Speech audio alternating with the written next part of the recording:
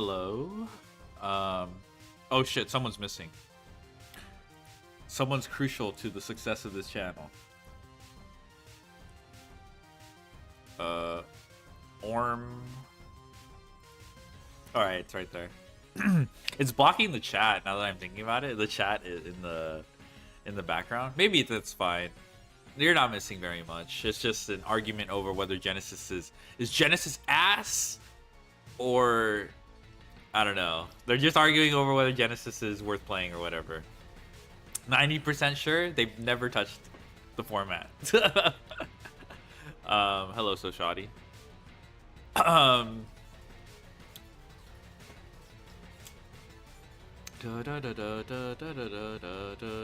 Ooh, let me set up Mario and Luigi.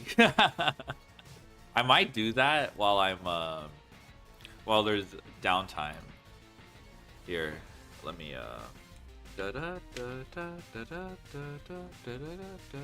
there's also Mario Raggio, not Mario. I mean, the way I feel about like Genesis, if you've ever played like any Master Duel like festival where there's like one deck that's just untouched and it's just fucking annoying, but for the most part it's just either meh, boring, or like maybe your favorite deck is playable. That's kind of Genesis. That's kind of Genesis. You'll have moments where like, why the fuck is this shit legal?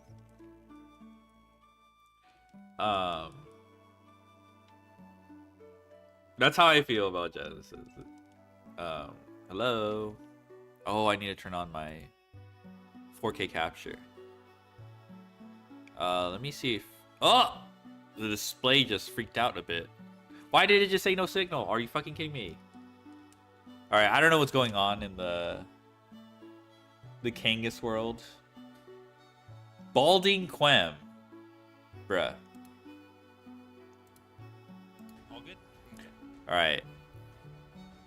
And I will set Regenesis. That's 33 of my points spent right there. Makes sense. And now I will Okay, we've seen this already. This one allows me to take a Regenesis monster from my deck and either add it to my hand or send it to the graveyard. I will Elgato. Regenesis Sage. Okay, so this just overrides the... Why did it no signal? Oh my god. Lord and Eldritch Golden Lord, both. This is so D-Genesis, yeah. Having some fun. Two lords. Having a blast. Having a ball.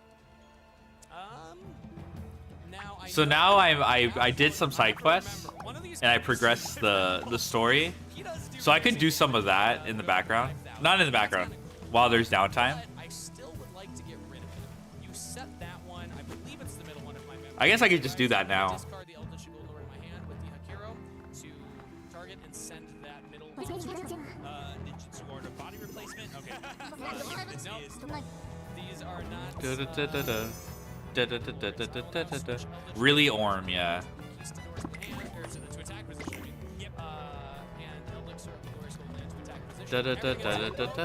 Silver medallion. Okay, I don't need that. I'm also going to send this to the graveyard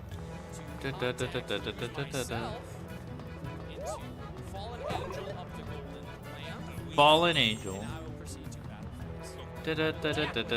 We'll watch the YCS. Right now it's like top 8. I'll wait for top 8, then I'll go back and rewatch the other rounds. I believe it's rounds 10 through 14. So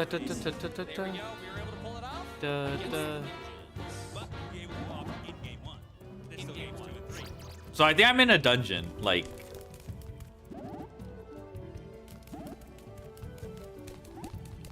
But I'm progressing the plot somehow. It's been a while. Oh, you were just watching fuck. Steven and Steven, and now you're watching Steven and Steven. We're cutting away from our Genesis show match that we did to showcase the format.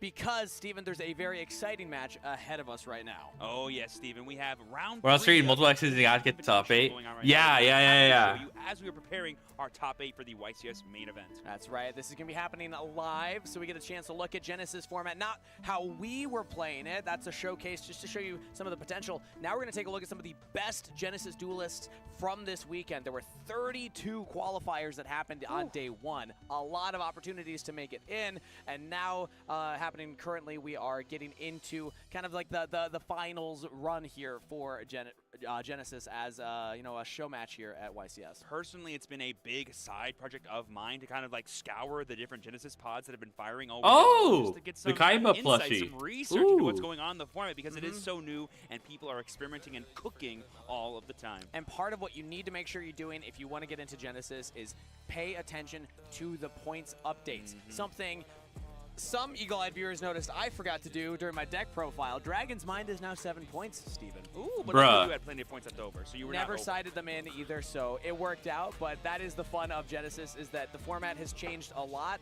and also there's a lot of opportunity to play some of these other decks that aren't always going to be represented in Advanced Constructed. Let's take a look at the Genesis rules in case you're unaware of what they are, or you just want a refresher. Steven, talk to me about what the Genesis rules look like on screen. The big thing is going to be no links and pendulum summons. While there is no proper FNL list, meaning all cards are technically available to you, there is a restriction as to what types of cards you can even include in your deck. Beyond that, every single card that could be problematic in the format is given a points assignment to it. And the standard Someone in the chat. to run through is 100 points. So as long as I really wanted a refresher, yeah. Someone's in chat. Nobody cares about the competitive Yu-Gi-Oh! Will there be an anime duel? I need to show this. So much potential in deck. I need to show this to. So many duelists excited for This is a what fantastic format will look like comment. going forward, getting excited for eventual, you know, more dedicated tournaments for the format. And this is kind of one of my first looks at what the top level will be. Because what I love to do is deck theorize. And Will there? I don't think so. I think those are like I'd NAWCQ love to see what the only. top duelists that found success at events like this, because this was a public event running all day yesterday again. Today, what decks they're on, because it is a little different than what I came in with. We won't spoil it just yet as to what the duelists are playing, but it looks like they're getting ready right now, so we should be hopping into that duel shortly. Yeah. What are some of the you, pitfalls that you've run into with your Genesis deck building, Steven? I like doing too many cute things. I like fun little neat synergies of cards that I never thought would work together. A great example is like my Flame Swordsman and Metamorph archetype, you know, deck. Is that there's The argument is still going about Genesis, but now they're at the point where like some guy, one of them is like, there's a whole ass paragraph. Nah, that's straw man. Literally give the last few years. Buster, Blader, Tenpai was one of the last times a deck could be formed. Using your brain without locking you out. Sure, Buster Blader locked you out, but still. I'm not sure how far the argument progressed, One big push. but I'm very It's it's an interesting development. Who won? I just got here.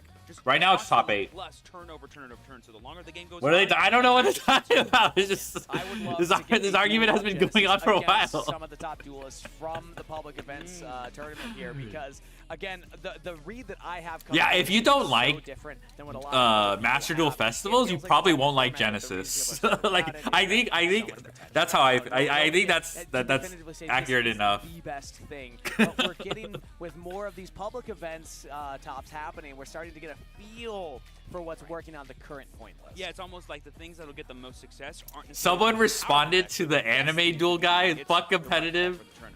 Where's the anime duel guy with? You're so wrong, bro. You're actually in the minority here. Is it better to run like a primary archetype that is no? I don't like points MD with a bunch festivals. of Oh, non-MD? okay, so there. That's where your points are I aligned. think that Is it should better to give run you. something with Although I want a to spend money really on cover. like my Yeah, mind it still reject makes you spend money on 33 cardboard. points for That's the other Genesis thing. is a lot of points, but it's worth it. I don't know if for me it's as because bad as, I have you know, so constructed much push that I TCG, don't need but it's still like Blossoms or like a lot of Molcharmies or like the forming a Silver metagame and Blackbirds, kind of not forcing you, but like lower point cost it's not like every previous deck in the past is playable. You're still like probably confined to playing like new releases. Yeah, these are the kinds of questions that every single person who So, plays deck building has to ask. It's just like on a smaller level. Fun you can have within this format. There is a structure that is the Genesis format and the rules within it, and you get to play in that sandbox essentially. And the Surprised nobody playing Radiant Typhoon has tried Mirage yet. What are they talking about? I'm pretty sure Mirage is like the day one tech. And still have 10 points left over. There's got to be Everyone, something that can like, run. Honestly, Regenesis Typhoon could, is they did run unpointed, two Regenesis normal spells. so it doesn't matter like if you put Mirage. You're obviously gonna try Mirage with that. I don't know. I just feel like my deck before I duel some of the top Genesis duelists. Time Wizard Also, events, add Elder and please. Edges. Praying And, emoji. Chat was telling me that I had No, someone tell this man. That's a good call. X-Trap could have worked too. Yeah, also, super yeah. sweet. I had 7 points left over. But the duelists, it looks like they're close to getting ready here. So as we're getting into the Genesis show match, a reminder that Genesis match? brand new format still not solved. Not that even you close. even really can solve. Well, I say don't think you because can I don't want to solve the watch format. Ninjas It can versus only be something Elslick. that can counter what the majority. If of they people are stream on. like, But it's just shows. I mean, they did that with we're in Anaheim. They streamed the. infancy stage of a brand new format for you. Yeah, and whether it's solved right now, it's a format that's actually affected by advanced releases. So new cards can come out that could impact the format, so it's never going to be solved for long. Radiant Typhoon saw a surge in play, specifically in Genesis. That's like the most obvious example that comes to mind because it didn't really make big waves in Advanced Constructed and in the main event of YCSs. But then you look at the Genesis. Or Sergeant card went up in price because they have tribute effects, so some people bought into or Sergeant Mitsu. To our duel here, round Bruh. 3 of our Genesis tournament, and we do have a Radiant Typhoon deck represented versus Monarch of all things. Yep, we have Anthony Joseph Murray on the left highlighting Monarch, and we have Jared Daniel Centimore highlighting Radiant Typhoon. Again, this is the round 3 of the Genesis Invitational, and I have no idea how this matchup is going to go, but I will say this. The Monarch deck, depending on what kind of points were allocated, could be on things like Domain, in which case... Monarch with an extra deck? Yeah. Exactly. And a reminder that there were 32 qualifiers yesterday to get your invitation to this event, and Jared winning the die roll means that he gets to start off. This is going to be the, again, Radiant Typhoon deck. If you haven't really seen these cards, wind-based archetype that really plays into a classic joke in the community that Mystical Space Typhoon negates spell or traps. Does not do that, but actually... Yeah, so this is now actually the I'm Monarch player realizing, on yes. the right. So Anthony's on the right, and Jared... Oh my god, they switched, yeah. On the left. Anthony on the right. That was Eidos the Squire to come bring out Eidos the Underworld Monarch. Well, I was talking about Radiant Typhoon. You were listening to the duelist. No. Identified wrong card normal summon. Yeah, so basically what's going to happen now is Eidos Underworld Monarch is going to go ahead and stretch for a Monarch Spell Trap or one monster with 2800 attack and 1000 defense. Basically one of the bigger Monarchs. But we got the Purge coming down from that Okay, Eidos. Purge. Stopping the search effect. So now, I mean, we do have additional normal Adea summon from deck. Yeah, so we're going to have the effect here of Eidos the Underworld Squire to bring out Adea, the Heavenly Squire, and this card will allow you to get an additional tribute summon this turn. ADN, one of the older Squires printed. It's been around for a little bit, kind of prevalent in the more original version of the Monarchs, but new Squires, new spell cards to use helped boost this Monarch deck to the forefront of Genesis. Maybe not necessarily forefront, but I've seen it. A lot of people have been saying it is good, but it's not good enough to get another Monarch on the field here. Jared's opening hand does not have another one. It's just going to be a simple defense mode Squire, attack mode 2400, and a pass. Yep, and now we're going to see the real power of the Radiant Typhoon cards, being able to activate all kinds of powerful quick play spells and get advantage off of that. Yes. Ghost Mourner was used, Dominus Purge was used, 2 cards that are lower on the point cost because Radiant Typhoon cards cost no points. When I was asking the question about like using your main strategy Oh with low shit, he points, doesn't have back this row is to one of the ones set. that can do it, and here we go. Oh fuck. First Radiant Typhoon monster, Radiant Typhoon. He has all Regala. monsters We'll in get to hand. that So now, shortly. oh, he's fucked, Actually gotta talk about one of the bro. best spells printed in the last set, Radiant Typhoon Vision. Yep. Allows you to draw 2 cards and discard a I mean, he card. drew MST, so I guess it didn't or matter, a, but... unless you have a Radiant Typhoon card or a quick play spell in your hand. Lorp. Otherwise, you Glorp. discard your entire hand. So if you can show that you have a quick play spell or Radiant Yeah, I Typhoon think, card, you gotta keep those. Radiant Typhoon's Yep. got this. Vision is such a powerful card that we see it being splashed in some decks in Genesis, like Memento, because they themselves play a lot of quick play spells. Yeah, I mean, even in modern decks like Sky Striker, we've seen it play just because it helps get you spells in the graveyard and see more of your deck. Plus, you have quick play spells in your primary engine. But the general game plan here for the Radiant Typhoon deck is to get a lot of your quick play Radiant Typhoon and Mystical Space Typhoon spells in the back row while getting monsters on the field that get more benefits to those quick play spells. find it. Yep, so we're going to hand you some effect of Phonics here to get access to, I believe that's going to be MST, of course, plus Eldam. That's what we're adding to hand here. Radiant Typhoon Eldam. They go special summon Eldam, activate effect. And there we go. Yep. And this can go ahead and get another search. As you can see, like I was mentioning, this deck just loves adding all the different kinds of cards we have. Special summon Swen. We have Activate Swen here because our opponent controls no spell and trap cards. We can special summon this card straight to the field Yep. and search for a trap that mentions Monarchs. And now with all the monsters on the field, we are wind locked. Important to note there, the Radiant Typhoon does lock into wind monsters. But I mean, when it comes to the extra deck, you're still fine. You're gonna maybe some things like Totem Bird, but outside of that, you're still feeling very happy with the field that you currently set up. A lot of bodies, and keep in mind we get a battle phase for Anthony here as well because Jared went first, was not able to establish too much. And if I'm correct, I believe the Phonics also has the ability to bounce and or shuffle monsters back into the deck. Would you correct me on that if I'm wrong? The Phonics, let me just check here on Neuron, just to make sure. The handiest tool for any shoutcaster. Why guy doesn't have anything? Are they not allowed to scoop, or is there some top tick out? Yeah, I don't know. I think they're fucked. Here, which is going to be a really nice interruption for the potential spells and traps that Anthony could have here in his Monarch deck. Things like Domain could be a problem, but we're going to go ahead and set 4 cards as Anthony. All those quick play spells do activate on the opponent's turn. I don't think And, you beat Radiant Typhoon uninterrupted Baroom. in this. Yeah. Radiant Typhoon, Baroom, the Dark Vortex. And if a quick play spell is activated, you can special summon it from the hand. When your opponent activates a monster effect and you have an MST in your graveyard, you can negate that effect. Then if you have 2 more MSTs in the graveyard, you can destroy that monster. And if Mystical Space Typhoon is activated while this card's in the graveyard, you can also special summon this. Ah, beautiful. So it's a card that can bring itself back and it can turn your MSTs into possible destructions because now we have the trap card. I believe that's called Radiant Typhoon Mandate. Mandate, yes. And that can actually give MST the power to negate cards on the field. So MST finally negates, folks. You've always wanted it to. Exactly does. Continuous trap. And then chain 2 Eidos either add And then here we go. We have Erebus, the Underworld Monarch, coming down. This is going to go ahead and tribute the Eidos, the Underworld Monarch. They're triggers. Yes. Yes, So so if you tributed over this guy. we're just double checking here that the Eidos has an effect when it is tributed, and the Yeah, what the fuck is Erebus this? effect when it tributes That would specifically a tribute all 2400 attack Because point it's monster. engraved as it sees the summon result. There's other similar interactions that don't work as well. Yeah, so people are just wondering if like the tribute summon for a tribute summon is like a cost. So is it in the graveyard by the time it would see it being summoned? The answer is yes. Negate this. Definitely an awkward thing to realize, but one that Monarch players are more than familiar with. We'll do. And then it looks like we used the Varun monster effect negate there as well. Activate MST. I will target this card. Ooh, MST on our own spell traps is a really powerful thing that the Randy cards do because now we can use the mandate to negate the Erebus. Yep. Once per chain, when a Mystical Space Typhoon is activated, you can target one face-up card your opponent controls and negate its effects. So that means Radiant Typhoon Mandate has not only turned Mystical Space Typhoon into the interruption, but also now you can negate the on-field effect. And it looks like that one we're chaining there is Radiant Typhoon Manifestation. If it's destroyed by the effect of Mystical Space Typhoon, you can then set it and activate one of these effects. You can send a Radiant Typhoon monster from your deck to the graveyard, or add a Mystical Space Typhoon from your deck or graveyard to your hand. I'm going to do effect the special summon from deck. Yep, and now we're going to be resolving all of our onboard effects here to go ahead and reset the manifestation, the one that was in the graveyard, and the effect to summon using the effect of the Miriam. So a lot of chain links resolving here, but it does, first off, shut off the tribute summon effect of Anthony.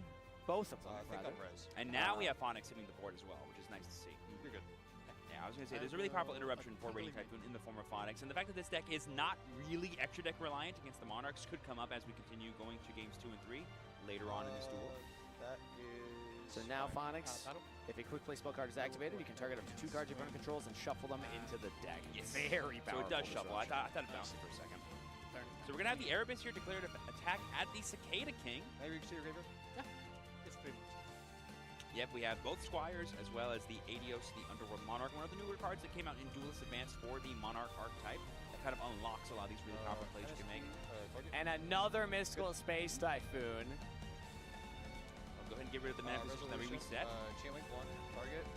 And important to note, because the Radiant Typhoon Manifestation, when it's destroyed, set itself the first time, and now it's still coming back again, but we're just using it because we want to be able to activate quick play spells to trigger our other effects. Phonics did shuffle back, And now Jared to shuffle 3 and search. Yep, and now we're going to use On the effect of reds. Mandate to go and get a search. Shuffle 3 you back. target 3 quick play spells in your graveyard, including a Radiant Typhoon card, and then apply the following effects in sequence. You shuffle them into the deck and draw a card, and then all wind monsters you control gain 300 attack and defense this turn. That means a scoop from Anthony won that turn. cannot push through that. Jared picks up could've just the grabbed game this, right? 1. Hey, yippee! Now we're in game 2, and we haven't really seen any pointed cards from both of our players. Almost all of the Monarch main deck monsters and all the Radiant Typhoon cards, period, are non-pointed. So we Yeah. could see some really fun things. Decks like these that don't have that many points allocated in their main deck have a lot of scary cards in the side deck sometimes. We've seen things like Evenly Matched, we've seen things like Forbidden Droplets, all kinds of things. Troll and Lockbird are still popular cards that are pointed. Nibiru's now 5 points. And remember, Jared did show the Dominus Purge and the Ghost Mourner, but that is like the only ones that we saw, yes. Now Yes, that is a Anthony point card, most right? likely going to be going first here for game number 2, and that's where the scary, side deck cards start to come in. Because if you do have those points allocated, you can even pull in things like the Judgments. You were on Iron Thunder, Yes. because it costs a little less, and you still felt like it was just as good. All right, game The 2. reason, though, and what kind of gives Radiant Typhoon the edge, if you talk to a lot of players who play Genesis right now, is spells and traps are so, they almost feel invincible because things like Heavy Storm, Heavy Feather Duster, and Lightning Storm, while they do exist in the format, are so high pointed, it's almost not worth it because the spells and traps you're destroying can just be chained anyway. Yep. And it's the type of deck where, again, in the advanced constructed format, if you were pulling this in the main event of a YCS, you still could do a lot of damage to other decks in the format, but in Genesis in particular, because you just have so many points to put towards other cards, it really starts to shine. And yes, you can turn it into a Link Climb deck if you're playing in main event, but in this format, you're still happy with just the Radiant Typhoon monsters themselves. Just on the field, they actually do so much for you. And you can even overlay them into other things like the Cicada King, Totem Bird, fun things. But now, looks like we're getting ready for game number 2. Jared up 1-0. Anthony with his back against the wall. Let's see if he's able to bring it back. Yeah, if you're Anthony, you want to use some powerful tools that Monarchs have had forever. As we enter game 2 here to try to combat against Jared's infinite grind game, it feels like, as Radiant Typhoon. One of the big cards are going to be Monarch Stormforth. If we can kind of get those Radiant Typhoon monsters off the board, their effects that trigger whenever you activate quick play spells will no longer be able to activate. If you can't beat him, join him. Get your own quick play spell for Anthony. It is worth noting that they do trigger if you activate one as well. Just a heads up for all people watching at home. Fair enough. Quick play spells against Radiant Typhoon are not the most amazing things to activate. With a normal summon of Eidos the Underworld Squire. So we're starting off with Eidos once again. Effect on normal special to give me an additional normal summon set of a I'm pseudo familiar. Yep, we're going to have an additional normal summoner set this turn. Pseudo familiar. That's me. Anthony explaining it for everybody at home and us as well, though, just because if you don't play Genesis, some of these cards don't come up that often. Yep, and there we see the Purge once again. We have a bit of a repeat here from game 1. Eidos trying to activate, but being met by Purge. Because our deck is all wind monsters, this card is more than fine. We're going to pass once again as Anthony. Uh-oh. Damn. Twice in a row, Jared has the answer. That's a 10-point card right there, but right now it could have been a million points with how well it's stopping Anthony from playing. And it looks like I see another one in hand, too. And now that one can destroy. So because our opponent controls no spell and trap cards, we can special this Sven here and go ahead and get a Radiant Typhoon quick play spell added to our hand. That's going to be, I believe that's Chant. Think on Droll.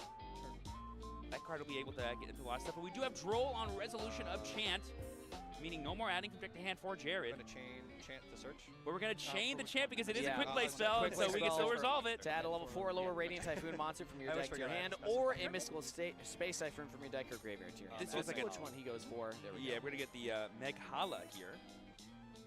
This one's the one that allows you to reborn, I believe. Yeah, Oh, I just noticed they Mystical fixed or the- controls no spell traps. You can special summon it from the hand. They all share that same effect. And then you can only special summon it once per turn.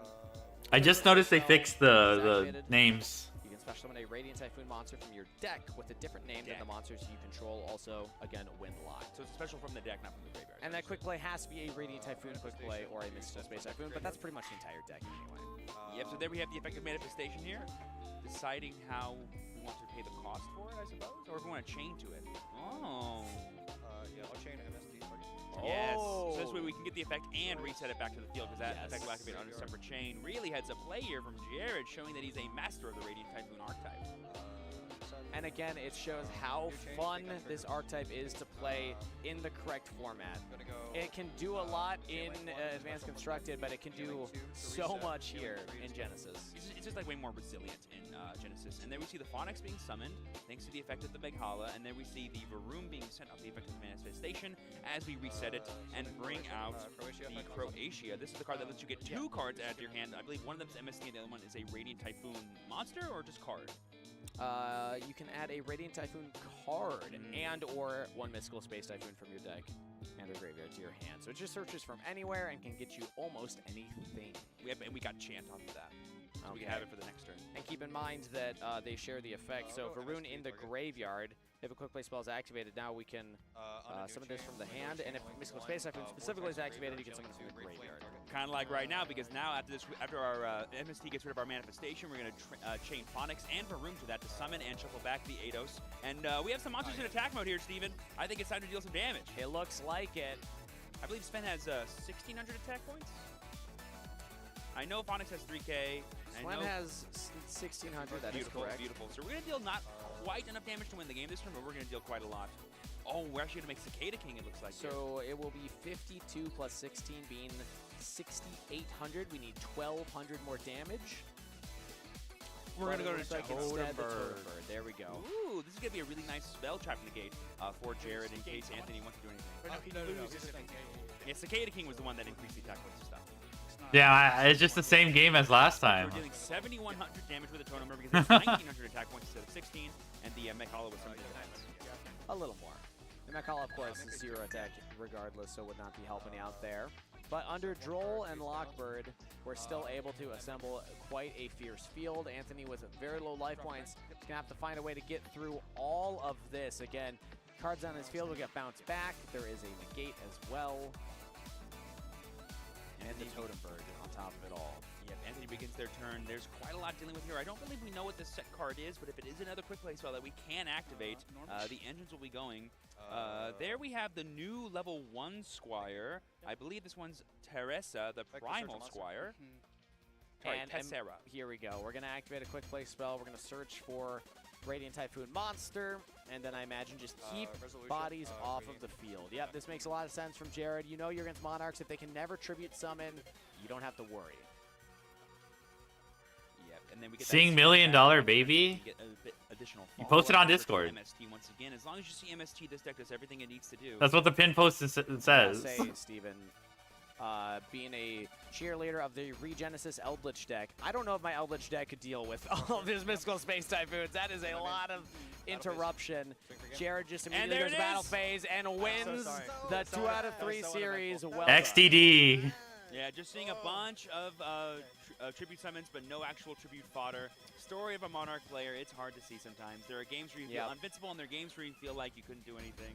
But congratulations, XDD. regardless, for showcasing just how strong the Radiant Typhoon archetype can be, and maybe how well placed it is in the format. Even if we did get Droll and Lockbird, we still did it so much on top of everything else. And I know it can feel tough to not really get to play much of the Monarch deck, but it shows the strength of Radiant Typhoon. Jared has the points to spend on things like the Dominus Purge, and that is what the format is all about. If your deck has too many points in the actual archetype that you're playing, then you're not going to play things like Dominus Purge. But if it doesn't, boom, that is a very, very powerful card. I don't know. We didn't really get to see much Yu-Gi-Oh get played. In all of, like, kind of the Well, I mean, I guess he had the hand traps. That they're going to need. So Purge, one of the best hand interactions that there is in the entire game. But they did mention might actually get a chance to go for an Radiant Typhoon being able to talk for a little bit while I run up on stage and chat with the winner. Good luck, my friend. I will hold steady. has the means to play this non-engine. I don't know. It's a weird it's weird because you do want non-engine in the format to stop every deck from FTKing. Ceiling is a little bit lower compared to the rest, and even but it's weird how it's favored for Domain and even the Prime Monarch. Or sorry, March of the maybe the balance is have the weaker decks have access to non-engine. Locking your opponent out of the game. But when you're a deck that can, you know, maybe be a little bit less powerful, but spend your points on non-engine that can stymie your opponent to the point where they can't do all those really flashy things, all of a sudden, thanks to having your infinite grind game, that's all that's required from you. So remember, guys, in case you needed some reminders, the Genesis rules are as follows. No Link monsters, no Pendulum monsters, period. Green cards. No Pendulum monsters. For now. And then when you're building your deck, always try to consider looking at the point values of whatever tournament you're playing in. The standard is going to be 100 E, points. hello, Nicholas. Every single card in the Yu-Gi-Oh card game, E, either indeed. is pointed or not. And if you want to build a deck, the standard is 100 points. If your deck is under that number, most likely you can play it at any event here at a YCS or even at your local OTS shop if they're hosting Genesis events. A big advice for me is maybe look at archetypes that you've always been, attracted to. Things that you've never thought could be viable in the advanced format because they had a bad matchup to a really popular deck or what have you. But with all that said, let's go ahead and hear from the man himself and throw it back over to my pal Steven to hear from Jared. Thank you very much. I was playing Steve. Susan, now I'm Hold going it back down into while it. I run Nice. into the stage because I have Jared here, a 2-0 with the Radiant Typhoon deck. So first off, I gotta say, what was it like being up on the feature match stage? This is actually my first time on live stream. I've done a lot of written features I've been playing for 20 years. So first on a live stream, but very interesting, different experience, but it was awesome. 20 years and you've never been in a feature match proper. Well, happy that we were able to get you up there. And I gotta say, that gives you a very unique perspective on a format like Genesis. So a lot of people are talking about it, excited about it. What are your thoughts so far now that you've gotten to play in the qualifiers yesterday and in the Invitational today?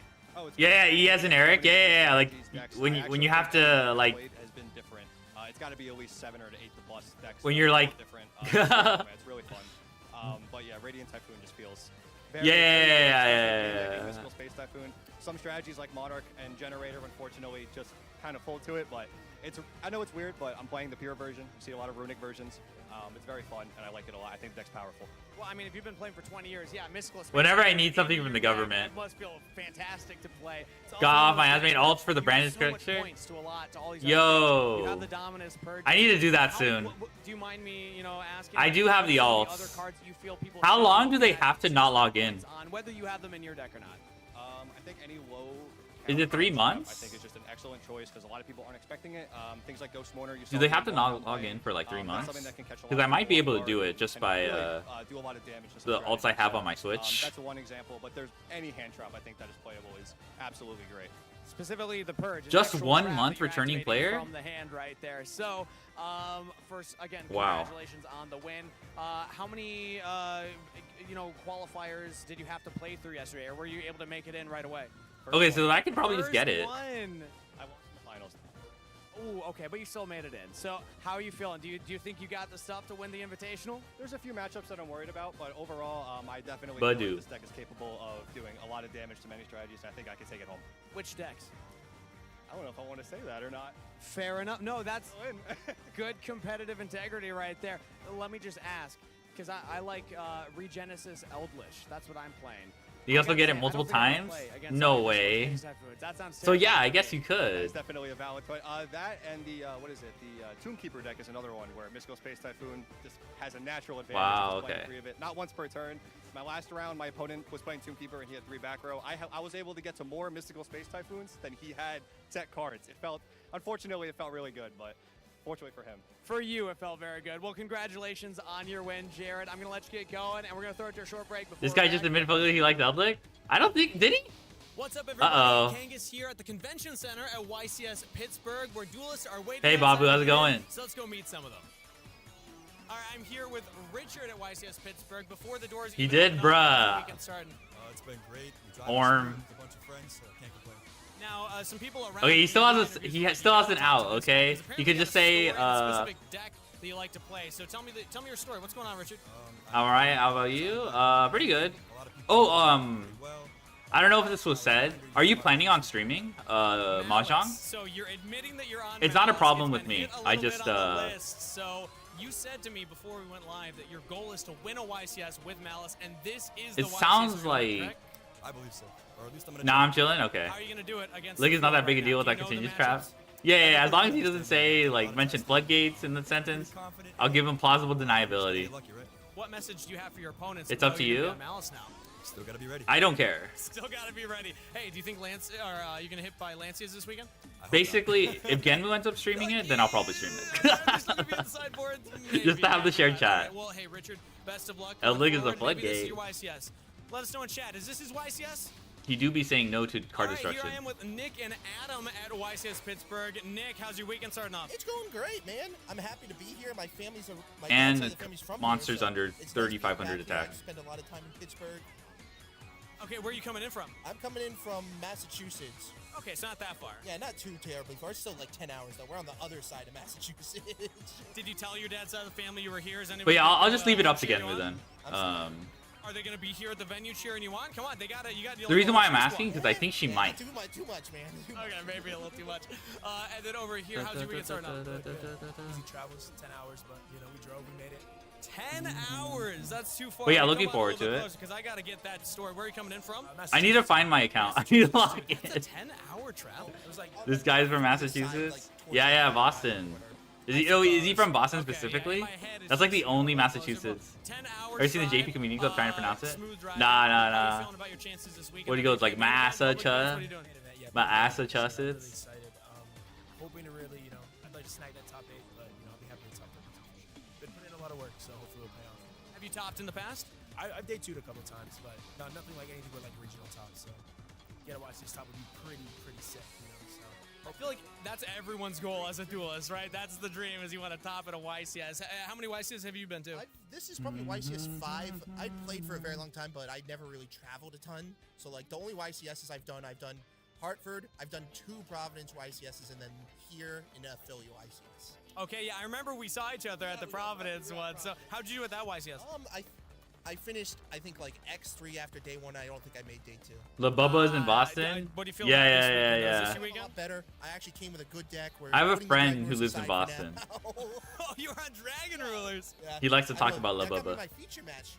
All you had to do was play a good deck. Oh, No, that was- you know, okay, that's exactly what you're referencing. Good in Genesis. Good in Genesis. Oh yeah. The La Bubba sticker is featured in Boston. Yes. Oh my god, I just realized it hit me. That's fine. So you saw it? Oh no, I haven't seen it. What Shoddy is referencing is my friend making a sticker What about you? of the La Bubba emote. My ruler deck is now currently built for and Genesis. taking a photo of it. It'll be fun. I'll take a look at Perfect. Well, a lot the. of stuff to do at YCSs. Thanks for talking with me, guys. You talking about Best La of luck. Bubba? Yeah, we're talking Best about La weekend. Bubba. Yeah. All right, I'm live here with Jamil. Jamil, how's your weekend starting off for YCS Pittsburgh? Exciting so far. It's been really great. Which was that? Where you coming Tabubba? from? I don't know which one that. Philly. La Okay, Bubba so Rave not and Tel like that Aviv. far away. It was a 7-hour train ride. Oh, train. Oh Okay, my get God. some plenty of time I'm to so deck brain prep, right? rotted. Yes, sir. Yes, sir. Been, I'm not even that brain rotted, all right? Okay, how I haven't confident are even you feeling said about top what you left chose to bring? And to if you wanna punctuate my reveal it, you can, sentences. but you don't have to. I'd just say I like dessert. You like dessert. Oh, I wonder what that could mean. I'm pretty confident. I've been practicing this deck for a couple months now, and over in my locals, I've been winning pretty much. So it's been good. What do you think about the format we're coming into? Because a lot of people are talking about branded being the big thing with the new structure deck coming out. So branded is actually my bread and butter deck, and I was actually excited for them giving us the new structure deck. There's So a way to get a I think Pittsburgh branded's gonna be from a really good NY by competitor. train. That's nice. am I really heard excited to see how other people NY are playing it. I know since the structure deck didn't release, NY, we might not see as many Edo locks. So it's going to be interesting to see how NY people public will transport is adapt actually pretty good. branded's beatdown strategy versus trying to lock everybody easily. So it's going to be interesting. What are the other decks that you're on the lookout for at this YCS in particular? Mitsurugi. Absolutely, Mitsurugi variants are still going to be very oppressive.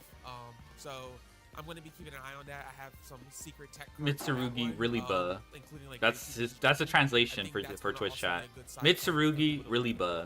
All right, cool. Well, thank you so much, Jamil. Best of luck. What's the this type for weekend. dual Go triangle for it. event? I think it was Fusion Xyz Link. All right, I'm here with two friends, Siobhan and Nicholas. Or I guess I'm assuming friends. Siobhan, friends? Yeah, we're friends. Okay, cool. Did you come in together? I know Lunalight is Where are you coming in legal. from? I know Xyz super fonts South are legal. Carolina. How long of a Mitsububu, travel is that? Mitsububu. Oh, you're from New York. Okay, so long distance friendship. Is it fun to meet up together? Yeah, he just moved out of New York. Ooh. So what's the move been like for you? It's an adjustment. Yeah, missing this guy. Yeah, you can say that. Well, Dude, Steve let's talk about Kangas the is so YCS. hilarious. First off, how excited are you? You're playing in Link has been in the main event for event or 5 trillion. You're right, events? right? So if it's Link, I'm gonna be sad. No, yeah, Link is playable. Yes, Link is playable. I know someone mentioned Code Talkers. I remember now. Well, don't throw under the bus, man. I mean, come on. Okay, so main event, Siobhan, same with you? Yeah, my second main event. Second ever main event. Okay, how many have you done? Probably like 6. Okay, so a little more experience. Do you have any advice for Siobhan then going into the second event? No, just treat it like a locals. Yeah, you're here already. Yeah, Oh, Sky Striker. Yeah, Sky You're lower Striker. the pressure. How are you That's feeling annoying. into the second event? You feel more Dude, I confident than you keep did playing last Sky time? Striker and they keep opening the fucking one of It's just a card game. they keep hard opening the But it's a fun one stupid for Black sure. Goat laughs. It's pissing Target me main off. event for you as well? There's training in Newark, but after that, If Greyhound you bus to don't, Pittsburgh. do Oh. well and you decide to drop out, are you Oh, gonna go Orcus multi-events? is Are you legal? doing What the Genesis? hell? What are your plans then? At the very bare minimum, Festival should at least get rid of Yeah, like public events are always the super fun. What are your thoughts on the Genesis format right now? the A lot top of people decks have and been talking about it. Have ranked. you looked into it too much? I have. You don't want to beat the. You want to beat the allegations that Exactly, right? Like all kinds of the new festivals are content. just What do you think ranked about light. Genesis? I really like the Genesis format because there's a lot of times where I want to play. I mean, you're still ranked light if you get rid of the top decks. I'm just but I saying. know my list is once a week, so if I take a lower power strategy, Sky Striker's I broke some of back, them early, yeah. I regret it, but now somewhere I can like use cards that I think are broken in like closed environments. Okay, cool. So what do you want in Genesis then? La Bubba. What do I want? What are you playing in Genesis right now? Punk, playing punk. Man after my own heart. All right, well, thanks guys for chatting with us. I see you literally just got here, so I'll let you check into your hotel or whatever you need to do, but thanks for chatting.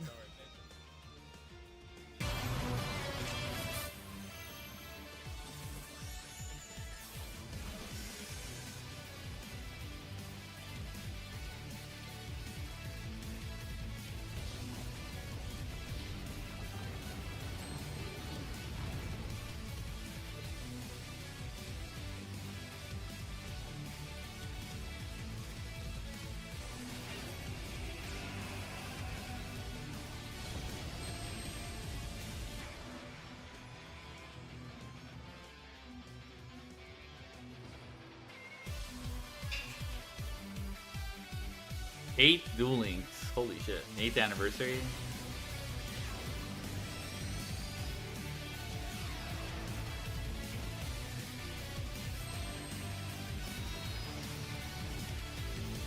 Yeah, Elven Notes. I heard Elven Notes are good.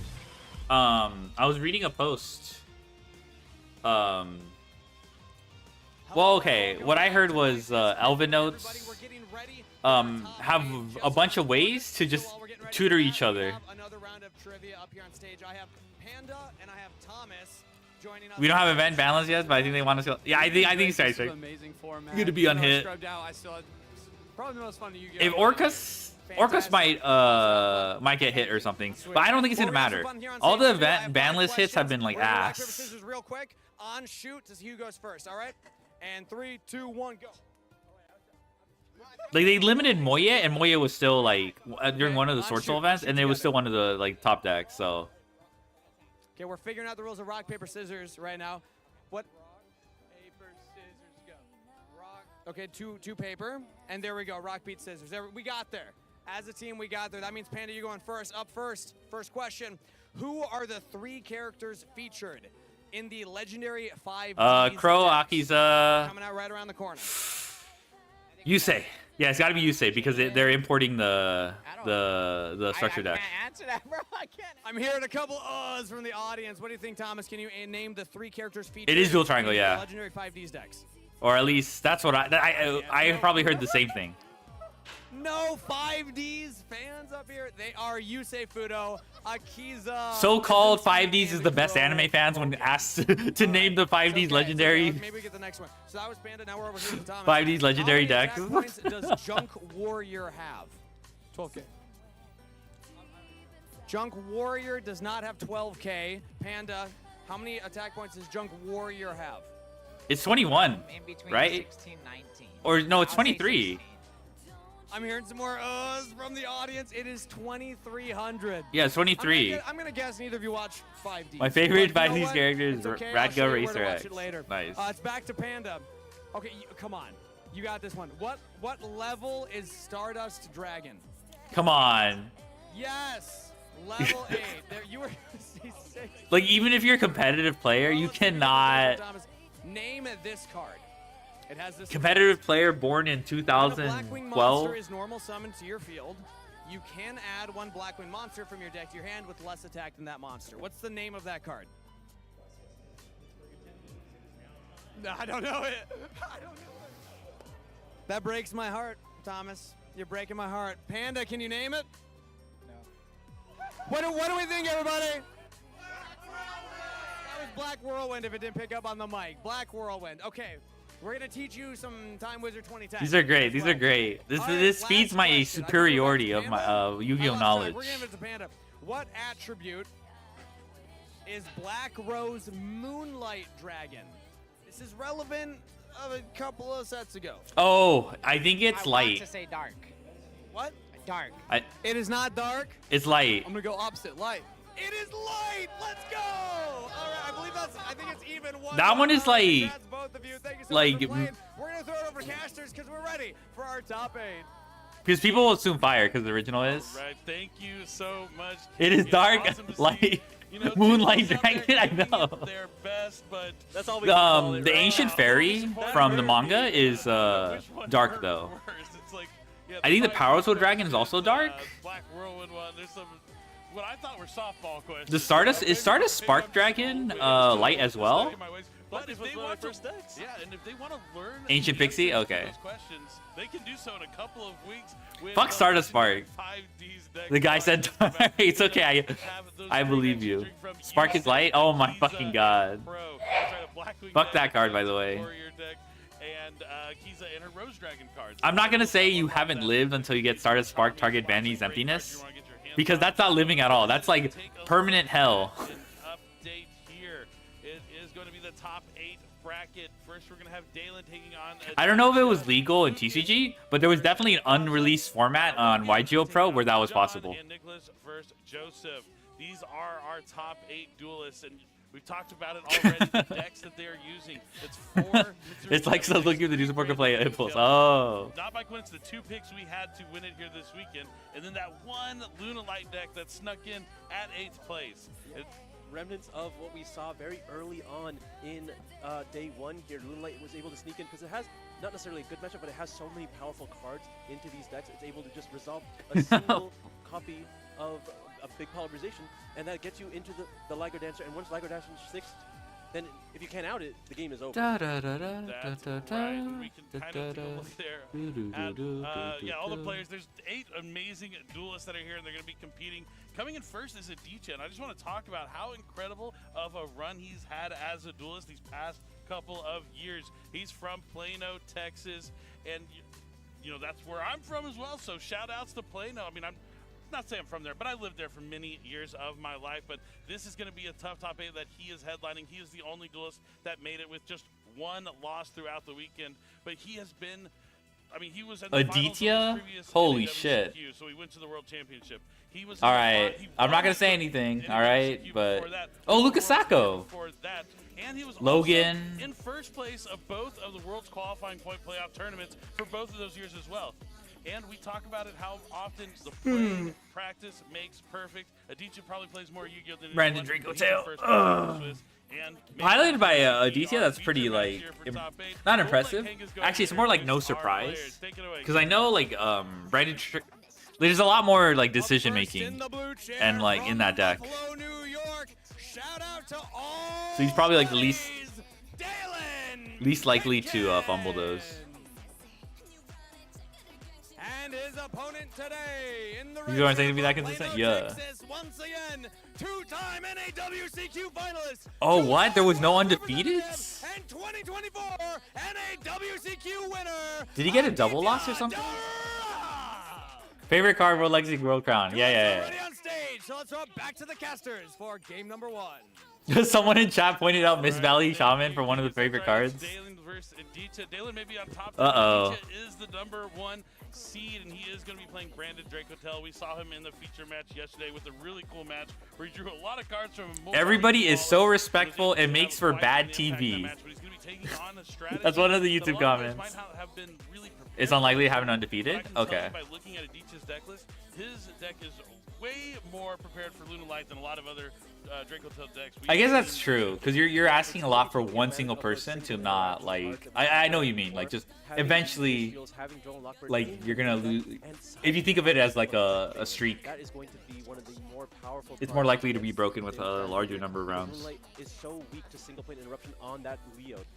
Yeah, the effect dealer will come in clutch, but I think, yeah, the B-Seals that he's bringing into it also add another degree, being able to hit all of the Luna Lights out of the graveyard, catch them on a Radka low Bod and could try do to it. come back. True. Lots of ways to disrupt them there with that could Radka Bod is in a lot of these conversations, and we're not acknowledging yeah, that. definitely a tough matchup for Dalen, but we saw his reaction in the crowd there when they announced the top 8. Maybe he was thinking he wasn't going to make it because he was celebrating so much when he was there in that 8th place sneaking. Yeah. Luna Light. The dark horse of the tournament. Yeah, so far. that's a good way to put it. We've had it on stage. It has won. It's got that one victory in day 1. And Aditya, he's been on stage many times up to this point. He has been making slight missteps. We can't forget about what happened at the previous WCQ. He could have been a 2-time champion, but, you know, slight misstep. And it almost cost him again in the feature match yesterday with a giant Mimic Ghoul. He had to pick it up and read it, didn't read all the way through. So he's going to have to be focused here. But I think he's at least somewhat familiar with these Moonlight cards, so let's hope to see a good game here. Yeah, definitely. And you kind of see him leaning into that mistake from the NAWCQ. His favorite card is a new favorite card for him. It's the World Legacy World Crown, and that's the card. That's okay. When I have time, I can help you improve your dueling. Dalen is going to do everything he can in his power to stop Aditya from winning. Oh my god, the dog PFP is killing me. Luna Lights are a contender. They can go toe to toe with the decks. Okay. Back to the best of the format in Mitsurugi Yummy and Brandon. the boomer dog PFP. This is kind of Oh like my what we god. expect to see. I think the biggest surprise, no K9 in top 8, when that's what just previously won that last YCS in Anaheim. Kamal Crooks with the Crystron K9 deck. There were a ton of K9 decks in the tournament, but none of them making it to top 8. And I think that just has to do with that last Forbidden Limited list. While there are other replacements and cards that people are trying to use to replace the artifact monster stuff like spell cancel stuff, just not quite as solid maybe with the coverage. So maybe that's why we're not seeing here any in top 8. I think it requires a lot. It requires the similar amount of work for not the same amount of payoff. The added 3 rounds got it. To a spellcaster than there are to an artifact Mjolnir. And again, one of those things where you're leaning into going first, whereas there's a lot of decks that can do similar things going first, where if you can make their board, you'd probably still win the game. So the payoff isn't quite worthwhile. Jesse Dad, The Powerful K9 Dueler, by yeah. themselves are not enough to win the game, as we've seen many times here. They need that supplemental engine, whether it be Crystron, whether it be Vanquish Soul, whether it be just some form of effect that prevents your opponent from playing. But we've seen it's just not being strong enough. I mean, that's why Vanquish Soul has been seeing a resurgence, because we haven't been able to find an answer in what to fit with K9 right now. Yeah, it's definitely a little tough out there, but the K9 cards are definitely something you still don't want to sleep on just because there aren't any in top 8. Don't expect to go to a tournament and not run into one, because it's definitely one of the more popular strategies to be combined with other things like Vanquish Soul, as you said. But this is it. We're in top 8. It's game number 1. It's time to duel. But yeah, going back to that Forbidden Limited list discussion, another key thing to look at is just, I think the biggest card that got forbidden was Dimensional Barrier. Mitsurugi Yummy, the Mitsurugi cards, you know, are suffering from the Dimensional Barrier. Luna Light suffers because of Dimensional Barrier, and Draco Tail is definitely another deck that struggled through Dimensional Barrier. Now it's gone, and now these decks are free to do what they want. I mean, I think Draco Tail is seemingly the deck that got the most out of it. It's seeing such a rise in popularity because it felt like if that deck got to play, it's winning the majority of its games, but Dimensional Barrier was such a restriction. And we did see Dalen roll Snake Eyes here, so Aditya will be starting this game, activating 5 mana. That's fine. Gonna let Aditya fusion summon from his hand by discarding it to the graveyard. Let's see what he's going to use. Urgula and Pan. Yeah, using both dragons here, Urgula and Pan. Draco Tail, Arc Valley. So not going to be able to set any Draco Tail spells or traps. No, they will both trigger to set. Oh, okay. They don't have to destroy. Okay. The set is the part that you have to do. That's right. So still going to get all the value here. The monsters are going to be added back to the hand from the Arthur Lion. Arthur Lion being able to go after the Pan as well as the 5 mana. 5 mana haven't used its graveyard effect yet, and the Urgula will be in the graveyard just in case the Arthur Lion doesn't resolve here. No Ketu. Gonna grab a Ketu and a Rahu probably. Yep, grabbing the spells here. And I'll add my mana Pan back. Alright, so we need 2 more triggers in order to get all of our, or sorry, 3 more triggers to get all of our trap cards here. Thinking here. Yeah. We have not normal summon. We could Ketu for normal summon, or we could hold it just in case there is something from Dalen side that puts a body on the field to get maximum value. Looks like we'll be starting with Pet 2 here. That's fine. It resolves. Deech is going to add a Draco Tail card from the deck to the hand. It's going to be Draco Tail Lucius. Anything on resolution? On res. Looks like there's going to be a Drone Lockbird. At this point, I mean, it cuts off the normal summon Lucius for additional advantage, but doesn't really matter here. Now you can activate the Rahu, use the Lucius in hand, as well as another monster from deck, and Urgula can just add back the Lucius. So small victories, but not kind of an end all to be all with that Draw and Lockbird. Normal summon Lucius, no effect. Yeah. All right, just normal summoning it anyway. It looks like we're going to be potentially, before we activate Rahu, we're just going to try to make a Hieratic Seal here. I'll summon Hieratic Seal. Lucius being a level 4 spellcaster can be used to perform a Link summon. For Spirit with the Eyes of Blue. But those are just going straight to the graveyard for the Hieratic Seal of the Heavenly Spheres, as you mentioned. Now Rahu Draco Tail is up next. We still have the 5 mana in hand, so the 5 mana can be added back off the Urgula in the graveyard. And then we'll be using another material from the deck here to summon a Draco Tail Fusion monster. And there is an Ash Blossom, so this is going to actually hurt quite a lot if we're going to be restricting the amount of trap cards that you can access now. I will activate. The timing of that was pretty strong, but he's going to use the Urgula to add back the Lucius and put it on the bottom.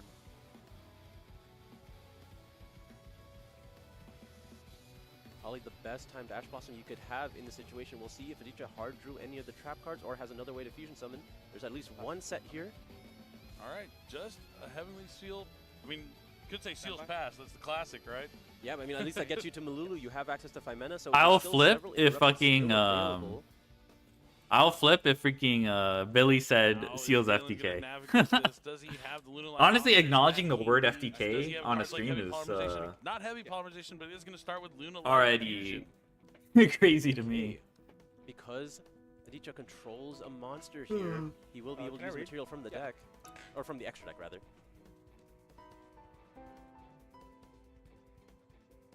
All right, where's Triff? Where's Triff in all this? Didn't he say he was gonna win? Kind of see what he's up to. Here and reading a card he's not familiar with. Thinking. It's all about learning from your past mistakes. 3 in hand. Couldn't attend YCS due to personal reasons. Any response to this? This could be dangerous. It could summon Liger Dancer immediately. All right. Oh, perfect. He has a way to remove his own monster. There's that. Oh yeah, the Massachusetts video. I needed to watch that. Way worse if he summons that fusion monster. And now okay, I need to put that on the. If he has 2 Lunalight monsters in his hand, he'll just. If I forget that, I will never forgive myself. Which could be okay. Yeah, I don't think it's bad at all here because I mean now DJ has nothing on the field. He still has the 5 mana with the pan in the hand. That's true, but he's gonna fuse Emerald. What happened to Draco fail, Alligator? That's what I was saying. Right, so that's I was like, what happened to this? Everyone was real quiet now. I know one guy is like the worst. I don't think I really need to have to say who this guy is, but this guy loves bringing up the worst deck build pack archetype, Draco Tail. Emerald Bird is going to be used to summon the Silver Hound. And that's indicative of it coming first to Master Duel for some reason. Like they didn't make these cards good or something. Yeah, I don't know. I guess it's. Oh, maybe he's going for Mysterion here just to banish everything. I don't know. I feel like resolving 5 mana on your opponent's turn is still strong. There's the Mysterion. But yeah. Okay. Oh, you see Dalen with a long pause before he says sure to that Mysterion. I mean, that is a card that has been in and out of the extra deck for Draco Tail players. I know who you're talking about. Yeah, exactly. I don't even need to like say it. And if there is a theme that has monsters all the same type, it is Lunalight. I will go. All right, Dalen, this turn player has to trigger the Gold Leo if he wants to do it here. Chain link 1 Gold Leo to search and then discard 1. So your only trigger is Gold Leo? My only trigger. Chainlink to Mysterion the Dragon Crown, targeting.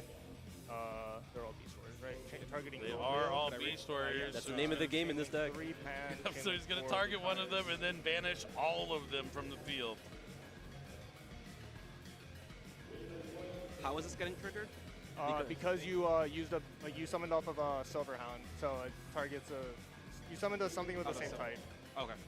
Yeah, since he spent some of the monster off the Silver Hound, he can target the monster and then banish all monsters on the field of that same type. You gonna watch a DTF play? Like, let's go. He's got a couple features. All right, so now he's going to be able to trigger the effect of the Lucas. He had one backup feature, I think, round 8 or 7. Japan not getting the maximum value here, unfortunately. The destruction won't really matter when everything is going to get banished off the effect of Mysterion. Mysterion will resolve, banishing all Beast Warriors. This is going to really limit the amount of material that Dalen will have, both for fusion summoning in the graveyard and from the field.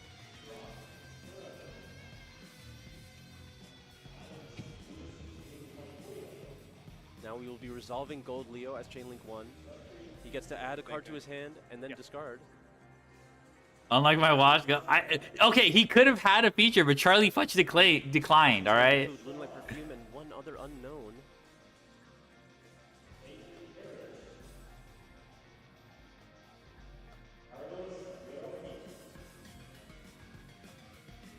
What is Dalen going to do next? Even though these matches are untimed, you definitely have to play at, you know, a good pace. You don't want to pick up a slow play warning this late in the tournament. Yeah, Dalen, I don't think was prepared to face the Mysterion here. His options Guys, are you still go got a feature? Yeah. Grab a copy of Masquerade or Serenade Dance to continue playing, or just grab a copy of Kaleido Check now and discard a card. It looks like we're going to actually grab Wolf here. Banish this from grave, right?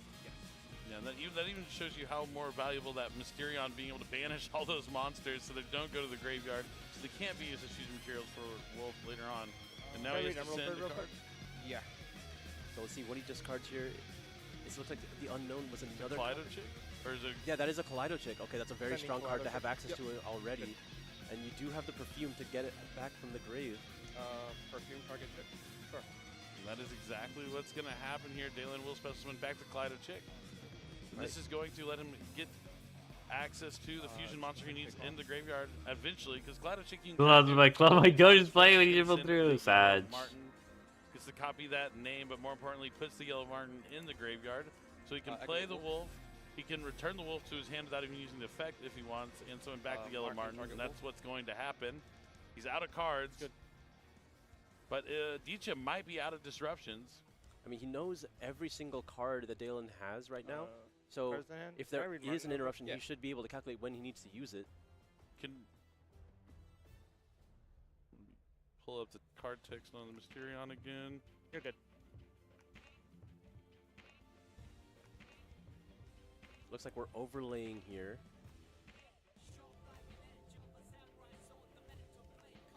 Is it going to be a Baguska angle, or maybe he's going for Tiger King to get access? Oh, it's Dugaris. Thinking here. Yeah. One in hand. Okay, he's timeless. Yeah. Have you normal summon? No. Correct. He actually has not normal summon here. Oh, there is a Nibiru. Nibiru's gonna come down and send the Dugaris to the graveyard before it allows Dalen to dig any deeper into his deck. Yeah. Here you go. Buh. All right. So the last card in hand is the Moonlight Wolf, right? Okay. If I'm correct, he still has access to perfume, so he could get access to Tiger. Biba.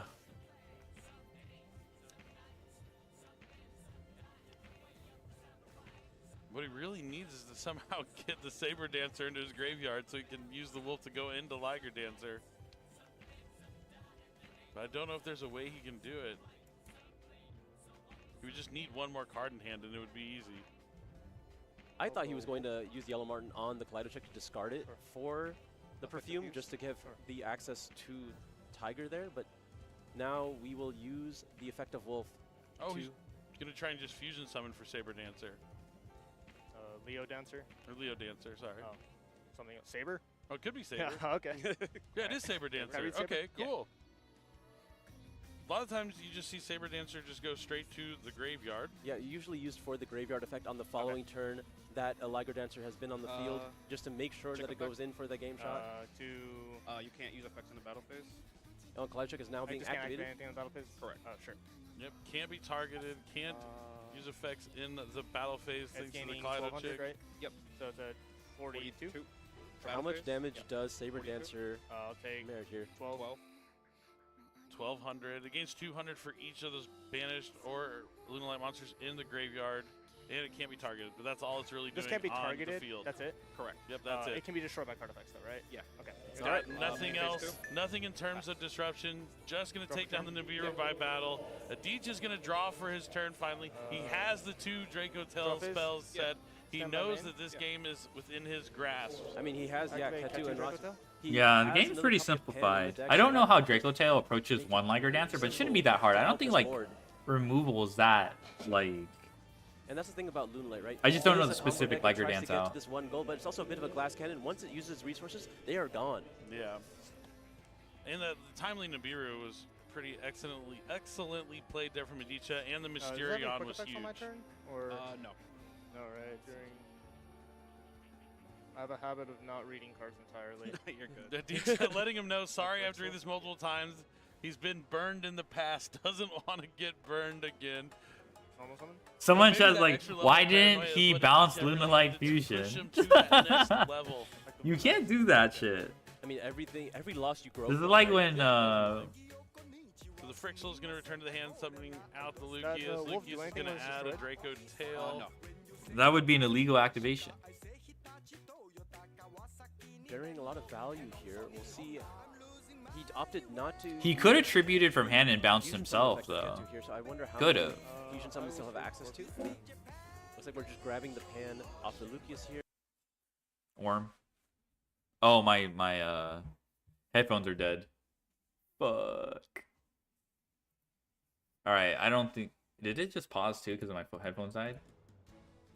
And now we're going to be activating Rock All right. Going to be the Frixel and the Pan. Worm. and the Urgala from the deck. All right, This is going to I be don't able to really need cycle headphones. I'll Basically, just- the entire engine in the graveyard. Headphones when they're back. The Pan's going to take out a monster. The Urgla is going to take out a Speller Trap. So yeah, Arthalion hits the field. Chainlink 1 Arthalion will likely. Well, I mean. But there's if you make any plenty of comments options about the there. commentary, I won't be able to hear it. One Arthalion. You could actually make up stuff that they're saying. Mana. Pan. And the. Yeah, it's just. I'll be these- right back. I'm there's gonna one heat up Chainlink some 2 Pan, rice. Chainlink 3.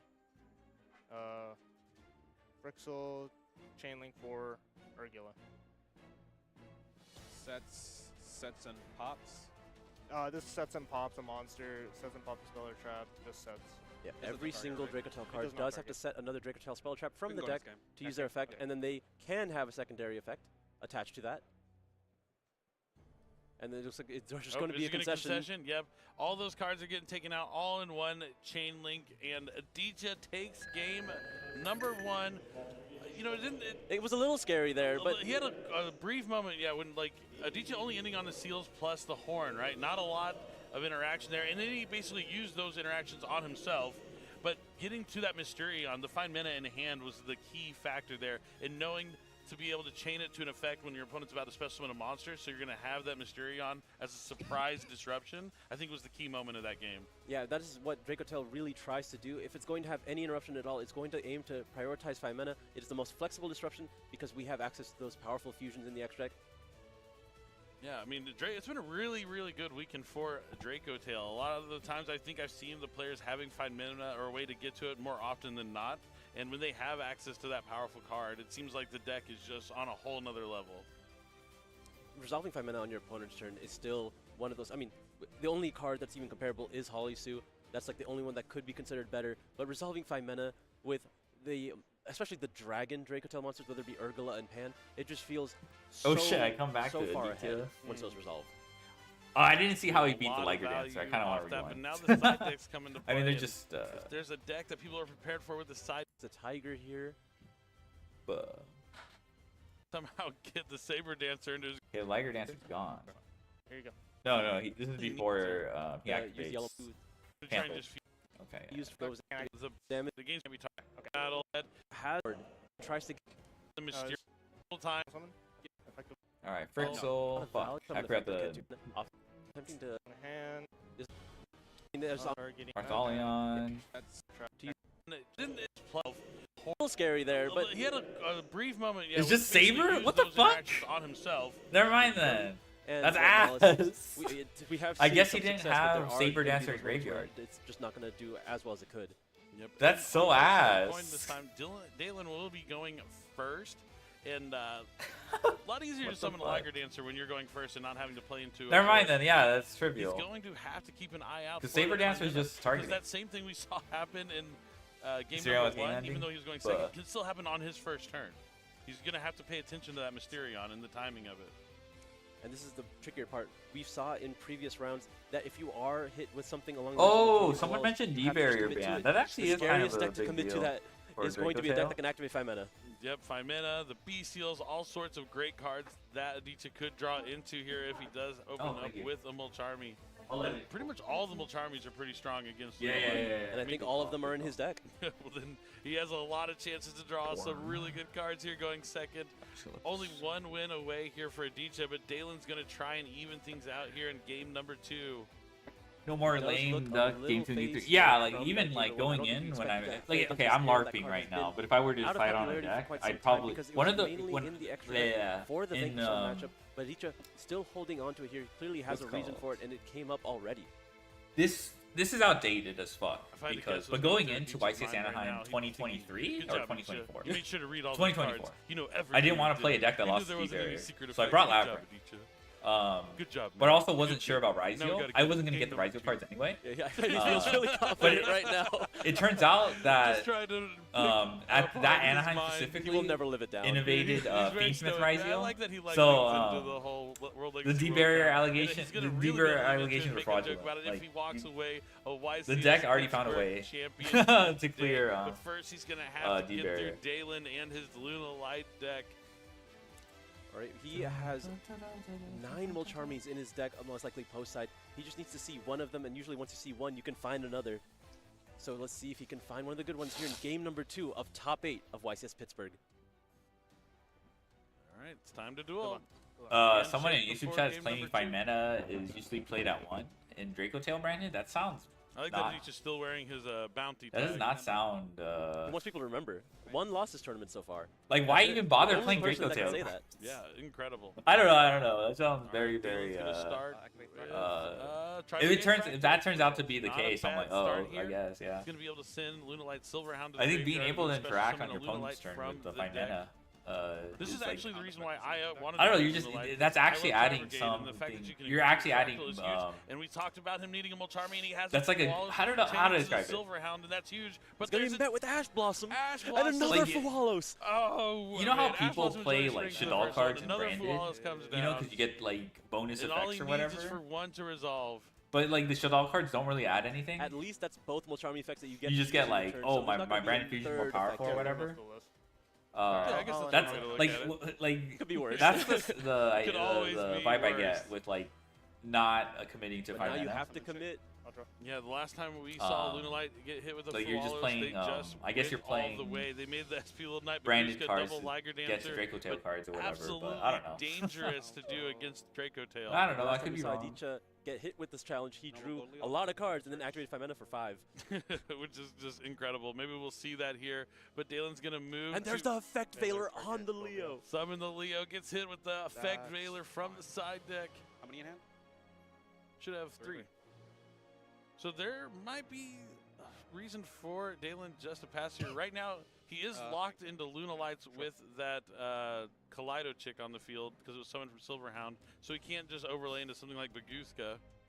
Yeah, if he needs to go any further, he's going to have to commit more. I don't know. It cards just sounds like a than no-brainer to play last 3 year. Fimena. I don't even know why I think people that's are like your in the best chance to YouTube win chat your questioning game. it. You can't make anything. Whatever. If it turns out that's the case, can I'm wrong, always and they go only play for 1 Fimena, yellow market. I'll be like, wow. To put the Cloud check Oh, back in his just- hand. Yep, That's fine. and return I'll be it. wrong. I'll At admit. least lets you do I'm around. Baguska for 1 draw.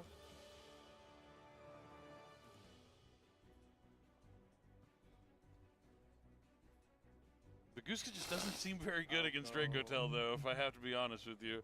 I feel like they have a lot of ways that they can deal with it. If they, as long as they can fusion summon and have Yeah. like a pan or something like that. But at least it cuts off the Arthur line. True, true. It could make things just a little more difficult for Adichie. Looks like that is going to be the case here. We see the Yellow Martin hit the field, putting the Cloud check back in the hand.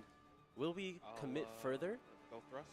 Oh, triple tactics thrust, and that's I that can never new get artwork over out of the thrust structure being deck, fucking. the Chronicle, the Fallen, and the Virtuous. That alt, I actually don't. love I don't it. know. That's Like I said, probably I'm a big if I Tribe can't Gate even fan, so recognize seeing that all as three of those thrust. awesome Tribe Gate Link monsters on. I don't that really new like the artwork, Gem Knight alt art phenomenal. either. It's cool that it shows I will like say a second scene best from art. Yes, I UDT still lore. go That's with pretty Fusion Deployment. important. Not even close. It's first. But I the don't Fusion recognize Deployment it is as Gem nice. Knight Fusion. It's like completely Top different two. targeting. Top two. Top two, yeah, top two for sure. I don't know. I also like the other ones as well. It's tough. But I didn't happen to see what he said. I also get with confused by the reinforcements Dominance in the army Impulse. alt Oh, art too. okay. But at least Not- that one doesn't Not a affect me. bad thrust target. It's good enough a lot of the time. So here is that Baguska we were talking about. And now it's going to be up to Aditya to find a way to fusion summon to deal with it. What's the We'll see if one there is with a Parmena still in this turn, or if he's just going to the take the turn again. the Albaz Mind Break? I'm pretty sure that art doesn't even like. All right. Draws, do 5 cards in hand. Takes a second to look at it. Maybe Like he's that hoping doesn't for something that art good. doesn't really correlate with the actual He had card a lot effect. of disruption cards, but does he have anything to get his engine online? All right, he's considering a lot right now. Or like the card. Doesn't even want to touch his cards. He knows what's there. He knows what's in his hand. He's Gusto, looking yeah. long enough. Deployment? Okay. Let's Like, take I a don't even quick peek. recognize Yeah, it we as start deployment. with a Ketu Okay. or a Rahu. That would Pot be of a extra line is phase. weird too. Okay, phase. no way to deal with the Baguska You can here. barely tell Just it's extra. disruption. See, that's why I was It's thinking about not making Eldritch, the 2 Baguska, 'cause I Eldritch don't know if cards, it's the Baguska that's and slowing then you him can down, see the or borders just the extra. lack That at of least is playable okay. cards. But I would The Oh, be Baguska does confused. cut off a lot. It cuts off Malulu. It I'm not cuts saying the off alt arts are bad. Lucas. Actually, a lot of the starters are not. deployment sucks. You're right. Could be a Thrust combination of sucks. both. Now it's going to be up to Dalen if he decides to put this Baguska Gem Knight into Fusion attack sucks. mode. Yeah, how will he decide to? But it only could in be the sense that multiple like armies I in don't know the what the Duel. fuck We is saw, going like, on just by going. 2 already, but Like Kobe I don't know what has card you're all playing 9 in just his by the deck. art. Thank you. Sure.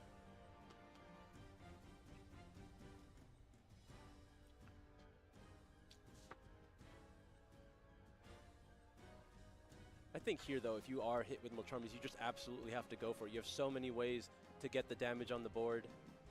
Yeah, he's going to have to watch out for those Bestials as well, though. Don't get me wrong, the art on deployment is Nope, pretty, looks like he's but going to commit. And Baguska is switched to attack. I don't know. You're action. playing an Orca He's or awake. like some fan You're art playing or the like game now. you're playing modded Doesn't Master want to turn Duel off his own if cards. you It's play gonna that. activate the Loot Masquerade. That's going to be able to send a Loonlight from the deck to the If graveyard. you play the art. Now, does he Carry play Masquerade? multiple copies of Silverhound? It does look like he does. Not, He just passed. I don't know how Rip. typical that is in the Well, yeah, Loot strategy because Baguska. it's not something you Baguska. usually need to Baguska. use twice, but Send from deck. it does come up fairly often if you get stopped on your first push. Or if you happen to like draw one, you want to have another one in your deck to send.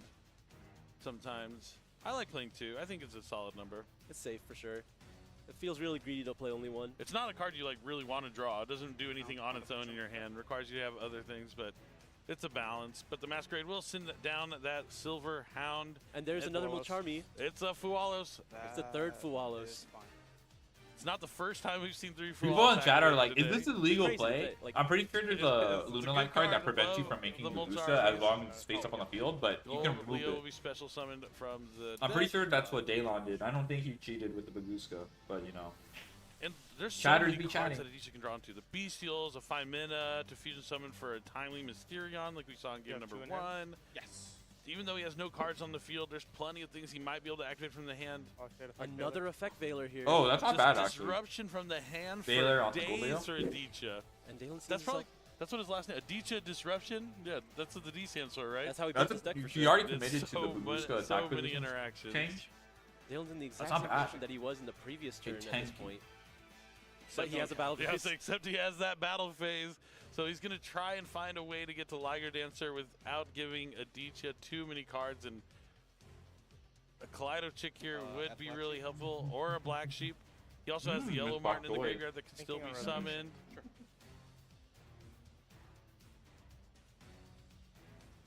I think this game, I mean, it depends what Aditya has, but it's looking pretty good for Dalen. I know Yeah, Kaleido it doesn't and take Black very much. Sheep. You already have the Baguska to represent damage. Maybe you don't even go for Liger Dancer, you just have to find damage. Someone in by chat was other means. Aditya, real the quick dragon of before I get disruption. Just unprompted. Good call, Aditya. That card does have like several effects. Especially like in Luna Light. Because yeah, originally like, oh, it can have fusion substitute. Oh, it does so much more Yes, than this that. card adds polymerization. Oh, it actually adds the Moonlight Monster from your graveyard. Oh, it adds polymerization back. Oh. His hand was all hand trapped. Rip. Droll and Lockbird cutting off your own Fuwalos, but likely going to be ending the Lunalight turn here. Yeah, Droll Lockbird has been the Achilles heel of the Lunalight strategy for some time now. I wonder if Aditya has any Dracotail cards in his hand. He only has 3 cards still now after the Fuwalos into Droll. Yeah, 3 Fuwalos, 2 Veilers, Droll. Not. I mean, it's great at stopping your opponent, but not going to be able to get your engines going. If Dalen doesn't have a way to commit here, then at least Aditya will get 1 more card.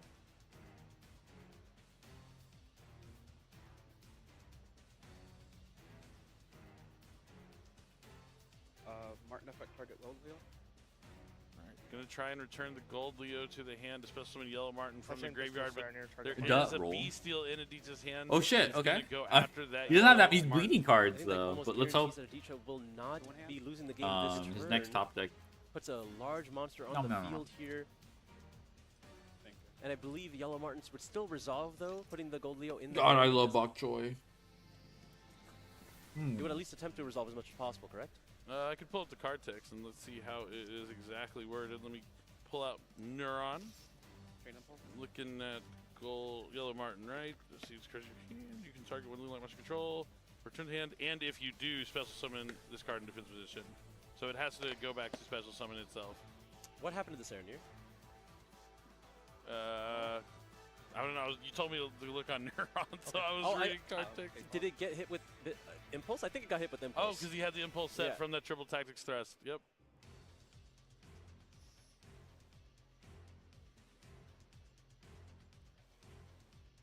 It looks like the Kaleido Chick has now used its effect to send a copy of Leo Dancer to change its name.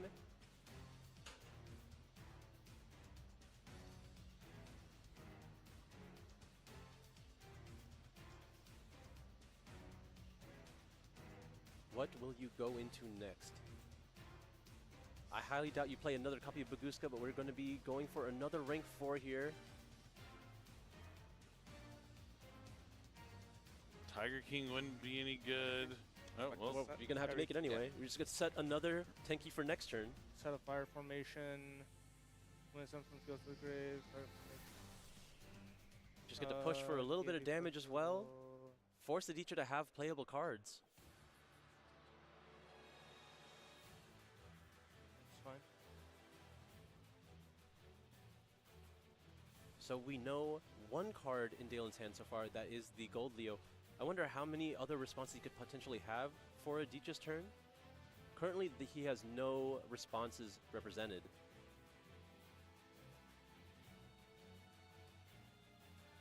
I will.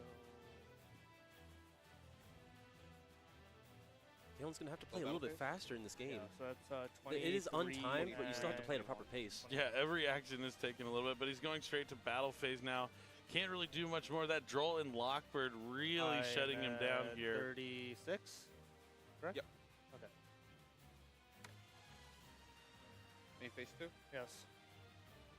Pass. All right, not going for an SP Little Knight. Going to just turn. leave the Baguska in attack position here. Aditya needs a good card off the top of his deck. He's going to need something playable. Yeah. Will we normal summon Lucas? Will we normal summon Malulu? What do I know in hand? I know the Should just be Gold Leo. Black Sheep and... Oh, he did add Black Sheep to hand as well. A Gold Leo? Yeah. Right? Oh, that's both cards. There's no responses whatsoever. Well, he has the spell and trap negate. Oh, there's The the scout. Silverhound. Oh, there's a fusion in Yeah. the graveyard now. Yeah. Oh, that sucks. Not much Yu-Gi-Oh has Oh, been that's played, unfortunate. but So we're going to be starting with Ketu Dracotail here. I need to do too. Does he have to control a fusion monster as well? Or does it just have to be in the grave? Okay. Yep, you can just banish it with the fusion monster. I think Aditya's got this. I didn't read a card, didn't No! No, Aditya! Not like this. Oh my goodness. Did it again. You got to get it out of your head, Aditya. It's okay. Someone typed in 6-7 in the Look chat. over things. Oh my god. Don't think it's the same thing. Now I feel like it's like a curse. Oh, because like of the it's the looming the over bear. him. Doesn't that need a fusion? Did he have a way around that? I don't think so. Especially this is only like started.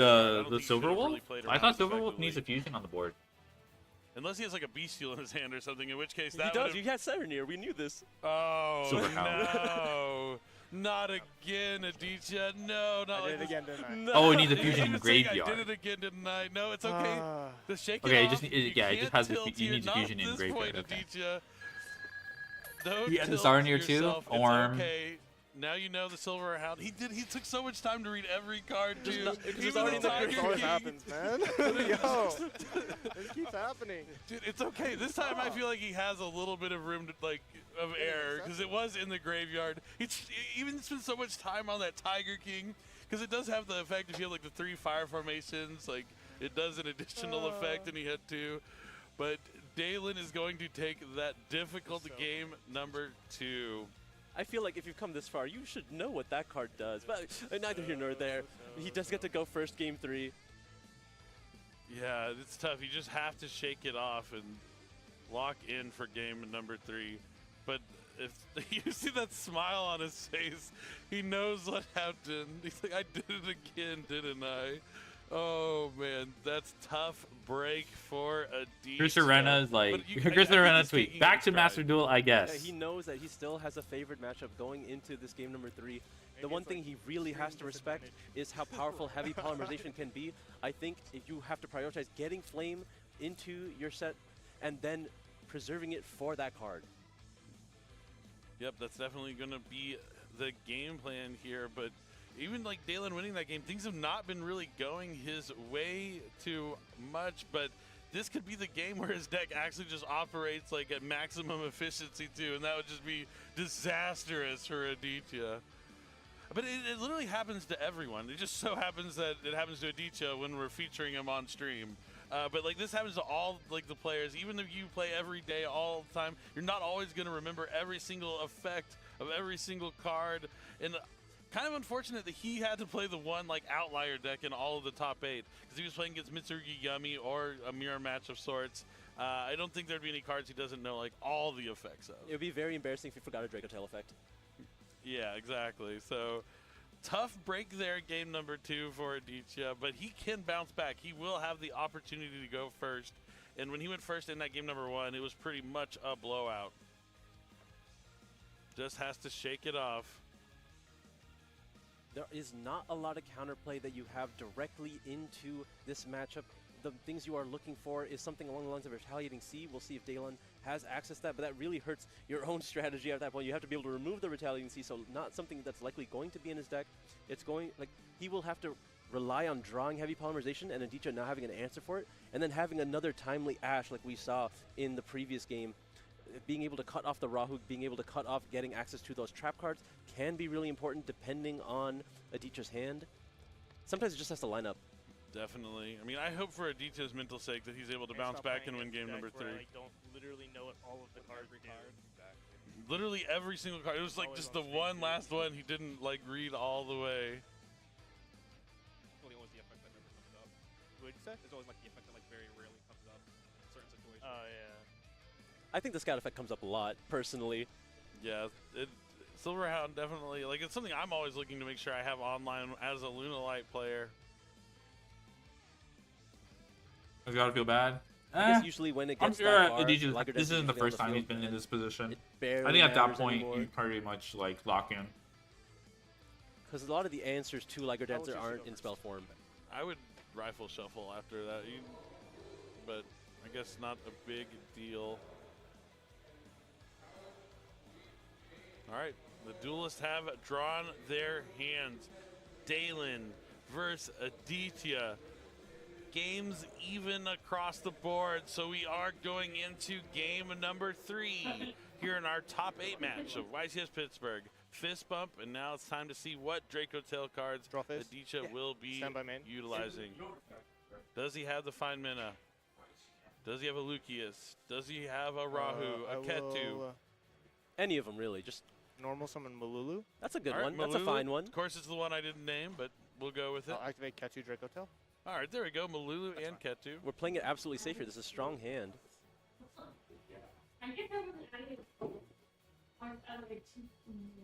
Thinking what I want to add. Yeah. see how many Dracotail names Aditya has access to. Having Malulu. Alright, my gives him headphones some should insulation be against cards like charged. Ash Blossom. Let me You go back. have ways to, or especially Effect Veiler and Infinite Permanence as well.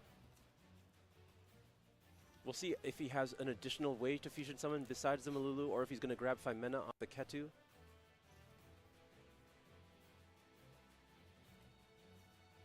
Oh, yes. So back. We're so back. I can hear now. Okay, there's going to be Femena. So there's several ways to fusion summon already available. Things already looking way better than they did in game I number think 2 Malulu. here for Aditya. Now he's going to use Malulu. Malala. It looks like. Is that heavy poly? It's, I don't think that's Martin, is it? Oh, Yeah, it might be not Yellow super Martin in strong hand. here. Keeping the Femena Luna in Light hand, Fusion. though. That sounds really strong. Arthalion going to be able to add back one card because only one material was used from hand. Chainlink 1 Arthalion, targeting Pan. Chainlink 2 Malulu, Chainlink 3 Pan. Buh. Malulu Malala. and Pan will be able to set a Dracotail card from. I the guess deck here. Sting. Not Sting. Well, Sting does It's going check. to be Dracotail Sting. Fantastic in this matchup, by the way. Oh, yeah. Rahu. And add the Pan back to my hand. Interesting that you. I wonder if you had to prioritize one. Would it be Sting or Flame? I want to say Flame simply because of the existence of heavy polymerization. But Sting. Yeah, is yeah, also Flame, extremely Flame. powerful. Or Sting you is could still have good, Flame in your yeah. hand already. If that's the case, or find a way to get to it in this turn a little bit later on. Man, I kind of want to play Draco Tail. All right, is there going to be another Ash Blossom? There is not. So now this could easily send a copy of Urgula and the Femena. Maybe I do learn Draco Tail. If you want to get access to all three, there's going to be the Urgula. Is he going to fusion summon for a Gulamel? And look, so yeah, it's going to be the Femena from the hand. This should be making a Gulamel here, as you mentioned. Yep. Now he's going to be able to trigger I will a slew of effects. Femena and Urgula can Chainlink grab 1. the Which last variant? trap cards here. Femena. Probably pure. It's like All right, we're only using one of. I don't know what else, what other uh, side engines will basically be released telling them at the same that time he drew one of the as trap cards, Draco and he doesn't Tail. want to waste any of the effects here because they are actually a resource in the deck. If you run out of Draco Tail spell and traps to set from the deck, you can't activate any Draco Tails at all. Horn. Dracotail Horn. So yeah, he drew Flame. I'll activate Urgula, targeting Femena to add back to my hand. Yeah. So Urgula will return the Femena and go to the bottom of the deck. What do I know in hand now? It's fine. Which is brand new. We don't know if Fallen Virtuous will come out in Master Duel, so I'll just say pure. You know these two in hand. Thank you. Yep, Femena and Pain. I will set one, and I will pass it over. Set one mystery back row here. Sting, Horn. Correct. Horn is the spell negate.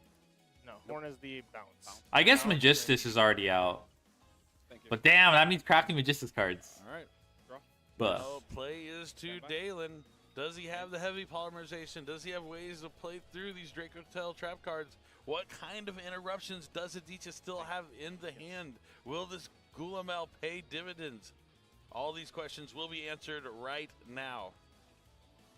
Or at least in the couple seconds. yeah, but You're right. It might be 30 seconds. Could be a minute. Who's counting? Someone is. I'll go. It looked like Dalen's hand is extremely spell heavy. We're going to be starting. dang, off Milano with got Moonlight 10th Fusion place. here. That's really impressive. How would you Game fuse number from one. deck or extra, or If you have a monster from the extra deck, I get to use Hello, one Yassine. material from the deck or extra deck. chain Dracotail Flame? Oh, we're using the flame on that. That could be really risky. Dangerous. I understand the concern. That's dangerous. Didn't have a copy of Ash Blossom to immediately answer it. So we'll see if he has the follow-up heavy polymerization. Does he have it? I'll go. Actually, I think heavy polymerization is still unusable here. Neither of those cards could actually make Liger Dancer. He only has one monster in his hand. It's just the really? Moonlight Wolf. I see the Moonlight Wolf, but no, Heavy it looks like he's polythinking. going for it. Yeah. So Heavy despite- polymerization. Can I read? So in this situation, Aditya should absolutely activate Dracotail Horn to target his own Arthalion here, put it back in his hand so that he can only use one monster from Dalen's extra deck. And that's going to force him to just make a Perfume Dancer. Still isn't the worst. Probably was what Dalen needed to do anyway. That's the only legal summon he has. Heavy poly. So it can use from hand, field, and extra deck, right? Yes. He has a name in hand though. Looks like he is thinking about using that horn. The Sting and the Gulamel are very strong against this deck anyway, so being able to preserve those is just fine. You want to just limit the risk I will that could. chain Draco Tail Horn, targeting Gulamel. Oh, we're targeting the Horn Gulamel, is a pop, actually. right? Oh, is he going to chain the Is Gulamel? Horn a pop? Because that's good. He's going to destroy his Arthalion. Oh. Just to have 0 monsters? Yeah, it's a pop, right? That's good. I think it's funny. Oh, that it's we've a only bounce. Seen Aditya horn his own monsters in this That's matchup. not like this is not a like this is a really obvious play. The draw Because you reduce the number of really special all you summon. need half the time. Okay, so he's going to use Oh, there is a tiger from the hand. Tiger. Okay. Holy shit. Okay. Okay, summon. sigh of relief he had there. Is that Leo Dancer? Yep. Yeah. Leo Dancer. Leo, oh yeah, see? Tiger Dancer. The bounce made the difference. Do you have any triggers? Yeah, but this is a really basic play. If this is like amazing Aditya 5000 IQ, this is like you've never played like Shadal format. No triggers. Yeah. I don't know what the effect on. I don't know what any of these cards do apparently.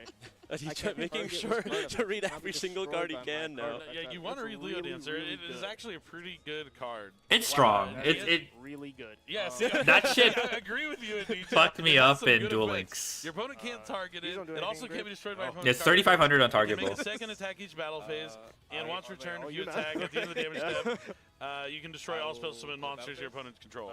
So similar to Liger Dancer, just a little weaker. Yeah, just the baby version of it. Yeah. Weird that he upgraded so far from here. I do not know of Ankh formats.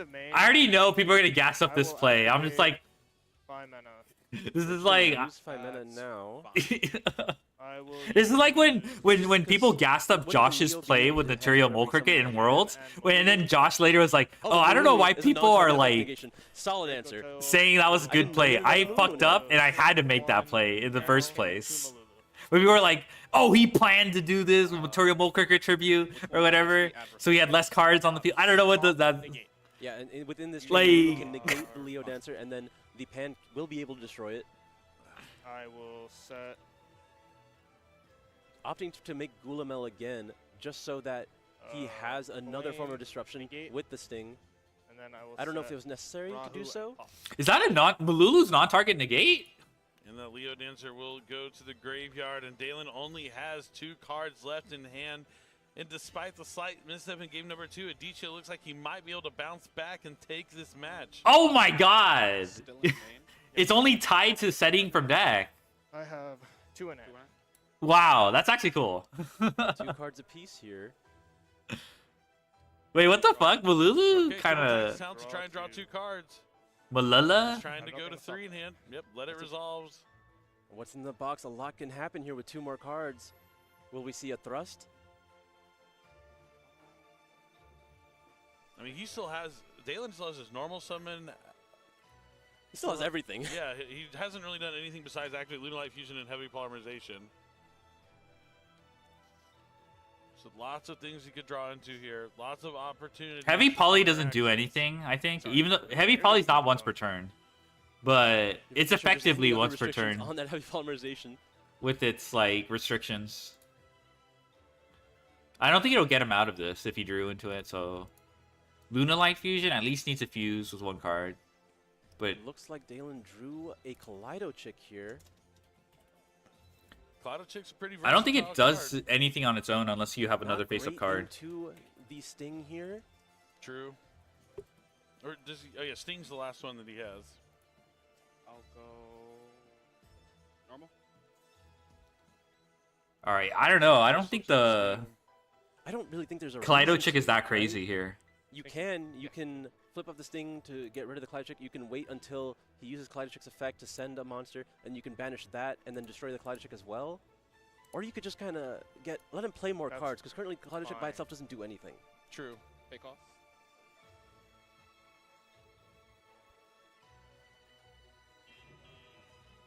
Thinking here. Yeah. So he does send that Yellow Martin, and Sting, does look target. like he is going to be patient enough to activate And the I'll Sting to target- take out the Yellow Martin. The I guess I'll just, like, Gulamel can target a chain to random, that to destroy the fusion. Kaleido Chick if Dalen doesn't have any response. That's fine. He's going to be Chain targeting Gulamel, the target Lunalight Fusion Gulamel. as well, and then Gulamel will be going after the Kaleido Chick. All right, will there be potentially a put this back mass in. raid to send the Silverhound? Did I give it to you to cut? No, I can cut. Yeah. Yeah. Yep. All right, get another draw here off the Sting. For these sets, because they're from this turn, right? For the sets? Yes. I'll show you in a second. Yeah. It's It should be Flame and Rahu. Rahu and Flame. And Flame. We'll see if we drew another point of interaction for Aditya here. There's a lot in his deck, so a lot of valuable draws. Nope. Oh, that's it. Dalen has no more moves. The dance has been done. He made it to top 8 with Luna Lights, but this is where the journey ends. And Aditya, despite once again not reading all of his opponent's cards, he tried though. The effort was there. You gotta give him an E for effort at least, because he did his best. Let's go, Aditya. This one, Lock lost it that in. Game number 2 that he might have been able to come back and win. It still would have been a difficult challenge, but luckily not punished. Lucky enough to win game at number 3, and now he's moving on to top 4 and only 2 wins away from picking up that trophy that's right there next to him and becoming a YCS champion. He is an NAWCQ champion, a 2-time World Championship competitor, but he doesn't have that YCS champion title quite just yet. Yeah, he's made it to the top 4 of several YCSs up to this point now, and he's just been so close, but coming short every single time here. And now there's only going to be decks he's familiar with at this point. Yeah, I don't think there's going to be any surprises for Aditya. He should know what all his opponent's cards do. But, you know, big congratulations to Dalen, being the only Luna Light player to make it into top 8. He did fantastic, did the best he could against an elite player like Aditya, but unfortunately just coming up a little short there. But hats off to Aditya. He is going to be moving on to top 4. Let's go. He's just been on a roll for the past couple of years representing Plano, Texas. You know, shout outs to my hometown state and hometown city. Lived there for many years. 75, you know, Central. Got to hop on Central. That's pretty much takes you pretty much everywhere you need to go in Plano. So big shout outs to Aditya. I know there's a lot of people from Texas probably cheering him on here and back home. Absolutely. I can see in a lot of the chats that people are cheering for Aditya. They're also, you know, they're not going to let him forget that he keeps forgetting these effects, but at this point he's really leaning into it. He might just give them one freebie per round here, but it shouldn't be that big of a deal moving forward here. He just needs to lock in, focus. He only has 2 more matches to play potentially. Yeah, this is it. This is the game time. As you mentioned, he's been in top 4 at a lot of YCS before. Comes up just a little bit short, but this could be the breakout weekend for him. I mean, it's hard to talk about a breakout weekend for someone who's an NAWCQ champion and competed at the last 2 World Championships and came in first for the point playoff for the past 2 years. That means he has probably played more Yu-Gi-Oh! Like regionals, YCSs than any other person in North America. Absolutely. I think he might be playing more than everyone in the room, at least for sure. And this is something that has really accredited to his success, right? Yeah, and I really like his branded Draco Tail strategy. There's been a lot of branded Draco Tail, but a lot of those players play a more heavy branded package. He's chosen to use cards like the Bestials, and I think it's really paid dividends. But I want to hear from Aditya. I want to know Kangas is going to ask him about that game too. So go ahead and take it away, Kangas. Thank you very much. I'm here with Aditya after you just won. We're having some fun up here. Let's before fucking the camera go. Came to us because you were noticing a trend that continues to happen when you're on stage. And what exactly was it? I kind of just forget what cards do. It's tough. It's tough, man. But hey, you did pick up the win. This means you're going into the top 4. You got some claps in the audience. I want to ask about the matchup against Luna Light because a lot of their cards, either they're just unaffected or they can't be targeted. Kind of tough for your deck. So how comfortable were you in that matchup and kind of seeing those things hit the board? I had slightly prepared for it in my side deck as well. I feel pretty good going to the matchup, especially going first, game 1. The deck is really, really scary. Lagardance is a crazy card. As long as it doesn't hit the board, I'm good. Got to keep it off the board. Now, you are in top 4 for this YCS, which I believe you have accomplished before, correct? Yeah, I have top 4 at Houston and Providence. But you've never top 2, correct? I've seen the finals once or twice. NAWCQs, yes. YCSs, this would be a big deal for you to actually make a push and win a YCS. So do you feel like you're ready? Do you feel like you're rested? Able to pull it off today? I feel good. I'll reflect on that last game 2 a little bit. Just put my hand in my face and just go next, you know. Well, to help you out with that, I actually had a quick little test. Can you just read this for me? I just want to make sure that you're able to, okay? Oh, yeah, that's going in the montage. Perfect. All right, thank you so much, Aditya. Appreciate that. Congrats on the win. Back to the casters. Yeah, just having a little bit of fun there with Aditya. He is an excellent duelist, an incredible player, and could be our next YCS champion. He's going to have to win 2 more rounds, though, with his branded Draco Tail strategy. Luna Light's done for the I hope day. Draco Tail wins. I'm cheering for Aditya. For sure. So you're going to want to stay tuned and not go anywhere because we're going to be back with our top 4 match very shortly. But before we go, we want to talk about something awesome that you should definitely check out, and that's going to be Yu-Gi-Oh! Duel. Let's go, Duel. They have a new main box, Savage Shot. And wow, those are some good cards that Duel Savage Backshots, XDD. XDD. Borreload Savage Dragon, forbidden in the TCG, perfectly fine in Duel Links. Deco Talker, Heatsel, Armageddon Knight. All right, I'm good. Activate the linkage here, sending another card we control to the grave to automatically get a. All right, I haven't seen round 10. Gonna be Impulse So let's by just Brandon. catch up. This does give Nicholas a lot of information that Brandon's. Let me pull up the dark, I believe Bublicky. fire deck. Those are the only attributes that can use Impulse. Exactly, but that could be a very wide range considering that it could be Mitsurugi, it could be Double D, Triple D, it could be Malice. We here at home, and all those of us here know what's going on, but let's see him draw for turn. Draw phase. No, you're good. Attempt to go to standby? Sure. Standby to main? Okay. All right. Well, that Impulse was enough to end Nicholas's turn there as we go over to Brandon, starting off with a Lore of Darkness. That tells us, I think, a little bit more for Nicholas. But I definitely think the card we banished from hand will tell us everything else we need to know after we draw 2 here. Effective Chessie Cat paying 300 to summon herself. Yep, so here comes the first Malice effect to pay 300 to summon itself out. It will be Chessie if we have any more names in him. We're going to get some more. Oh, so yeah, it's, okay. So you could banish a draw. I didn't realize this was a striker. On legs right there. Sure. So we're going for it. Goodbye, March Chair. Hello, 2 new cards. Effective March Chair, target herself, add herself back to hand. Sure. Just a casual +2, no big deal, no big deal. Everyone just don't mind the cats that are having a tea party. Well, if you're talking about casual +2, Sky Striker is kind of known for that, right? How many times can you activate Engage and get that extra card in hand from the Surge? Looks like we're going to add a card with Terraforming. That's probably Malice and Underground, so go ahead and pick up the deck here on Brandon's side. Yep, and that can get us access to Dormouse, White Rabbit, basically whatever names we're missing if you want to start actually link climbing with the Mouse strategy. Okay. And I'm going to present a cut just in case. Sure. There could be an interaction for the field spell that Brandon doesn't want to waste time on. I respect that. Let's see it. Malice and Underground's activated. Any chains here? No, nothing. So we will get the banish from the deck here. This usually just eyes up a Dormouse so that way you can get access to another body immediately.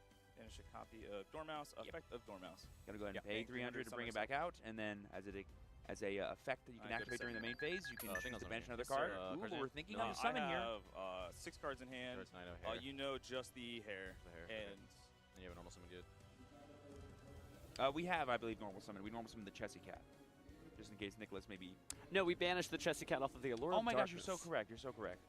Just want to make sure we're keeping things straight here, but so far, yeah. What are we gonna do? Looks like super polymerization. Let's go, Super Poly. I love Super Poly. I do respect that because if you. I love going for Super Yeah, you Poly. can't pick here. That's super polymerization. It's such an instinct to be like, oh, a quick play spell. Hang on, I have a priority here. Oh wait, never mind. That is Super Poly. So perfect materials there for Garura. The Resonant Wings there going ahead and appearing. And that might stymie the plays, but we haven't normal summoned, so there's still the possibility of bringing something out. But with the limitations on some of the Malice main deck monsters, it could be tough to have the extra extenders you need. If all we're going to do is summon a March here, that's not enough. Sure. Normal View my replay. We can use the effect Okay. the names engraved to summon 5 big booms. Back booms. because both of them have already used their effects, but we will get the second body My bad. to maybe start link climbing. Yeah, 4 hand, all right? Yeah, yes, sir. All right. Collect my papers. Sign my contract. From here, View my go replay. Ahead and link 2. I was curious why Nicholas was just standing there and watching all this happen, but the super polymerization makes perfect sense. It's a nice defensive or offensive. Okay, gold Leo. Striker, and it's also a spell too. Yell Martin. Really heads up play from him trying to keep Masquerade. Specifically using the Dormouse's effect. Because that Hound. target Do you have response? Wait, really? That summons from deck? Here, to be able to negate and take the Wicked is going to be pretty huge because that denies potentially backup at Ignister from Brandon. Bruh. Really heads up here. Oh, is that a lock?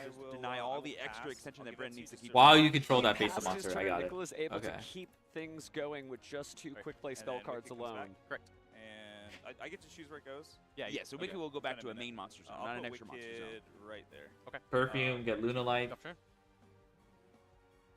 Yep. I found out that this is not once per turn.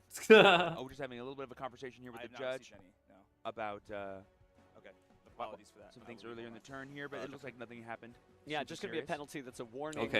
so gameplay will continue. Remember, this is the same tournament as yesterday, so your penalty. Where's the part where you go into duo drive? Nicholas begins their turn. They only have 1 card in hand, but the Okay, Air Liger Zero is a Dancer. repeatable effect. And we're going to target the Garura. Oh, that's nice for the extra draw. Black Looks like Sheep, add Aspas back and Joyce Polly. will shut that down. Upstart, Does Masquerade add back? Hey, Brandon wants some life points back that he lost. We respect that.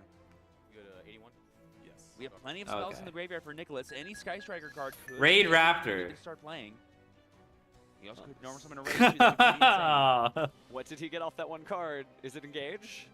He's What's thinking a about deck it. It list, can't be bruh? engage. Visions to add MST. Oh, visions to Really? add MST from the deck. This is a really interesting inclusion here, but obviously if you're playing a deck full of spells, play variety, having something like visions to automatically get multiple spell cards in the graveyard or draw you multiple cards seems really good. So if you're unfamiliar with this card type, it's going to be Radiant Typhoon. Cannot do dimensions, and it's a deck built around Why this the Typhoon, Phantom but Knight? A great addition here. Sky Striker always finds a way to use other Yeah. spells, whether it's Toon Table of Contents, maybe the Fallen and the Virtuous. But I don't think I've seen a XDD. Radiant Typhoon Vision, at least not on stream before. Well, it makes his decision to main deck Area Zero so much better because we can use the MST on our own Area Zero to bring out Sky Striker Ace Ray, which represents everything we need to start playing. What the Oh, fuck? well, this may be a little bit of an upset. Alright. Although I'm sure Sky Striker fans everywhere, this is not an upset. That's Ray. She gets whatever she wants. This is what happens. You summon Ray, you profit. That's how it works. It is worth noting, though, that our Oh, Garura shit. is in... Oh, no, we have another main monster zone. We can use the other extra monster zone. My shit's crashing. No, there's not going to be the full extra monster link. But here's the thing. Here, I Just have go ahead and to, just link it off.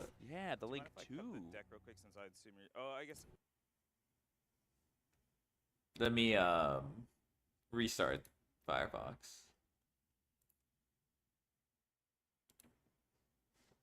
Holy shit.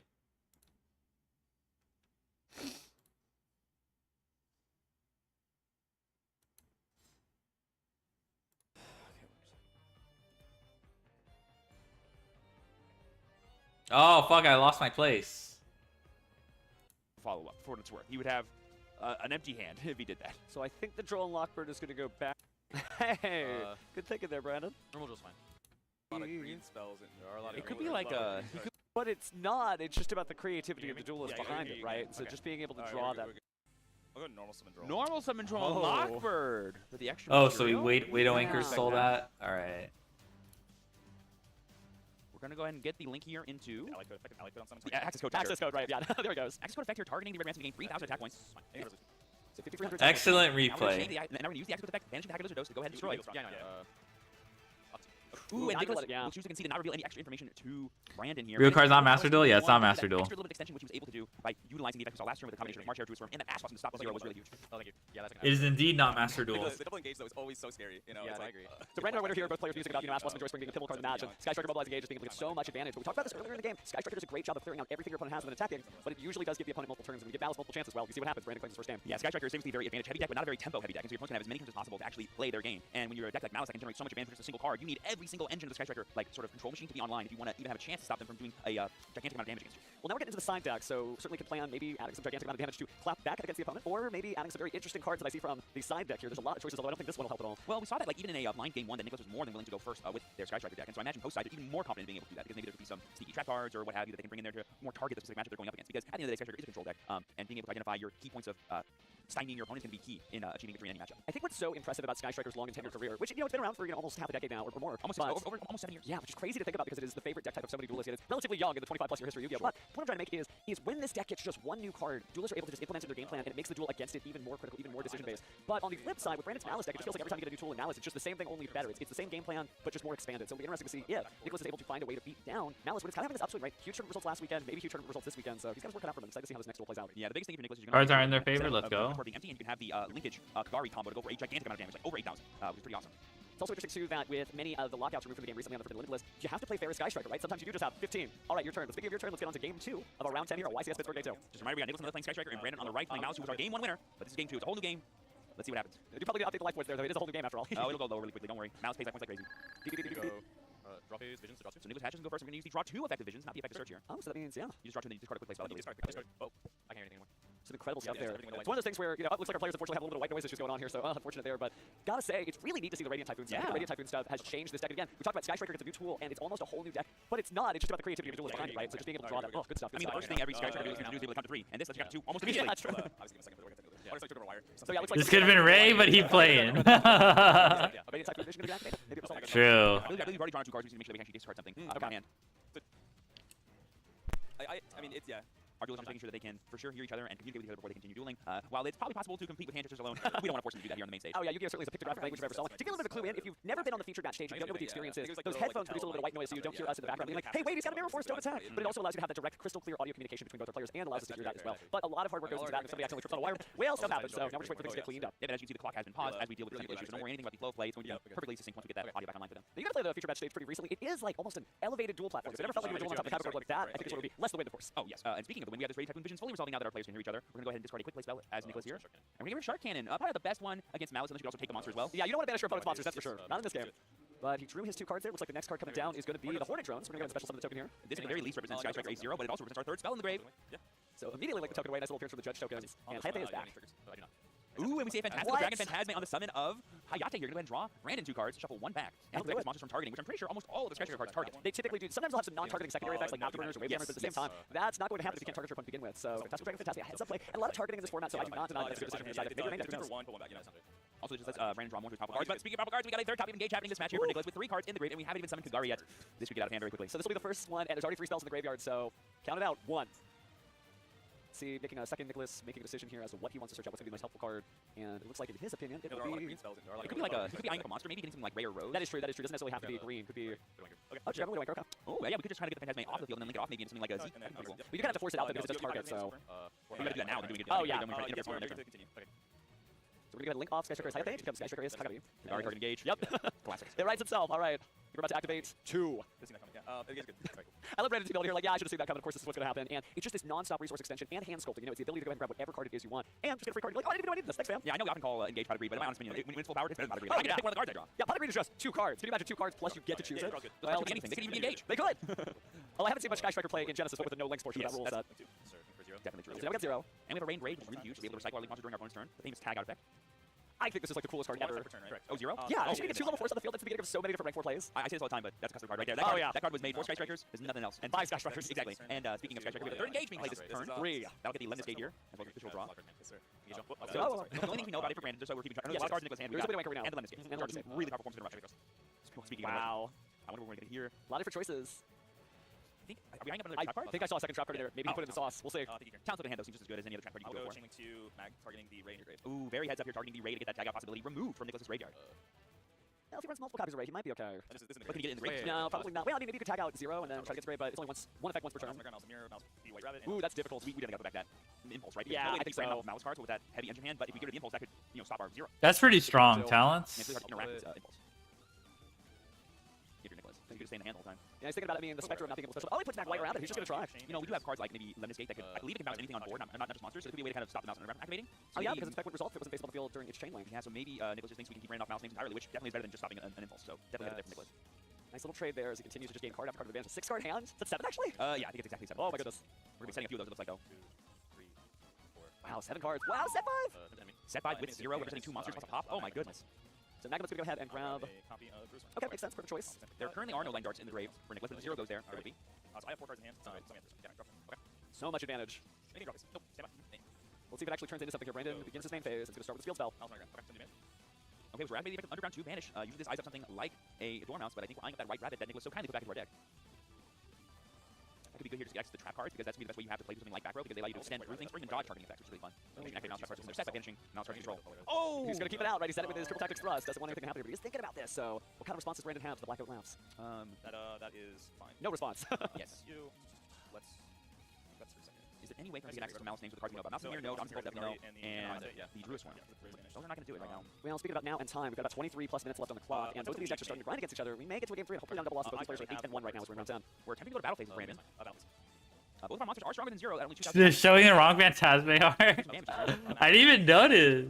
You're Nicholas probably fine with this, right? Like, you're just gonna take some damage. The life point total is at the top right. At the top by the time. Maybe baiting the impulse out of Brandon. I'll get on this impulse. The impulse, yeah. Just get that 0 not resolved there. Reclaim maxing. Yes, we're gonna take 2,500 as Nicholas, potentially. We could like Widow Waker, take something, force out the Phantasme, then Lemon Skate afterwards to shuffle everything back. Nicholas is going to activate something, and it's Super Volley. Wow, 2 Dark Dragons with different names. Those sure are 2 dragon monsters here. If it worked once, it'll work again. Let's go ahead and bring out the Garura. Still in battle. Okay. Now there's a monster controlled, so Bestial Druid's Worm could hit the field and maybe swing over the Garura Wings of Resonant Life. Would cause Nicholas to draw a card, but it's like Brandon thinks it's worth it. All right, Druid's target, I believe the Phantasme, the bench stuff, they're still leading the battle phase now? He's not going to attack. Normal summon Troll and Lockbird. Whoa. Roll. Yep. Can't use it because the impulse, so. Yeah, I'll use the link here. Hey, good thinking there, Brandon. So we're going to use this as a link 1 here to make link Karibo question mark? Or Sonic Great Armor. Oh, yeah. It is a normal summon monster with 1,000 attack points. That's very true. I do want to cancel. I can guess on this. Yeah, we do know it's a mouse in the mirror if we're Nicholas. Hasn't ditched anything, no hand shuffling here, so everything's pretty known since the triple tactics talent. So willing his resources down to just that one last mouse in the mirror with no malice names visible. You know what? I'll go Lemon Skate. Yeah, we'll go next. Okay. Oh, and that's it. There's Yes. the scoop. So the no Lemon Skate will basically allow you to return all your spells and monsters back to the deck, and then basically I believe it shuffles back monsters your opponent controls up to the number of 3 times you did that. So every 3 you send back, you can shuffle 1. And I don't think it targets. Yeah, it is an exceptional card. I mean, it's hard to get that right when you think about all those spells, but obviously Nicholas is our game 2 winner shows. It's really easy to get 3+ spells in the graveyard. Sometimes even 9. Yeah, sometimes even 9. Especially with that vision. That vision's really turned everything on for Nicholas. That first structure at the beginning of the turn with automatically getting those 2 spells, and then it was just good old-fashioned Sky Strikers from there. Well, this is that coveted game 3 you're always looking forward to, but what's interesting particularly about Nicholas' Sky Striker deck is it doesn't really care if it goes first or second. Yeah, I'm really seeing the power of like the newer cards given to Sky Striker and how they can enable you to have a really powerful first turn setup. Like 0 by itself, maybe like 1 or 2 back row represents so much everyone has to deal with and fight through. And you know, like you're saying, Sky Striker has no problem playing into established boards right now. That feels good since all the new support got Duelist Advance earlier in the summer, but it is just kind of a wild time to watch it do its magic, right? We've seen so many different Sky Striker cards in this tournament, whether you're seeing Sky Striker cards in the Yummy build, you're seeing Sky Striker RB. It's nice to just see Ray and Rose just teaming up together just for old time's sake. Oh, yes. And we've seen things like main deck Super Volley from Nicholas, so you gotta be asking yourself, like, what do you bring in if you're going second and you know you're going second? Well, I mean, you might keep the super polymerizations. It really works this tournament when you think about all of the big decks out there, right? You've got Mitsurugi, that's going to trip your super polymerization. You've got even this, the Bestial Malice, those dragons and those cybers will match up sometime. You've got so many different decks again that'll trip the radar of super polymerization, but if you happen to get it at the wrong time, or if they mismatch the monsters, maybe you don't have anything. Yeah, it's going to be pretty awesome to see here. But again, Brandon, I think as happy as you can be, you have full awareness of what your opponent's deck is trying to do. You kind of know more or less that if you're going second, you're kind of going to be left unfettered, and so you can just make the most powerful board you possibly can and try to just fight through all of the potential board-breaking capabilities of the Sky Striker engine that you're more than familiar with if you've been playing Yu-Gi-Oh for the past 7 years. Well, I think both of these duels definitely seem seasoned, and it's going to be interesting to see if they're able to close it out, because again, both of them are 8-1. X2 could top, right, just duelist language, but you don't want to get to X2 right now because it's just such an uphill grind to just go through the rest of the tournament with your back to the wall. So this is a very important duel for both duelists. There's a big difference between getting to win 5 rounds in day 2 and having to win 5 rounds in day 2. Yeah. I mean, yeah, both players are aware of the strength of Malice, especially in a deck that probably can't stop it from playing unless it already has its spell cards activatable. Well, it's interesting, too, because, we talked about throughout this weekend how Artifact Landscape and Chaos Hunter disappeared, and we haven't seen it come out for Nicholas yet, so so both these decks just kind of get to do their thing. It's going to do their thing. Welcome to Game 3 of Round 10 of YCS Pittsburgh. Let's find out which of these 2 duels makes it out alive. I'll take first. Brandon was able to break Swerve in Game 1, Nicholas was able to claw back in Game 2, and now it's Game 3. Brandon's going first. Yeah, main. We're straight to main phase here. First action, alert darts.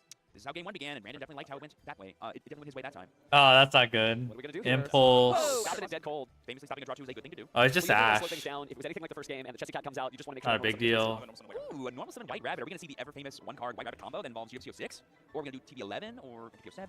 It's funny, this is Game 3, and I feel like White Rabbit's been pretty quiet this entire set of duels. I mean, it's been laughed out of existence 2 games in a row. We're going to get the MTB07 here, which is interesting. Probably want to get access to March Air with that? Maybe we already have the UB66 in hand? Or TB11 in hand? Seems like I see a Malice in the mirror in the hand for sure, and possibly another trap card, but I can't quite tell from the angle if it's summon Impulse or not. Brandon, we'll map this out. Yeah, there's probably a world where like you could get March Air, but like how do you get a monster in the grave to banish to summon it? Oh, and it looks like the last monster might be Phantasmal Dragon Phantasme, so we're setting down this Impulse. Cards in hands. On that. Just gonna pass. Wow, okay, so kind of locked out. Oh, unfortunately, maybe we're a non-TB11 player, or we decided out of it going into Game 3 because this White Rabbit was unable to combo off as Brandon. Giving over to a opponent, we're starting off with Visions, and we're going to chain MTB07 to search for a mouse name. This is not control a Link 3. We won't be back to the effective non-target banish card. Wow, okay. Another copy of Ash Blossom 4. Nicholas bringing in the powerful going second tools from his side deck, probably. So this might be the beginning of the end, because Nicholas may be able to control the tempo from here. When you think about the fact that it's just a set down this Impulse and a lone White Rabbit with a Malice in the mirror in the hand and the Phantasmax, there's not a lot going on here, so it's possible that Nicholas can start to bring things into his favor, right? Just Sky Strike and Sky Strike and Sky Strike again. And I know we've noticed Nicholas, playing a more conservative game with the Sky Strikers, but believe me when I say, if you have nothing on your board, they can deal plenty of damage to you with Power of Linkage. Well, here's the first engage of the tournament. It's totally good. We know there's really not much until a special summon happens here. Brandon's going to be pretty quiet. Yeah, but the big thing is that there's only 2 spells in the graveyard right now for Nicholas. So we're not going to get a full value out of Engage. Don't worry. Half value. It'll come back. It'll come back. I think I did see a monster in Nicholas' hand, which you got to assume is a Sky Striker monster. But it was not Ray, so he doesn't have to wait for his deck to his hand. Well, we were playing off the Ash Blossoms, it looks like, so maybe we draw all of them. Makes sense. Ash Blossom critical for stopping the opponent, but also if you're Skyscraper right going first, you want to maximize your combos. You don't want Fuwalos to slow you down. Okay. Yeah, go. Oh, and I see the super polymerization. Oh, this is going to be... I think Nicholas is getting the upswing here. Of course, I'm not cheering against Brandon, just kind of recognizing... Oh, the Mystical Space Typhoon against the Dominus Impulse. Oh, actually, the mouse in the mirror. Okay, I thought he set the impulse there. That actually makes a lot of sense to keep it and like just have it like be a bluff sometime, but the mouse in the mirror can be an interruption for monster effects as well. That is true. All right, so speaking of monster effects, here comes Skyscraper Ace Pekka. So we go ahead and target the engage, but chaining to that summon, we're also going to bring up the Phantasm, draw 2 and put back 1, and oh my goodness, I think we just drew a really important one. I see a Droll and Lockbird, and... I think I see Dominus, and I think I see a backup. Gotcha. Wow, that's tough. The reason why it's tough is because there's Impulse and Droll in hand, and it's looking like basically Brandon's going to have to allow Nicholas to activate this full powered engage, and then Droll afterwards, and then wait on Dominus Impulse. But if Nicholas summons a really powerful monster, it gets a 0 effect first, and that kind of demands the Impulse, now Droll cannot be activated. Ooh, that is tough. Also, he would have the follow-up for what it's worth. He would have an empty hand if he did that. So I think the Droll Did Lucas lose his top 8? And it looks like we've got just... Oh, no, it's Game Droll. Gotcha. I think he put back the Impulse. Wait, hold on. Deny Nicholas as much search as possible. He wants to make the next engage the last engage. Yep. And so, yeah, that's definitely going to slow things down. So the tempo here is kind of slow down. We only have 13 minutes left of the clock, so it's going to be a little bit of a squeaker of a duel if it starts to go to these sort of minimalistic turns, because think about from Brandon's side, he's got link materials that could get cleared out soon, but we'll see. So the only other kinds of protection or interactions that Brandon could have is the Phantasmate to stop a targeting effect. That would require you to discard a card, which I don't think Brandon's priced into doing right now. I like that Nicholas ran for the linkage because it kind of shows that he knows the possibility of Droll and Lockbird getting down. Oh, maybe he did put back the Droll and Lockbird because on resolution he had no effects. Yeah, so maybe it's what March Hare, Dominus Impulse. It's back up in back up in okay. Oh, but here comes the linkage of the turn. This will allow us to go straight into 0 if we need it by destroying a card we control. So I wonder if this is going to backfire for Brandon, maybe trying to clutch onto the resources, but uses the Dominus Impulse and he ended up keeping, stopping the link summon there. Oh, and there's another one! Linkage is not once per turn, and it's not even cost to destroy a card you control. On resolution, just like every Skyscraper card is. I love how conversant both of these duelists have been, but as we go down to the wire, they're getting pretty quiet. Yep, so now we're going to go ahead and make 0 here, and 0 represents a lot of things. Specifically, it represents engage. It's funny that tiny little wing beasts have been kind of the do or die moment for a lot of these duels yesterday. It was a Ripple Bird today, it might have been not keeping the Droll and Lockbird. Over the Impulse. Like, I do think you put one of those two cards back, but there's definitely a world where keeping either was correct. It just depends on what Nicholas' hand was. Double linkage, that's hard to fight through. Well, as we heard one of the player interviews yesterday, you just got to make a decision and not regret it. It doesn't have to be the right decision, it's just about not regretting what you did. Or just keeping forward, really. Yeah. The next game is the most important game. Yep. The last game's already done. So Nicholas keeps things moving here as he resolves the second engage of the turn. For now. Technically the third one, if the first one was not the full effect. So we properly resolved engage. True. Are you really activating engage but not, doing Oh, shoot, okay. Top 8 is starting. Go ahead and attack, though, with these... For about 5 years now, and it's my final goal to win a YCS. Never mind. I got baited. On his back, right? Everybody trying to stop him from getting that first play. XDD. Someone in the chat's like XDD. It's a beautiful sight to see, and something you want in a YCS level competitor. Well, speaking of YCS level competitors, why don't we hear from his fellow competitor, the opponent he's about to duel? Hi, my name is Mutasim Malik, and I'm from New York. I've been playing for about 10 years now, and what would it mean to me if I won this YCS? Well, it would be the greatest accomplishment in the game, and I would love to win this. Whew, I think DJ is going to have a tough cookie to crack through if he wants to make it to that finals match. I know, that's the thing. We're all cheering for him. Certainly, we're all fair and impartial too, but Mutasim definitely a duelist in his own right who could be the YCS Pittsburgh 2025 champion. It's so wild because any of these duelists can make it, but only one of them is going to be able to grab that trophy off the table and hold it up proud. Oh, and you know it's going to be quite the celebration. True. When it happens on the stage. It's been so exciting to watch all these duelists come into their own over the years, but Adichie specifically really only started traveling for events in 2023. It just saw like immediate success and is going against all these sort of giants of the Yu-Gi-Oh community who have been here for such a long time. But it shows you that this has been quite the year and makes me really excited for 2026 too. Or what other more events could come from Yu-Gi-Oh's very vibrant future. Oh yeah, we still got the Remote Duel YCS coming next month, just a couple of weeks. So I wonder what duelists are thinking about this event that they're going to carry on to that one.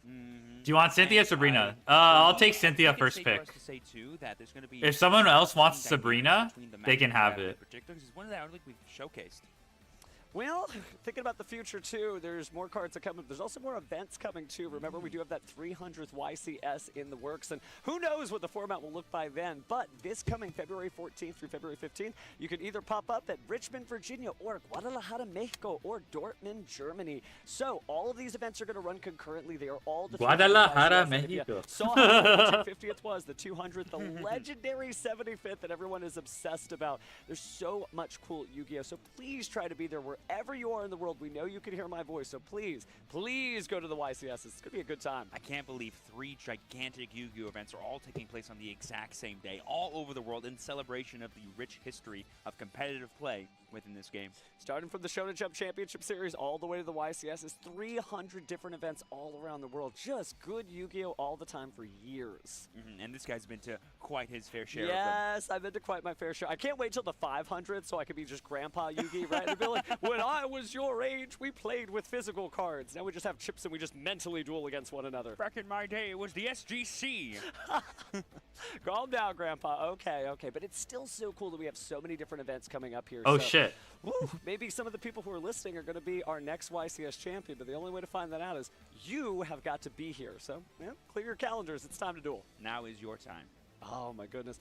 What a wild year we've had from January to now. And I know we're kind of like wrapping things down. Someone in chat. Is Trip still live? More sets coming, more products coming. And again, there is that remote duel YCS, but there's also an upcoming remote duel YCS for Latin America in January. So the hits kind of keep on coming. We're going to be crowning champion after champion after champion. If any inspirations you take from the decks that are being played here at this event or the innovations you yourself might make. What prompted this? There's a comments like, we all already know you Yu-Gi-Oh players never talk to a girl. What prompted that? Top 4 competitors. Hello and welcome to the YCS Pittsburgh semifinals. The winner here will move on to the grand final, so let's meet the competitor up first in the blue chair from Plano, Texas, your 2024 NAWCQ winner and slowly learning I'm a girl to dealer, read nice. cards, Aditya Darab. And his opponent today in the red chair, in the furthest he's ever made it at a YCS, thanking his friends that are cheering him on today, Matasim Malik! Winner moves on to the grand finals, and the duelists are ready on stage. So let's throw it back to the casters for game number 1. Thank you so much, Steven. It's good to see a DJ and Mutasim in rare form as they get ready for this Draco Tail Mirror. Let's see it. match. It is going to be a wild one, both of them coming from very different Yu-Gi-Oh communities, right? Texas certainly known for so many different champions, including Ultimate Duelists, and then New York, obviously no slouch either. The East Coast has great duelists, so we kind of have ourselves like a Middle America versus East Coast America matchup here, and it's going to be a good one. And because it's branded Draco Tail, anything could happen. Yep, we have the hometown hero in Mutasim versus Aditya, the traveler from afar, coming to claim yet another title.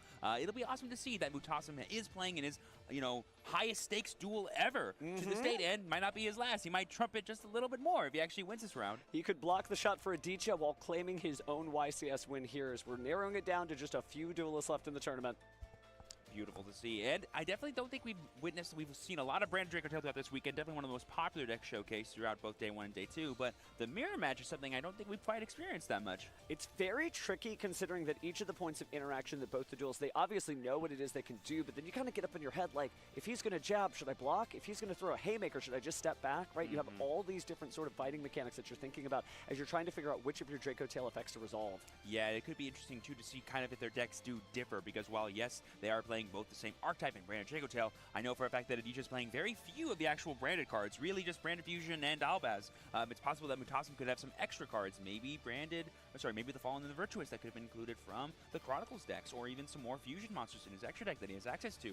That could be really interesting to see how those different changes might shake up in this matchup. Now, the Fallen and the Virtuous has been certainly the talk of the town, a card that a lot of duelists over the last couple of weeks since the Fallen and the Virtuous Chronicles deck came out have been talking about, including in their decks, whether it's Sky Striker or branded Pure, maybe branded Despia, maybe of course you're running things like branded Draco Tail. It is a very versatile card, but as we got through the weekend, we saw that it wasn't just this one ticket to ride all your way to the finals. Of course, these duelists made it up here, so we'll have to see what ratios they end up running of that card, if at all. But it's interesting to see how this format continued to develop just in a few short weeks. Cards to keep a lookout for in this matchup are, of course, going to be the powerful going second tools that exist in all of Yu-Gi-Oh's decks, whether they be the Mulch Armies, the Ash Blossoms, or the other kinds of interruptions from the hand. But the big one is going to be sort of the interaction between this deck and reusing cards like Ash Blossom, because if you get your opponent in the blender of Ash, one of their really powerful Draco Tail fusion effects on one turn, get it back using your own Draco Tail fusion effect on the next turn, you can really stymie them and just create this constant churning of advantage for yourself and disadvantage for them. So wild to see this kind of mirror match, because unlike other mirror matches where, it kind of reminds me of K9 Vanquish Soul, whoever goes first, maybe they have an advantage. No, in this duel, both of them could resolve card effects in every single turn back and forth trying to win. And Draco Tail doesn't have a lot of lines that just put 8,000 damage on the board in one single turn, so it'll be very grindy going back and forth. But the good news is for Aditya, at least his cards will be able to target and do something compared to his last match against Dalen, where pretty much every single one of those Lunalite monsters had some built-in protection from the typical Draco Tail strategy. One thing also to watch out for is going to be Secretary on Dragon. That card famously is really good if your opponent's trying to social summon dragons and spellcasters. Yeah, they won't be able to do much, but at the same point, we also saw how powerful Mysterion was, and there is a little bit of commonality between the different monsters you can put out. However, we'll also see maybe a few more Gulamel effect resolutions over the course of this duel, because that's the one thing I feel over the course of the tournament. We haven't seen a lot of Gulamel, but speaking of getting into it, it's game 1 of our first semifinals here. Let's get right into it. Finally, I was waiting for them to stop. Time and time again on the yapping. stage, and then we have Mutasim, first time on this feature match, and first time in the top 4 of YCS. As the Dice Roll of Destiny begins, we've got a 6 for Mutasim, and Aditya 5. Gets a 5. It's going to be Mutasim's call here. Okay. Good luck. Good luck. Hearty handshake there. Let's see what happens. Those opening hands are going to be so important. Thinking in standby. Sure. Thinking in the standby phase, maybe thinking about firing up from Molcharmi. There's the Foolos here. Going to be getting some extra draws, drawn to those powerful non-engine tools. But no, he's not. There's the first Ash Blossom of the game. Mutasim can very easily recycle this. That way he has it on Aditya's turn as well to kind of stymie any place he wishes to go for. As we activate Ketu Dracotail to search for a Dracotail monster. So searching here is going to be important. It's interesting, too, because, you know, certain duelists using the same deck may have very different opinions of how it is that you're supposed to play. So we'll find out whose version of the deck is not necessarily the better one, but the one that gets them out of here and into the grand finals. Yep, there we see the Dracotail Lucaeus being normal summoned effect to search for another Dracotail monster. Aditya here trying to decide how he wants I forgot. There's no time. Interaction. Ah, shit. It's going to be a skillful match because neither are trying to lock each other out of the game. They're just trying to out-resource one another. Or establish secretary. Someone in chat's like, take a shot each time a caster says stymie. Keeper unto itself. I didn't even notice that was a word they used a lot. I mean, the first time they used it, I was like, huh. That's not a word that's used very often.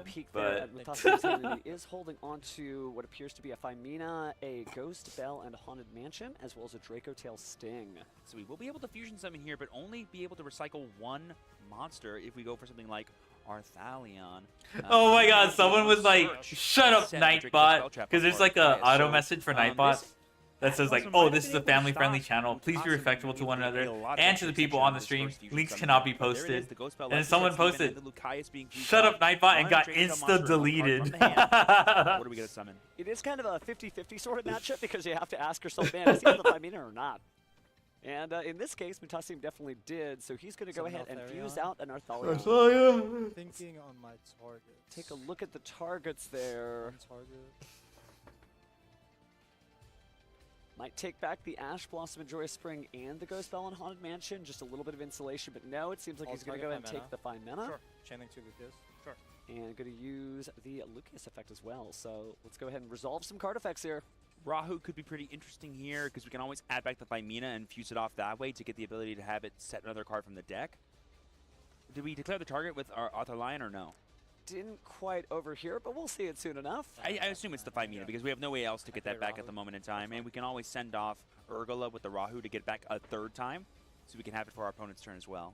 Looks like we are immediately activating that, so another fusion, and there goes the Urgula from the deck to the grave. Yep. So just like I said, this is going to represent, it could be Secretary on Dragon if Mutasim's been paying attention to the feature match table and knows the details on Branded Dracotail, but no, it's going to be the Gulamel here. Want that extra bit of interruption. I respect that. Definitely wants to win fair and square, and I was saying I hadn't seen enough Gulamel card effects. We'll start to see Gulamel. So here we're going to activate the effect of Urgula and Phymena when they're sent to go ahead and set 2 more Dracotail spell traps. This is going to give us access to the Flame, which is going to be super important to stop those fusion spells. And maybe something like a Pan here to get some extra bounce to the hand. And, of course, all of these trap cards can also draw us cards and dig deeper into our deck. So definitely has a really good setup established there. Both the Dracotail fusion monsters supported by some of the most powerful Dracotail traps in the business here. And take a look at the graveyard. Mutasim, I guess, thinking about what's next here. There's definitely a world where adding back this Phymena to hand using the Urgula could be pretty huge, because if we draw into any monsters off of these trap cards, we can fusion summon again during our opponent's turn. It does kind of bring to light how you have to construct a Draco Tail deck. You really have to figure out, what the monster ratios are, because when you're drawing from the Draco Tail effects, you do want to draw the monster, so you can fuse, but then you're giving up possible engine pieces or other sort of outs you can have. But now it's Aditya's turn. He goes ahead and draws. Let's see what he gets. The other big thing is how many fusion spells you have access to. If the more fusion spells you can activate in a single turn, the better your Draco Tail deck is going to be. But possibly the worst draws you'll get when you need to have a Fimina seeing a monster. So there's a little bit of a balance there, but obviously these duelists know what's going up as we see the Fimina as well from Aditya. All right, this represents a... which one is Flame and... So, Flame Horn, right? Yep, so we got Flame and Horn. Flame's in the center, and Horn's on the right. Just Aditya making sure that if he has the ability to pop or force something out, he knows which one to target. So we'll see what comes next as Aditya patiently thinks about what he's going to do. There's a world where Mutassim can shotgun the known sting to us, but not known sting to Aditya to maybe get the Fimina out of the graveyard, but doesn't seem worth it right now. But we've got Urgula and Pan. It's Aditya going second here. This is going to represent a lot of ways to force out interaction from Mutassim. But you got to remember that both Arthur Lion and Gulamel are Dragon and Spellcaster respectively, so this Fimina can fuse them off and summon Secretarion Dragon if we needed it. Yeah, looks like we're just going to go back to basics. It seems like both duelists aren't trying to lock each other out. They want to insulate their plays by gaining as many resources as possible and maybe then cap it off with Secretarion or Mysterion respectively. So here we go to Arthur Lion as Chainlink 1, targeting a couple of cards here. You probably want to get back something like your Ash Blossom that you used earlier, and I guess we're eyeing up... Targeting Fimina and the Ash Fimina. Blossom. Makes sense. Maybe we can save our Urgula for later in the turn. Urgula, Chainlink 3, Pan. Yep, so we're going to use Urgula here to pop a Spell Trap, and then Pan to pop an attack position monster. What are the targets for Altharion? Ash Blossom and Fimina. So just verifying it's going to be the Ash Blossom and the Fimina coming back to the hand there. Also, I gotta say, it's really huge that Aditya was able to begin all this with You a can use monster Sting? effect and not with a fusion spell card, because if he did, Flame would have been able to stop it. I didn't pay attention if he set Certainly a Sting. heads-up play, but definitely a duelist that knows his own cards, right? We hope. There's a world here where we activate Sting, Draco Tail Sting. We can then chain the Gulamel to get rid of the Arthur Lion. Okay. I imagine the Sting's going to target the Fimina to make sure that Aditya does not get access to that effect later on this turn. No response. So no response there. Any other trap cards we're going to activate? No, we will be using the Gulamel effect here because we activated a Draco Tail card effect to destroy the Arthur Lion. So I guess we're going to go ahead and resolve that then. So resolve, Sting. Yep, and the chain will now resolve. The Arthur Lion will be destroyed. Sting will banish and return. I'm not sure where I saw what card right there. Was it Keter that we returned? I think so, but the mirror match is sort of playing out because here's the other thing too. Imagine there are two duelists with the same cards going against each other. The second one person makes a play, it's a completely different match. It's no longer a mirror. It's sort of quantum mechanics in action here. Ketu. So the Pan here will set the Ketu, and we're going to pop. That's it. That's Pan. Same. So, yeah, so then Urgula is the one that's popping the Flame. Pan is the one that is setting to pop a monster. Can get a little confusing. Typically orange cards, their effects are about destroying monsters, and monsters that have green art are about destroying spells and traps. And it is interesting that Draco Tail, those colors are backwards. 2 in hand, right? 2 in hand. You know Fimina. Yeah. Yep, the only known card that Aditya is playing around is a known Fimina. So we're going to set Flame using the Pan effect now. And that will pop the...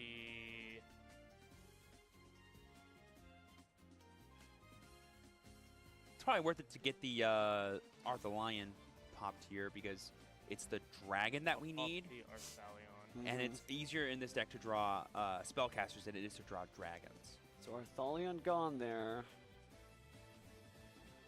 What? Ketu.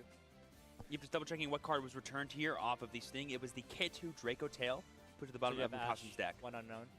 Correct. Thinking on resolution. One thing you can always expect from a game of Draco Tail is a very long chain link. Kind of shades of Tearlaments, shades of K9 Vanquish Soul. There's always one deck in the format that just plays and plays and plays. It's actually an old vibe when you think about it. I mean, imagine 2016, also Pittsburgh. It was Pendulum on our format, and the duels just went and went and went. We love triggered abilities in this house. Yeah, something about Pittsburgh and long, long turns. Oh, we already have the Rahu in Aditya's hand. I'm just going to spoil that for everyone watching at home. So we're going to use the effect of Pan here to go ahead and return itself. Special summon a non-fusion Draco Tail And then we're going to monster from my special grave. summon a non-fusion from the grave. Because you popped the Arthalion. Yep, the reason why this can activate is because the Arthalion was destroyed by the effect of Gulamel, and it's Mutasim's turn to go ahead and read our opponent's cards. This is the secret effect of Pan while it's in the graveyard, similar to something like Doesn't this have to Urgala. activate after? Well, the good news, there is no secrets here. These is cards after. aren't written in ancient hieroglyphics, right? Just pick Yeah, up the it's a new card, change. read Oh, it, okay. and keep Okay, on moving here. So we are going to see Pan's effect activate. Yeah, so the question Mutasim might have Summon had is your like, Urgala back. is the effect like a Summoning win back effect or Urgala. is it an if? Because the Arthalion was not destroyed as Chainlink 1, but I do believe it is an if effect if your Draco Tail monster is destroyed. Well, judges have not intervened, so it seems good from here. Tattoo Draco Tail. So we're going to activate Ketu Draco Tail here. This will go ahead and give us a search and a fusion summon because our opponent controls a monster. And notably, we do not have Flame anymore to negate this very powerful spell card that I'm sure Mutasim would have loved to have had. Definitely a game of chess if I ever saw it. Just making moves back and forth with the same set of pieces, but different things happening. Lucaeus. So Lucaeus to the hand. And I will choose to fusion. It's kind of hard to follow, Will but I'm choose just to not use super familiar Urgala with the Draco Tail cards. The Lucaeus, one Draco Tail monster and one card from hand. And or Dragon See what he chooses. Oh, it's here. The Secretarion Dragon. Not only is this a really powerful monster, specifically against the Draco Tail mirror match, it also can allow you to special summon back your Lucaeus by returning some of your dragons and getting buku value out of this fusion summon. Certainly slows things down, and it's going to take the right card effect to be able to clear that off the field. Take a look at the graveyard here on Mutasim's side. Maybe he's thinking about jumping back in the fray. Chainlink 3. Chainlink 3 or Arthalion. Yeah. Yep, so Chainlink 3 is going to be Mutasim's Arthalion in the graveyard. Because two monsters were sent to the graveyard at once, it'll be able to summon itself back to the field. Any, if anything else? No. Okay, so the Arthalion will be summoned. Aditya's Arthalion will be summoned. And then the Lucaeus effect will go ahead and set. Stinky. We are at Draco Tail Sting. Horn. Oh, nope. Gonna go for the horn instead. I think we'll have the ability to go through all the traps this turn if we're Aditya. We still have the Fimina in hand, which we can fuse off or later in the turn. Just going down the checklist, right? This trap, check. This trap, check. This trap, check. And speaking of this trap, here comes the separate horn. Target. This is going to be huge to get the... Oh, the Secretariat of Ash Grand. Blossom, though. It was still in hand, so it's going to stop it dead cold in the Trex because it does include the effect to draw a card. That's right, and now all three of the Draco Tail traps are in the graveyard, and that is the last place you want all three of them to be in, because besides the trap cards, I can't think of any way to reuse those things. Urgala, Most targeting duelists Lucaeus. only running one each of those, so it may be difficult to see them again. So here we see the Secretarian's effect to go ahead and take a dragon, take a spellcaster, put one on the bottom of the deck, and one of them back in your hand. I have not normal summon this turn, right? There has been no normal Oh, summon you from didn't Aditya, summon that is Lucaeus, correct. Right? You just fuse with it? Yeah, I just use with it.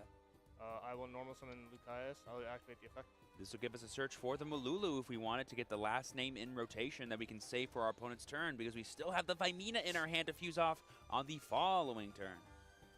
Tassim not really able to do much here. Certainly has two giant monsters on the field, but it may not be enough, and effectively locked into not really being able to do much with the Secretarion staring him down. Also, forgive me, we do not have Fimina in hand. We have Rahu Draco Tail in hand. Fimina is just on the artwork. Pan, Urgala, Beautiful cards too, by the way. You know, if you really get into the lore of Draco Tail, it's interesting to see. Oh, branded. all I've those seen zero branded cards. constellations and various astrological symbols. True. Even like the degrees in the space to which they like exist. Maybe they play in branded in great fusion Virtuous. monsters, I don't Yeah, know. the constellations they represent are diametrically opposed in the sky. So if there's one and you look on the other I thought side I of the did sky, see that's why Aditya all the play fusions some though. match I don't know up if he like plays that, but branded Urgala and fusion. Fimina making Gulamel. And then I feel like I think did it's, see him play in the Lucaeus previous feature and matches. Pan to make 5 mana. Arthalion. Definitely some deep lore drops here, but let's get back into the card effects as we grab the Fimina from the deck to the hand. Fimina, 5 mana, it's regional. And then we're going to activate the effect of debating on using the Rahu or not. I'll activate Rahu Draco. Yeah, he's going in. I mean, this represents so much damage from Aditya. It is worth noting, though, that Secretarion does reduce its attack points for every banished card you have. So there is currently one. So it's only 2,900 and not 3K. Oh, boo-hoo. That seems pretty big. Hey, that means it can't attack over the Arthalion. That matters. It does, it does. But I think the way that Aditya's playing, it seems like he intends to clear a lot of this out and maybe go for a game or at least put himself in a winning position before it's Mutasim's turn. but he might lose a lot of resources in the process too. Like, I'm not sure if he can get the damage having to be forced to fight through 2 gigantic fusion monsters. And you gotta remember that Mutassim does have a known Femina in hand that he can use at any time. So he's almost got a sort of So that's the one Damocles from over his Dash. head. Adichie just trying to play as much as he can, but it's true. At any point, a fusion might drop down. Yep, so there we see the effect to fuse. Gonna go ahead and make our own Gulamel here as Adichie. This could be a way that we can use to out this gigantic Arthalion and make sure we can keep all of our monsters in play as we try to go for some damage. Phyrexial, Chainlink to Femina. All right, so we're gonna use the effect here of Femina to go ahead and set, and we're gonna use the effect of Phyrexial to do the same as well. That's fine. And It's then, like, gotta go ahead and let him do it. are we gonna chain the effect of Gulamel here to target and destroy? Target. We are gonna target the Arthalion, and it will be banished now.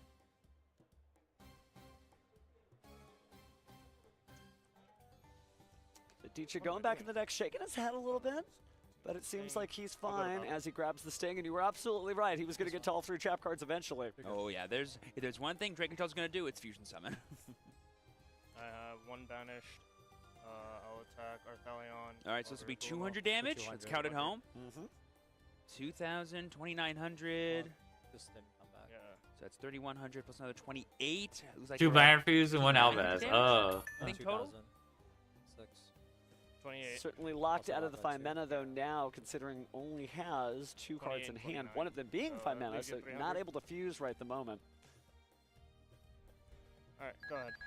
All right. Mutassim, desperate. Now. Yep, the total that was taken. They was need to switch these. 7,700 just heads up, it was They need to loading switch from the LP Mutassim's totals. Side, not Adichie's side. Gonna get that life points corrected there for the screen, There and we we're gonna go. immediately concede as Mutassim all that extra work for nothing as we go to the Damn, next got So it cooked. shows you, both these duelists, they really know what they're doing, but I kind of just started clicking buttons at the end. started clicking buttons at the end. Interesting we were set up metaphor so- there as he just started playing through the game, but it was enough for Adichie to be 1 step closer to maybe taking his first YCS win. Yes, and being able to break Swerve like that, going second and still getting the victory, just proves once again why Adichie deserves to be here at the highest level of the YCS stage. But Mutassim was no slouch. He was definitely doing everything he could. It just was a little unfortunate that he was matched up against the Fua, the Ash, and the Recycle of the Ash to kind of stymie everything he tried to do during his turn. Almost gives Adichie a little plot armor there, but again, Mutassim fighting to get even further than the furthest point he's ever been in a YCS. Although huge big ups to Adichie for identifying the most powerful card in this mirror match is going to be that Dracotail Flame. Basically, until he answers that, all of his spell cards are virtually useless unless he sees them in multiples. So interesting as we go into our side decks here, without spoiling any surprises, it does look like they have relatively different side decks. And ooh, now there is a card you don't see every day, an interesting way to do that. That really could come up. But we'll wait to see it in the duels. Let me go and let the duels talk themselves. A little surprise for people at home if you can kind of get a flash of their side decks potentially.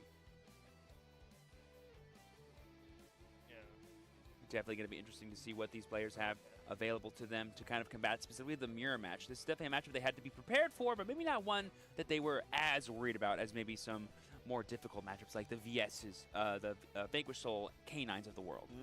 There's a lot of different decks out there, but it is interesting when you just play against yourself and seeing, I think, copies of the Fallen and the Virtuous coming out of the deck there, maybe just not as helpful. Yeah, targeting destruction is not really the most important thing in the world, and getting things from your extra deck into the grave, I just don't think does anything for you besides increase your consistency if you're Mutassim, which this matchup might not be as nearly as important about.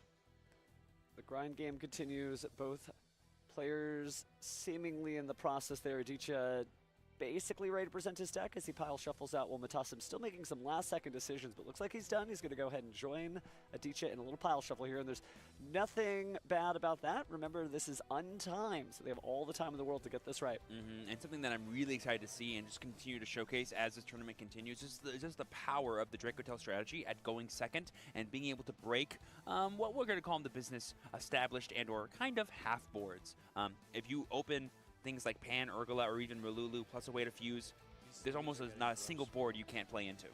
Just wild that you have to both of these duelists just, they know what they're going to do, but in a mirror match, there's a lot of skill expression, right? Some duelists, they don't want to see a format where there's only one deck that's winning, and this is not that format, by the way, and I think our top 8 speaks to that, but sometimes 2 duelists have the same great idea and coming together against each other, and the issue is that most of the skill expression comes out of there. That's when you get to make the same decision that your opponent made, but just slightly different. And so there are some people who are huge fans of the Tier Lament format, where it was back-to-back Tier Lament decks, or huge fans of the K9 format, where it was, again, back-to-back K9 Vanquish Soul. So hopefully here we'll see the same level of skill expression, but Mutasim getting a chance to go first. We'll see how different his dueling is than Adich's.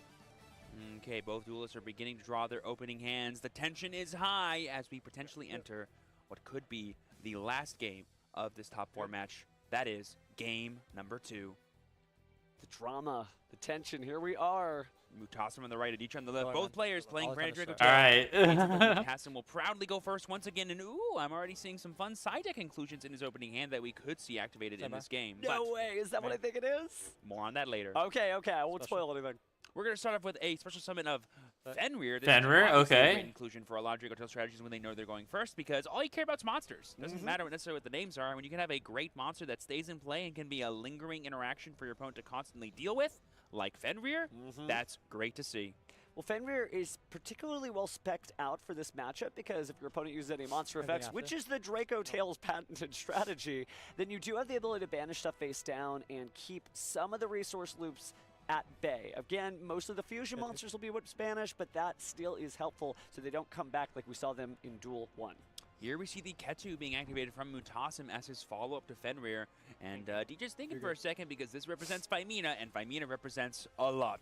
So we drop the effect failure. Oh, no. Ash Blossom and Joy Spring is what he bets. You're good. We dropped the Ash Blossom and Joy Spring on the Ketu, but we do unfortunately. Yeah, I think that's fine. Like, I don't even think you can shark the Veiler because you didn't declare a target on activation. I'm going to end up punishing Adichie too much because I don't think Mutasim is going to make a very different play besides this one regardless. We're going to go ahead and get the normal summon of Mululu and attempt to activate the effective fuse. That's fine. That's fine, okay. You know I got the effect failure, so why don't I not use it? Well, also, Adichie knows that if he effect failures it now, he'll just fuse again on his turn anyway, because it's a quick effect. You may as well just effect failure whatever the monster summons, because then you can just stop Arthalion's effect altogether. That is the difficulty of dueling against Draco Tail. Merely negating the effect is not enough, because they could just try again later. And specifically, all the shenanigans that people like to do in Draco Tail, like chain blocking the Arthalion, won't work against effect failure, because it just targets. You don't need to actually chain to the specific effect itself. So we do still hit the effect failure there on the Arthalion, so we won't get any of those cards back, something that was certainly on his mind. But I'm very excited about some of the cards that are in his hand. I hope that it makes an impact on the duel for any particular reason. But just to showcase, there's some stuff out there people maybe they've thought of, but they haven't been brave enough to take all the way to this stage of the YCS. We are going to get a very important card here in that Draco Tail Flame. That is beautiful to see from Mutasim. It's going to be the #1 card he needs to kind of play into what Adichie is going to try to do. So for counting our interruptions, we have a secret card that hopefully will be showed off later. We have the Flame, we have the Fenrir, and we have an unknown card in Mutasim's hand that could be anything. Stand by main. Adichie begins his turn, going straight into the main phase after drawing. Normal Malulu. Start off with a normal summon Malulu, eerily similar to Mutasim. We're going to activate the effect here and attempt to fuse. Oh, we're going to flip it over? Oh, we're going to activate Dragon's Mind! We control a monster with 2,500 defense. That'll destroy the Malulu. Yeah, it just destroys it. And because it's a counter trap, you cannot chain anything to it. Go.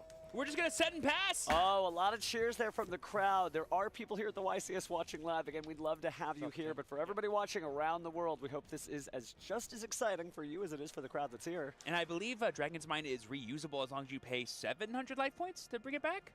I believe, or no, excuse me, it's 2,500 life points. 2,500 life points. Thank you very much. Very expensive. But, man, speaking of interesting hands, it appears there are 2 Ghost Bell and Haunted Mansion with Mutasim's hand, which is good. That'll be able to hold certain cards at bay. Oh, Aditya yep, and unfortunately tweeted, "Yo, what does Silver House do, man?" 5,400 damage.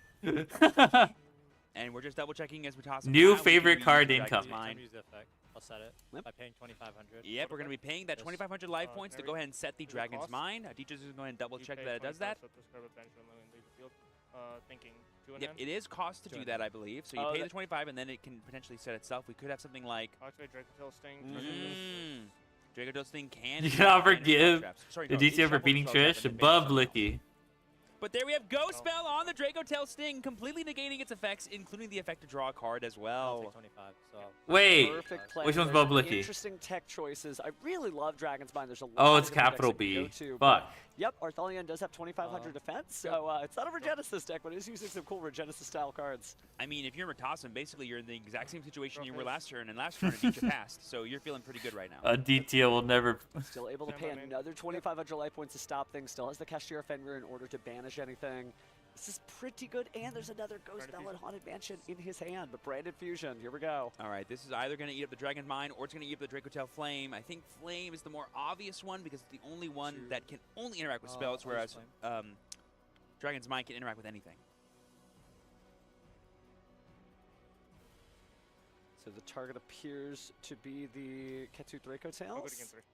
And Going to game Aditya 3. scoops it up as we go into game 3 in this top 4 mirror match between two branded Draco Tails. That side deck card, the Dragon's Mine, we were kind of hinting at it. It came up big. It really did, and it's an interesting choice. It's a little slow in the sense that you won't be able to activate it unless you control the number Sacred 2,500, but different than things like Solemn Judgment, you do get to use its effect twice in a duel, right? Once for the first time you happen to draw it, set it, activate it, and then again if you happen to control a 2,500 attack or defense monster. And so it gives you a little bit more use cases than you would if you just had that one of Solemn Judgment or Solemn Warning. Right, if you're a deck that can play that card, there's an argument that you maybe should play that card, and Murtasim thought he was in that exact same situation, and it potentially just won him a Game 2 match here at the highest stage he's ever been on, and it could be the very beginning of him winning this entire match. Who knew that counter traps are still good? Always will. Hey, I believe there's spell speed 3? Yeah, spell speed 3, not a joke, right? Usually we sell spell speed 3 at the YCS series. We're just joking about super polymerization, right? But no, that also feels like spell speed 4. But jokes aside, counter traps only being able to interact with other counter traps really narrows the field of what Dragon's Mind has to worry about. There's very few other cards out there except maybe a rival Solemn Judgment that's going to stop it. Yeah, there's so many powerful attributes that are given to cards, whether it's their attack points, their abilities, their ability to draw cards, or what have you. But not enough people talk about the timing of how those cards can actually function and the power that enables you to have as a player. Being able to say, no, the chain link is now over. I've decided it. Well, we shall see what comes up next here. Murtasim fighting back, and we are going to a game 3, but Aditya does get an opportunity to go first, and don't know if he has any Dragon's Minds in his side deck, but obviously he's going to have some cards dedicated to going first, and so we'll see if he's able to clinch this out, make history not only for himself, right, but for YCS Pittsburgh, because we only get to come here so often, and every single finals is just insane. Yep, and as we've seen throughout these players playing this matchup, it's not as simple as who goes first and who goes second. It could be what kind of cards you draw, how many names you draw, how many fusion spells do you draw. Spell speed 6, 7 went. Jail. Are being reused. Where are the known trap cards that I need to make sure I play around? Very interactive, very... If you have any licenses, revoke them. Yes, me. I would not want to be in these players' shoes. That's why I'm glad I'm behind the desk watching this beautiful play. Well, speaking of beautiful things, there was a great speech that Aditya gave earlier that, as long as you don't regret the decisions you made, then you're good. And we'll see what happens. But one decision you do not have any control over is which 5 cards you end up drawing as he passes the deck to be cut by his opponent. So it's almost time. Gonna go ahead and draw those 5 cards. Both players look ready. I believe Aditya proudly proclaimed that he is going first in this match. Ain't nothing to it but to duel it from here. Aditya just kind of locked. I didn't know he had a fur coat. Someone in chat was like, that fur coat has aura. Staring forward at the opponent, the person standing between him and his first YCS finals. Here we go. We are going into game 3 here of our first semifinals at YCS Pittsburgh. Fist bump of destiny, and we're just double checking here that Aditya is indeed the one going first. Let's see how we go. Draw phase. Yep. Stand by main. We're beginning with Branded Fusion. That's quite the way to start, and I believe it's good. We're going to see what this card can accomplish in the Branded Draco Tail deck. Obviously, we have to send off the file Albaz, but what's the second monster we're going to be Isn't it sending off? Brixel? Let's find No. out together. Interesting, too, to see Aditya pick up half the deck. Usually that's something that only duelists running 60 cards do. He's running a 41-card list, but I guess he found it on the bottom half. It is Frixel. Frixel. Frixel to the graveyard. Ooh, this will be really valuable for him later if he can start reusing this card. Gonna go ahead and make Secretarian Dragon, question mark? No, we're gonna make Sanctifier Dragon. Wait, what? I don't think I've seen the Sanctifier Dragon, at least today, on stream, and so let's see what we end up doing here. I hate Sanctifier. anything on resolution? This card's evil. Don't necessarily want to give your opponent a monster. Maybe it's just because it's 3,000, unable to be targeted by card effects. We saw how good that was when Dalen was fighting against Aditya in order to protect himself. Dalen just put up a bunch of things that, you know, they weren't unaffected by cards, but they were not. He's gonna lock him out? I'm not sure. But here we see the Ketchu being activated as our I think it's probably just another search for a interaction off Draco Tail Albaz. monster. We're not gonna be Just able like to summon use this, obviously, because Albaz our opponent and, controls no monsters. With this obviously could have been a reason why we could have used Albion, but I believe the effect of summon monsters to both fields only works during your opponent's turn. Oh, my foot is asleep. Trying to think about what the best search off this Ketchu is going to be. There's a lot of great options here. Maybe something that could allow him to get some powerful extenders like Secretariat Dragon Online could be pretty cool. But we're going to choose to target the Lucaeus here. To maybe get access to another search, particularly Phymina, could be really cool to get that extra ability to fusion summon online. Now it looks like Mutasim relatively silent so far in this duel, hasn't activated a single card effect, so Aditya able to play relatively uninhibited here. He looks at his hand, considers his next option, but I think we're about to slam down. The Rahu Draco Tail. This is going to be the branded fusion for the Draco Tail archetype, as a lot of players like to affectionately call it, and it can allow us to achieve another fusion summon here. We could see something like a dragon be sent off, any of the Draco Tail dragons, now that we have the Lucaeus in hand to send off as that part of the cost. But no, it appears we're eyeing up the Draco Tail Phymina. Maybe fusing something else there later, but we could go for the Arthalion here, use the Arthalion to bring back the Phyrexel, but we're going to choose to also send off the Ghost Bell from hand to get two potential searches, or sorry, add-backs using the Arthalion. We can get back the Phyrexel, normal summon the Phyrexel, get the Lucaeus, add the Phyrexel back to hand, as we've seen Aditya do time and time again before during this tournament, to get the extra value out of that Lucaeus, all without, only by using one normal summon, which is the Phyrexel. It's nice to see Phyrexel getting some work in. There were some times where nobody was actually running that card once it came out, but I like that it's finally sort of showcasing how good it can be, being able to resource loop. Honestly, just with all the other Draco Tail cards, I mean, that's what this deck does. It just continues the cycle in the night sky. Yep, so we declared the effects of Lucaeus and Phymina. I wonder if you also go for Sanctifier, since it can't get super polyed. But we're going to activate the effect of Mag, which is not like a bad... targets. And we have Ghost Bell on the Mag to stop that!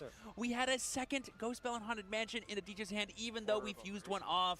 Wow. That's crazy. I love almost telegraphing I don't have the Ghost Bell in Haunted Mansion by getting rid of a Ghost Bell in Haunted Mansion. He lulled Mutasim into a false sense of security.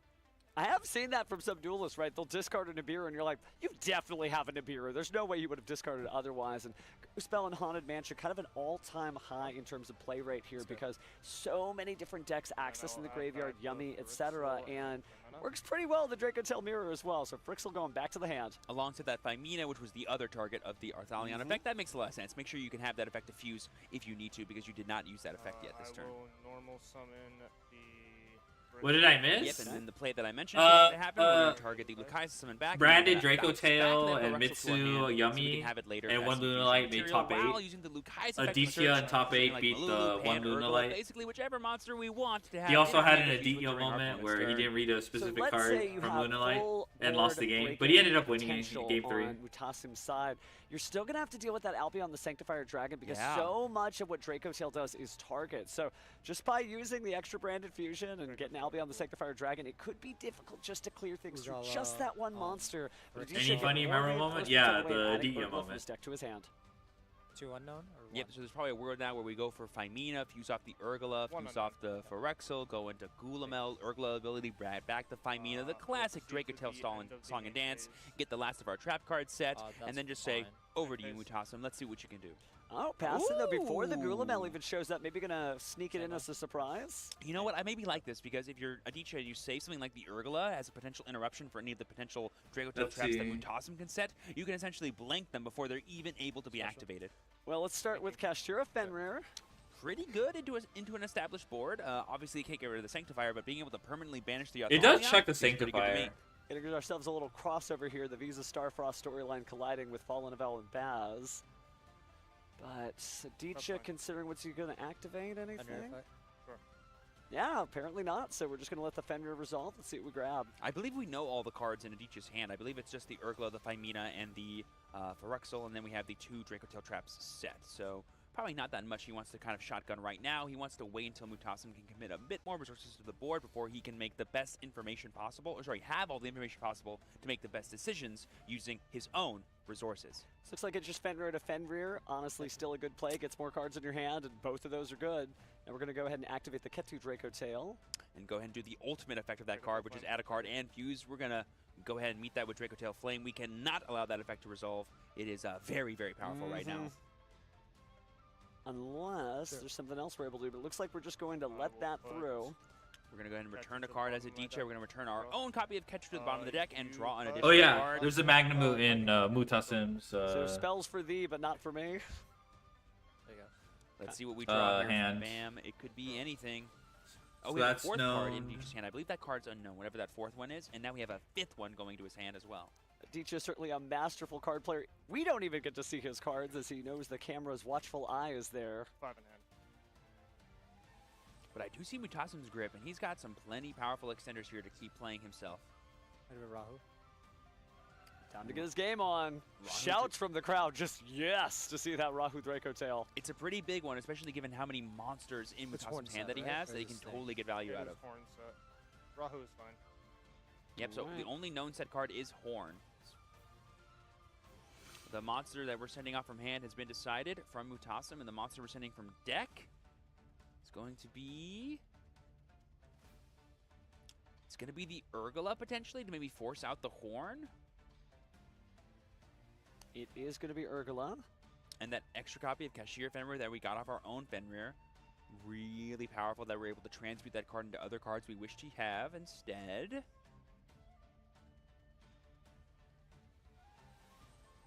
So Mutasim considering what card he's going to drop out there. It's going to be Arthalion. And so careful here. He's so close he could taste it, but he's also close to losing this duel, right? This is down to the wire. Yep, summoning it in defense mode so that way it cannot be targeted by the hand to be bounced is super huge. So I believe it was Chainlink 1 Arthalion, target Urgula, Chainlink 2 Urgula, target... Yep. We're going to bounce... Actually, we're going to bounce Adicha's Arthalion back to the extra deck. Chainlink 3 Horn, target Fenrir. Yep, Horn, target Fenrir, get that interaction Makes off sense, of yeah. Mutasim's board, as it could be annoying for Adicha to deal with if he wishes to activate this Fimina in hand.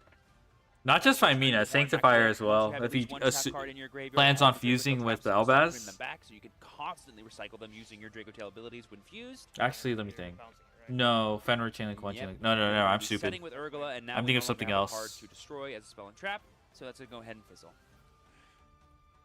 No, it's not even. That doesn't work because of his Fenrir will trigger first Now, before, remember, and then still has Albaz. Fimina and Urgula in his own hand, so this Draco Tail Flame is basically a blank right now. As soon as the main phase attempts to be ended, he's gonna go ahead and fuse off and get rid of it.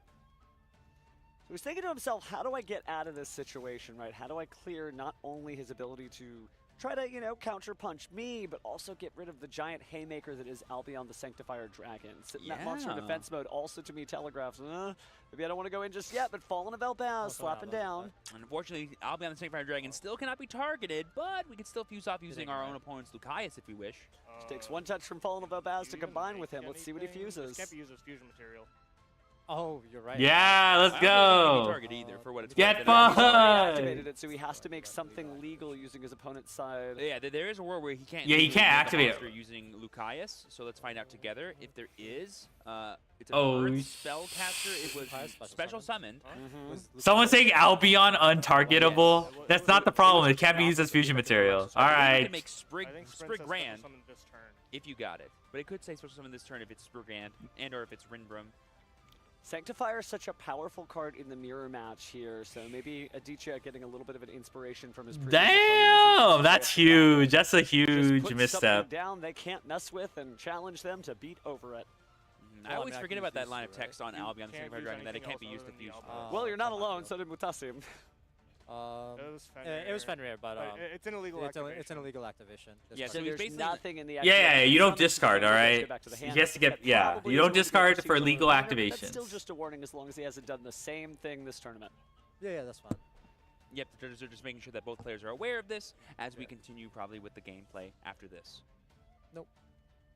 Yep, just double checking that he has not had any previous warnings to this regard, so we're just going to go ahead and keep playing. Good game. Good game, And man. Mutazner scoops it up. Easy! The Sanctifier cannot be used as fusion material. Move the needle. And the Kashtira Fenrir that wasn't going to do much. Holy shit. Magnuma just nothing going his way. Adichia climbing forward, and now he's back to a YCS Finals, possibly claiming his first championship, and doing this after 2 World Championships, doing this after being the NAWCQ 2024 winner and 2025 finalists. We are lucky enough to have this be our 3rd time featuring Adichia, and each time I knew that line of text would matter. They are, and I cannot wait to see what he can do. Well, I was now. thinking of Super Big shout-outs Poly, to Mutazner. but You had quite the Goliath you had to go up against, and you put on the best No. fight you possibly could, even winning that game 2 and giving yourself a shot to take it all the way home. Really proud of you, buddy, and hopefully the next time you can go a little bit higher and break your record once again at YCS Tournament. I'll be right back. As an East Coast duelist, maybe we'll see a surprise performance here at the upcoming 300th in Richmond, Virginia. So a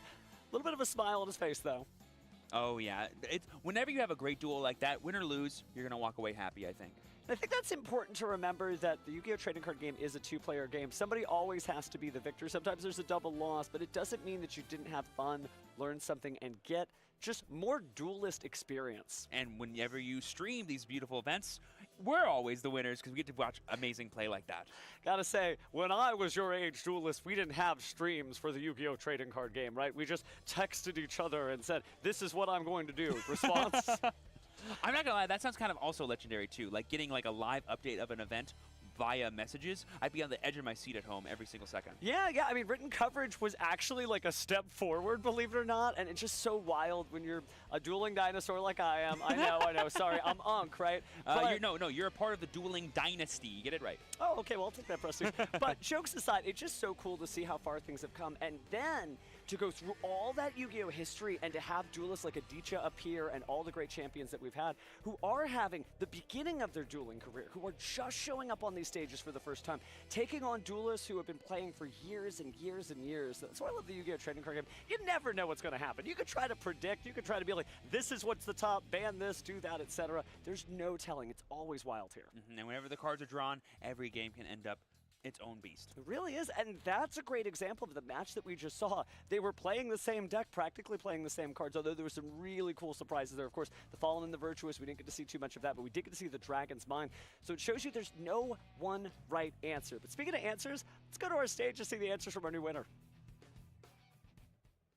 Thank you very much. I'm here with Adichia again on stage for a winning interview. Congratulations on your semi-finals win. You're going to finals at YCS Pittsburgh. Congratulations on that. And I got to say, this is your first YCS finals that you've ever made it to. You've done NAWCQ finals a couple times, so obviously you're used to the stage, but what does it mean to you being at YCS finals for the first time? It means I've achieved all my goals that I set for myself playing Yu-Gi-Oh! So I got to start looking for something new. Now, I know that you started going to like the YCS and really grinding the circuit around 2023. Is that when you set the goal for yourself? Yeah, that's when I set the goal for myself. I traveled to every event I could and try to secure a win where I could. Okay, well, hey, you got one more task in front of you to meet that goal that you set for yourself. But I want to talk about your opponent a little bit because Mutasim, he mentioned as he was walking off stage that you did match up against each other in the Swiss, and he did win that one. So what was it like in the rematch? No, he's a great player, phenomenal Dracotel player. We played against each other round 12 of Swiss, I believe, and it was a great game. Then game 3, I had the option to choose to go first or second. I kind of tried to mind game him, and I made him go first. And I decided kept in all my Molcharmies. So I reversed the mind game this time. So in game 3, I chose to go first. So, yeah. Do you think that you got in his head a little bit? I would like to think so, but I mean, I'm not the one that can answer that. Fair enough. Well, the mirror match was interesting to see. Was that a common matchup for you? Because it feels like the branded Dracotel was a very popular deck at this YCS. I wouldn't say I played a lot of Dracotel. I played maybe 2 Dracotel in Swiss. I have played against almost everything the book can throw at me in Swiss already. I played against Lunaled. I played against RB. I played the Sky Striker RB deck, yeah. I played against Sulfacord K9. Shout out to my boy M Beast. I played against all like the Yummy Mitsu decks, the Pure Mitsurugi decks, just the whole array. Do you remember what Giant Mimighoul does? I remember it pops something and then burns 1,000. I don't know what else it does. Close enough, close enough. Well, hey, I'm going to let you get going because you have to go into the finals, and we'll see. Maybe you have another mirror match, maybe something different, but congratulations on the win of the semis. So back to the casters. Thank you so much for those beautiful words, Adichin. I cannot wait to see your performance in the finals. Just an incredible tournament so far, and he actually did remember most of the Mimighoul effect text. Just the relevant stuff, right? Just the stuff that blew him out of the water. Yeah, the stuff that lost him the game. He'll never forget that stuff. You never forget things. It's one of those things where, like, the first time you touch that electric fence and get zapped by, you're like, oh, that's what that card does. I'm never going to make that mistake again. And it's really exciting that we're heading to potentially what will be one of the important finals of Adichin's career, being the first YCS win he might have under his belt. And I think it's important to remember that for the people at home, what all these YCS competitors are playing for. So let's take a look at some of the most coveted prizes here. The Day 2 prize cards you get for potentially, the Day 2 prize pack you have the chance to open if you make it in any of the top 64, 128, or 256, depending on the attendance. There's a pool of 10 cards you can open. My personal favorite, I've always said, is the Gaga Magician, because I'm an XYZ enthusiast and a Zexal champion. Well, when these were first announced, there were so many different cards that you may not have gotten used at it, but now with Genesis Format, there's plenty of stuff. And speaking of which, Card Trooper, so many great memories around one of Jaden Yuki's best cards ever, and something that was extremely powerful in its own right with machine duplication. Yep, and this is specifically given out to our top 32 participants who may not be featured in the actual top 8, top cut single elimination rounds, but they are more than well deserving of topping an event. And then beyond that, we of course have the top 16 Effect Veiler. The Card Trooper's in Super Rare, and the Effect Veiler is in Ultra Rare. So it just goes to show you, even if you don't make that top 8 spot, you are not walking away with nothing. So don't think that, oh no, I only made 15th place. Dude, you just got a free Effect Veiler with a stamp on it. That is incredible. People will always know how good you are. But speaking of knowing how good you are, if you could frame this trophy on your shelf, oh my goodness. Imagine the videos and content for the Yu-Gi-Oh! Trading card game you could make, and that sitting in the background, boom, people definitely will respect you as a duelist. We already know one person who's going to be fighting to get their hands on that trophy, and that is Adichin. And pretty soon, it sounds like we're going to be able to showcase the other top 4 match to figure out who's going to be joining him there in the finals. So it looks like we may be taking a short break soon, but wow, just some incredible stuff, huh? Oh, yes. But regardless of when it happens, I'm sure some great Yu-Gi-Oh! Is about to unfold in front of our eyes.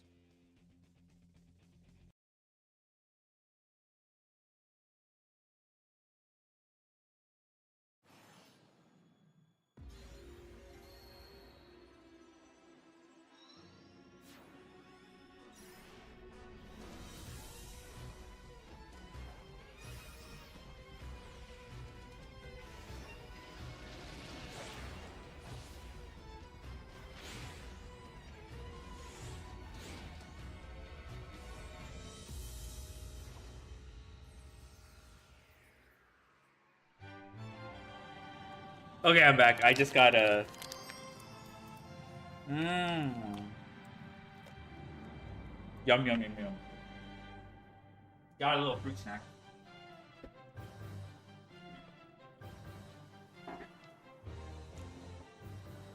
DM and Red Eye, do they have no real support today? Soon. How does Sky Striker Ritual Beasts work? I imagine it's just, I don't know. Is it just engage?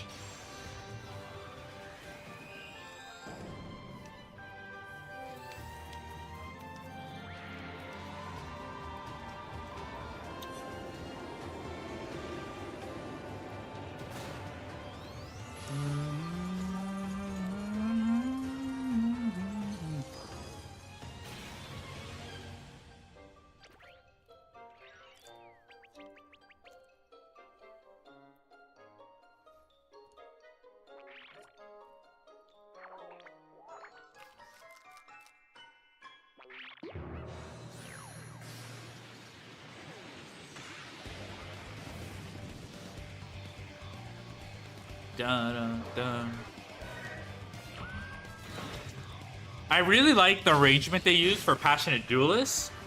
For the Live Twin one is good, but I really like the one they used for when they feature the branded cards. That arrangement of Passionate Duelists is insane. This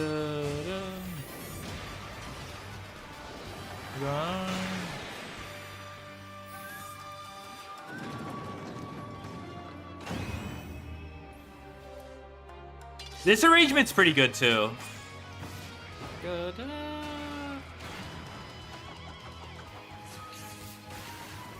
I like the flute.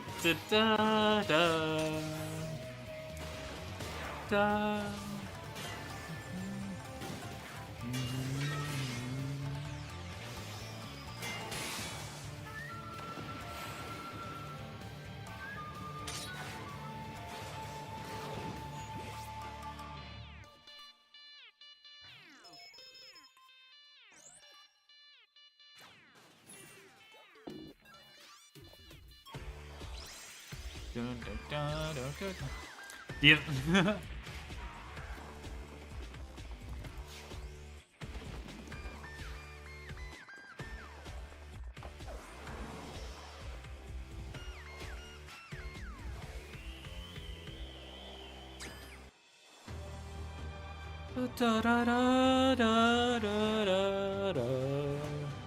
It's so good.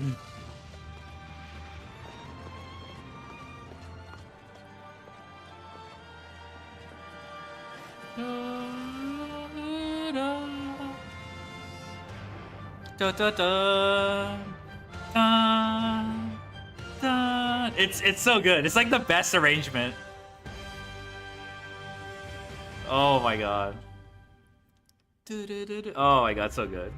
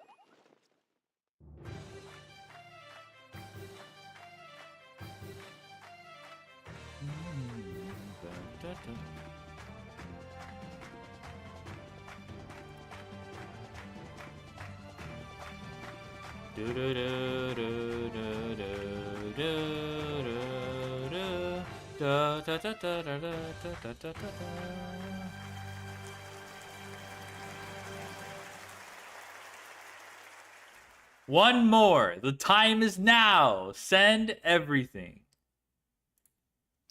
Alright, a DT on that hype shit. Dragon Rulers have a story? I don't even know the story for Dragon Rulers. I'm not gonna lie. 4 calamities emerge. They ravage the earth with their terrible force. Some might liken them to nature. Unknowable and unstoppable. I don't know. They just seem like dudes who fuck shit, who controlled the elements or some shit. And then they came out with like dark ones, dark and light ones. So that's what like fucking Dual Terminal 1 reminds me of. I mean, they are fighting for resources, but I feel like they're still just fighting for the sake of fighting. But enough about that. Let's get right into it. Like they just hate each other. Everything changed with the fire attribute attack. Yeah. And welcome back, YCS Pittsburgh, for our second semifinals match to determine. Oh, they're streaming. The wow. To challenge Aditya. Let's meet the competitors. Up first in the blue chair. Make some Oh no, they're just streaming. Toronto, Ontario. Oh yeah, John Wilkin. On his birthday, John Wilkin. Oh shit. We got stakes. And in the front today in the red chair, give it up from Frederick, Maryland. He's played Fusion Monster since the beginning of the game. Nick Kalala. Yeah. The duelists are ready on stage. So let's go back to the casters for game number 1. Wow, the crowd certainly really favors Kalela, but John, no stranger to the YCS featured match stage, so it's going to be interesting to see how this turns out, because this is going to decide whether our finals is another branded Draco Tail matchup, or it's going to be Yummy Mitsurugi versus Adichia waiting for them. So both of these duelists, whoever gets out, has a great final boss waiting for them in the finals. Yep, Steven, like you said, John Wilkin is no stranger to the top tables of a Yu-Gi-Oh! YCS, and even though it's his birthday, I imagine there's going to be nothing but grade A dueling to be seen here. There's no birthday boosts when you're dueling. It's the same cards for everybody. Was curious about that. If it's your birthday, do you just get like a stat buff or something like that? The cards just happen to appear, but there may be like a little bit of extra heart of the cards, but we can't prove one way or the other. Well, we're getting into semifinals 2 here as the duelists sit down again. Mr. Kalela, Nicholas, recently being on this stage, having his interview. We got to hear a little bit more about his career, but John hasn't been here for a minute, so he'll have to warm up that chair, warm up those duels, and get to it. Yep, this was a matchup that Nicholas already won in top 8 to get to top 4, so he's probably more than welcome to tackle the Mitsurugi Yummy matchup. But John, I'm sure, is no stranger to what the brand Draco of the deck has been up to all weekend long. Glad we're getting to see both semifinals here. We don't always get time to do that, but this kind of tells you the story of these duelists, how they got here, who they had to face, and their finals. And speaking about the duelists, why don't we go ahead and load up a short interview so we can hear from the duelists themselves. My name is John Wilkin. I'm from Toronto, Ontario. I've been playing Yu-Gi-Oh! Since I was like 10 years old, 2014. And what it would mean for me to win this YCS, well, it's my birthday today. It's my 21st birthday, so I have the This guy's 21? Third place in the remote duel on my birthday last year. Unfortunately, I couldn't lock in the deal, but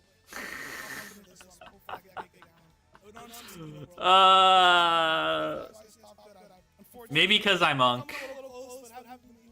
Also, nice audio. Yeah, 21. Exactly, 21. I'm from Frederick, Maryland. I've been playing Yu-Gi-Oh! So long. So, hey, someone in chat. I can never tell age anywhere. He does not look 21. I think I'm just Unk. I assumed he was Unk like me. Since the beginning with friends, I've had Yu-Gi-Oh! My whole childhood, so it means a lot to me. I love it, the show, the game, everything about it. It would mean a lot to me to win the YCS, mostly just to prove that I can win an event. I'm very comfortable with my play, but I've also been playing a very long time, so you'd like to think if you played a long time that you'd have a lot to show for it, and I feel like winning a YCS would validate, like, okay, well, with all the time I've been playing, and all the fun I've had, and all the friends I've met, it's came together to get a victory. Great stuff there, and now I don't feel so bad about being a duel and dinosaur when I'm among great company, people who have been playing the game since the beginning. And Nicholas, don't be so hard on yourself. Every moment matters, but it's true that if you want that YCS title, it would make you a champion in many people's eyes. Most importantly, the trophies. Yep, and it's impressive to hear John talk about what this top means to him, you know, and how much good luck he appears to have on his birthday, you know, doing so well in the remote duel last year, and this year getting a top once again, at least guaranteeing top 4, maybe even going to the finals, maybe the highest placement he's ever had at a YCS. Who knows? He could bring it home right here today. I think some of the marks of the greatest competitors in the Yu-Gi-Oh! Trading card game are people who have consecutive tops, but they're just like, nah, I'm not that good at the game, right? You've got 12 tops in your career. So many duelists. Young Gen Z look older on average. They feel protect people with 0 credentials. Orm. This duelist particular, John's like, nope, those don't count. I really need to get this done. And it's so beautiful to have these two different players here. One person who grew up, Yu-Gi-Oh! Was always a thing, and another person who grew up, discovered Yu-Gi-Oh! When it first came out and has never quit it since. Both these players dedicated, but in their own special ways. I cannot wait to see how they clash here in the top 4 stage, seeing if one of them earns the right to be in the finals, facing off against the Adichia for that beautiful trophy you see there on the left of Nicholas's shoulder.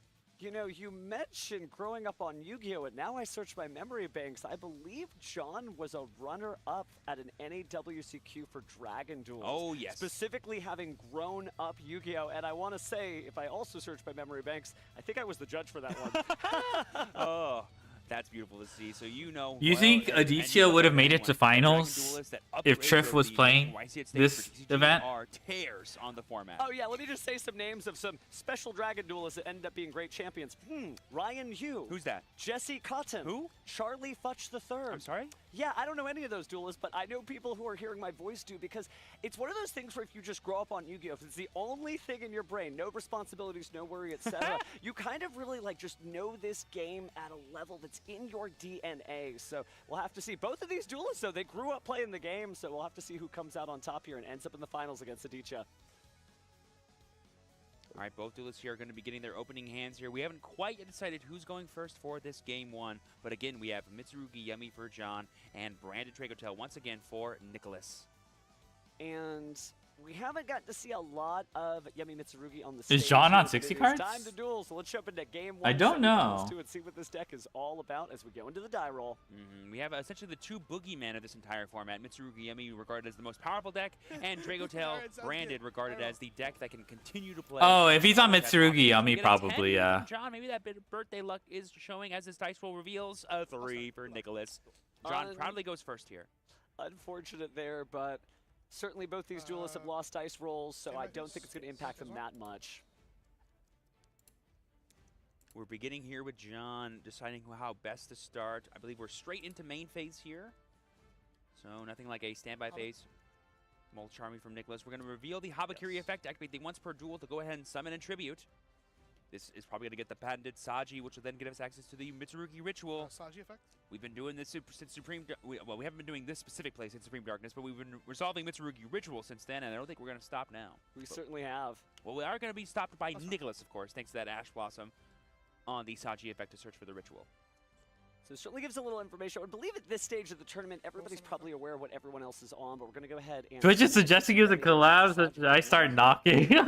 Maybe I get that a lot too whenever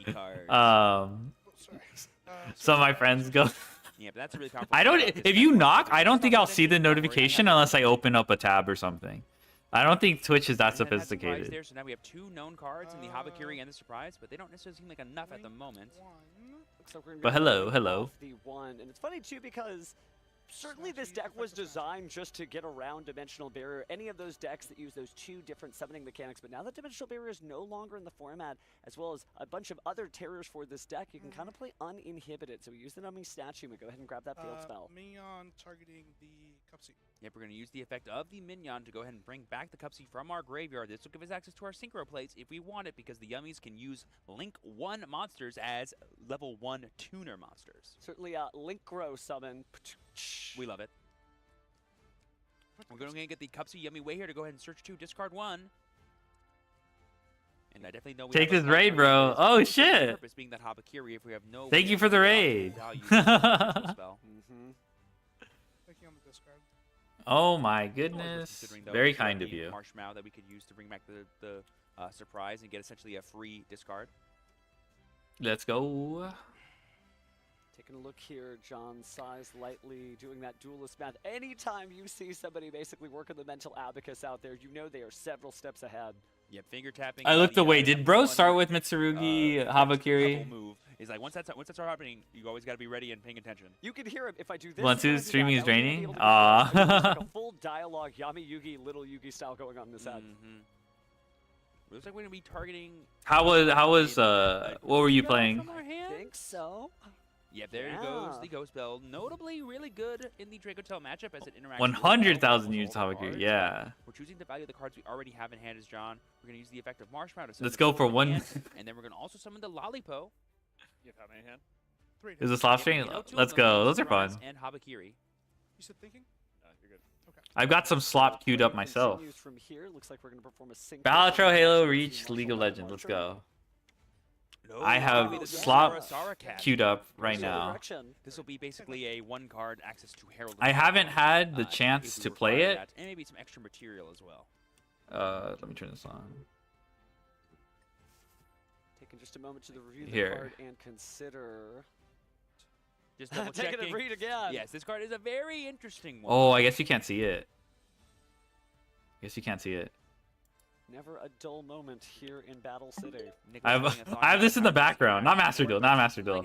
Though I don't mind playing Master Duel. Another synchro summon here, using the synchro tuner in Samsara Cat to go ahead. I haven't got a chance to play because the tournament has been moving pretty smoothly. Zones there as we go for a Link summon here into the Gravity Controller, giving us yet another Link one and activating the effect of Herald of the Arclight to get some ritual spell action going. You stop me with Ash, but can't you? I think I'm at a boss, but I haven't gotten a chance to see how far to get. Beautiful to see how these two engines can bridge with each other and continuously access all of their cards. We activate that Mitsurugi Ritual. That's why we didn't display the Habakiri, because we needed to perform this ritual summon from the deck to get Amino Habakiri, sorry, Amino Murakumo no Mitsurugi. The rain clouds are a storming in, and also going to go ahead and grab. But yeah, the Mario and Luigi series is probably one of my favorite. Yes, that powerful card is going to be useful for just recycling over and over again all of your ritual monsters. And then we're going to use a surprise here to bring back, I believe we're going to bring back Yummy Cupsy way here so we can have the potential float effect later. But it could be kind of anything. And now we have the Murakumo too, so if Nicholas does want to interact with it. Sorry, my bad. A little bit of a communication problem there. You know, Nicholas doesn't have any issues with John resolving his cards, and John is a very patient duelist waiting for his opponent to respond. Luckily, it's on time, though. No time burning here. No worries. We do have the effect of Marsh Map bringing back that surprise that we used to summon it back in the first place. We love to see that interaction time and time again here at YCS Pittsburgh. We could perform a Linkro summon, as my co-commentator likes to call it here. Be careful, that may catch on. Oh, I love it. I love everything about it if it does. Linkro. We're going to get back another Yummy way here, it looks There like. used to be a deck called Dark Linkro. Summon. Gonna go ahead and target the I think it played TG Hyper Librarian. I forgot. Lollipo to bring back from the graveyard. But play like Dark Ref for Armageddon Night. Protection there from the Amenemoto Kumino Mitsurugi. Just a great magic. Damn, he just fired off that we're gonna go ahead Mitsurugi name, no blinking. Yep, and now we can use the YCS is still going? Yeah, we're in semifinals. Going to be used to tribute the entire board, but because we're tributing, we have some more effects as John.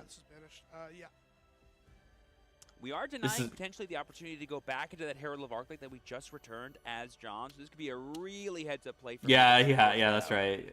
Herald. So we're going to summon it in defense. It's going to have a lot of attack and defense points here. It's going to be north of 6k attack, and I want to say north of maybe like 5k defense. Is it going until someone wins? We'll see how yeah. Field. Remember, we have seen plenty of Link Spiders here dedicated to dealing with us. Yep. And then because the Murakumo was tributed, we're going to bring it back. But we have the Ghost Bell, but we have the Call Fucking called by. To make sure the Murakumo does, in fact, come back from the graveyard. Oh my god. While getting that additional search of a Mitsurugi card. And when it comes really back, it's going to the field and get rid of that Nibiru, the problem being, oh my goodness. Nicholas with a handful of non-engine, perfectly timing it to make sure he can stop all the inertions from John, but it wasn't enough. Back-to-back interactions. Nicholas certainly trying to jump into the duel finally, but it wasn't enough. John is going to be able to get everything. People in chat are like, why didn't he chain Murakumo to Nib? But like, you just discard Nib and you don't get token, and you obviously want the token. Of a Yu-Gi-Oh game, and you have all these chain links kind of interrupting that tempo. You can go from really intense, really methodical to lightning fast. Oh my gosh, 18 things just happened, and it can be really challenging, but also a little bit exciting to commentate over. You definitely got to look alive. You can't blink in the Yu-Gi-Oh! Trading card game because you never know what will happen next. But speaking of next, place the deck down. Let's see what John decides to do. He's pushed through all the scariest things, but I don't think this Nib matters anymore. I mean, it is worth noting that even though we were able to get the Murakuma back, we still he got Purification. Nicholas is on 3 cards. To get back to Arclight or even bring at the start of his turn. The following turn, when he can reuse I think this so Nib could be in a rough spot if the called by on Bell was pretty big. Playing the game, but unfortunately, 2 cards might not be enough. Think we might be about to set 3 and pass. Seems pretty good to me. I believe those are all known cards. One's the Mitsurugi Mirror. One is the trap card for Muraku. Great. What is it? It's Great Purification. Yep. And then we have the surprise, of course. Malulu. Malala is a fantastic start in our main phase as Nicholas. We are going to use the effect to fuse. Are we going to activate the Purification here? I think maybe. I mean, it is a normal summoned monster. It would slow your opponent down. We're going to go ahead and tribute, and we're just going to instantly concede as Nicholas. Yeah. We cannot play through all of that, and wow. The handful of non-engine unfortunately was not enough. I think I could have played around him a little better too, but getting the Mitsu stuff is just... Yeah, once I don't know. Earlier, the best duelists are the key the key interaction was preventing Purification. Like, yeah, John, you won, and John's like, and it just didn't happen. Want to play Draco Tail? I was thinking about it. Niggas have 4 hand traps and 1 card. Our second finalist in YCS Pittsburgh. Yeah, I mean Malulu's not bad. Break this swerve and come back with it's just Purification. Just said fuck you to your remaining cards. Maybe you can 2-1 them just the same. So Nicholas is gonna have to access his side. Because you're not just fighting the negate, you're also fighting the follow up on the next turn. Wins have no memory. They don't care when you. Hello, Pyro Ray. Thank you for this. Thank you for the. Hey, what's your game plan for Senpai Draco Tail? Let's go. Thank you for the Labubu. Yeah, sometimes when you're a duelist, you need to have a gigantic. Is that a thing? I don't know, actually. Cards, but when it comes to the actual playing, be a goldfish. 5 seconds in the future, that's all that matters. Doesn't seem impossible to do, though. What's ahead of me? The finals. So we'll see what access from the side deck.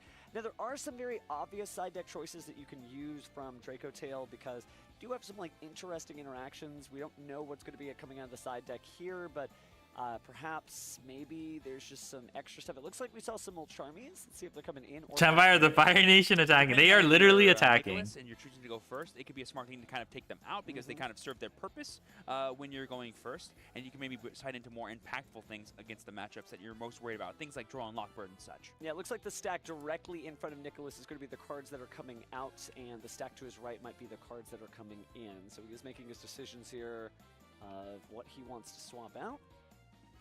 It looks like some Charmies may be going away there. He seems like he's a little hard on himself, a little bit of a grimace there, but he wants to make sure that all those years of the Yu-Gi-Oh! Trading card game were worth it. Now, I assure you, Nicholas, it is, but I know he wouldn't take my word for it. He wants to pull that trophy right up, shine it into the sky, and say, hey, I made it, fam. I made it. And John, he's just thinking to himself, all right, game 1 went the way we wanted it to. Let's make sure game 2 does that exact same thing.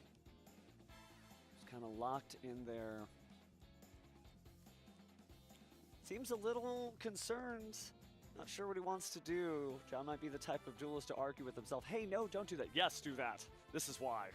Yeah, I think the biggest thing that's going to be watching out for in this matchup is the potential for things like Droll and Lockbird, and the potential to kind of like, how do I say this, like break the established board of Draco Tail, which can be pretty difficult because it's mostly layered and has a ton of differing ways that it could interact, whether it's trap cards, fusion spells, fusion abilities, and of course the actual fusion monsters themselves. It's kind of a neat inherent advantage of the Emmy deck that it's able to use Droll and Lockbird not only as something to stymie the opponent's effects, but also just okay, they did use Pheromone does use stymie a lot. Nicholas biceps are his arms are very large. When they introduced him, they were like the first thing I noticed. His arms are very large. We have a bit of a grimace from both players, but that is not a grimace of sadness. That is not a grimace of Chat was very unkind to him though because they weren't looking at his arms. They just want to get the darn thing done. But not this chat. I'm talking about the YouTube chat. The record, or at least the individual achievements that Aditya has, and if they want to prove themselves to be the best here, they got to get through their opponent who's sitting right across from them at the table. Certainly a lot of spectacle that's passed in the background, right? Blackluster Soldier on one side, Dark Arm Dragon. We saw Judgment Dragon just off to the side. So many different monsters historically terrorizing different formats. Be interesting to see what we have the next time we update that banner, what monsters end up being printed there. Ah, yes, the absolute scourge of the format. Cupsy Yummy, cower in him in fear. Randomized and having everything clumped together. It's a nonsense at this point, especially because it's not time. You gotta just. Well, for me, it's just like I feel I'm choosing my. Oh, that shuffling finally paid off. All these players talking about the kind of nervousness you can have when shuffling. Stop. It's like, well, I don't feel ready to stop yet. I can respect that. Well, a random deck is a random deck, but it is true, you know, you only have yourself to blame, but then of course your opponent gets. I think after COVID, or sometime during COVID or whatever, I didn't see a few friends for a while, and then like we got on a Zoom call to meet up or something. And one of them like commented on my biceps. I'm like, bro, I don't think they're like I didn't actually like work out at the time. But I guess he hadn't seen me in a long time, so I'm like,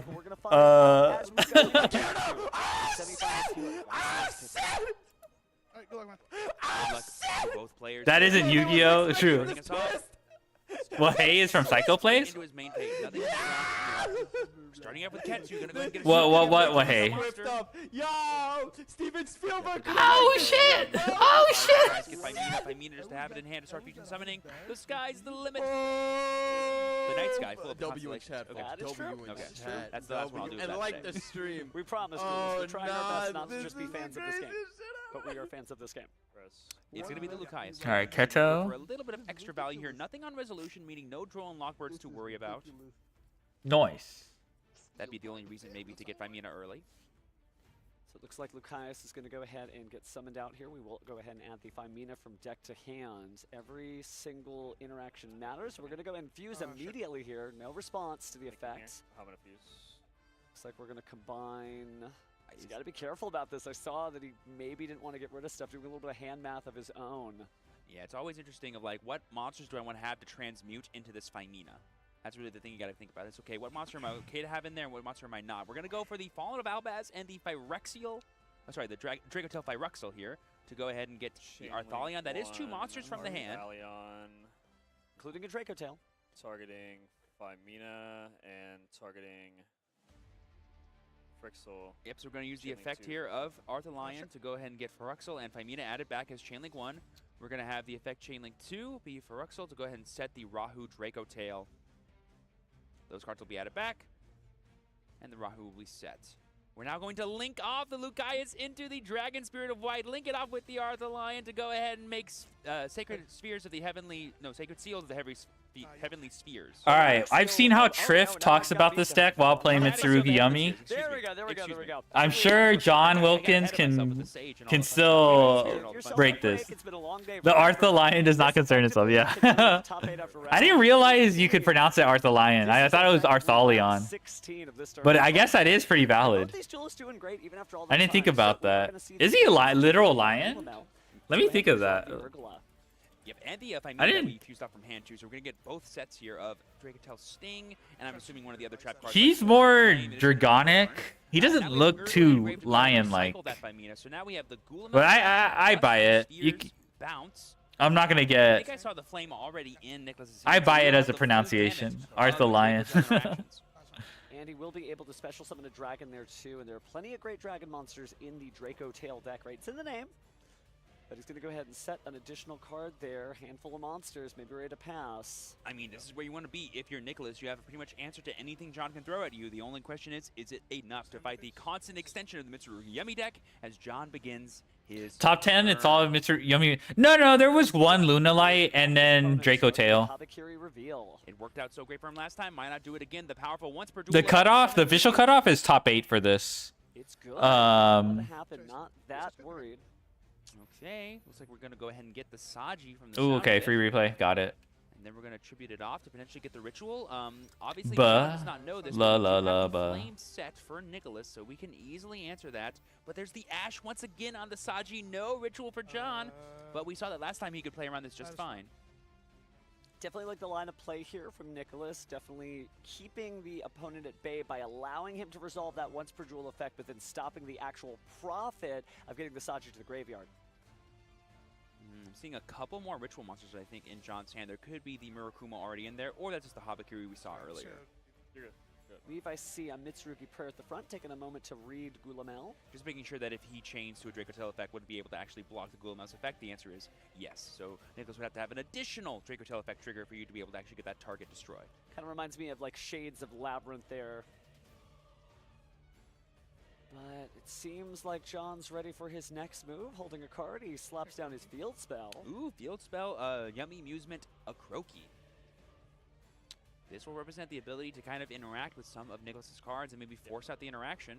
If we can perform a Synchro Summon, we do have the Marshmallow being able to summon from the hand, because we control no monsters currently. It's looking like that's going to rock if you're Nicholas. Yep, we're going to go ahead and let the Marshmallow go. No response yet. Nicholas just keeping all those pieces of interaction held close to the chest, waiting for John to do something that truly threatens him. Other than the Ash Blossom, hasn't done much. Yeah, we are big chilling right now. If we're Nicholas, there's no need to fire off anything like a Spheres early. That's fine. Oh, it's fine. No response. Okay. So John got a few options here. Looks like he's going to slap down something else. Very careful here. It's a spell. I believe it's going to be the Mitsurugi Prayers. Date is printed on the mat, or was it part of the overlay? Habakiri from hand. We're all going to go for that. Flame could be pretty huge here, depending on. I know what you're talking about, but it's not jumping out at me. We're thinking here. I believe the only cards we know about Nicholas's hand are the Phymina that he added back off Urgala and the Phyruxel. Oh, yeah, November 8th through 9th, 2025. Gonna heat things up. I think we're flipping. I think that's part of the map. Wait, I know what you mean. I think it's probably because of the background against it is like solid black. And we're gonna chain the Sting to go ahead and ban. Yeah, I know what you're talking. It looks like they just tacked the font choice too. Depriving his opponent both of the effects activating, and with that Draco Tail effect with no response, that means Gulamel's effect is going to activate and get rid of the field spell. So everything to waste, right? Goodbye Ritual, goodbye Prayers, and goodbye field spell. And 2 draws for Nicholas on a hand that already contains a known Fimina. Whew. And we still have access to the Horn and the Spheres, plus whatever else Nicholas could draw here. I'm scared. Fighting for Draco Tail fans everywhere. As he draws a card, and it looks like I think I saw a Droll and Lockbird ad fans. It would be on a new chain link, but it changed locations. We get a judge if you want. Correct? Okay. Sorry, it hasn't come up yet. My bad. Yeah, so exactly. So it needs to be attributed, but it needs Someone to be called the location Nicholas with Death triggers Green. in order to What the actually fuck? resolve. That is correct. The update back from 2020. A lot of weird permutations, so certainly no shade on either of these duelists, but the judges are up there to confirm. So we're going to go. So weird. It hasn't But come Nicholas up being for a me veteran yet. of the My bad. game is very well known of how this is going to work. That's why he resolved it this way. Been dueling since he was a kid. Been dueling since before the TCG was invented. I didn't want to be the one to say it, but dueling since before John was born. That is technically true. Hey, but you know, you never have to worry about it because I think Adichia is just a great example of you can get into this game at any time and have incredible tournament results as long as you dedicate yourself to it. It's just nice when you can have the benefit of all those years of practice as well. That is true. It's in your DNA. But speaking of DNA, we're going to have Seals Tribute itself. Going to bounce on Resolution. Yummy Snatchy back to the extra deck. Let's special summon a Dragon Monster from the deck with 0 attack and 0 defense. Malulu's a pretty good one, I've heard. I know one other redheaded guy. I know. There. And that's it. Conceding the game. John deciding to go ahead. Applause from the crowd. We got ourselves a match here. This already is the caliber of the finals. I was just like trying to figure out a way to get it out. It was tough position. So we're hearing John here that he did have the Murakumo, like I thought, in his hand. And that's a little awkward place to have it, especially when you cannot get access to a ritual spell. Yeah, I mean, I had full combo uncontested with after that. Yeah. So, I mean, you did a great job. Aww. Both duelists very humble, still smiling up The there. sportsmanship. But the truth of the matter is, only one of these duelists will advance to the finals. So this is really important.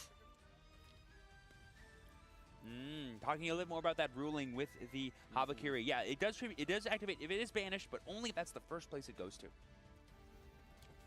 Also, an international affair here. Again, John from Canada and Nicholas from the United States. So somebody from North America is going to make it, but just fascinating to watch this match play out. And then we're about to go to game 3 here, so every side deck moment matters. But John's going to get a chance to go first, and that's a good spot to be in for his deck.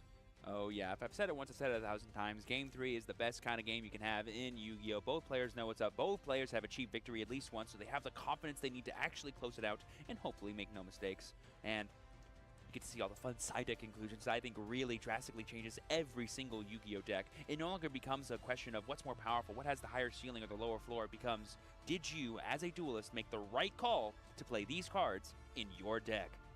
Well, we'll see if it is going to be a luck-based duel or if it's going to be something where just the right card shows up at the right time because of the right choice. But either or, we are in for a good one. Because again, these are both duelists of incredible caliber. They fought all the way through 1,800 plus duelists to get this far.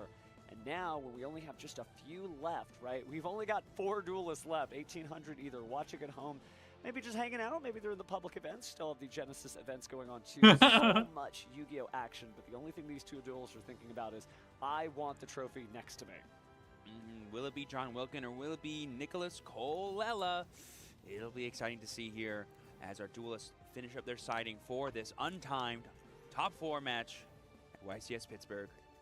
And so much more than just a trophy on the line, because duelists, man, do they love to talk. So after this tournament is over, they'll be like, this is the best deck. No, that's the best deck. No, this duelist should have done stuff. And it's so funny that history is being made as we speak.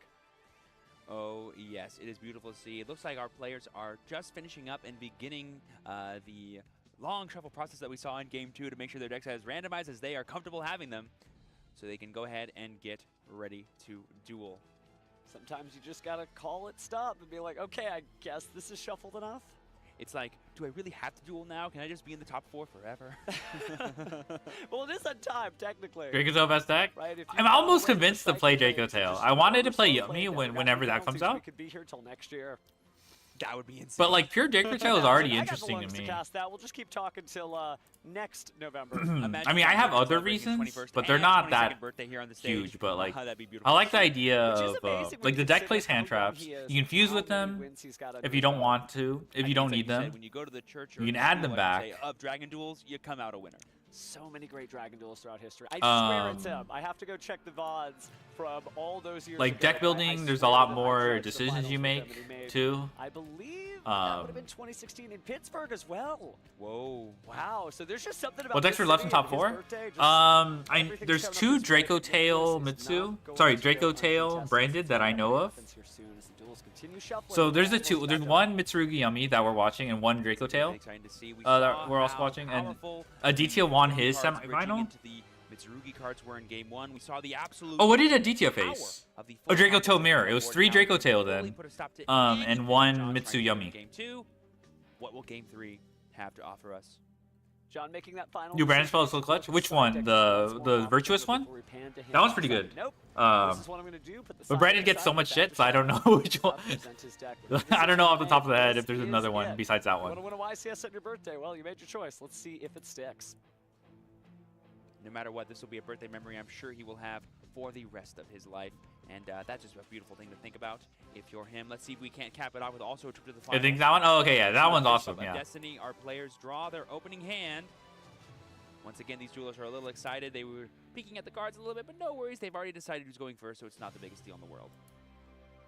There we go, both locked in. Here we go. Locked in. I heard, okay, while I was like, while I left for a bit, I heard Pheromone call himself Unk. I heard that too. Great duels are in front of us. Let's find out who gets out of this one with all their life points intact. Yeah. John Wilkins begins their turn. I believe we're going straight into the main phase. Oh, no, draw phase here with the Mitsurugi prayers. That's good. Gonna go ahead and get the search. No tributing. Gonna grab the Habakiri to the hand. Once Only again, a guy knows Reggie, true. Potential first action be the once per duel effect. Usually a powerful way to start. Yeah, sorry. Stand by mid phase. Very good. Ooh, no. We're actually going to begin with the normal summon of Lollipo, and there is the Fua. But followed by the Ash, double Fua. Oh, I think this is fine, Fua though. has been out all weekend long here at YCS Pittsburgh, and we're seeing it once again. Second Mold Charmy means you're going to be giving your opponent Snake Eye Yummy? That's early probably duels. doable. The more cards you give your opponent, the closer they get to such powerful outs like the Mirror of the Primal Being, or maybe even Joel Lockbird. Maybe a duelist says, you know what, I've drawn enough cards. Let's stop all the searches. Yeah, it'll only be 1 draw per special summon from the extra deck or main deck, but instead of 2. But that's still pretty strong because this Habakiri will trigger it. Well, equally important, though, draining the Ash Blossom and Joyous Spring out of John's hand. Remember who's playing the Draco Tail, right? That's 1 Ash Blossom, but it's not a recurring Ash Blossom like it is in the hands of a Draco Tail duelist. Very heads up, Steven. It is one of the most powerful interactions for stopping your main deck's engine. Seeing it target down one of your non-engine cards is an absolute I feel like you could still draw enough and set up like a reasonable board. Like if you have Purification online, that should make up for. I don't know, how does Purification play? That's probably not worth it for him to stop him from drawing cards. We're going to be summoning from the hand here. Going to go ahead and get that Habakiri by attributing 2 monsters from the deck. This could be the Kusanagi as well as the Aramasa maybe to get access to the rest of our Mitsurugi cards. But no, it's going to be just the Murakumo. Sometimes 2 heads are better than 1, but looks like we're just tributing 1 monster here. There is a world too that because John is playing the Mitsurugi Yummy version of the deck, he's not playing cards like Kusanagi or Aramasa because there's just no room to fit those cards in. Definitely a packed deck here, but we are going to grab the Mitsurugi Mirror there. Yeah, that'll go ahead and allow us to bring back. Never worked out well. The one where Aditya managed to win was kind of by the hair of his skin. Oh, we're thinking on res of the effect, like skin of his teeth. The mirror for Nicholas. Maybe there is going to be that he had. I think he genuinely should have lost to the guy who. He just happened to open Druid Squirm. What's called? Yeah, there could be a world where he Baldrake. Wants to just deny as much value as possible from the tributing. But like the board that the guy was setting up with the Sulfur Court stuff was actually pretty reasonable under Fua. Just 1 more chance to win this duel, so he'll let his opponent just allow him to draw. Like it is worth noting here it was akin to like I wouldn't say it's like Detonator Cross. YCS Anaheim to have these 2 archetypes bridged together. But I don't know if John's priced into going into his Yummy cards right now because that Molcharmi is. But it was pretty strong. Yeah. By the hair of the skin. Yeah. Sorry. Zombie So I don't know. Vampire is good, but do you really want to give your opponent more cards? Well, if you're not, it's not just Zombie Vampire. Like, if you commit to summoning that monster, you're kind of committing to summoning ESL 2 or 3 moment. more out of the deck. So we're going to get the Great Purification here out of the deck. And if I'm John, like, are you priced in to just set this and pass and just go, I have enough here? We've seen time and time again that players take on the Molcharmi Fulos challenge, and it's not always the most beneficial thing for them to do. Well, let's see if he decides to set. He is definitely thinking about it. This is a big decision to make. This is going to determine whether or not you end up in the finals, right? Decide to push. Sure. The problem is that there's just like so much like powerful cards you can summon that is like, but if I just go full combo, I think it's enough to win no matter how many cards he draws. Dude, I genuinely think Mitsurugi could probably win if you give them. Graveyard here for a link one. A single draw. So Yummy Snatchy is going to go ahead and activate here, and I think we just drew an effect failure. I don't know how many draws this was though. Habakiri probably summoned from deck. That's probably 3 draws because of the Snatchy. Here while also drawing him cards off the Fua could be nice to see. He's got to make the guess. I think he is going to activate the effect failure there, trying to stop the field spell from being placed and maybe betting that he's able to. Let's see. Chain resolves, so we're going to see if we're going to discard. I do see the Droll and Lockbird there, but it looks like he's going to discard a spell instead. Going to get rid of the Ketu Draco tail from the hand. He's not Maxi, yeah. Maxi is different. Maxi, you give them so many draws. So here's the gambit. Nicholas must think that there's no additional yummies, so we may not see any Link monsters being used as tuners. I mean, right now, if we're Nicholas, all we have to fight through is a known Murakumo and a known Great Purification, and maybe he feels the cards in his hands are good enough to do that already. But there we see the Akroki already in John's hand. Holy shit. While he's in the graveyard to get value out of it. I don't know what that means. But it just seemed like that was something he was trying to prevent. I never thought one, so let's go ahead and cut the deck here. Yeah, this Akroki is going to be pretty interesting to see how Nicholas chooses to interact with it. We're going to get the draw here for him. And I believe I do see a second copy of Ketu, which is probably some great purification. Turn 0, fuse away, dive outside. That's pretty funny. Can't wait for that. That's going to happen to me in Master Duel. John, very conservative in his duel, decided to stop early. And that meant that Nicholas didn't get as many cards as he wanted, but the issue is with Murakumo and the Great Purification both online, he's got to order this perfectly. All right, so there we see the Ketu here. If this resolves, it'll allow him to add a Dracotail monster from the deck to hand and perform a fusion summon because John controls monsters. And if you're John, you do have Great Purification to deal with this, but then you have 3 more cards in Nicholas's hand. And if you Great Purification, I don't know if you have a way to get this Murakumo off the board by tributing it. So you're kind of forced to use all of your own action here if you have it. This is the biggest decision of John's life, and he takes it, tributing Habakiri. It will be the tribute of the Habakiri to still have the Murakumo in play to potentially negate the future effect, and there it is! Oh, Nicholas instantly disappointed. John celebrating immediately. He has made himself to the finals. He jumps up to the cheers of the crowd. The camera can't even Purification's keep up with fucked up. He is moving so fast as he paces up and down the stage, and again, off now he pops out and it's like, Nicholas's hand was Fivina, Droll, and the Nibiru. What? If that kid doesn't I told you the fool is not. no way to play. John made the right call. Purification is that crazy. You don't have to play. The greatest move to make might be no move at all. Yeah, there's maybe a world where Nicholas doesn't activate that effect failure in the Snatchy and just tries to maybe bait John to continue to summon cards so we can draw out of that seemingly dead hand. But it doesn't matter. John is our top 4 victor. He is going to the finals to play against Adichie, and I'm sure he is super excited. It is playing in the Fua. He gave him 3 draws. John, one last time, big round of applause for Nicholas Kalela because, again, he has done some incredible work here. So if you're a friend of his, tag him, tweet him. He did great. He'll be back on the stage again. He could even be our YCS 300 champion. So don't forget this duelist. You may see him again. Just by activating those 3 cards, he made that final game probably one of the toughest John has had to play in this entire tournament. Oh, yeah. I mean, John really wasn't sure if he was going to activate that Mitsurugi Great Purification. He was holding on to it and eventually just decided to let it go, let it flop on the table. Best decision of his birthday life. got to shake his hands. And again, on your 21st He resolved birthday, it's better than Habakiri, many people and he remember, but I definitely don't think summoned they'll forget Ritual this from 'cause he's deck. Absolutely going Used to Ritual summon good dueling stuff. Just It good was dueling. Amano, what's called dueling what's the other one? Underway in both those players' minds. They're amazing game to watch. And still going, right? Because again, this is basically going to be round It's 17 really- yeah. for both of these duelists. So much work. Yeah, It's all it is. come down The to Ritual this. spell Again, resolving two is duelists with insane. Incredible record. Somebody who hit new to the scene and just got all of these tops all at once, fighting against somebody who's basically been hand. But like you sneak in so much interaction within through all of the those same 3 draws. experiences It's like throughout the course of his life. So ridiculous. we'll have to find out who wins in our finals: the new kid or the kid who, while technically very young, is an extremely seasoned duelist. Oh, it's gonna be beautiful to see John Wilkin versus Aditya. Cannot wait. Yeah, sorry we're effervescing over here. We may love this game just a little bit. I got a little stressed out there towards the end. I was feeling the pressure on both John and Nicholas that entire time, and just being next to it is stressful. I can only imagine what they're feeling right now. Yeah, I have to say, that's definitely a moment to get up and cheer for. And this has been such an exciting tournament. So many weird, wild things have happened. So many cool cards, so many interesting combos, and so many things to learn. Because again, there's going to be tournaments, heck, maybe even tomorrow, depending on your official Tournament Source schedule. So I hope that you learn something from this, because man, just good dueling, good dueling. All round. It's been an absolute pleasure to commentate this round, but let's go ahead, throw over to my pal Stephen Kangas at the stage to hear from our winner, John Wilkin. Thank you very much. I have John. Congratulations on your feature match win. Okay, so You're it's going to Mitsuyami finals versus on Draco your Tail. birthday.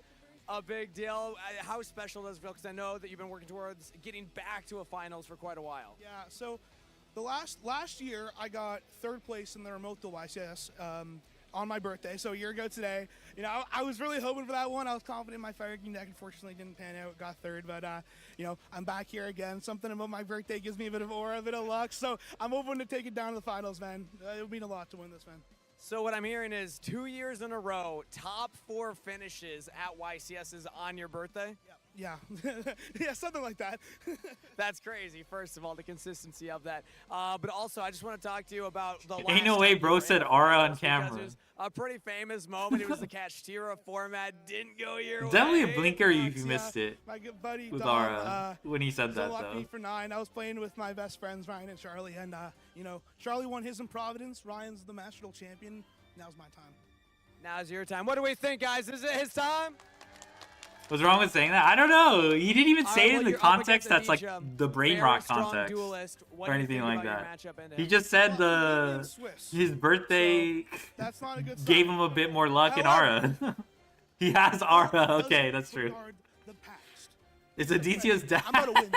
Or does not concern us. Are you rooting for Wilkin? All right, John, I'm going to let you get prepared for the final. Thank you so much. Let's send it back to the casters. Just some incredible stuff, right? Oh, and hearing that beautiful story from the team, Las Vegas YCS, where he did play with Ryan Yu and Charlie Butch. You're right, he was raised with the best Dragon duelists in the world, and now they're some of the best duelists in the world, period. It's so funny. Every time I talk to somebody, because, you know, some duelists have been here, it's been 25 years of Yu-Gi-Oh! Some of them have kids. I'm like, oh, so you got yourself a Dragon duelist, right? The next generation GX is born, and you see, when you play this game as passionately as these kids do, and they're not kids anymore, that guy is 21, you really learn something. You learn tenacity, you learn experience, you learn a lot of stuff from Yu-Gi-Oh! Tell your parents, I mean, this is something you really need to get into. Oh, it's beautiful to see, and tell your parents. Emanating from John. It's his birthday. It's the birthday That's aura, cute. but he's got a lot. He's a high road ahead of himself. He wants to be a YCS champion. Oh my goodness! Well, so many different events in his history. It's just wild to think. Rick Kaiba, how yeah. Storied his I like the little career is, Kaiba. just being 21, but some of the best duelists in the world. They're not kids, but they certainly are some of the youngest duelists we have. So, before we throw to break and bring you guys that ever-famous finals, I believe you and I need to sign off for the last time because that was the last round we're going to be commentating, and boy, oh boy, was it a great one. It was a really good one, man. What a great year we have had, and we'll see what happens next year, but just some really good dueling action. So, I don't know about you, but I'm going to go ahead and sit down and watch the finals. But before we go, let's go ahead and hear from a recent YCS champion, Kamal Crooks Valdez. See you, everybody. Hello everyone, Billy Brake here at YCS Pittsburgh, and I'm here with someone special. That's right, our YCS Anaheim champion, Kamal Crooks Valdez. First of all, thanks for being here. It's good to see you. You know, you know, normally the first question when I'm like talking to someone who just won a YCS is, how does it feel to, you know, be a YCS champion? But this isn't your first or second or third or fourth or fifth YCS victory. This was your 6th win, but does it feel any different from any of those previous ones? Yeah, it still feels as good. Some might be better than the last, but all depends upon the scenario. But this one was very good. Yeah, I know that you had like a lot of your friends there supporting you, cheering you on. Is he in the Like, tell me finals? about that moment when, like, It's John you Wilkin won. versus I really was like lost for words. I was just way too Aditya. happy. Like even when I look back at the Charlie Futch had a good I run though. just sprung out, excitement. Very, very good moment. Yeah, it was epic for sure. And like even just being able to watch it like from the commentary side, I was so thrilled that you were able to win. But you were playing against another well-known player in the finals, Cam the Man Neal. You know him even better than a lot of players, right? Y'all won a team YCS together this year, earlier in 2025, and now you faced a teammate in the finals. Were you nervous about that? Were you happy that either one of you are going to win? Oh yeah, there's a replay. I might as well. I was happy regardless of whoever won. It felt great to always play against a friend in the finals. It's been a long time since that happened, since my first win. Yeah, that was great. It was very happy for the both of us. Yeah, because either All right, way, finals. someone's going to win that you know. But obviously, it's a little bit sweeter when you're the one that walks away with it. Yes. Yeah, definitely. Fuck, I clicked on the Okay, wrong so one. Now moving on from YCS Anaheim, coming into YCS Pittsburgh, there was a Forbidden and Limited List update. I know some cards that you may have used at that YCS are now gone. They're on that Forbidden List. Yeah, I'm looking at took you, away my Artifact. deck. They took away the That's combo off my fine. deck. So tell me about like the preparation involved with that coming ready from this YCS now that you've had to shake things up a bit. With the emergency list happening and everything, it did shake up a bit, but at the same time, I felt like they didn't hit the right card per se. So I definitely have like other cards to show the world for this weekend. Okay, so you got a similar strategy, maybe with some new surprises, some new choices to bring out into the match. Yeah, I haven't even started. I haven't opened this in so long. Was named this card? Reeling from Speed that win? Warrior. Did you play with the same people, that same friend group? Yeah, I still play with the same friend group. I always play This with is them. Warrior now. No, it's Spellcaster. My circle, I should say. Other than Think that, I'm not calling this dragon. This is like fuck. the same from the last one. I just had to see Oh, how, I should like, know things this. Go on and Things how Warrior. people want to change their deck with the new emergency list Oh, and thank God. and stuff. So, This is sex. This is like the only good level 6 available for time. Do you think like After Goyo Guardian got banned, it was ass. plays a big factor in Ballista Squad. That YCS, like it's not so much about playing the strongest deck, Okay, but playing the deck that's strongest that weekend.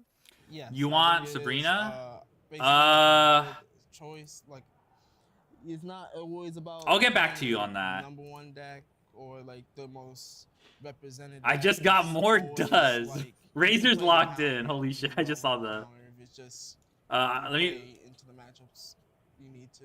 Yeah, so you got to take a lot of things into consideration, not just how well you can play, but what you're. Give me a second. You All right. definitely always seem one of those players who's. There was a always prepared. replay. Like I met you over a Orm. decade ago. I think it's been such a long time. And when you were young, you're up and comer on the scene. You know, I was always like, wow, this guy, he's got the stuff. I think. You know, watching your duels, you're always so good, so fantastic. But tell me, what does it take to be? All right, latest replay.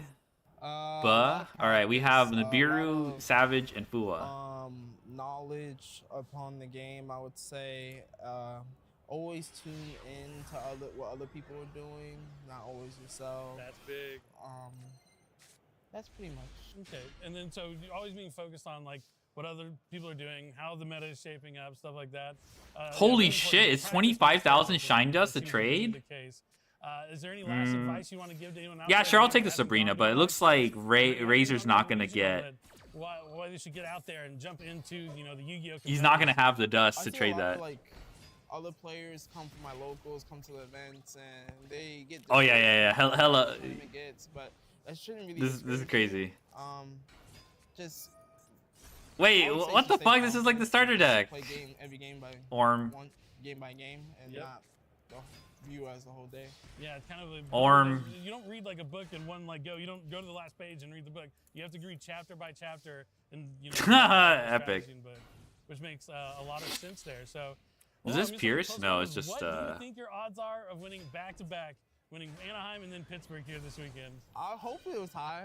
I practiced really well, a lot, I should say, and just hope my practice just turns as good results. Hey, that's all you can do. Do the best that you can. It worked out for you in Anaheim. We're gonna see how it works out here in Pittsburgh. Thanks for joining us. This is what playing versus Dragon Maid feels like. Not even, like if you open like all these hand traps. Think again. Stay tuned for more duels. This is what playing versus Dragon Maid is like.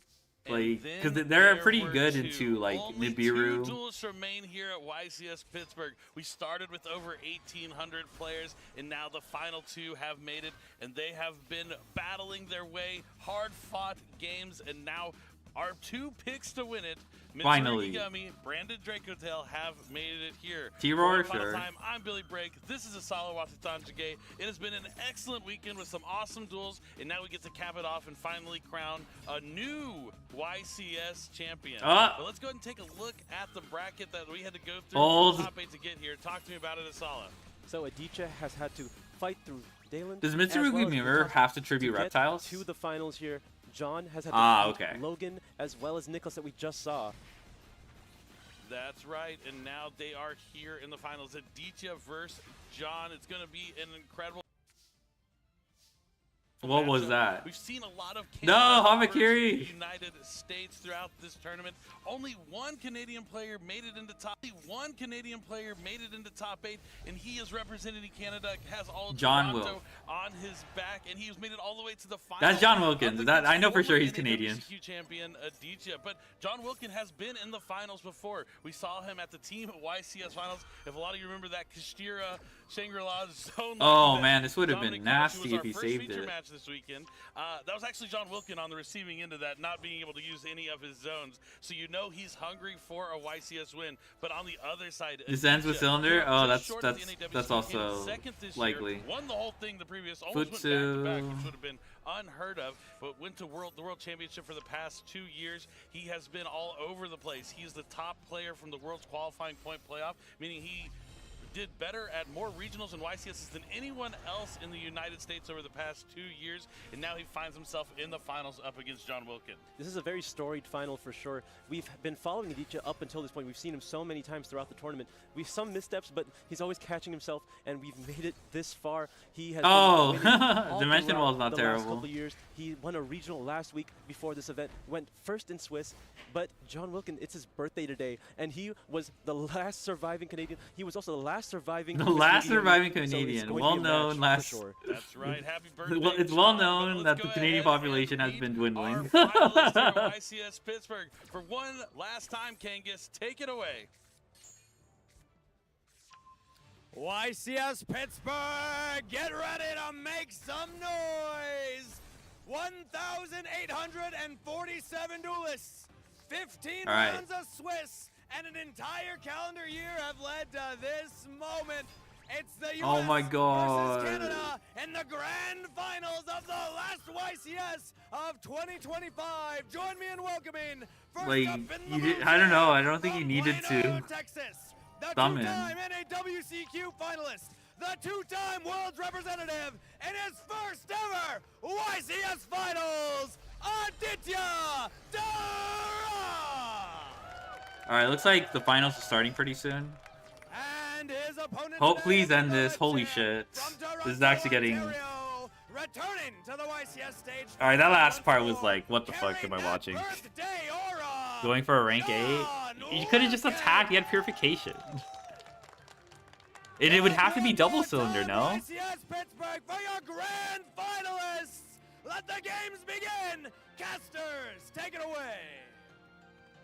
Birthday aura, All right, true. Thank you so much, Kangas. What an Hello, excellent Satuna. intro for two storied duelists here facing off in the finals. That's right, Aditya from Plano, Texas. As like some friends of mine like to call it plain all. That was what I was Texas. worried about. I think you were fine. I think out of all the calls you could make double cylinder, I'm not even saying you played into torrential or anything like that, but like having to use your purification for the torrential was what was like, bruh. Win it before the tournament, the Mitsurugi Yummy strategy. So I'm going to be cheering for John Wilkin. I know you're going to want to win too, but you got to cheer for Aditya because otherwise you're going to let me win. You never want to let me win. I would never let you win. Yeah, never. But here we are in the finals. As Kangas said, 2 excellent duelists going at it. It's going to be an incredible matchup. I can't wait to see which one of these 2 duelists is going to walk away with that trophy that is just mere inches away from both of these players. They absolutely both deserve it. It would not be a shock if either of these players were taken away, but as you mentioned, I would have to vote for my Dr. Raku here. That's going to be Aditya. Yes, and he has been excellent. I mean, we actually have a storyline for this one. Birthday Boy versus Finals Redemption. It's all about embracing when you make a mistakes. He had that World Legacy World Crown as his new favorite card. Maybe it's his favorite card because it's pushing him. It's pushing him to do better next time, to be a better duelist. Anytime you have a mistake or a misstep, that's just adding to your repertoire, your arsenal of things to learn from. And now he's finding himself in the finals taking on John Wilkins. I think he's going to be familiar with every single card in John's strategy up to this point, so there are no missteps there. I talked to him about that a little bit earlier. This is something that he needs to lock in for. I think he is as ready as he's ever been. I think so too, and John, with that birthday energy, just, you know, a young 21 years old, already has done so much in this game. He started as a Dragon Duelist, a young 12-year-old out there trying to make his way, and now 9 years later, he's here in the finals of another YCS. This is just the beginning of his dueling career. He's going to accomplish so many great things. I firmly John believe. W. And now we're looking at Aditya, who has already accomplished so much, but still hungry. He hasn't stopped. He's still going to event after event and doing well at all of these events. He's probably going to be in that World's Qualifying Point playoff coming up in the next year. He's already off to a great start for this season. And John Wilkins, also another player who has been in that tournament himself. Almost every single year, I think, at this point. So both of these duels play a lot of Yu-Gi-Oh! And if you're at home always wondering how to get better at Yu-Gi-Oh!, the best way is to play. You got to practice. It makes perfect. Yeah, you gotta go to your local OTS stores. If you have a regional nearby, I recommend playing, even if you don't feel necessarily prepared. Just experiencing it once can do a lot for you. Definitely. Now let's go ahead and just talk about this matchup.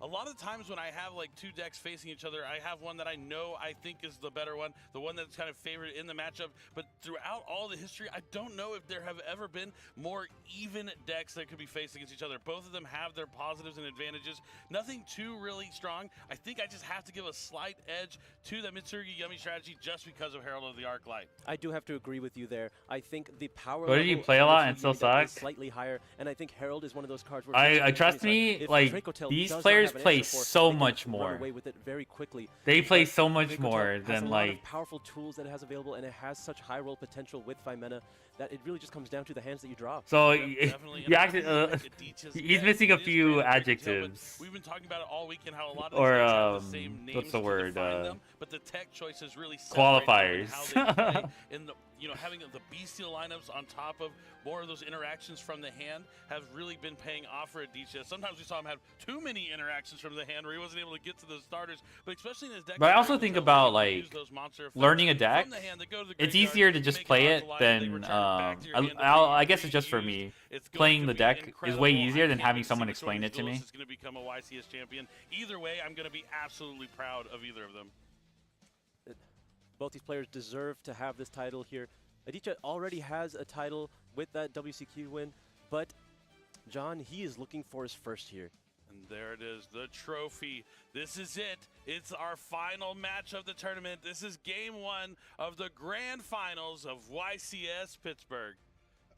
It's time to duel. Here comes the die roll. Oh no! That's a 3.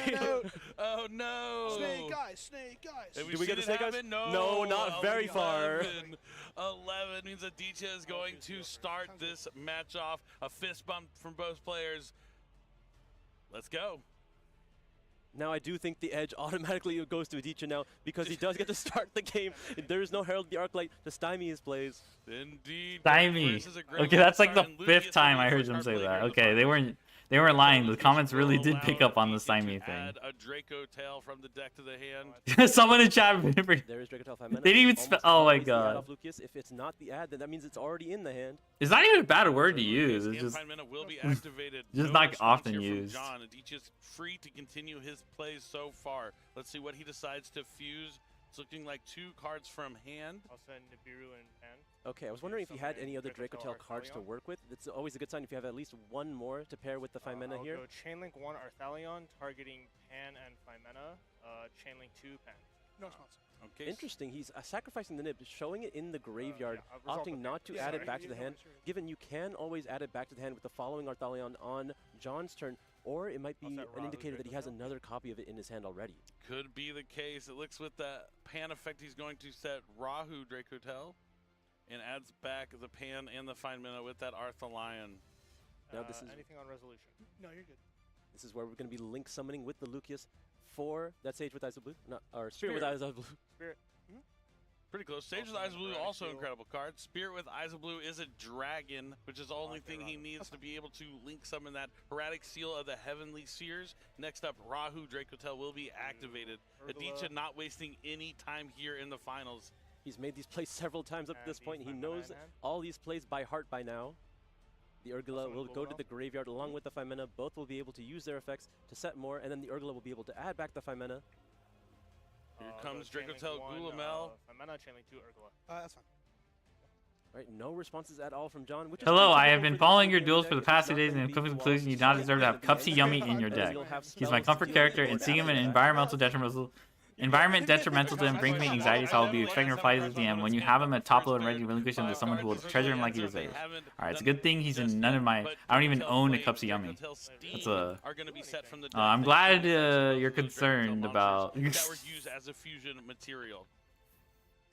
Thank you for sharing. Bottom of the deck to add the Phimena. Yeah. And we'll see if he has access to the third trap card here. Well, I guess I'll hear out your concern. I don't know what else to do. Now play is to John. Not necessarily the full field here, missing Dracotel Horn, but still plenty of interruption here.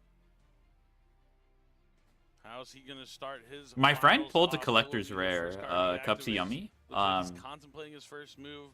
Might be something. But at YCS Anaheim, but I think he lost it. We'll still be able to get some value. That Heraldic Seal summons from the deck. Phimena will also, attempt to summon from the extra deck. So. All right, Fula, that's pretty strong. So he didn't have it in his opening 5, but still being able to use it as a 6 card in a normal summon of Saji. Yeah, this is not a strong hand from John here. But it does resolve, so that's kind of step 1 for him. He's going to be able to at least access Mitsurugi Ritual, but when you're not revealing that Habakiri, that means he needs to have another Ritual monster in the hand to make that Mitsurugi Ritual useful, or another Reptile that he'll be able to summon from the deck. Yeah, just needs. There's no guarantee currently that the Ritual is even activatable. Maybe he could just still You are grab Cupsy. Prayers or something like that. Indeed. There's a lot of other options as well. So, yeah, it is going to be prayers, so that kind of signals John doesn't have any other Mitsurugi cards in his hand. Resolution. Or maybe he already has the Ritual spell in hand.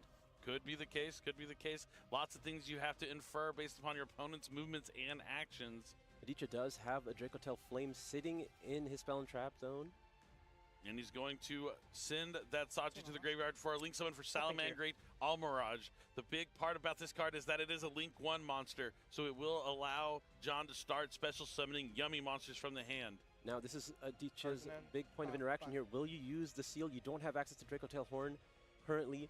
Will you allow John to special summon a yummy monster from hand, or are you going to use the seal? You're Zaza. Mandatory effect to summon Legend Zaza. I'll give you a draw. Yep, you hear Adichia Pokemon say, I'll Legends. give you a draw. He's going to use the effect. Does John have Called by the Grave? Does he let it resolve here? Looks like he's thinking, which makes me think he has Called by the Grave.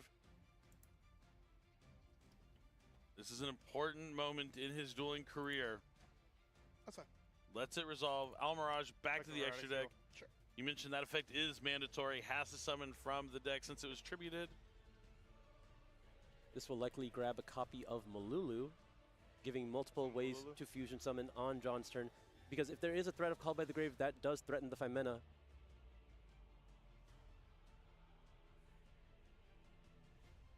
Another card drawn for John here could potentially make his weak hand somewhat stronger.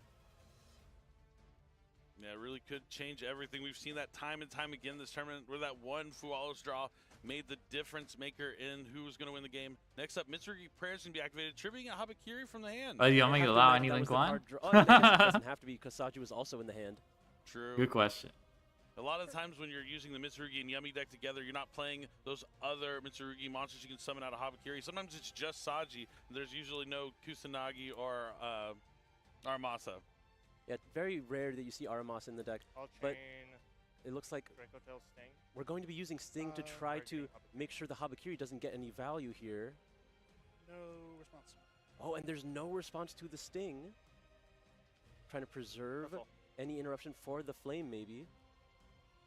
All right, so Sting resolves. Gonna put the Rahu back to the bottom of the deck. This is and also draw another card. Gonna give Aditya a draw. See if he can find some tools from his deck that he can use from the hand here.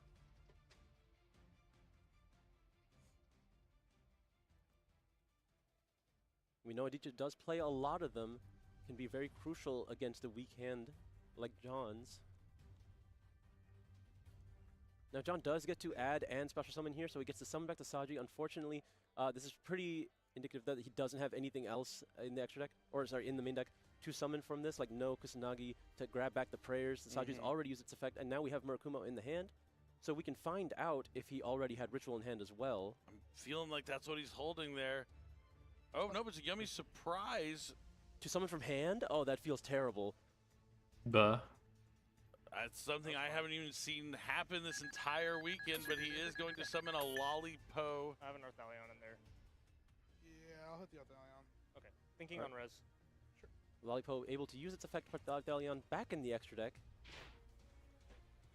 Does have that effect. If 2 or more cards are sent to the graveyard at the same time, it would be able to special summon itself back, so heads up going after that. I think Aditya wants to activate a Dracotail effect here just so he can use Gulamel. Yeah, he's going to activate the Malulu, which is going to give John another draw here, but he can now chain the effect of Gulamel to go after the Lollipo. Yeah, seeing that Yummy Surprise being activated does seem like a desperate move here from John. Whether it's desperate or he wants to appear desperate, so Aditya is going to continue his plays. The Fualos does get John another card. Looks like we're not opting to use Gulamel yet because we do have Pan. Pan will be able to get rid of the Lollipo. Chain link to Pan, chain link 3 Malulu. That's fine. All the effects are good to resolve. He's using that Malulu effect there. Rahu. Last, so he's going to be able to set a few Dracotail spells and traps. Bye. Along with the Pan going to take out probably that Lollipo, as you said. Pop the Lollipo. Now, I didn't see... Okay, Arthalion targeted Lucas. Again, not going for that Nibiru the Primal Being. I have to assume there's another copy in his hand. I would assume so at this point, or it's just a card he doesn't think he's going to need, but... It's pretty good in this matchup. It's nice that you just feel a lot safer when you have a Nibiru in your hand. All right, John is going to concede here. Dead card. Yeah, dude, like... both field spells. Both field spells. Every bad card. Every bad card. Mitsurugi Mirror. Man. He's drawing a bunch of cards off the flawless, but just into all the cards you don't want to see. Bruh. This is not the time you want to get unlucky. I mean, it's the time Aditya wants John to get unlucky. The birthday luck is running out right now. It is. Is this birthday almost over? Is it midnight? Is his deck going to turn back into a pumpkin? I hope not. Oh, man. Aditya now just one win away from becoming a YCS champion and joining a very elite class of players who can say they won an NAWCQ and a YCS. But now diving into the side decks, this is where John's deck's going to be able to shine a little bit. If there's a deck that has a lot of cards when they're going first that are going to be useful against a lot of strategies, it's going to be that Mitsurugi Yummy deck. What it really comes down to, will Aditya be able to draw into those B-Steals? Will he have some Mulcharmies to slow John down? Will he draw into that Dracotail Feynmena to be able to play on John's turn? These are all the questions that Aditya needs to answer if he wants to win this game number 2. Yeah, I do agree. I think the Mulcharmies are going to be his best tools going second into John's deck. I think we saw his strategy being really strong against Moonlight because he plays those other points of interaction that are more single spot removal. But those are typically going to be bad against this matchup exactly, the Mitsurugi Yummy deck. You want to have those power spells to deal with a lot more things at once. True. But he's opting out of those, but in favor of having more Mulcharmies. Yeah, more Mulcharmies, and I like that the Mulcharmies he could draw into those B-Steals too. I think the B-Steals line up pretty well into both Mitsurugi and Yummy. I mean, they're not going to completely slow down their plays, but maybe it can throw just enough of a wrench in on their way to where it could I mean, yeah, slow them down. It won't stop them completely, but if you have something like a Fualos and then you're summoning the Bestials while you're also drawing cards from your deck, that can be quite problematic. Yeah, they need to be paired and timed well. But that's Man, something that that was Draco pretty. specifically Like the stakes got me hyped, but like that game one was just literally like draw in combination not that for many seconds, that will pushes. be fantastic. But Wilk now opening, this is like, where John's going to be able to take out those cards shitty for bricks. going second and just have some going first cards that he's going to put in from his side deck. Going to be putting in those key cards that are really useful against the Draco Tail strategy. Looking at John's side deck here, he actually has quite a lot for this matchup. He was for sure prepared, and probably the reason why he's this lone Mitsurugi Yumi that's made it this far in a top 4 that was filled with Draco Tail. Yeah, it was definitely a top 8. There was 4 Mitsurugi Yumi and 3 branded Draco Tail, but then once we made it to top 4, all 3 of those branded Draco Tails advanced, only the 1 Mitsurugi Yumi. But I'm still pulling for John. It was my deck pick to win it this weekend, so let's go John Wilkin. And, you know, but if Aditya wins, you know, I just can't be too upset because he has just had such an incredible dueling career so far, and he just keeps adding on to it. He's saying this isn't a fluke. I didn't just win by chance. I didn't get second by chance. I didn't make top 4 by chance. I didn't make top 4 again by chance. I didn't win this regional by chance. I belong here in the YCS finals. I want to be a YCS champion. That's what I can imagine is going through Aditya's mind right now. And we talk about all those accolades. It's only been 3 years. That's within a 3-year span. It's incredible. I know I've gone to LA Regionals and he's just kind of been there just trying to get those points to get to the World's qualifying point playoff. But John is just an incredible duelist. As I mentioned, he has been around for a long time. He has also been playing in those World's qualifying points playoffs, so he has been a top 16 player of the year for the past few years as well. 2 excellent duelists going at it in the finals. I couldn't ask for anything better. Yeah, 2 very decorated duelists, both very deserving of the win. It's just going to be a matter of who can outperform the other here. Yes, and I mean, John just has to draw. I don't know if I want to do a little bit better recap. than he did in Catch game up. number 1. We did That's see not round asking 10. for much. I don't think you can draw worse. It was 11, yeah, I mean, 12, pretty much and every one of that you pretty wanted much to 11, have 12, from your 13, deck to 14 your I hand was haven't just watched, but already I'd have in to his watch hand. them at like Just 4 times. really unfortunate there for him, but We'll see. now Aditya is I kind of want to play Mario and Luigi. That's why. now just 1 win away from becoming a YCS champion. But you see, all right, a good luck, and now we're ready to duel. The players are drawing their opening hands for game number 2. That trophy just feet away from them. They'll be able to pick it up and hoist it in the air when they become a champion. Will it be Aditya after this game, or will John push things to a game number 3? I'll say the comics. Billy's pretty good at building dead air. The luck is in his favor. He has many powerful starters here. Going into game number 2, all he has to do is rely on Herald. I'm getting a little impatient, though. And it's going to be a question of if Aditya has any way to stop it. All right, let's go. Let's see how this is going to play out. Another fist bump from these players. Both respect each other, probably a tremendous amount. All right, starting with a Lollipo. Oh, let me see my phone. Fualos coming down for Aditya. Probably done charging. And it looks like it's going to resolve. Huh. So that's step 1 for Aditya. Yummy Snatch is going to be summoned, so be able to draw a card since a monster is special summoned from the extra deck. John's going to try to use the effect. Looks like it resolves also, and he'll be placing that Yummy field spell. Yummy Amusement Mignon, I'd imagine. Is it been on radio, so I heard? It's Yeah. going to be a question of... I mean, I don't notice it until I think about it, right? So that's probably a good thing. And if he commits any more, it's a very high chance knowing Aditya's side deck. And I imagine John at this point also is very aware of Aditya's side deck, that he would have a second Mulcharmy. Second Mulcharmy, even like a Bestial right here to cut off summoning back the monster, because he wants to do the least amount possible, just bringing back a Yummy and leaving like Snatchy, being able to synchro into something like Cookie Yummy Way during Aditya's turn would be helpful, but it's really tough because putting monsters face down against the Draco Tail strategy, not great. Yeah, all the actual Yummy interactions are not well positioned into Draco Tail, except for Herald the Arclight, so I think it's worth giving an extra draw just to put Herald on the field. That is probably what John is contemplating right now. All right.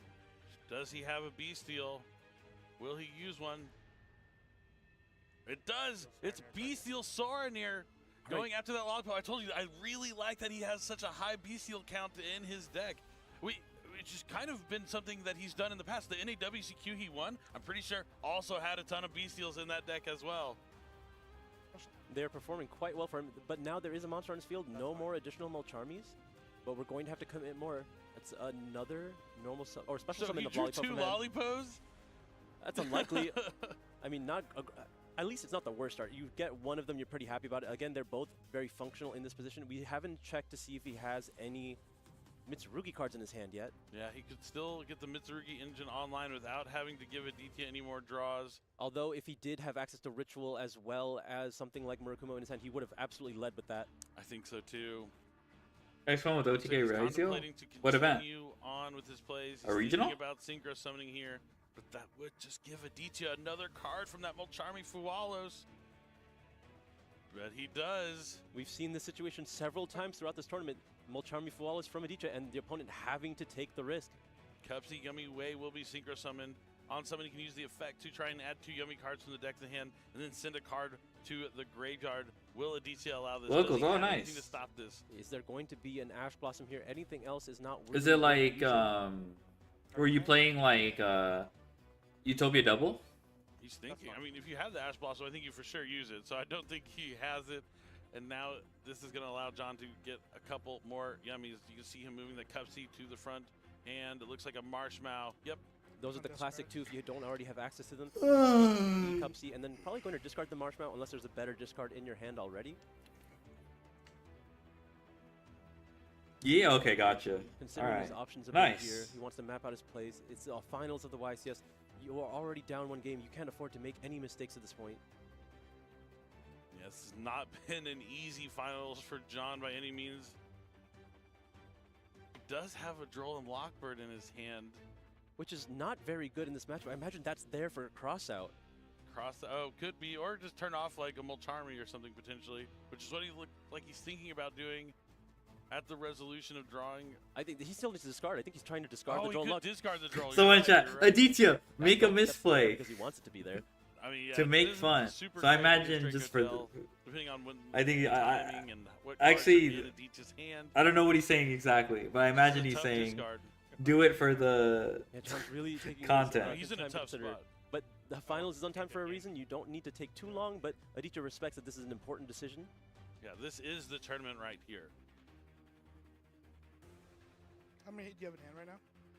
I believe 5. 5, okay. Oh, that feels bad. It feels real bad. I mean, the flawless feels bad. Drawing double Lollipo after the way you drew in game number 1 doesn't feel great. Sometimes it's your day, sometimes it really isn't, but it looks like we need to discard a card here. It's going to be the Droll and Lockbird. Droll! You're right, that's not something he wanted to draw. Looks like they might be giving him a slow play warning potentially, because it did take a while, but it is my first, yeah. There's nothing wrong with that. I would definitely take that here in this untimed matchup because Cupsy. Just going to special summon the Cupsy from the hand, trying to add a Yummy card. Aditya might have a response. If he might have been like Dragons early, let's go. Just to make sure that he doesn't get access to surprise, but he will be letting it resolve. Glad it worked out.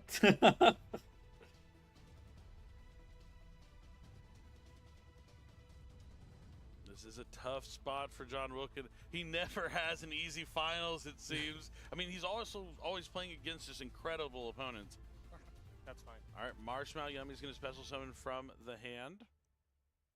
Will he give up all of these for the Herald of the Arclight? If he does, he doesn't have an answer to the Serenir already on the field to attack it. I really like the Bestials in the Draco Tail deck. I mean, this is just how strong the Molcharmies are into this deck here. When we talked about it, he needed the pair. He needed the Fualos with the Bestial, and that is a recipe for success. This is a tough spot. My bad, buddy. It is. This is a really tough spot. I don't blame John at all here in the situation we're having to think. It looks like we will be not really sure what it looks like at this point. I know. Aditya just has to be so happy with his position. Yeah, I mean, you can't really ask for anything better. Yeah, he's like, take your time, it's fine. Yeah, I'm sitting great. Yeah, you want to think and give me some more cards? I'll take some more cards. He's probably just hoping to draw into the Draco Tail 5 mana. All right, we're going to be leaving the Cupsy on the field, using the Marshmallow and the Cupsy Yummy Way to summon the Samsara Sour Cat. Another card for Aditya. Wish X was that one. At this point, maybe he can somehow keep less cards on his field and maybe get some shuffle back. from the Fual, depending on how many cards he gets. I mean, we'll it's have gonna be to his see. field +6. I mean, it comes down to, does Adichie even have 5 mana yet? It's very likely that he's seen the 5 mana by now. I mean, yeah, that would be disastrous for John. Oh, it looks like Adichie's going to allow him to make the Herald the Arclight here. That's Draws one more draw. Another card. So that's 2 more, so he's at 7. No. No, it's not. He discarded it for the Cupsy. Yeah, for Cupsy. Yeah, the draw was not activated. It was discarding for the resolution of Cupsy's good. Yumzy Way effect.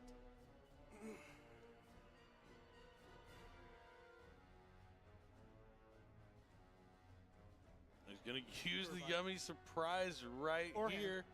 Thinking. To put the Marshmallow on the field, he does have to do this to protect the Arclight from battle with the effect of Cookie Yummy Way. And he has another Bestial. That's right, it's Bestial Druid Worm. Marshmallow. Going after the Marshmallow Yummy. I mean, this isn't as impactful as you might think because Surprise does not target, so he can bring back something else. But he loses the Surprise. But it looks like he's going to negate it with Herald Arclight, and this will also allow John to access the Mitsurugi portion of his deck, potentially. That could be huge here. So Okay. Surprise is going to resolve, summon the Marshmallow in a new chain. In a new chain. Chain Link 1 Herald. All right, I just Chain wanted Link to say it too. Everyone else was doing it. In a new chain. Herald of Arclight will be Chain Link 1 protected by Marshmallow Chain Link 2, adding the Surprise back to hand. And now we'll see how much he wants to commit here. Because now that the Herald's off the field, Adichie doesn't really care what John does with the rest of his cards. Off the field for now. You know how many draws he's going to have to give him? One more, actually. It's not that much. Not that more. The Samsara Sorrow Cat can put that Herald of Arclight right back to where it came from. Hand. All right, Mitsurugi Ritual to try and summon from hand. That's fine. It resolves. Play continues. Murakumo is being summoned from the hand. All right, this is really strong here, having a way to put Murakumo on the field without having to use another monster from the deck. Tribute to the Habakiri. So Habakiri will allow John to add. What are your chain links? Oh, sorry. Haba, Chain Link 1, Chain Markuma. To add, and the Murakumo will try and destroy the Sorinir. That's fine. Sorinir could potentially put the Magnuma in the graveyard to re-access with Arthalion later. But maybe Adichie wants to draw it at this point. I love doing that in Malice with the Battle Queue. Using like a Sorinir that's in the Magnet, bring it back to the Battle Queue. Always a lot of fun. Yeah. It's a lot less steps in this deck. True. We get access to Mitsurugi Mirror here. Send Bestial Baldrick. Okay, sends a Baldrake to the graveyard. Interesting. Maybe he just doesn't want to draw that one. Or he has Magnuma in his hand, potentially. Sure, and then he just gets to add it anyway. I mean, yeah, no, I don't know. Yeah, interesting that he chose to send the Baldrake. Yeah. This is mine. That's yours. All right, so a Murakumo, a Marshmallow Yummy on the field. Did he add that with the Habakiri? He did. Okay, He I was did. like, there's no way he drew it again, right? So Mitsurugi Mirror is going to try and summon. Oh, the board has been cleared. He drew another Mulcharmy. The Murakumo backfiring, paving the way for Adichie to be able to draw another card. We talked about it in one of his previous matches. He has all the Mulcharmies when he goes second. Is that... Shoot. You don't have to do anything. Oh, you might be getting another slow play warning here. He's fine. He's fine. He's fine. Yeah, no, I think he's fine. What was he? This is so awkward. Murakumo, right? Yeah, in response to the Mel's. Dude, if that's how it ends, that's how it ends. Well, it looks like they're going to discuss if he was playing just a little too slow. I don't... Adichie wants him to continue playing. Yeah. Yeah. I'm just going to pause and have the judges talk about it. The head judge is right there on the stage, so they'll be able to That's decide. so weird. I mean, he is playing kind of decide not slow. to upgrade it. But this is It's like... tough. Like, it is untimed, but you do have to still play at a proper pace. But if there's ever been like a more difficult... Is Earl the judge? situation, like, this is it. Like, John is Earl's a almost known in judge. You can see it on his face. You can see it in his place. He's playing an uphill battle, not even from a matchup standpoint, but just his hands. He's playing into a strong. I don't know. Yeah, I don't know what's going on with the judges right now. But there is a famous judge who's like very like, I wouldn't say he's like a dick or anything like that, but he takes slow play very seriously. I just know that there was a playoffs with Ray and Kevin. Here we And go. when, I think? The duel continues. Where he would just Luckily, dish out we slow get play upgraded. It is a warnings. complicated game state, and Ash Blossom is coming down to keep. Okay, our okay, duo we're in the we're graveyard. back. If things were already not going well for Aditya, they have just gone amazing. So now Yeah, he this is wants not to an easy get game that state to 20 draw for navigate, the so Heralds and a draw I for the think Herald. I wouldn't more here. blame, But this is especially in a an untimed match. Will Aditya do something now? He might have too many. There's, cards. I don't think He there's is any using rush those card for effects him from the to hand, make so a it's make a also move, reducing his especially hand size, so he won't have to put under anything like back. the Charmies. John sets a card face down and ends his turn. It'll likely be that copy of Yummy Surprise. So I think Aditya has less than 10 cards in his hand, so he doesn't have to put anything back. As if this finals, like I don't know, even like venue wise, it seems like the timing, Okay, but we are going to start with Ketu. no big deal. Synchro. Change the Simsaro Cat to Synchro Summon. Can I read? Oh no! Yeah, it's a synchro tuner. It's a synchro tuner that can quick effect. Okay. Aditya kind of has this thing where he uses a card and then wants to read the card after he uses it. I don't think this one's going to be as punishing. I mean, as the arc, like, Ketu Arc doesn't Light have to is synchro not summon terrible, right now, though. or not fusion summon, but the materials would be banished if he did. It's just a little funny. Just a little funny. Thinking on my ad. Can I read that? I will elect to. Oh my god. Oh, I mean, I'm actually in tears right now. That's too funny. Oh, okay, so the Ketu's gonna add looks like a Lucius, right? Any priority with prefects? No. All right, after resolution, John wants to flip up that surprise to put one of those Yummy monsters back on the field. I mean, I do think John was playing kind of There is a slow, bell. but not like malicious or That's banished, anything. by the way. But I don't know if my opinion counts Can't for be met with anything. help, But I was not just that it like, could be anyway, there's all no right, other taking set. a bit of time to think, whatever. Definitely true. Aditya probably has all the tools he needs. I mean, really, the Bestial checks the Herald of the Arc Light right away. We know he has the Druisworm in hand. No, it was negated by the Arc Light, wasn't it? So it was On negated the and destroyed? previous turn. So it doesn't Oh, no, it got destroyed. You're yeah. right. I'm thinking of like Impulse with no traps in the grave, something like that. So he doesn't have the Druisworm. Arc Light, unfortunately, is a very good card. Yeah, it's from a time when all negates usually destroyed. A dark time.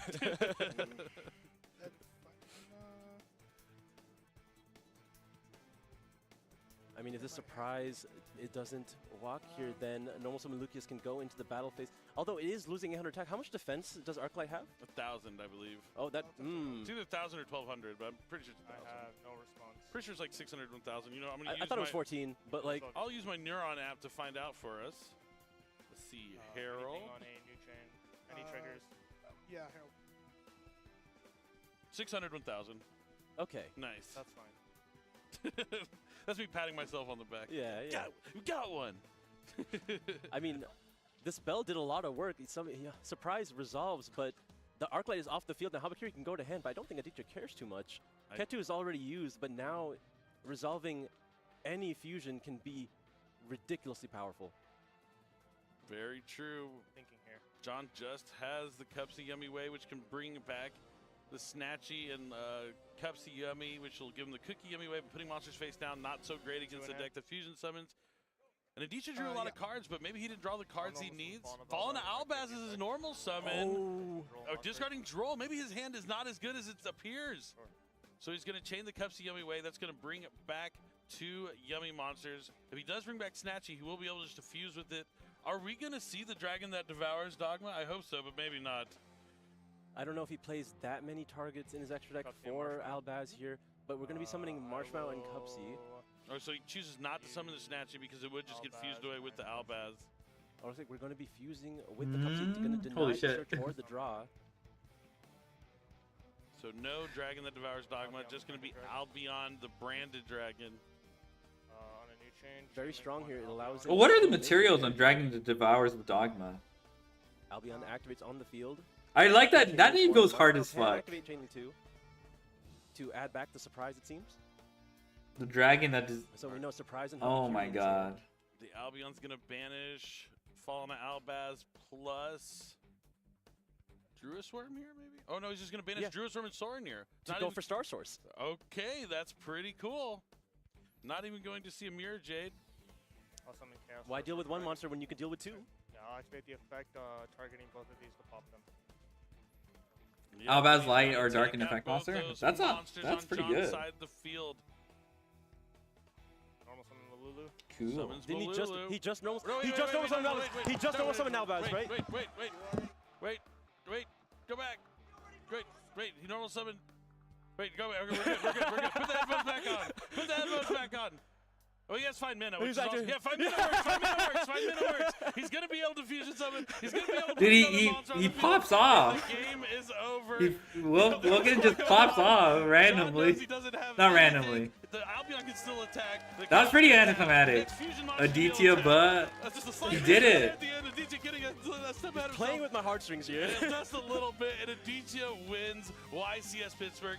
He is the YCS Pittsburgh champion.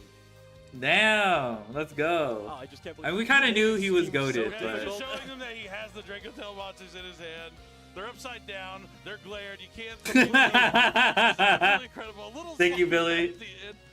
Look, wait, when he's going back, he's showing them all the cards. They're all monsters. He's gonna be able to use them. Don't give him a hard time. He is an NAWCQ. I know champion. this is gonna make the fucking stupid ass like decayed illegal play, John, but Aditya's gonna walk illegal away activation winner. compilation. And I love it. We talked about That shit's cringe as fuck, but whatever. Bro's gonna content. Sign the camera. That is, he revealed his hand. That's the. What did John do? John didn't. And when you draw those in pairs, because if you just draw the little Charmy, John like saw Malulu normal summon and just conceded.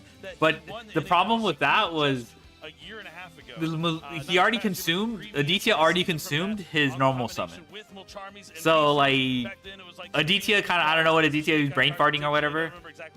But then Aditya reveals he has Find Mana, so it doesn't matter. Yeah, he normal summoned twice. Yeah, sign the judge's forehead, bruh. Put himself in a position where he could lose and unlose. But he had Find Mana in hand, so it doesn't matter. I mean, that's kind of Aditya's like TM, right? Sometimes it gets like to the end. Maybe it just gets a little too excited. I think he's doing it for us at this point. It has to be on purpose. Yeah, he wants to put me out of my misery. He's trying to give me a heart attack. He's trying to send me to the Shadow Realm. He's giving us content. He's for sure giving us some content here. Oh, man. But what an incredible match between two amazing players. Just absolutely incredible. You sure is hard. I imagine it's also like finals fatigue or whatever. Cards in and out most of the time. The preparation is where it all begins. But John Wilkin just already like checked out as soon as he saw that. That Aditya had some kind of any kind of push was enough for John Wilkins to just like jump out of his chair. This is live. We've been watching live. But when you know you're going to be going second, at least one of the games in the match. If this was the VOD, this would have been 2 times speed, 3 times speed. Especially with like Yummy Mitsurugi, they're summoning from the Handle Bunch. They're going to summon from the graveyard. They're also clearly going to summon from the deck and extra deck. So why not just have them all accessible so you're able to keep drawing, keep accessing more interaction as These is finals fatigue. I mean, there's a good amount of cards he hasn't been reading either. He has now gone all the way and become the YCS champion. Yeah, just absolutely incredible. Finally gets a win. Yeah. I think it's deserved. I like Draco Tail. I think Draco Tail looked pretty cool from like what I've been seeing. Regional after regional, YCS after YCS. I can't remember. I don't think there's been an event that I've been at that he wasn't there. And practice makes perfect. The one way to get better at Yu-Gi-Oh is to play a ton of games, to download all that information, all that knowledge, and then you have to have a good meta call. You have to have your deck be prepared for what you're going to face. It's been an incredible weekend. We saw so many different decks. Unfortunately, the deck I picked when it came in second, Asal, looks like you were right this time. Next time I'm going to get you. Thank you for joining us. We've had such a pleasure, and I can't wait to see you next Format's in a good place. Awesome things that yeah, I mean the format has been in a good place. There's just like the whole. I think that Josh video is really misleading because it's like he just saw what was featured, which is only a small sample of actual played games. And even if that was the norm, it's more like, okay, if that was the norm, that's a problem. But like for me, okay, first of all, the Triff deck loses the floodgates. Like that is like a no-brainer. So no shit, someone's gonna floodgate the fuck out of Triff going first. There's no point in trading hand traps into that deck. It's got to be a surreal moment. Yeah, it was more like Multiple Josh years pointing. of Like really I get you the first video was dedicated Josh to this pointing one out goal. that So looking this shit back, sucks to I play mean, against. What are some of the And lessons then you can take away from this 2-year journey? That I don't know. To me, that's more like the format is already in a good place. There's just these stupid ass things that have been unaddressed, and I guess now they're addressed. Just learning from Like the format's still good. The format's still good. It's just there's just these weird blemishes. One of the best now. Still made a difference. I'm not saying it didn't make a difference. I'm just saying it was already in a good place. Surreal feeling. I want to quick. That's what. Not in the first one. Not in the first one. The first one was definitely like knee jerk react. Like first of all, this YCS sucked to watch. That's not what he said. He said that in the second video, Joey, D, Jan, where he was actually discussing like solutions. The Bobs. Shout out to. Oh my god. When he discussed solution, that should have been the first video. That to me, that's classic Josh. The first one was like very uncharacteristic of Josh too. Shout out to everybody back home in DFW. There's too many. I can't name all of them right now, but if I forgot you, I'm so sorry. Shout out to my opponent, JW John, phenomenal player. It's his birthday. Happy birthday, JW. Aww, so sweet.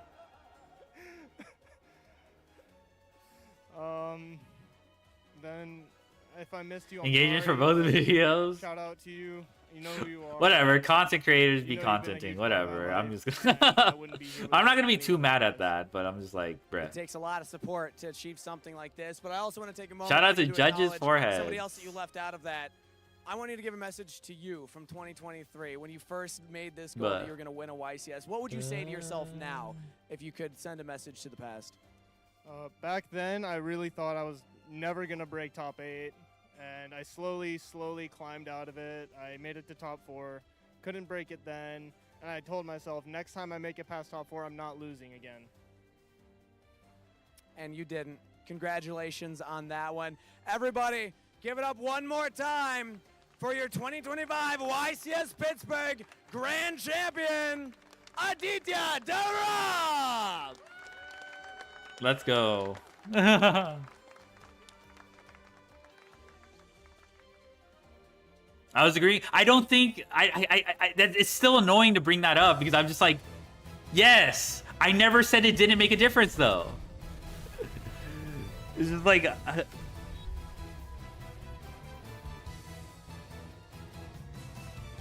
All right. What do we do now? I don't want to go back. I want to play Mario and Luigi. It seems like we're at a...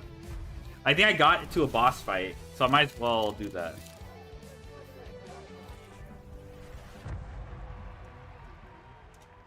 What's this?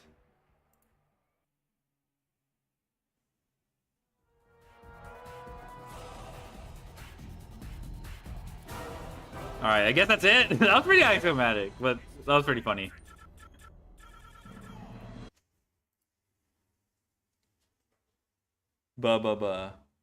Join us for a weekend of intense dueling, cunning strategy, and surprising skill as duelists from North America and beyond test their mettle for a chance at glory and the opportunity to be crowned the Yu-Gi-Oh! TCG YCS Pittsburgh champion. Oh my god, holy run-on. Okay, we already saw this. We already saw Jesse get roasted by his dad. What is that? Wait, is this Jesse's mom? I can help you find the world dueling in spelling bee. Hold on.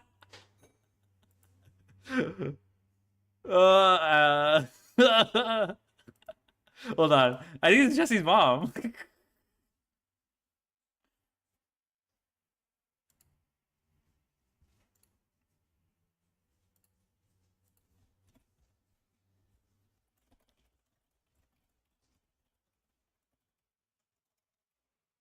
All right.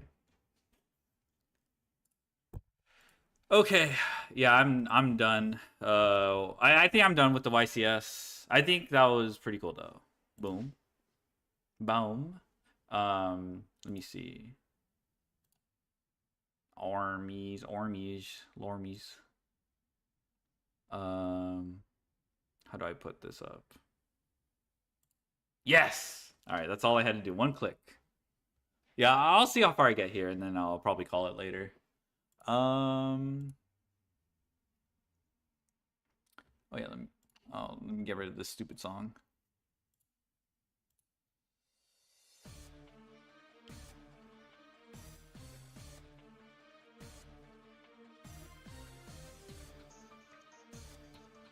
L plus R? I'll do L plus R in a bit. Let me. So I'm responding to DM.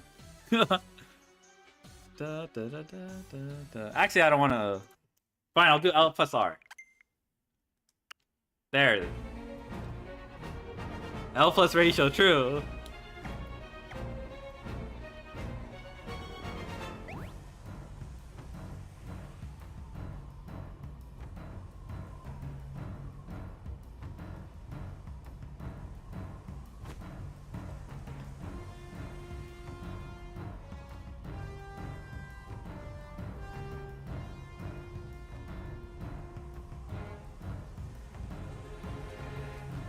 I'm not a millionaire.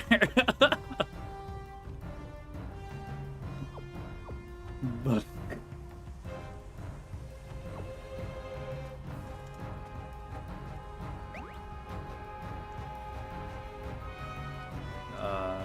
billionaire is true, but many people are saying this. My bad. Yeah, I'm not a millionaire. I'm a billionaire.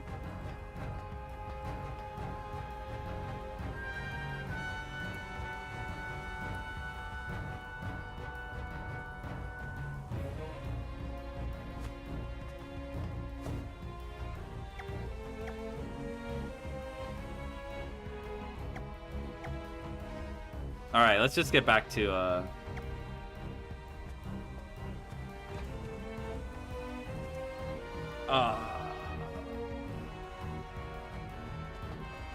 Alright, all of these guys got laid out. Let's go.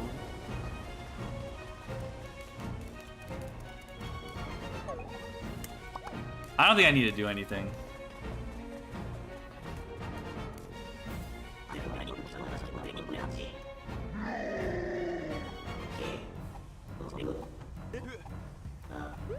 Gloam Bowser is pretty, That's,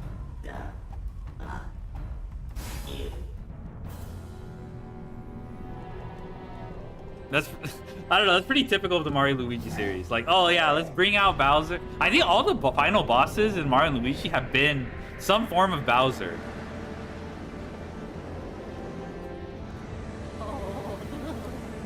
Oh,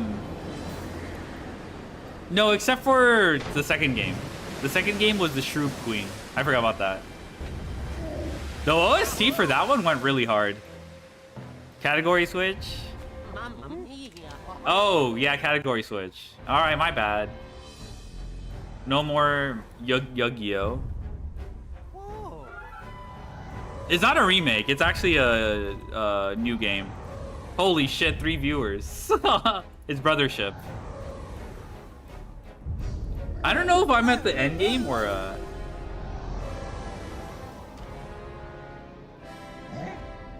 I guess I could change the title too.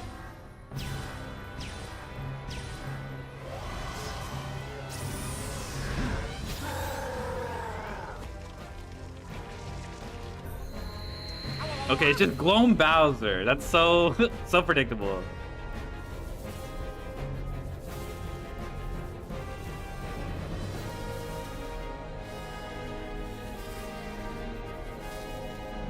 Who do you expect to win? I have no idea. I don't know anything about League of Legends.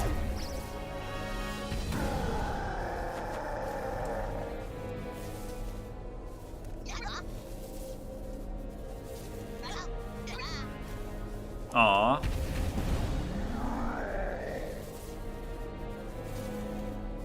Alright. I do love fighting bosses in this game. It's probably like the best part of this Oh yeah. They hit Bowser with the 5G radiation? Oh, fuck. Was I supposed to jump? Okay, I didn't realize I was supposed to... What the fuck? Ah, come on.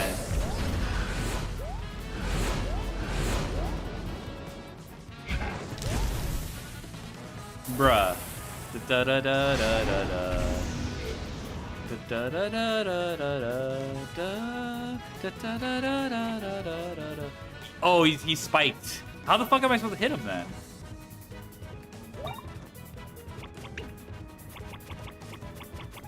Right, he's got I don't think I can jump on him. No. Okay, let me do the battle plugs. All right, hit him with the glorp, anti-glorp.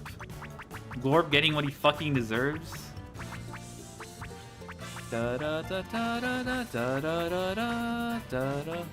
Have hammer throws and stuff like that. Not anymore. But it does have hammers.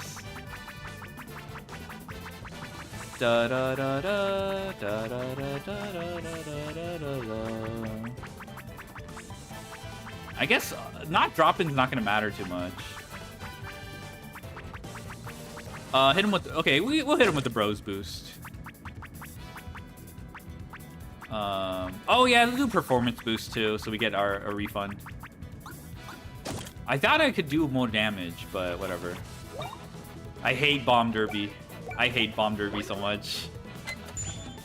I can't believe they brought that back from the previous games. What? He's flying too? Bruh. I guess he's floating, my bad. Maybe I should have paid attention.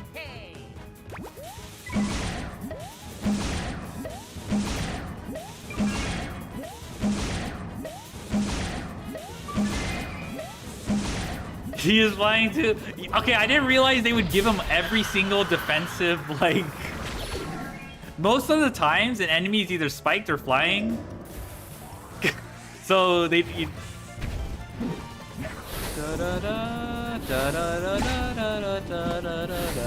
I'm cheating, by the way. I'm just holding both hammers so I don't have to... Oh, fuck. I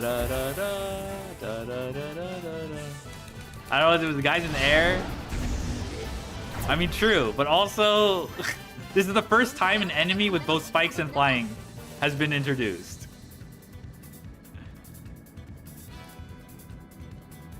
Alright, Gloam. Oh, okay, well, thank you for that one. Broadly specialized. If you use multiply specialized plug effects that overlap, it will boost the damage you deal. The more overlapping, the more damage will be increased. What? Why am I getting this, like, now? Oh, I still get damaged by the katana. Okay, whatever. The chakra.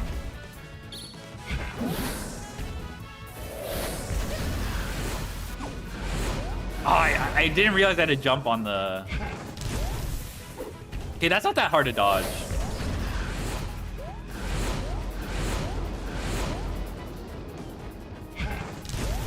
Okay, that's not that hard to dodge. You just have to know the pattern beforehand, which they didn't tell you.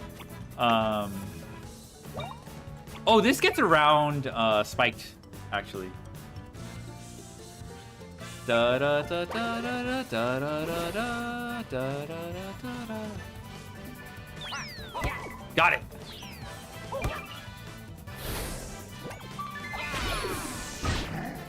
Boom! Ha!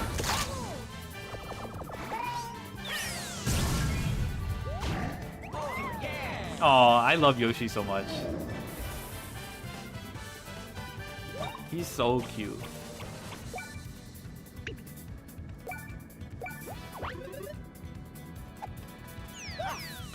Dun, dun, dun, dun, dun, dun, dun, dun.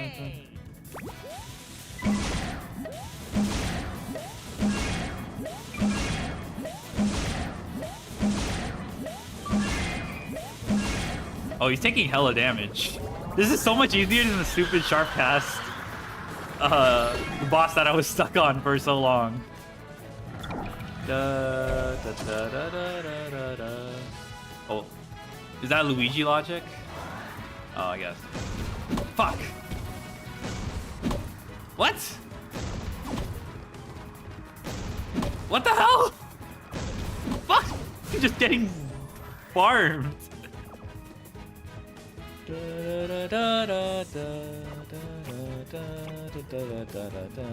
What other plugs can we do?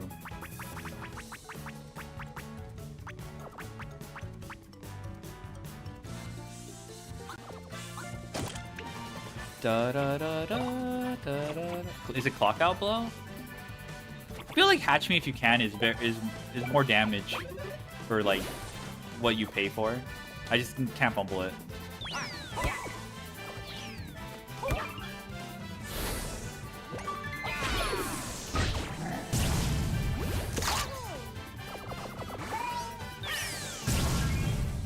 Let's go! Alright.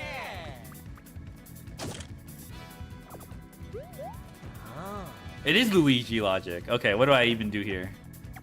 Leave it to me. Alright, what mini game are they gonna make me fucking play?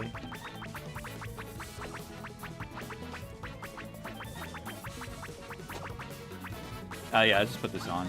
Dun, da, da, da, da, da, da, da.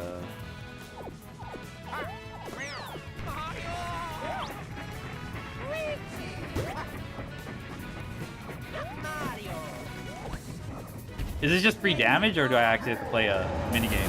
It looks like I do have to play a minigame.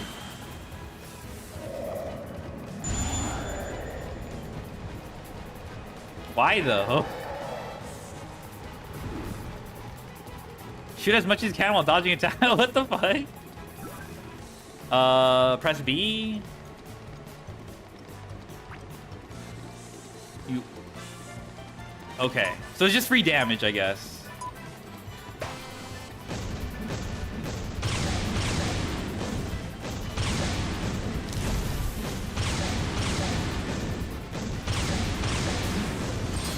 Oh, he's countering.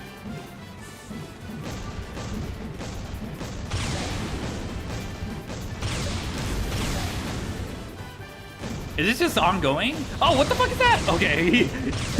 Ah! Okay, stop shooting. Oh, we got hit. Okay. That was a lot of damage. That was not trivial. Yeah. What the fuck is this?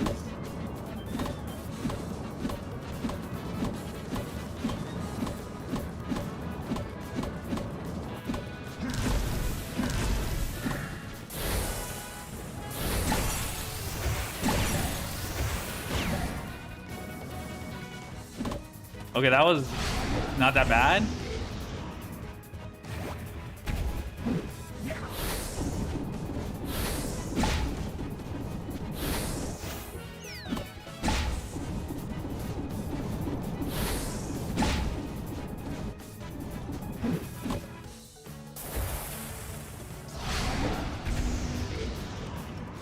Is Zan who won? Aditya! Aditya won!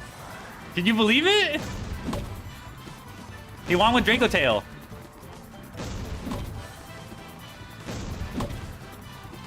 Lamio was on vacation. The Aditya won. Fuck. Da, da, da, da, da, da. He won with branded Draco Tail versus Mitsurugi Yummy. More Draco Tail than... Yeah. It was 3 Draco Tail in top 4 and 1 Mitsurugi Yummy. I don't know about top 8. There was 1, yeah, Lunalight, though, in top 8. Lunalight did not make... Aditya beat the Lunalight. Oh, damn. That's like a lot of... I didn't realize he had that much health. We might lose this one if I don't heal. Fuck! Oh, okay. Orm... Da, da, da, da, da. It is Mega Mario. This is Mario and Luigi. This is one of my favorite series. Though no one would know that until I got a chance to play it. Let me do add stop drop in actually. The reason why this game's okay. Entry. This is like the 6th one, but one of the. Yes, I love Yoshi. Mama! I fucking love Yoshi. He's so cute. Yes, I also enjoy tax fraud. Wait, what?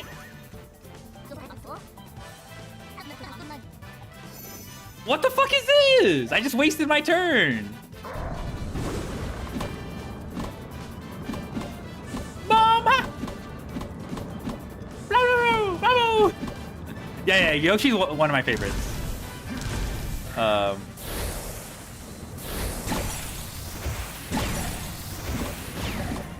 That's not that hard to dodge. You don't even need to, like, predict.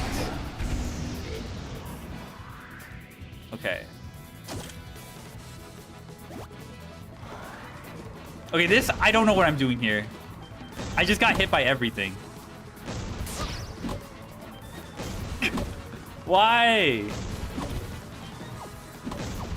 I don't know how to see. There, okay, in one of the previous Mario and Luigi installments, there was like... Oh, fuck. I shouldn't have lost that. Oh, I'm ass. I was like, oh, this is so much easier. And then I got my ass beat.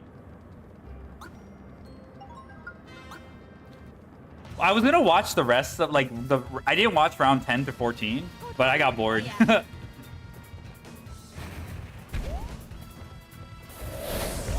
Like, I'd rather play this.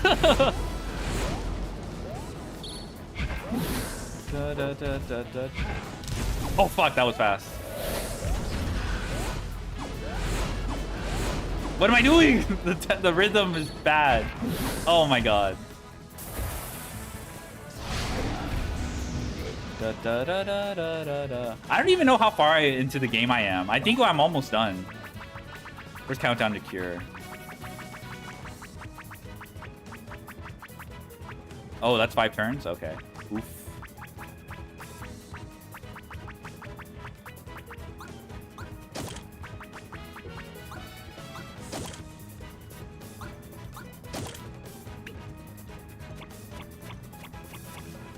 Oh, I already did this. Okay. So I can't do this. Okay, let's do the Yoshi move. I won't mess this up. Yes, I got it. Yoshi!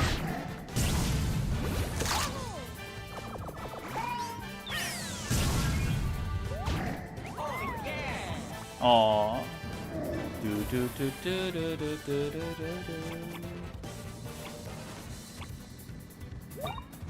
What did I get?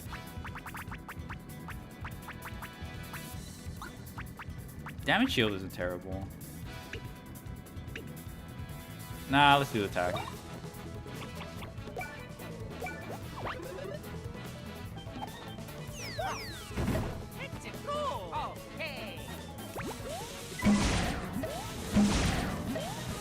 Do you like Kirby? Yes, I like Kirby.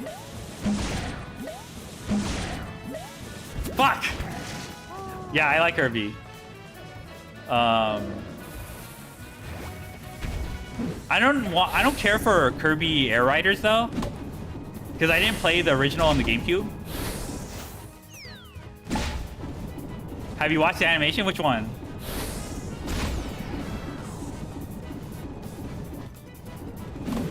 He's cute crying? Aww. Yeah, okay, actually, Genmu. Serious question.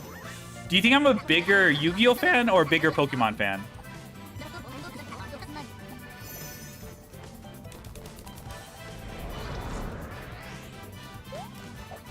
Oh. Annoying bird. DDD?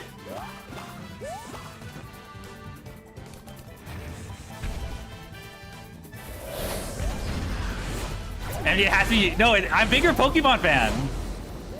When's the last time I played Yu-Gi-Oh? When's the last time there was a Pokemon game on Steam? Oh, Kirby has a bird with him in anime. Oh, okay. You can't even use Steam hours because there's no Pokemon games on Steam.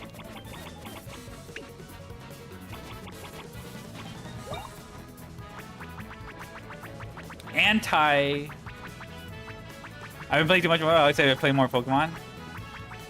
Yeah. Your MD is 4,000 hours.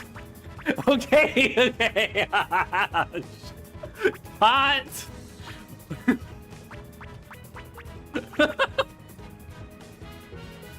Okay. I don't know how to beat that. I don't know how to. I do consider myself more of a Pokemon fan though than Yu-Gi-Oh. There's just more to talk about with Pokemon.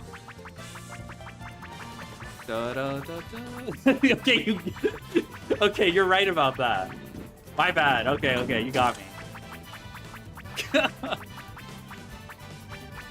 My bad. Plays Phoenix right once. Presents the evidence. Pokemon is dying. Oh my god. Okay, what am I looking for? I've never YGO game fan anyways. What do you think of like well, I mean, what do you think of Legacy the Duelist?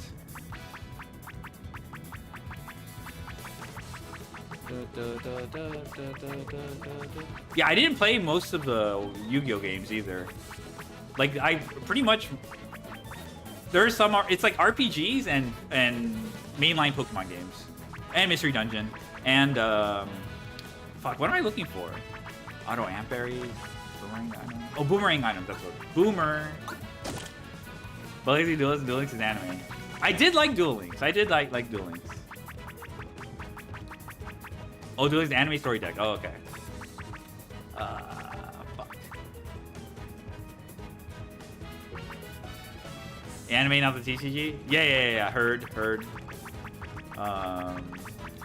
Sorry, I don't know why I'm stalling. Let's just put on this, let's put on the shield. This series has like one of my favorite music too. Like, I think Yoko Shimomura is still doing this series.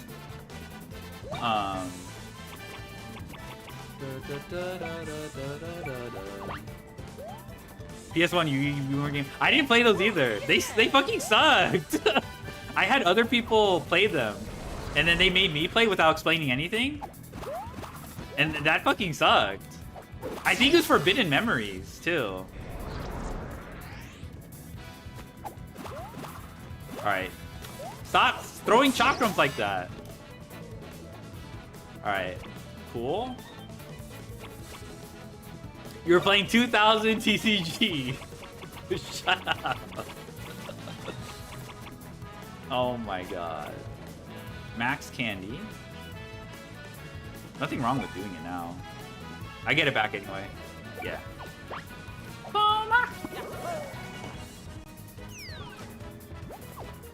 1990, my bad. Yeah. Get it right.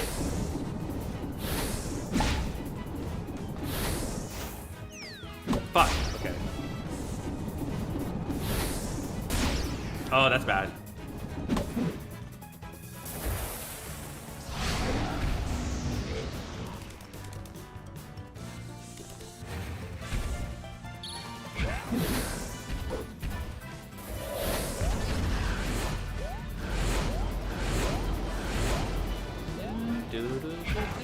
Oh, fuck.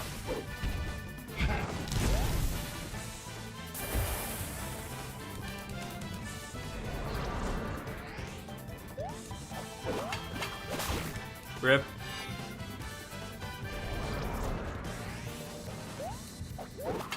Fuck. Alright, it's fine. It's fine.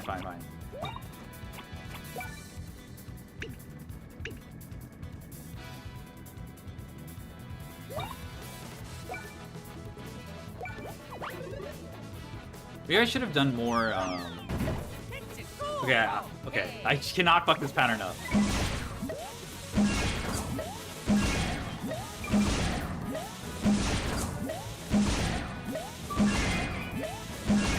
Dang, that's a lot of damage.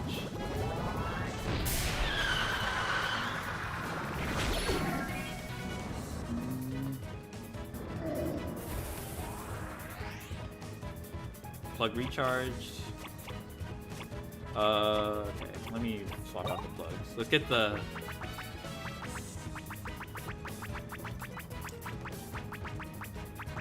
performance bonus.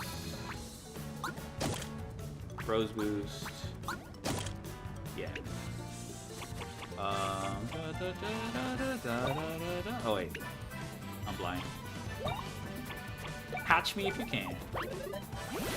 Surely I don't mess this one up either. Yes!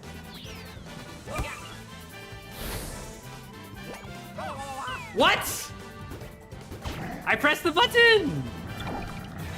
Whatever.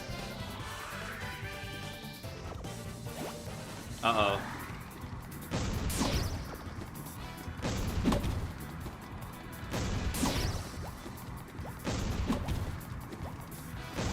Oh my god.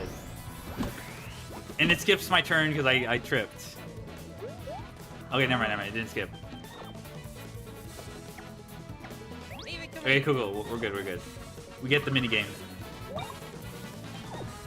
Oh, I should have put in the plugs to like deal a bunch of damage. Alright, my bad. Okay, we watch this animation. Okay. Oh, this is...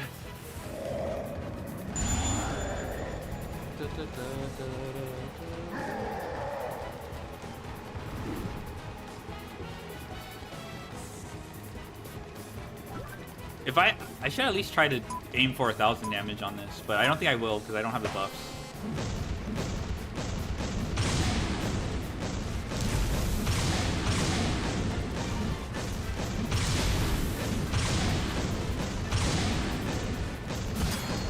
Oh shit, okay.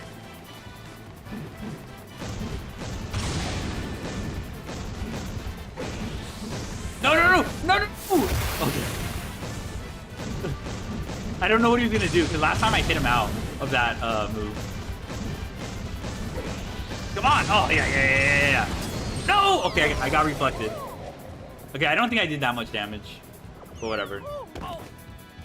I think that was like 400. Yeah, 360, that's not that much.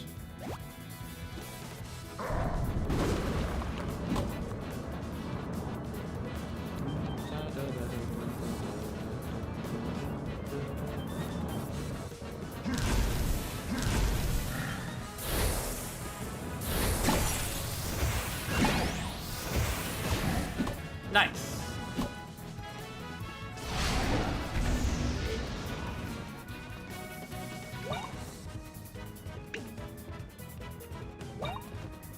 Let's just do clock out blow.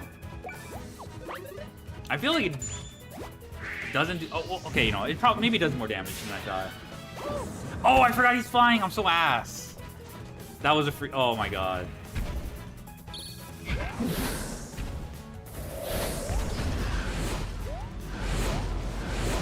Luckily, this pattern's not that bad.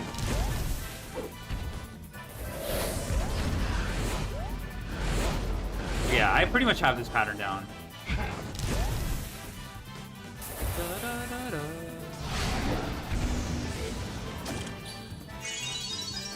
Wait, that doesn't do what I thought it did. Fuck.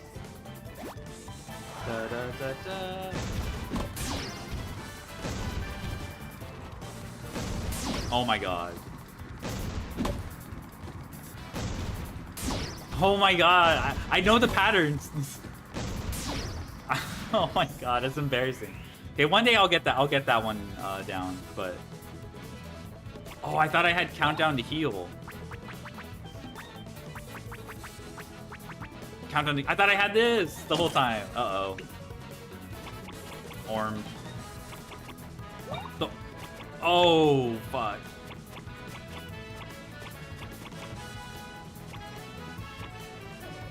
Oh my god.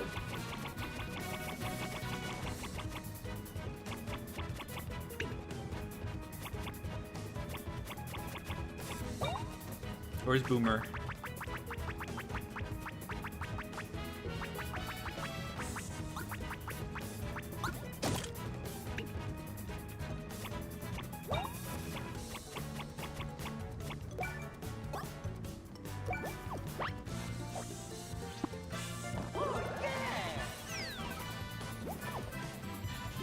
Man, I'm sad that I messed up that free attack.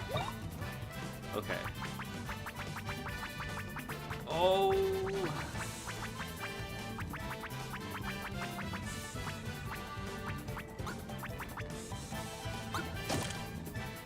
Wait, performance bonus. Yeah, I want that. No.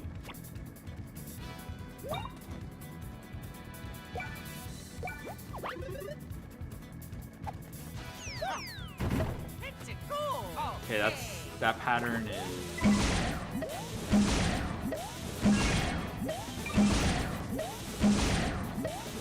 Alright, yeah. Okay, got it.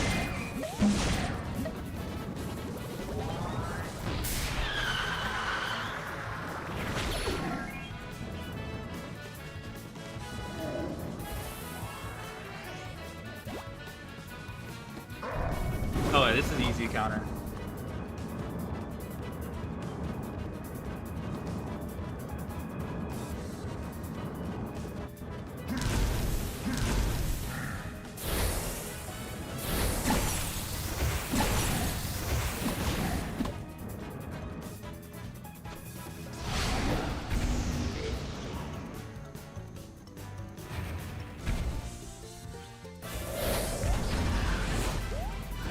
Easy.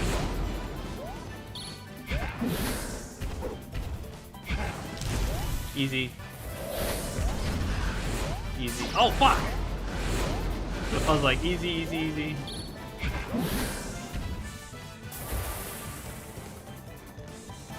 Uh-oh. Okay, finally I can... do I need to do anything? Let me do anti-gloam. Nah, no, I'll keep these plugs.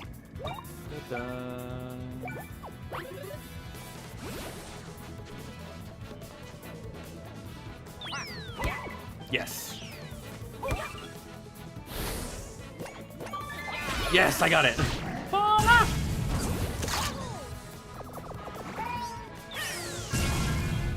Okay, sick.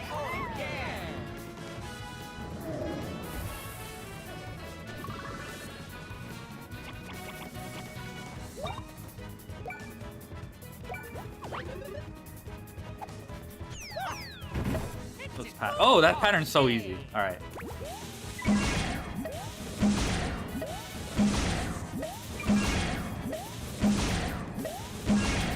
Holy shit, how much damage am I dealing? All right. The flow of luck is back. No more disparage.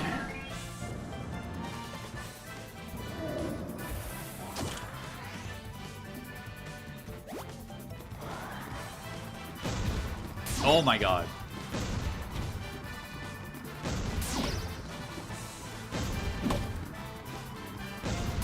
Holy shit. I'll never... Okay, that one is delayed. Okay, cool. I recognize the pattern, what you're supposed to do, but I don't know, my reaction time is bad. My reaction time is really bad.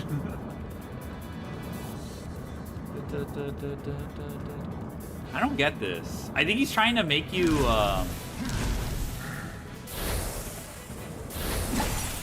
I think I get what he's trying to do. He's trying to make you confuse which one's A or B, Mario and Luigi, but I just hold both. What the fuck? What am I supposed to do about that? What does that mean? Orm.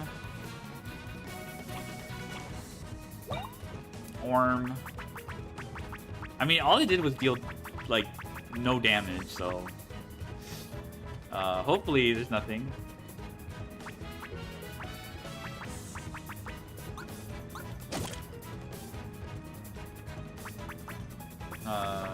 Let's do anti-flying also.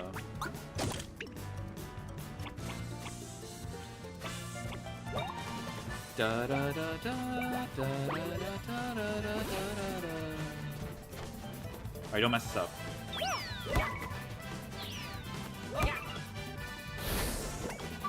Yes!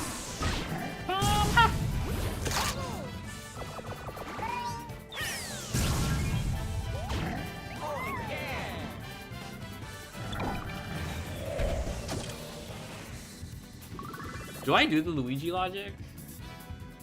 Sure, let's just do it. I don't think I deal that much damage. Oh, I should have put on all the... Oh, okay. I should have put on more... Okay. I missed the opportunity, but I think hopefully this is it. After this cycle, I don't know if we'll kill him with this minigame, but I think after the next cycle,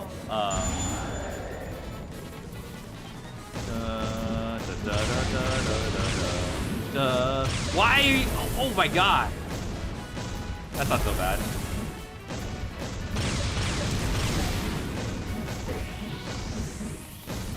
Oh, okay, that's not too bad. Oh. I'm worried. Okay. I'm worried about that. The.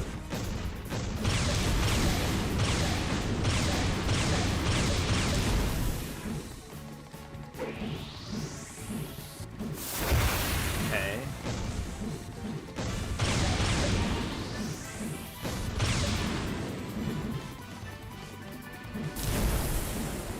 Okay, that's not so bad.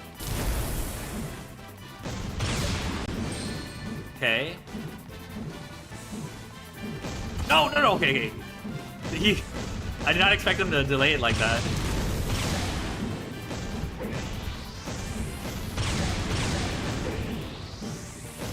I need to be less scared. But...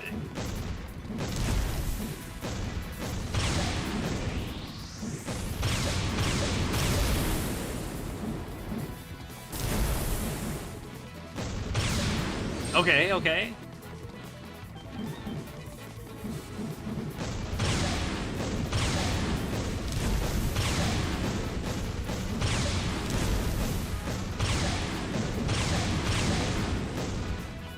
Oh, I win?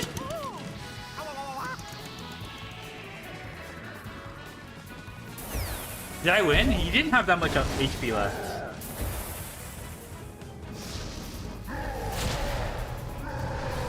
Okay, this is like not that bad of a boss. I enjoyed it.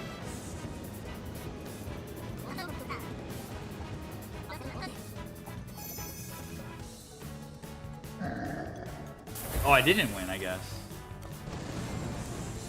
What the hell is this? Oh, this is a classic Mario and Luigi fucking... Oh my god, why am I losing? This is so telegraphed. Oh my god. Wow, I'm so ass. What the fuck? Holy shit. I'm like, oh, this is easy to dodge. Holy fuck. Yeah, this is a classic. This is so easy to dodge. And then Unk reaction time.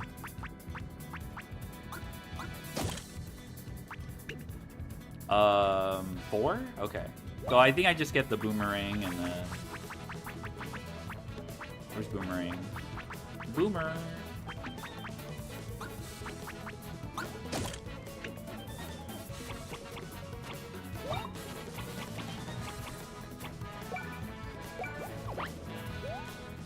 La la la la la la.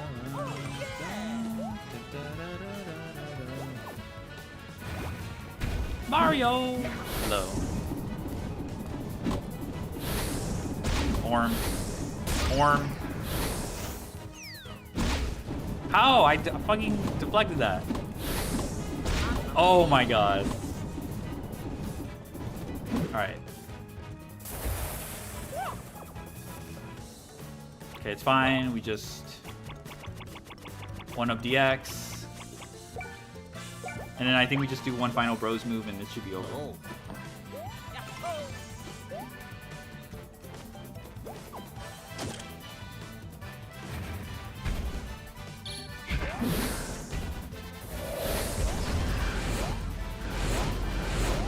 Oh, fuck.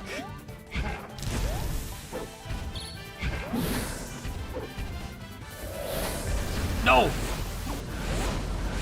It's just one. Okay. Alright, cool.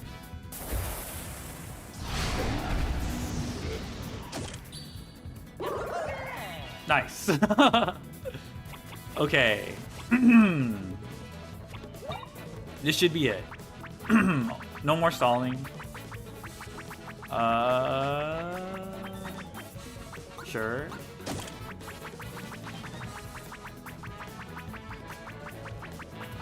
Oh, okay. Where's performance bonuses too? Okay. I think this should be it.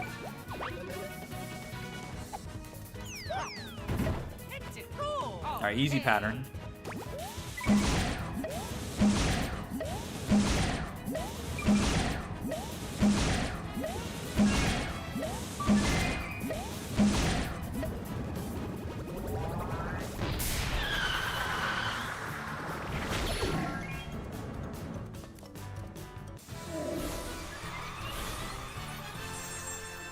Yeah.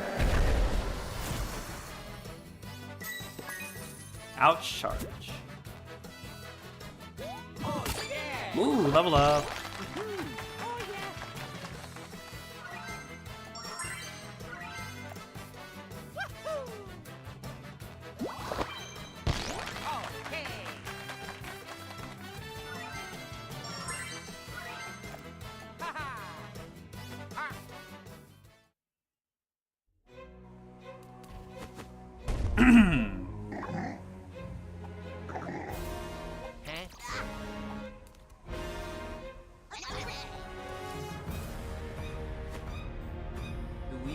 I imagine this isn't the end. They're probably gonna do some bullshit and then just run away.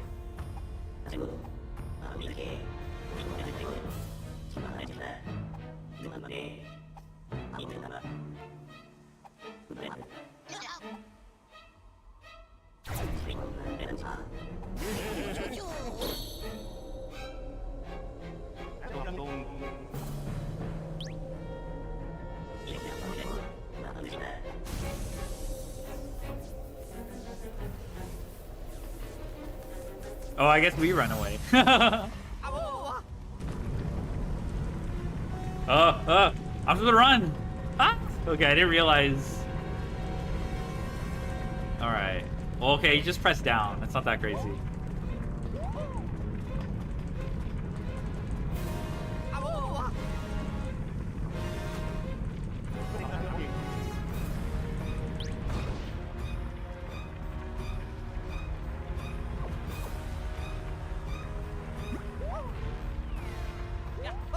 So dramatic.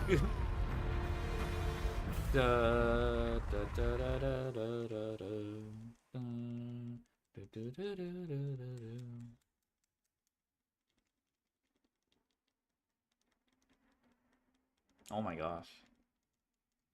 Take forever load.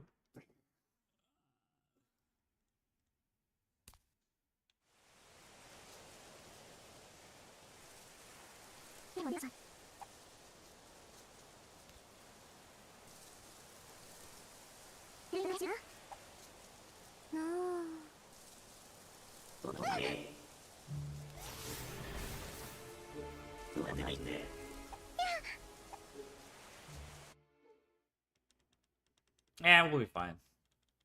Probably wash up on a random beach. Like in the first game.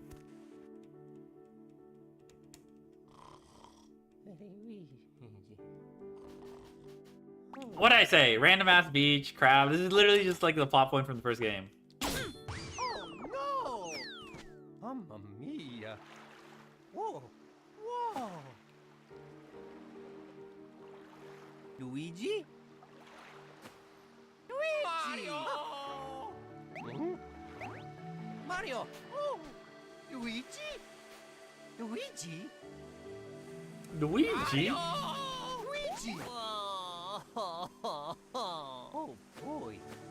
Whoa! Let's go! Oh yeah!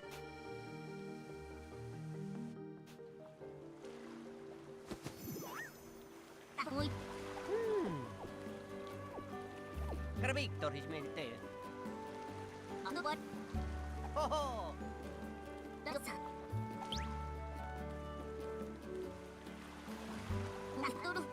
Okay. Yeah. Mario. Luigi? Carabito rismente. Oh! That's nice! That's actually nice. I didn't know you could get 5. Oh, that's really nice. I thought 4 was like the limit. Oh my goodness. Alright, what does ouch charge do?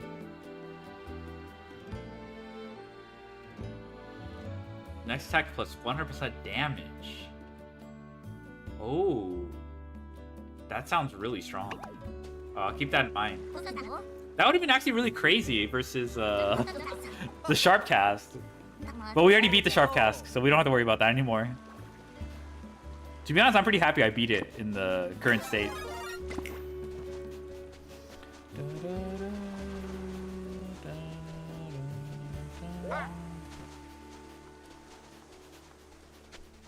Alright, I'm just gonna ignore you. I don't care about gear.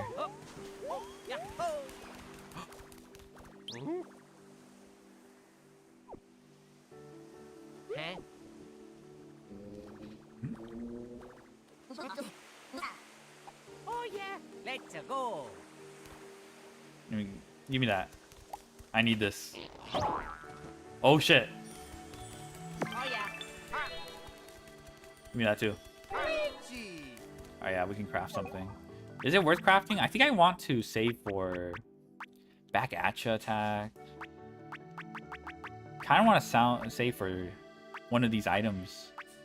Item share is good.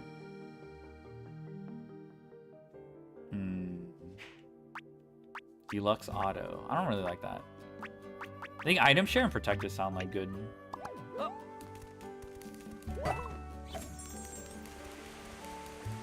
Oh! What level are these guys? These are like the first enemies. Bruh. Bruh. Where the fuck am I? We just beat up on a poor child. Huh, I guess I was here originally. Oh, let me get that. I need that.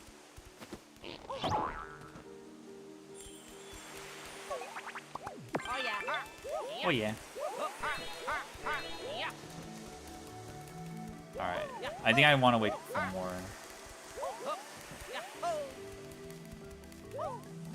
Oh, what the heck? Wait, do we get new hammers?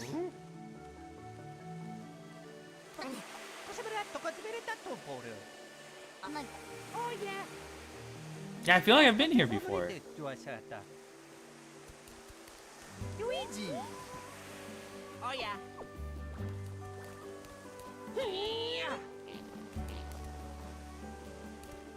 No.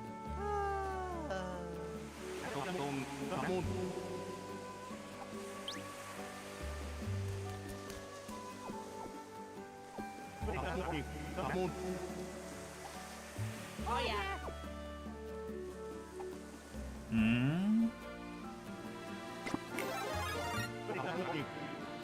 Opposing forces, make them one through the might of your bond.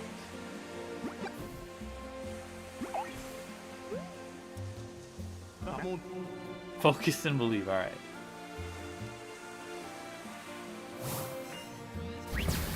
What the hell is this?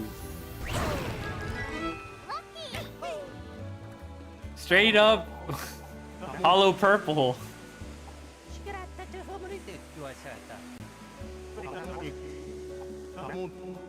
Oh yeah.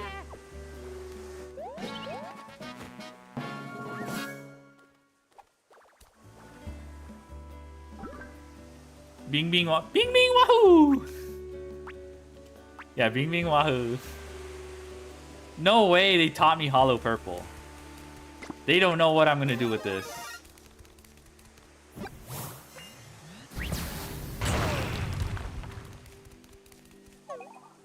Ooh.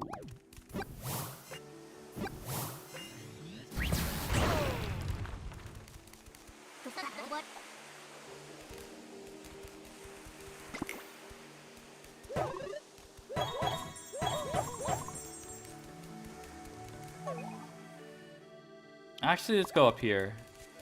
Yo, Corin! Hell yeah! How's it going, Corin? Thank you so much for the raid.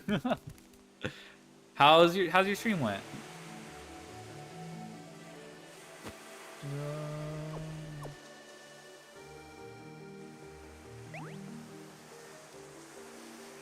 Hello, hello. We're cooking in Minecraft. Let's go. Like literal cooking, or are you guys concocting like the most diabolical base?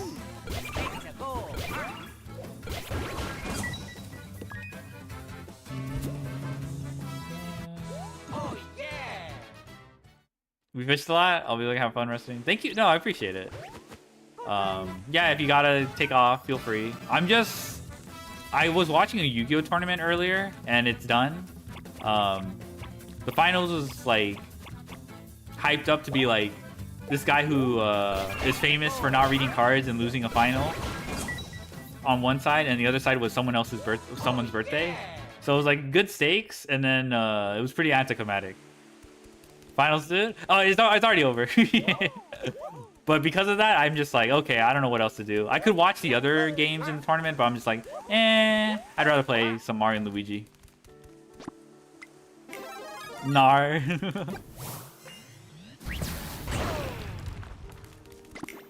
But I'll probably call it like in a bit.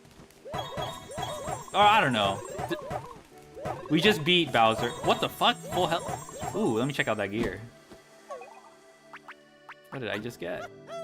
Sharp cask. Full belly. When your HP is at full. Just having lots of fun. True.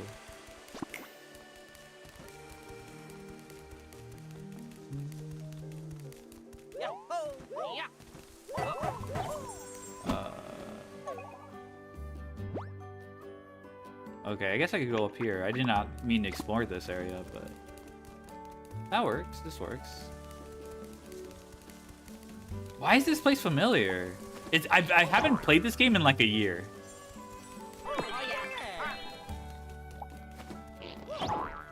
Like I got like 40 hours or so into it, and then I got soft lock because there was a boss that I couldn't beat at my level, and I refused to progress the story until I was stronger. But now that we've beat that, I'm like, yay. Okay, I want this for sure. Yeah, this is a good craft. I think I want item share too.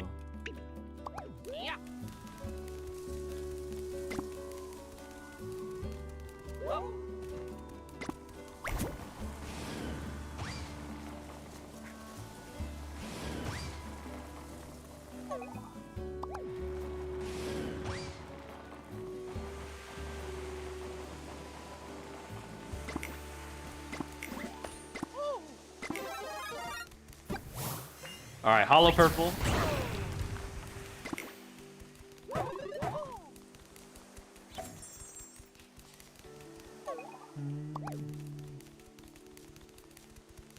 Oh yeah, let me check my messages.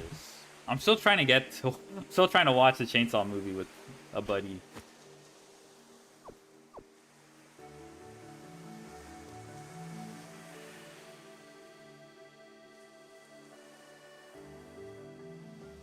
Alright. There's a good chance I watch Chainsaw Man movie on Monday, but we'll see.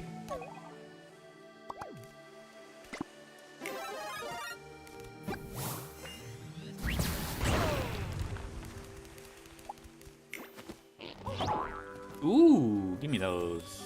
Oops. Oh yeah. Oh yeah. Oh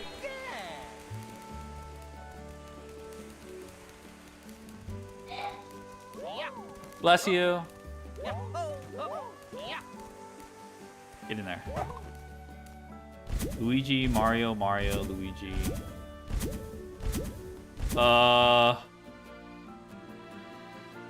Luigi. Mario, Mario, Luigi, Mario, Mario. Fuck. Luigi, Mario, Mario, Luigi, Mario, Luigi, Luigi, Mario. Okay.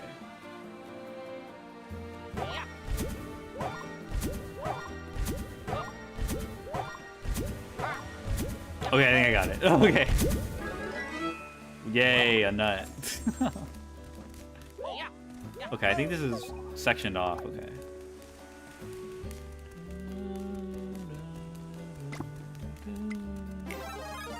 Da, da, da, da.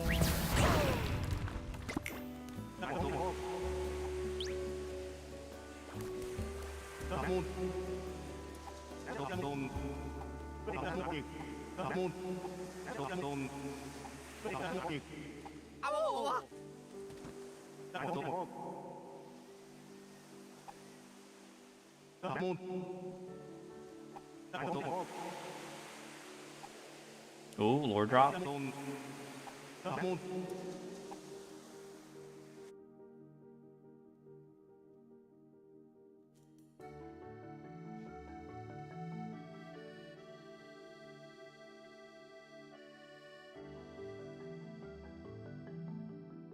Wait. I didn't explore the rest of the island.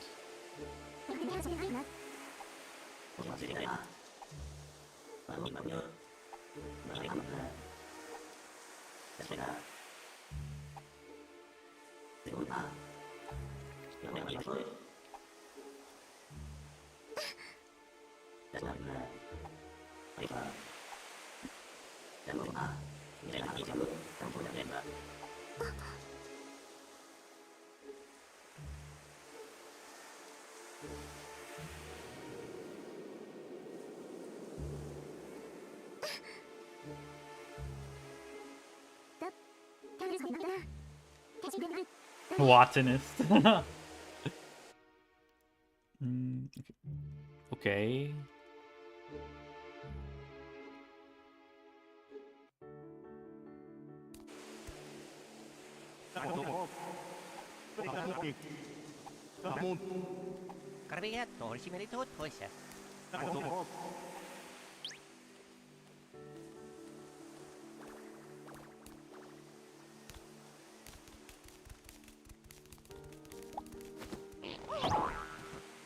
Alright, give me that.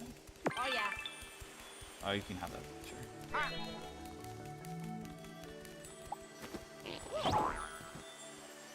Luigi! Oh yeah. Luigi! Oh yeah. Oh yeah! Oh yeah. Oh, I see. Okay, this will open up as soon as I,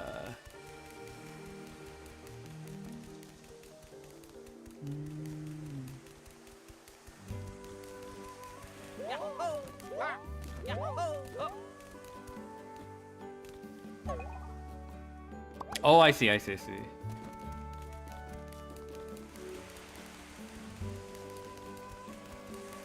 So go on this race portion, and then...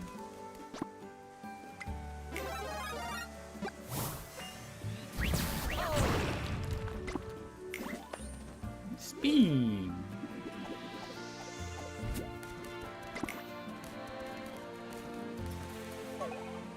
Okay, we still don't have that many, or at least...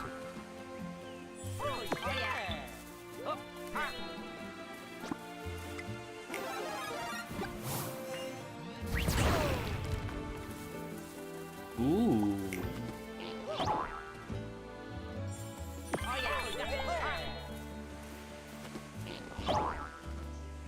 Yay.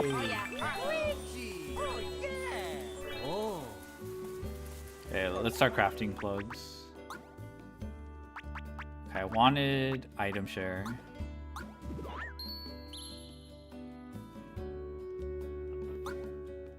Okay, I might as well craft... Huh. I guess I could craft this. Oh, but not back at you attack, huh? I think I want back at you attack. Is there another boss I have to fight?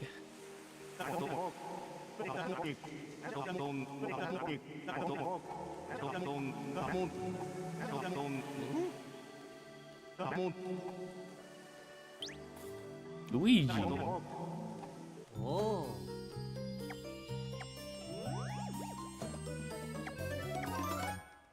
Hey. Yes.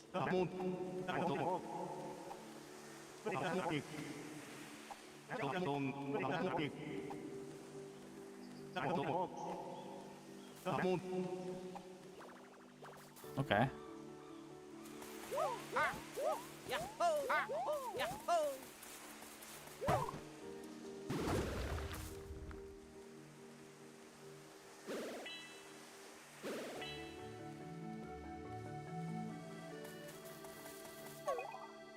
Oh, I did get everything.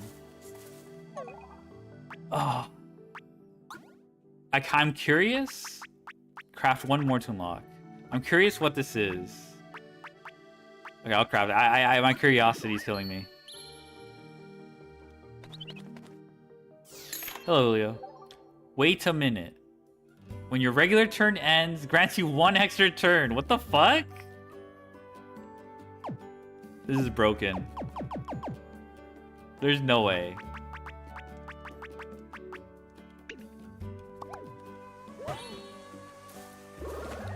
Was it worth it? Maybe it was.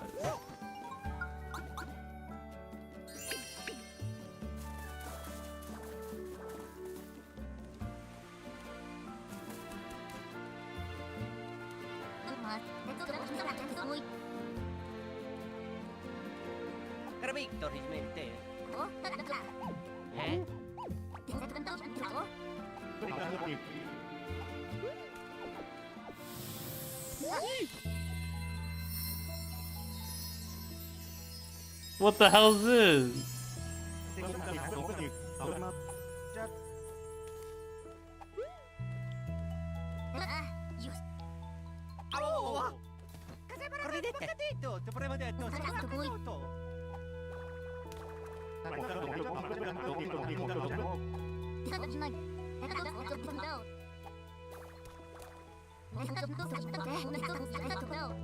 Oh, wow.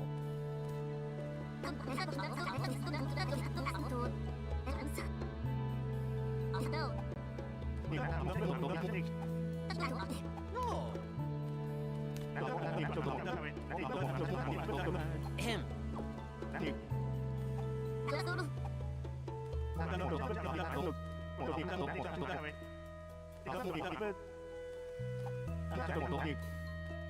Oh. Let me guess. Zocket is... Okay, there's like a mentor that's being talked about in the background. And you... I'm 90% sure the twist is this mentor is like the main antagonist. But like turned evil or something. I don't know if it was like corrupted by a higher entity. You know, like a lot of... My mentor, Miss Cosette, is going to come for me. Oh my god. Not only is she my mentor, she's a pro botanist too. She cares so much about Concordia and everyone in it. So I won't lose. I know she'll be there. Okay.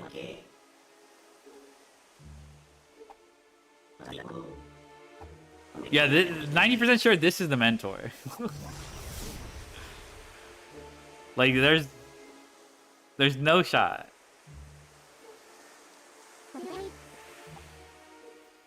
Yeah, I'm 100% convinced the Cosette is Zocket. La la la. Beneath Zocket's mask is the true identity, that of a foreigner botanist. Wow. What a crazy twist. It's not really that... I guess it's foreshadowed a bit, but I don't think it's that foreshadowed well.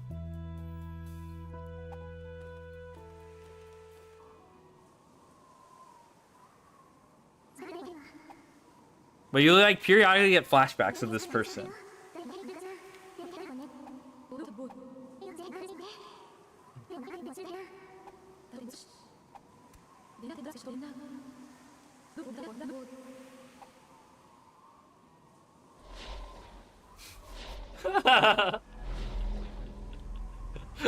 Oh my god.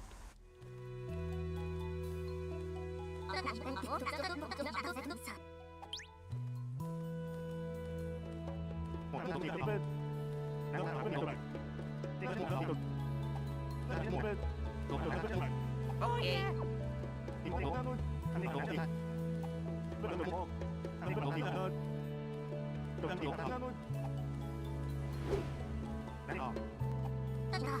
I have a feeling we're gonna fight him.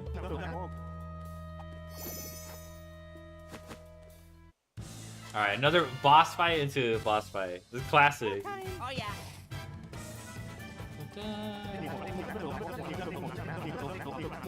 Ban battle plugs.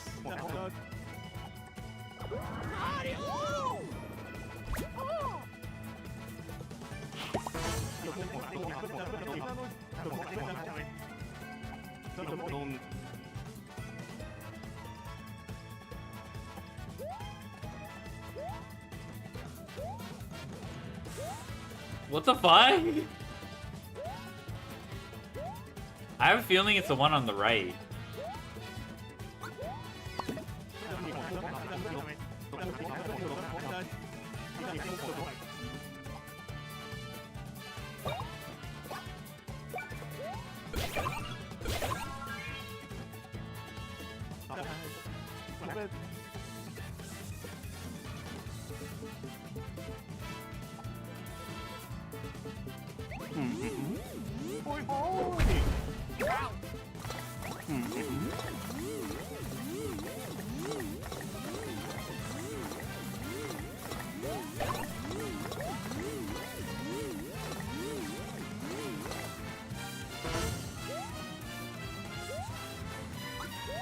Yeah, I think it's the right one.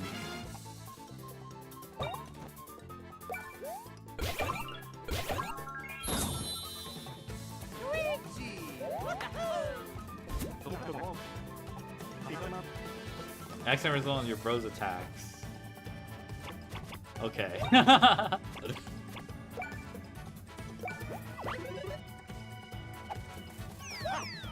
can't mess this up. Okay.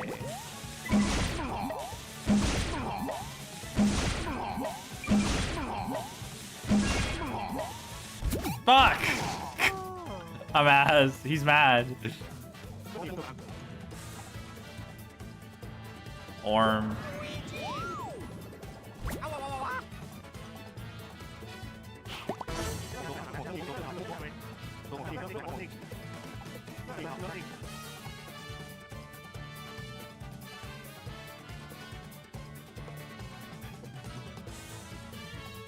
He's the one on the right.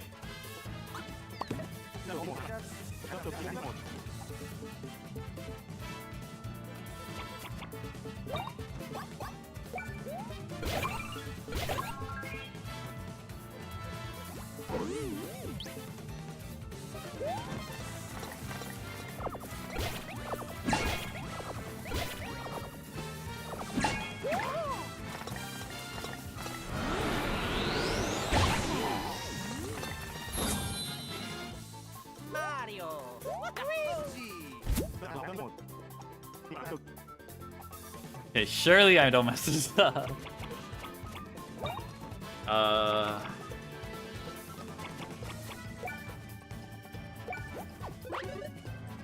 Ray Padru? Yeah, Ray Padru.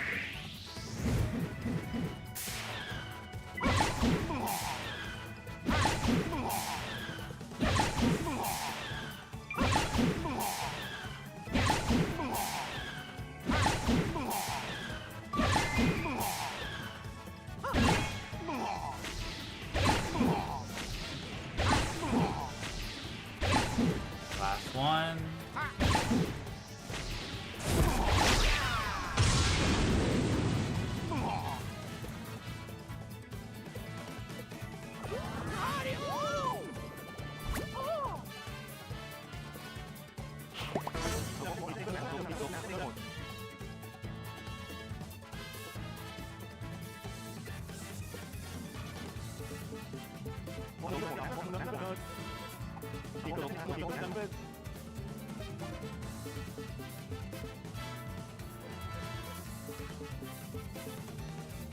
What the fuck?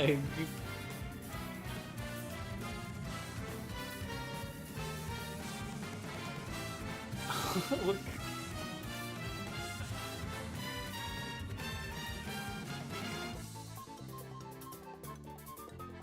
I have a feeling it's this the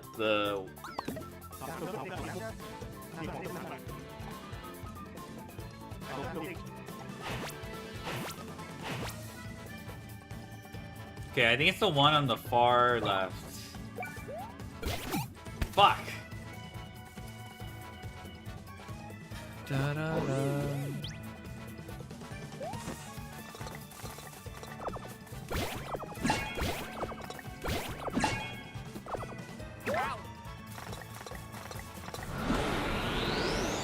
Oops. Okay, I forgot he did that.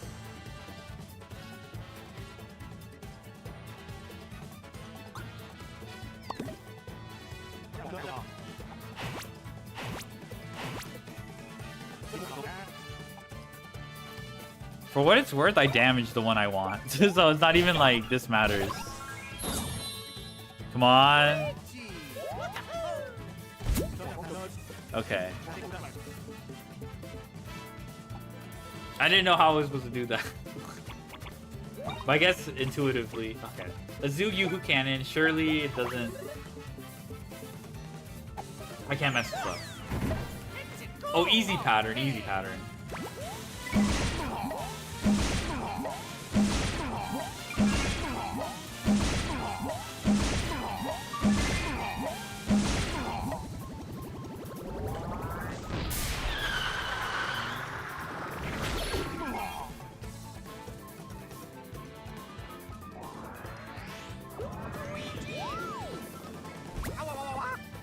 Butt 3, hello Pyro.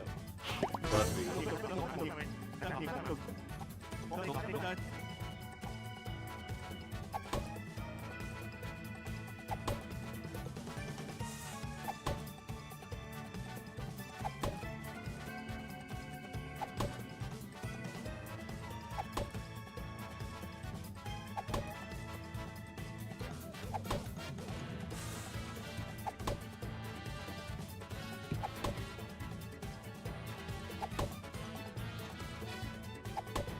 I don't know. Part of it is like the... Maybe I'll use an SAT technique, SAT test taking technique, because the ones on the left, the two on the left are like almost identical. Like, but I'll assume those are wrong because they're the same. So that eliminates those two, leaving the far right one to be the correct one.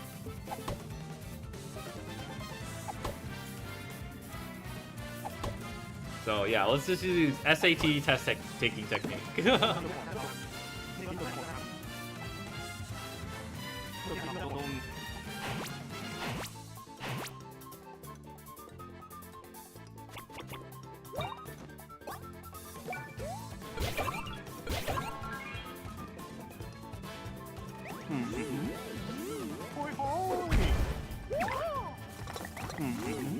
Okay, so it's the third one that I have to damage. Okay, good. I guess I don't damage it.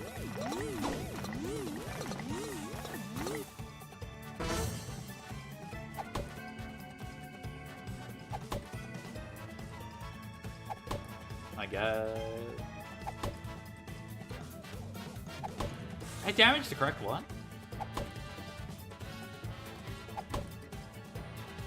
Who won? Aditya with Draco Tail branded.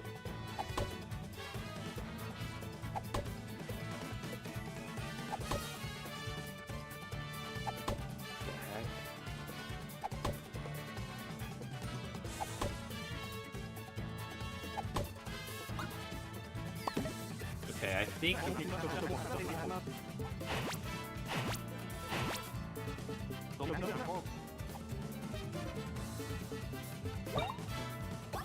Is this one? Fuck. I forgot he's not mapped.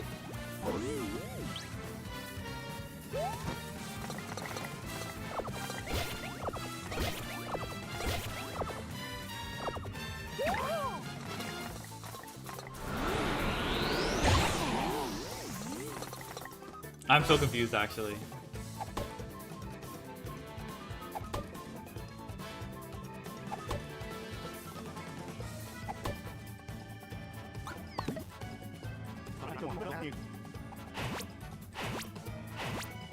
Because I think it must be my first pick is wrong.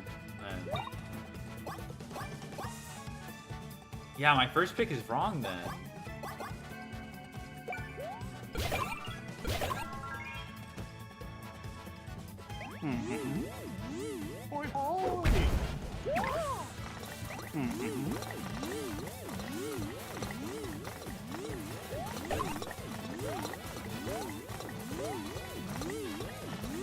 Yeah, my first pick must be wrong then.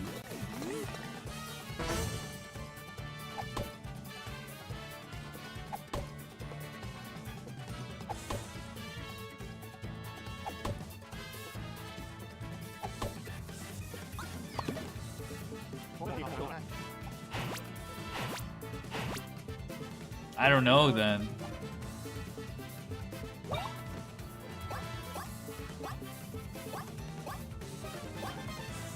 All right.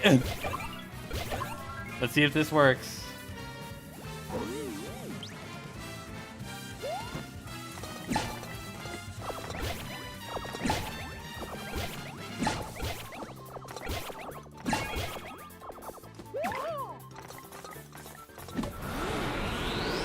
Oh fuck. No. No. No, no, no, no, no. No, no, no, no, no, no, no. Okay, okay, it wasn't that bad of a punishment.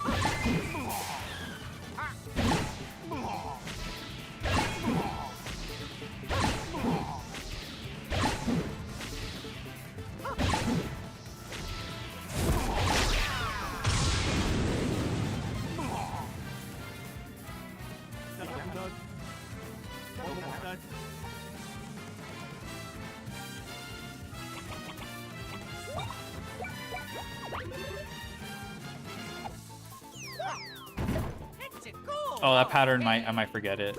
Okay, surely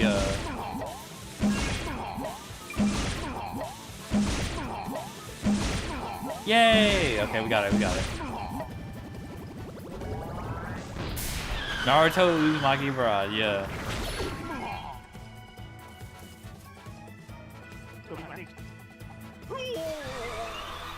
Oh, thank goodness. I don't know what the hammer animation I was supposed to be looking for, but it turns out it didn't matter. That was interesting. Oh, yeah. Ooh, we got experience for that too. Ooh. I'll take it.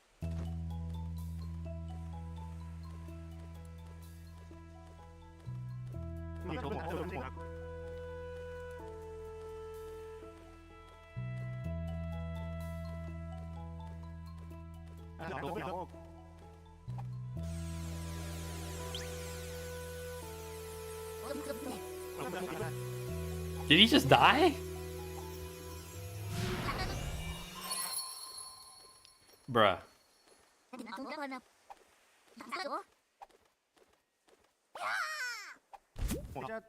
Oh my god. Alright, sure.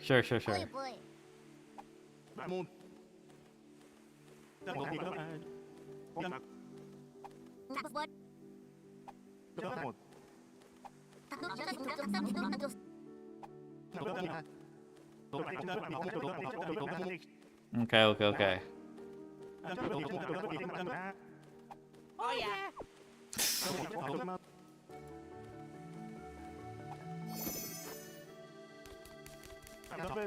Hold up.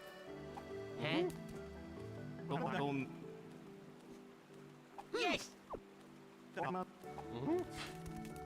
Alright. Okay. Okay. Oh, what's this?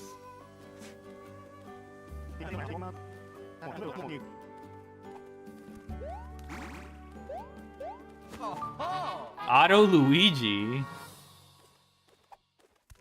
That's kind of funny. I didn't expect that. I'm guessing he just presses the B button for you.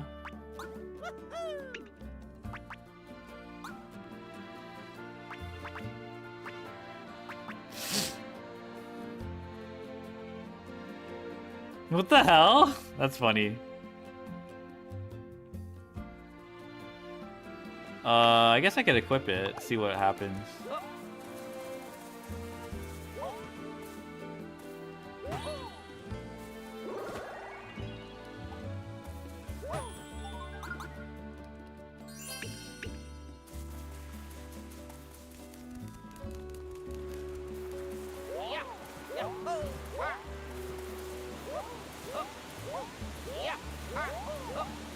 Nice.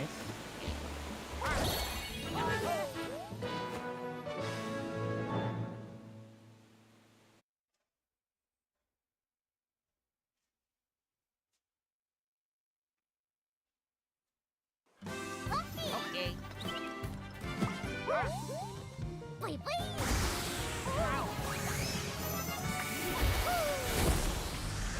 Yeah, that's cool.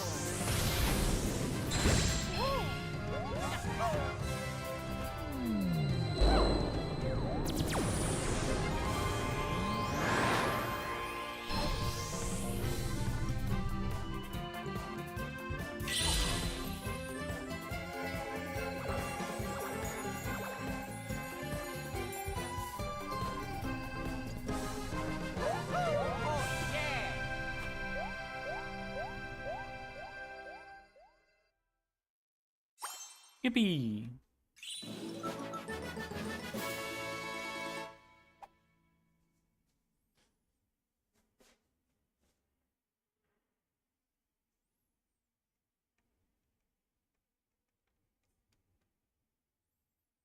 Badoof, what's up, please?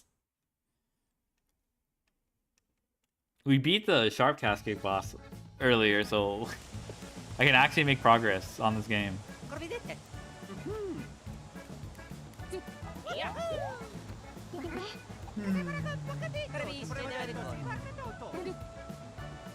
Yes.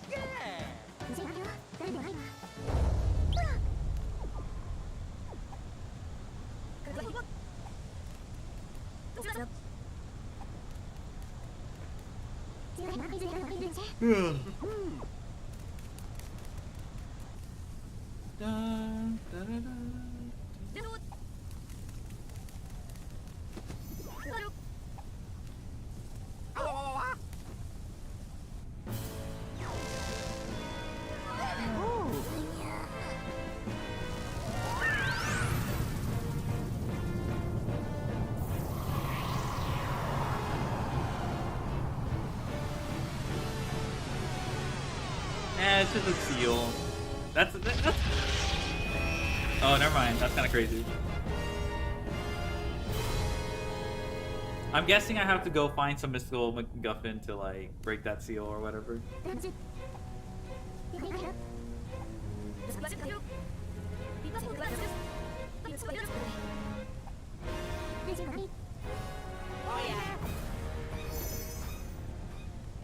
Yeah, it could be worse.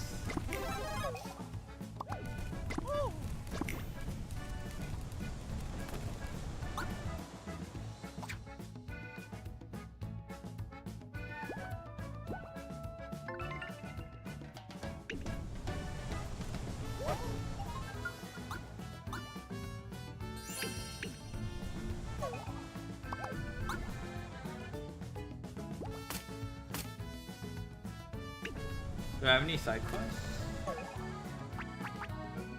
Looks like they're all done.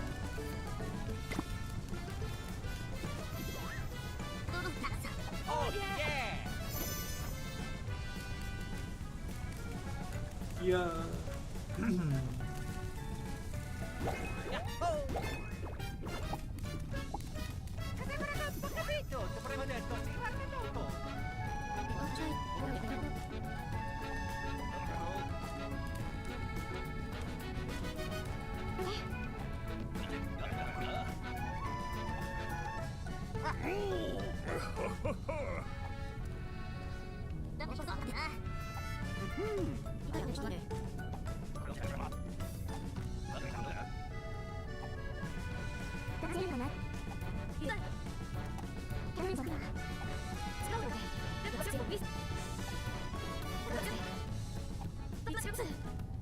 Oh yeah!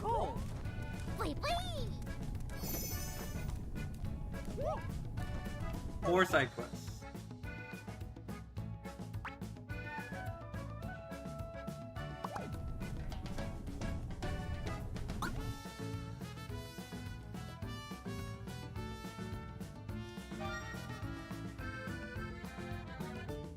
Let's see.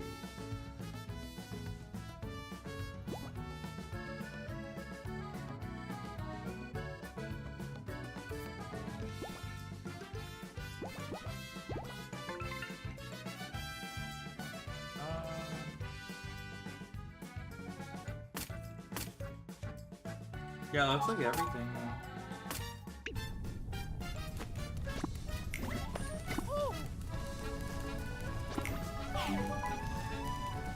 A drifting island.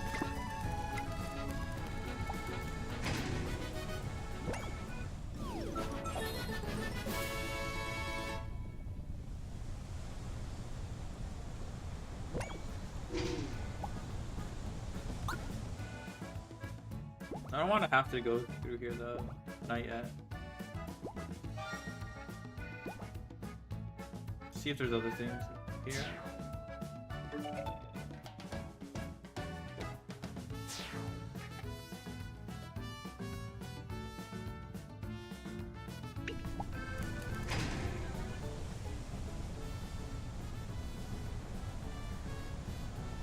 Dang it. I didn't catch it. Oh, I guess that was nothing. There's definitely something here, though.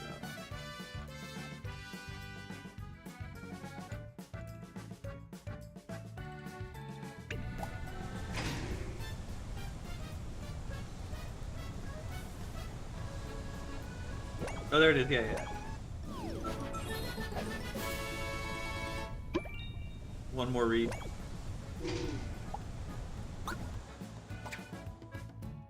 Is it this?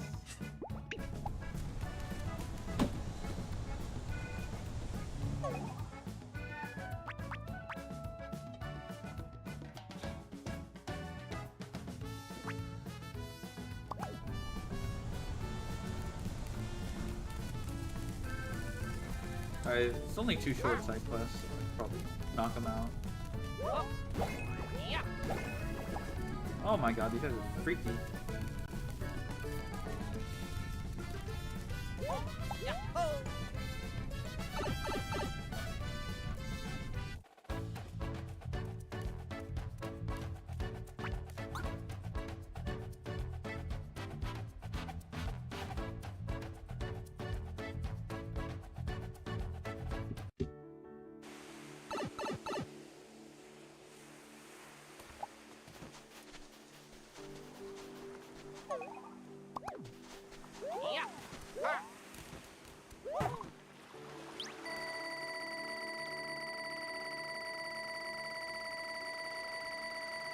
What the fuck?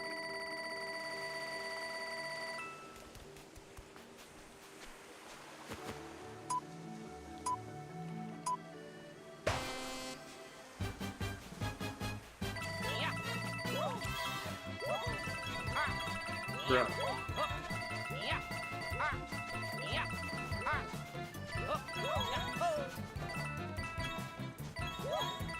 Alright, little bro, you're not collecting that many points. I lied, he's collecting a whole shitload. Damn, I should have done a little bit.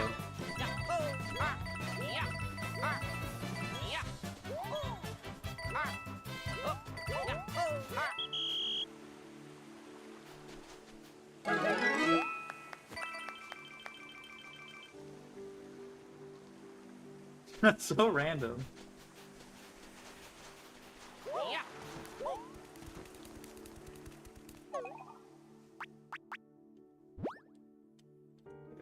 Yeah, there's like this flower.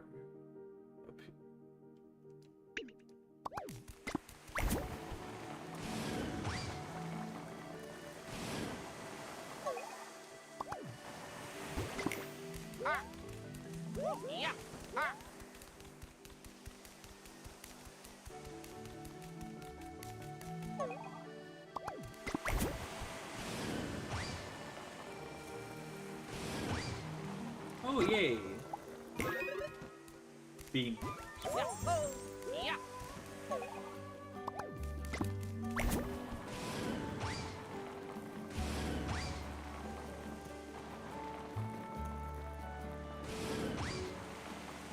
Alright, low expectations. Beam.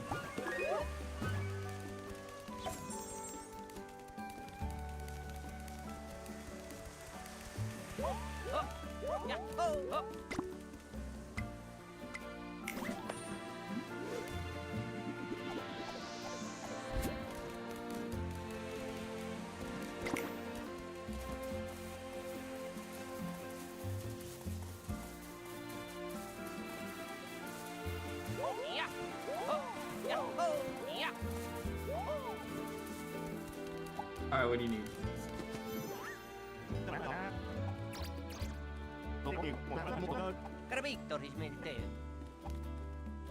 Bro is hungry? Alright.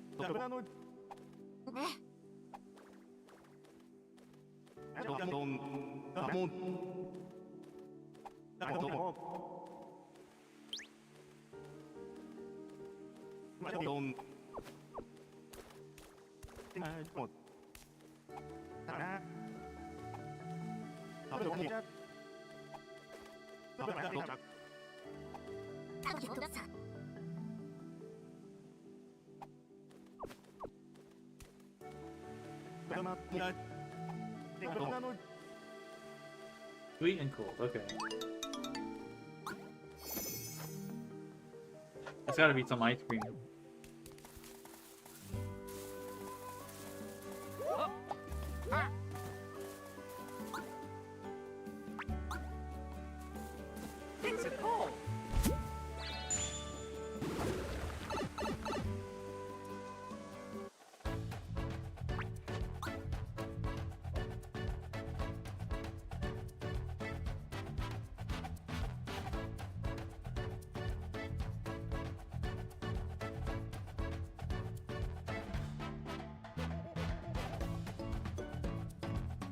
Taking a while to load. Okay.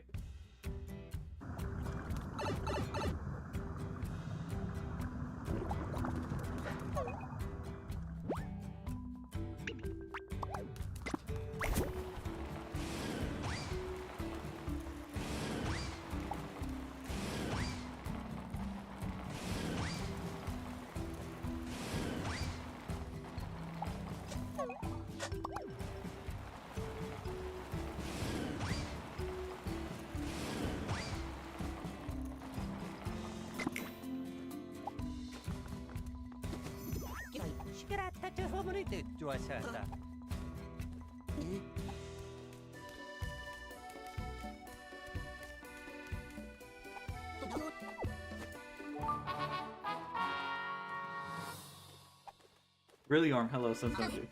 Really Orm.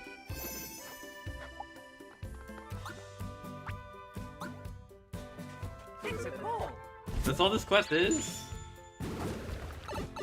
Alright, just pick up some ice cream.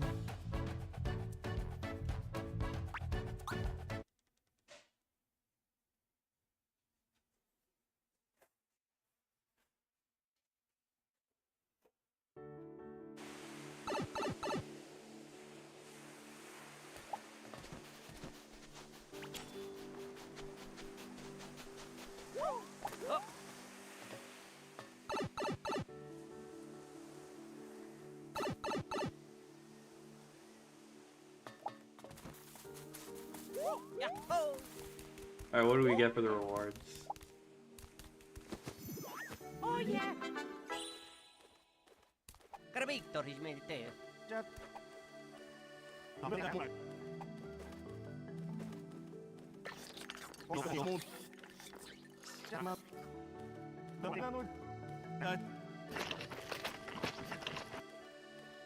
What the fuck are the sound effects? Diet starts tomorrow, bruh.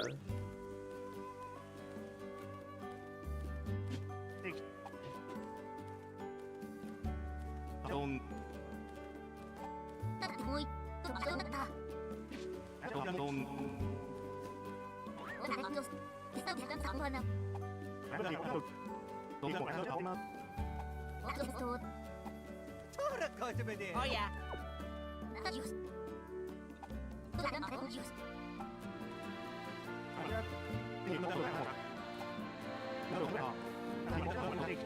Oh yeah. Great conductor wear.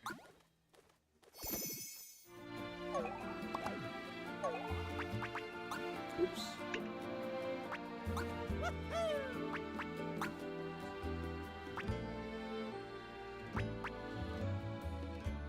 Oh shit.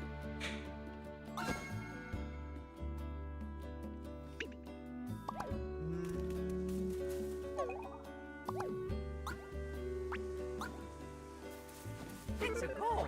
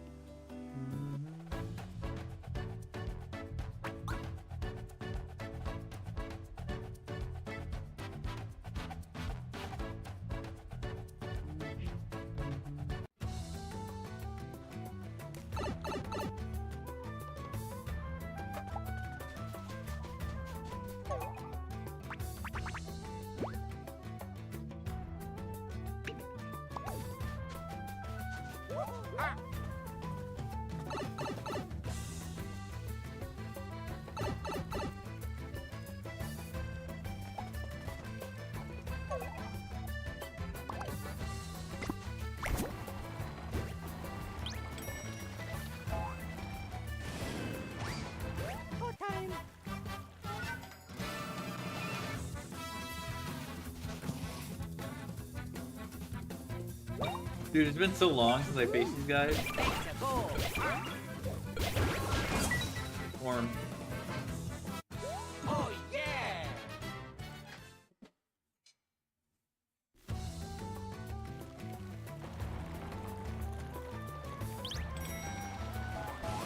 Bruh.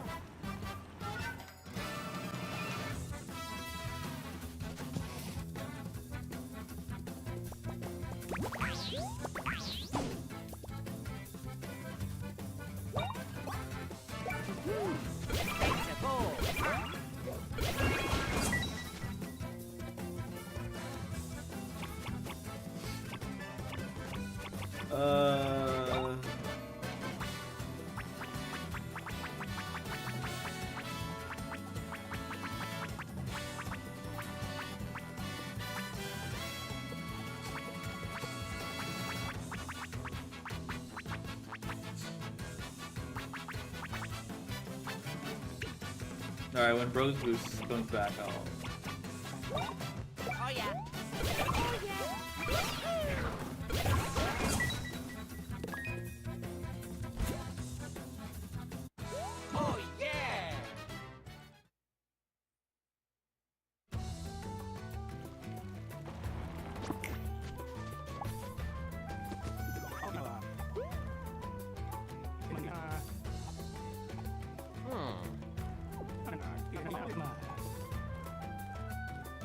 Oh yeah. Oh no.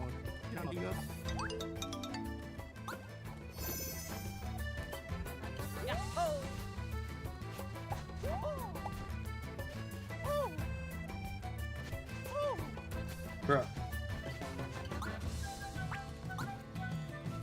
It's a goal.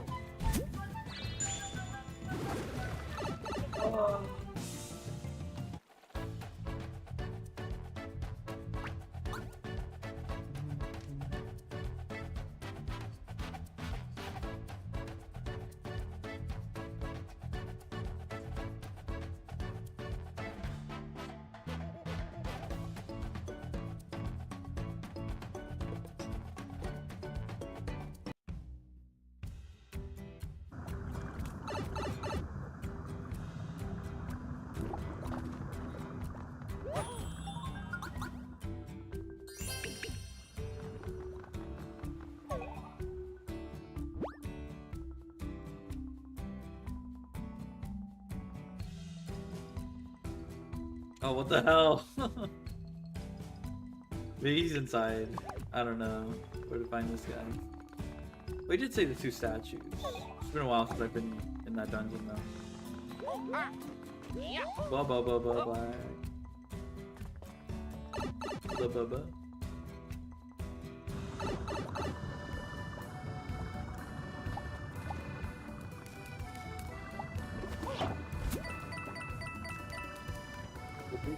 Dubai chocolate.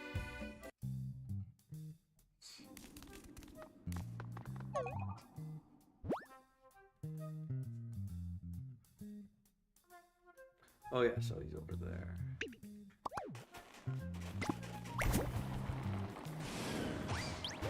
Warm.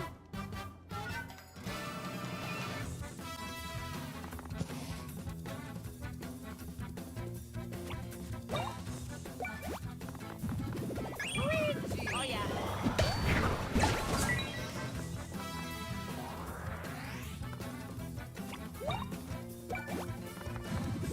Mario.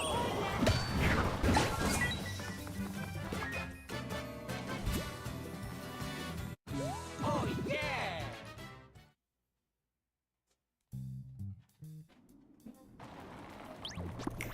The hell is this? I don't remember this enemy at all.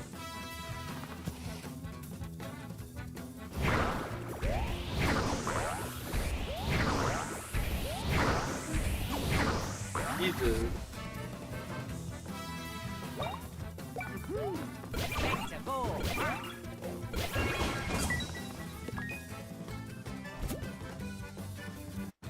Oh yeah. Not too far off.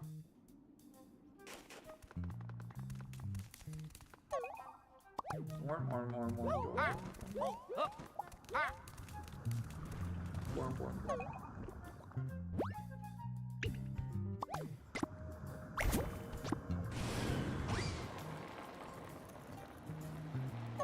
Look at this. Oh, I guess. Oh, okay. No, I know. I remember this now.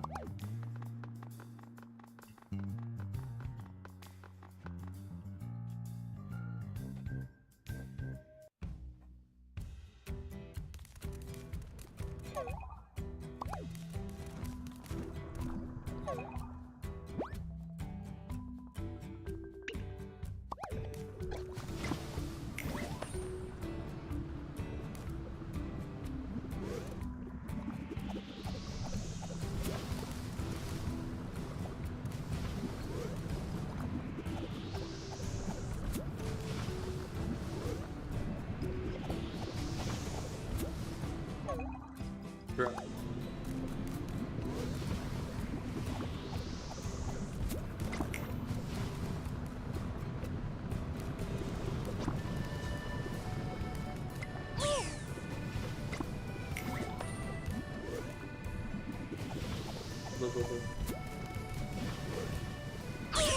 Oh. My depth perception is so bad.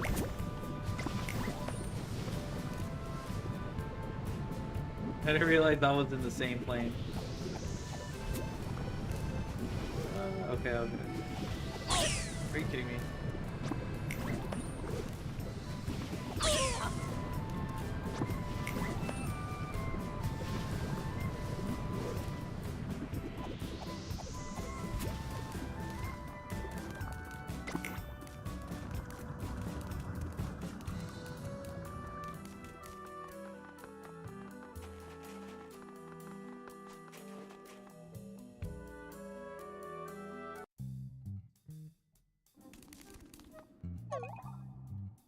Yeah, I can see it.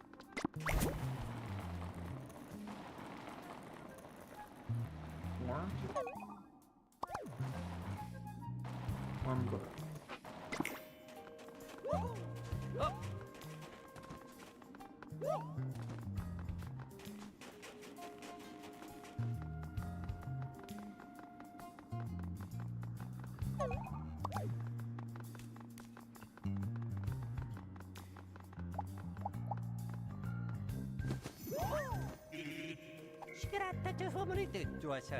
Oh yeah.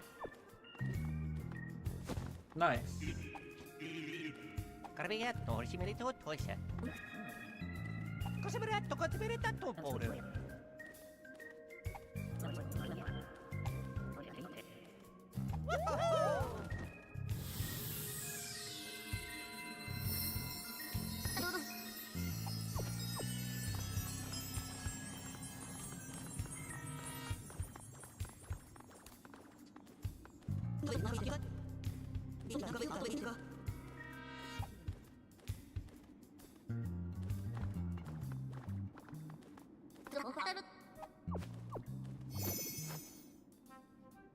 The brother just walked past me.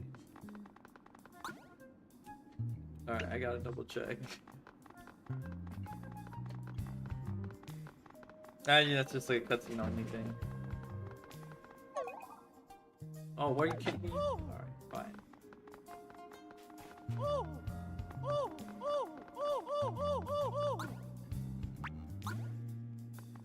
It's a goal. I have no idea why it's preventing me from doing that.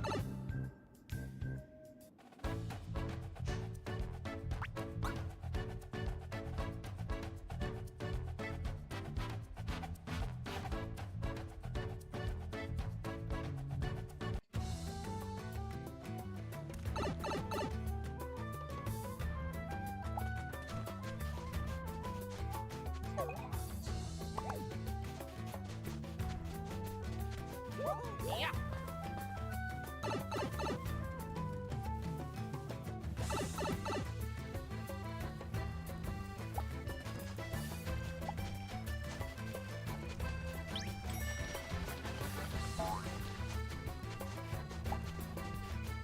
Senno. Yeah.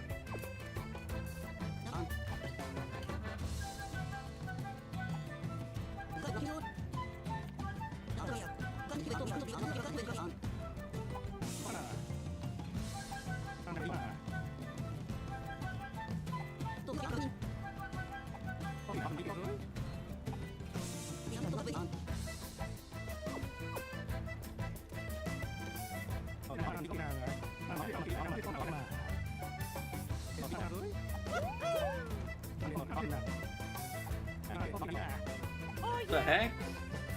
Why are we like receiving this so late?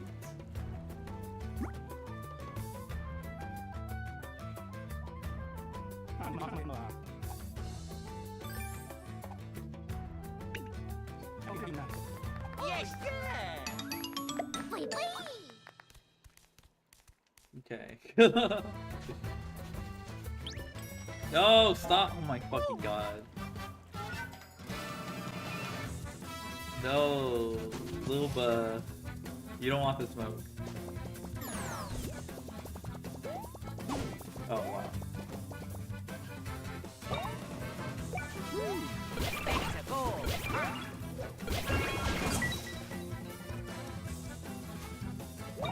Oh yeah. Oh yeah. Yay. Oh yeah.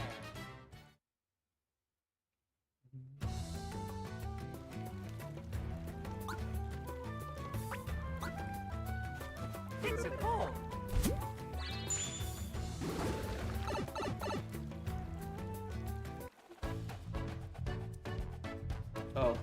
See you later.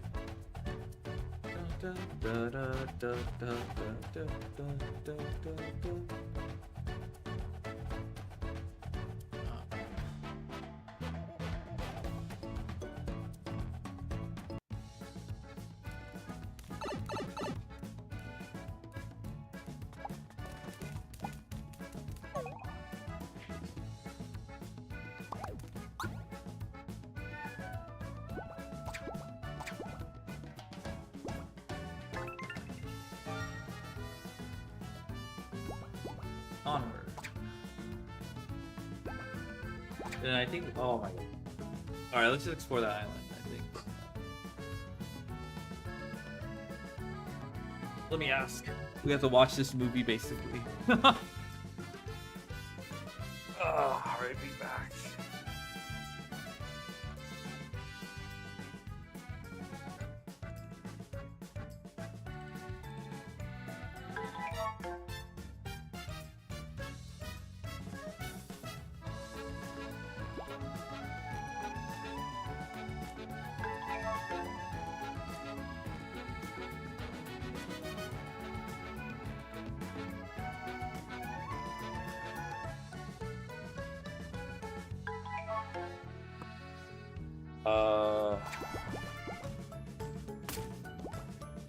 Oh shoot, we're almost there. Okay.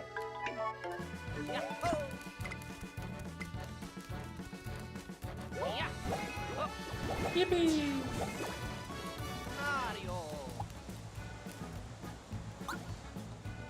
Yeah, we're pretty much there. Do we come live? Yeah.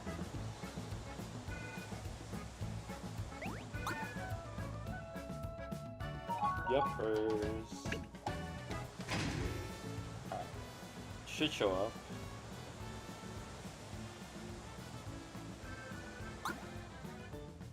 Oh!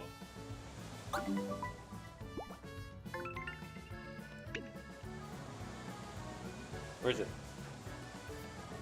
No! It's right here. Why is it showing up on my radar, but like...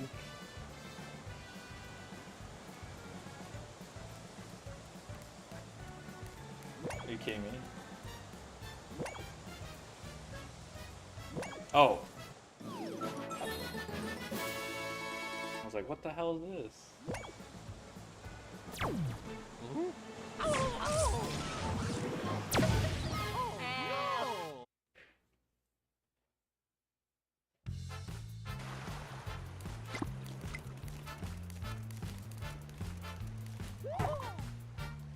That's it? I guess this is treasure if you squint.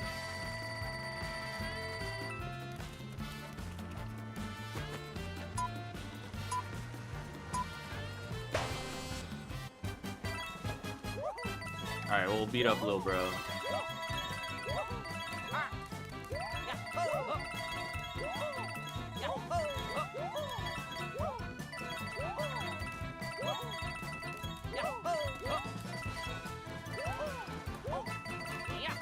Nice. Alright, it was close. It actually was close.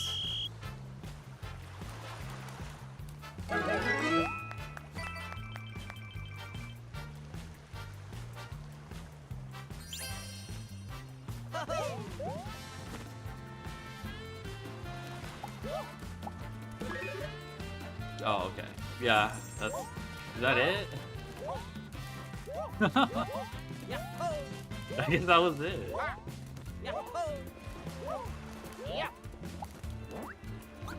Treasure indeed.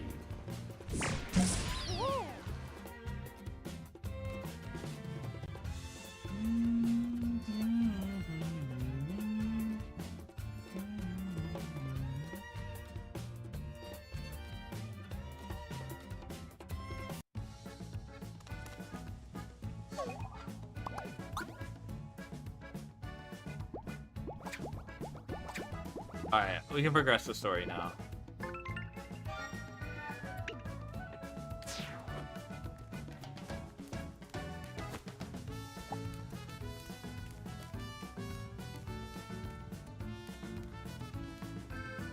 Sweet.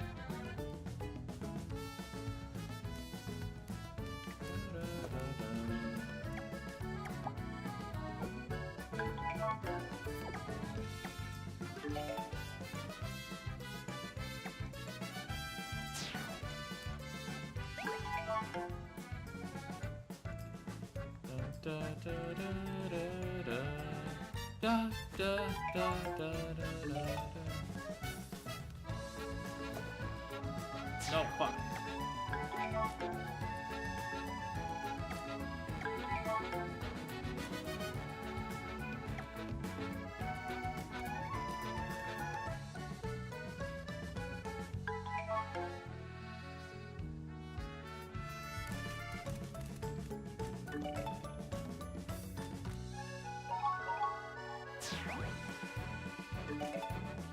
Oh, Jellyfish Island's already there.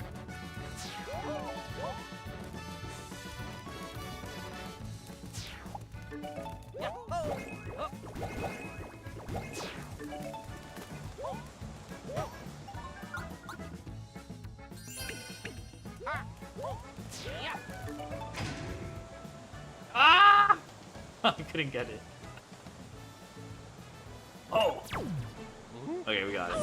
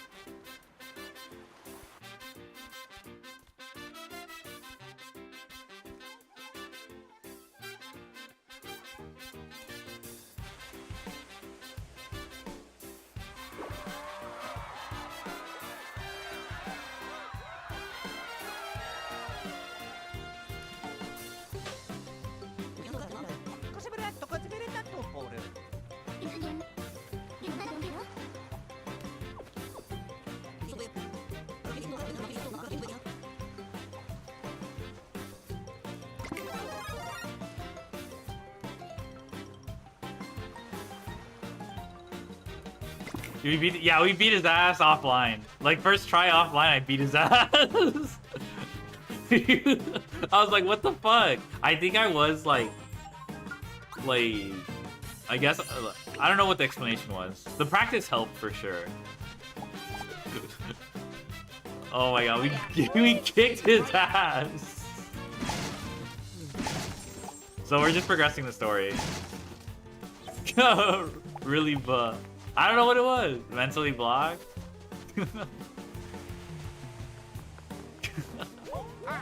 Oh my god, dude, he got his ass beat. It was not even funny. Like, I didn't even need any defensive, like, plugs. Kicking ass off swing Bullymon, yeah. What is little bro talking to me about?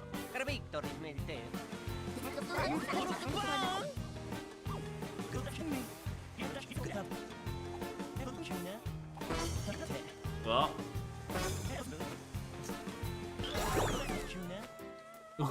what is he?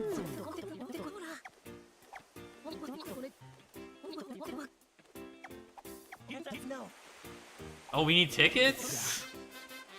No, I hate this mini game.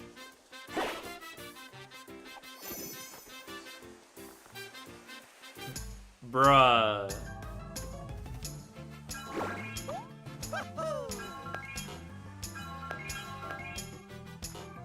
Bruh.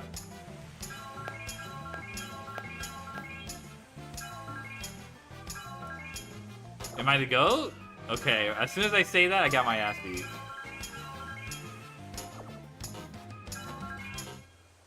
Bruh.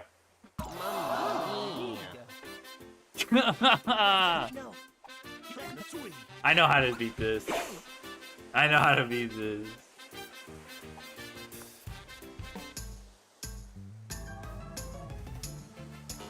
No! My technique! It was flawless.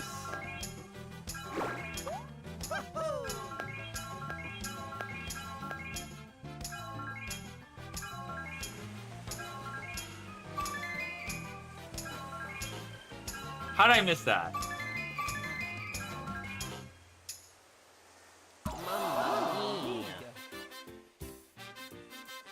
Lower the difficulty of the minigame. No.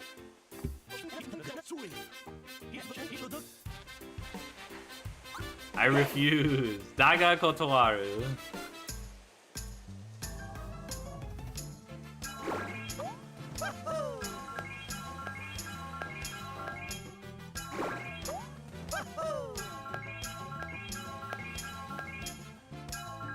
When did I lock in?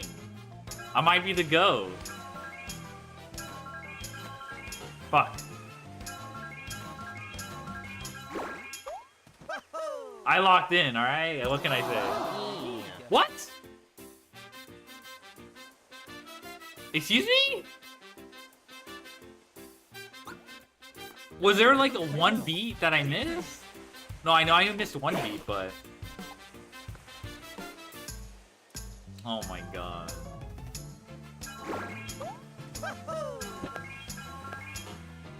Oh, I guess I missed that.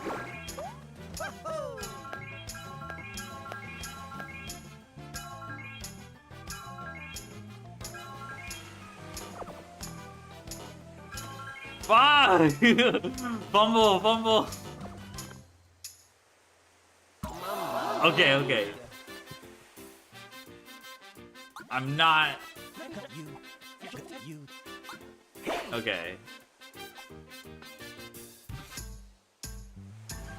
This is why Unk plays Yu-Gi-Oh!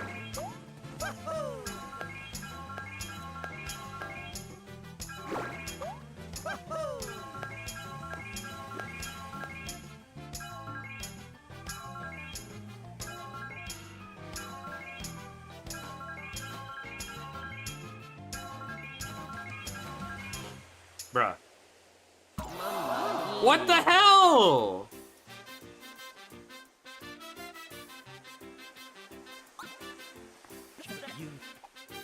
It has to be flawless?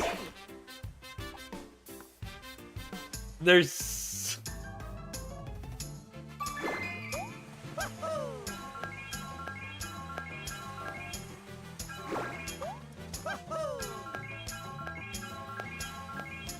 Luckily, it seems to be like the same sequence each time, so there's like some muscle memory. Because I think I memorized the sequence. So I don't know, somehow.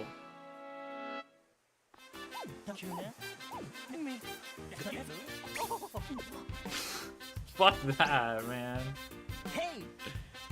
Hey.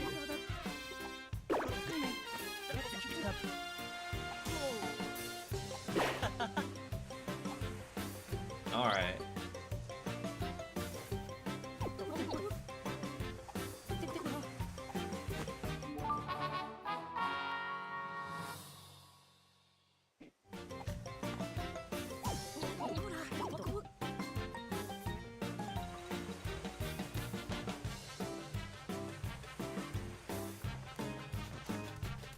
You are the new instructor. I know, they should be learning from me. Okay,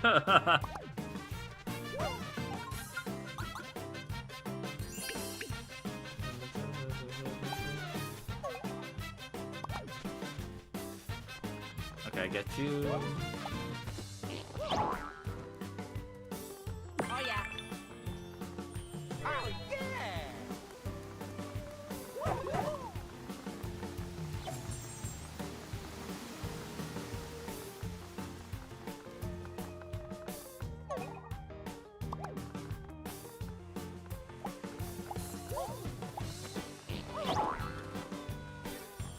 Oh yeah. Oh. Yeah. Yeah. Oh yeah. Yeah. Yeah. Oh. Bruh.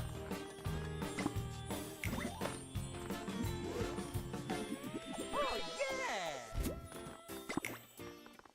Hold on, I wanted these.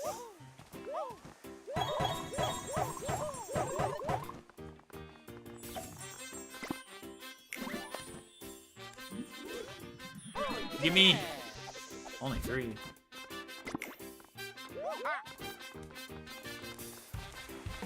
Oh yeah.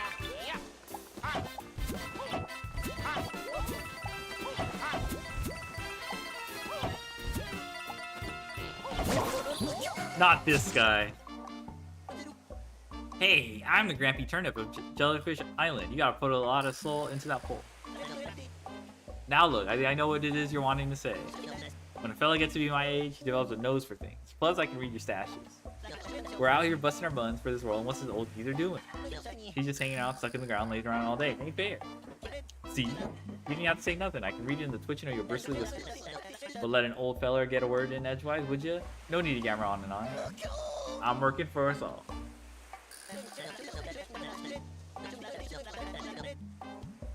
Your old Grampy turned up buried in the ground. I'm just one small part of Concordia. Maybe I'm actually doing something important while I'm stuck in the ground. Yeah, I'm a long feet before you judge. The two provides cover, you know? Yeah, that's a little lesson from the Jellyfish Island Grampy turnip. Keep in mind. What did bro say? What's a tough Grampy turnip have in common with eating a mushroom when you're low on HP? The answer is both of them are super duper helpful.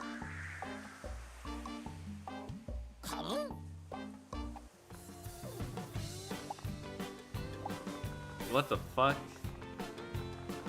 I never know what they're going for with these stupid grandpa.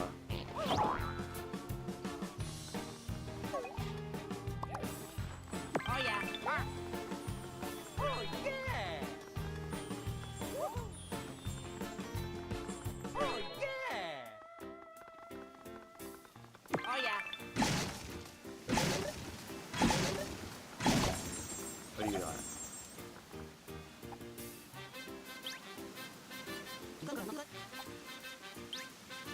Okay.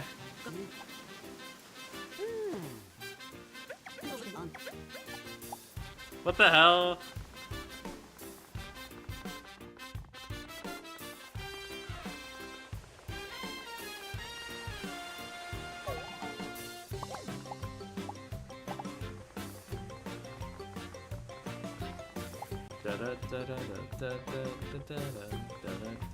Ooh.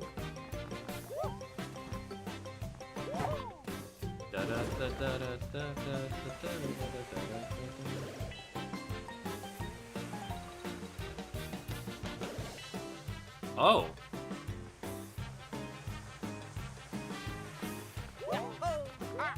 I will ignore that for now.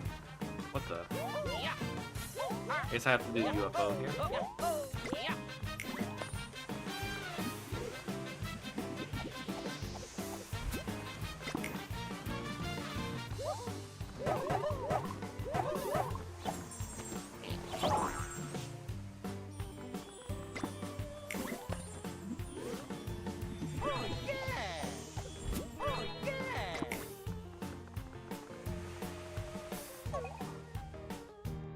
I want to save up still on the plugs.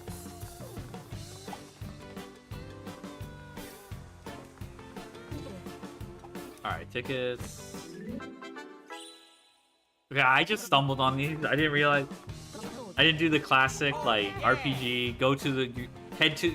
Beeline to the destination, realize the roadblock, then go back to the plaza to see if there's anything that can help you. Wow. Wow.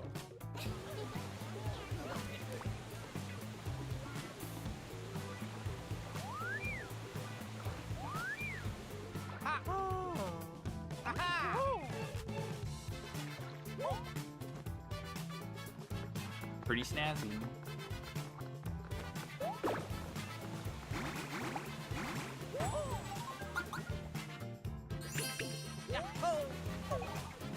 Oh wow, there's more. Okay, this must be like the final island or something.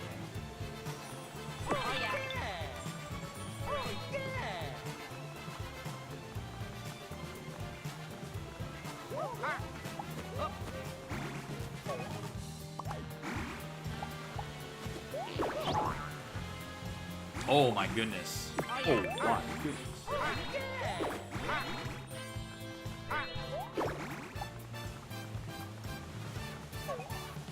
Yeah, let me get that.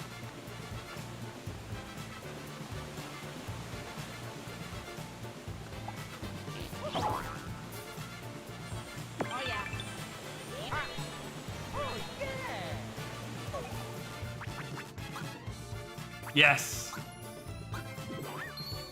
Okay, there's still more left, but I need this. Okay, these two. Okay, I guess there's one more. There's gotta be one more island. What is that? Is that pizza? Those pizza ingredients? Oh my god, what am I gonna do with the pizza? Oh god. Okay, this should be easy.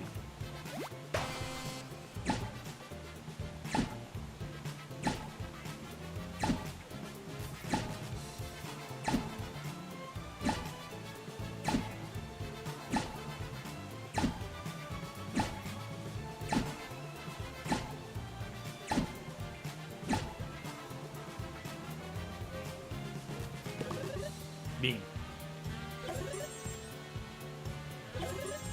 Alright, I'll take it. Okay, I'm getting spoiled. Hello beans, alright, thank you.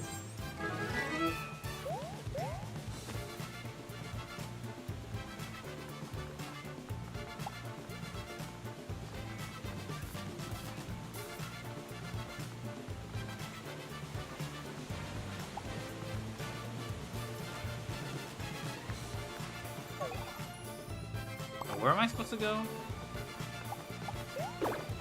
Assuming this way.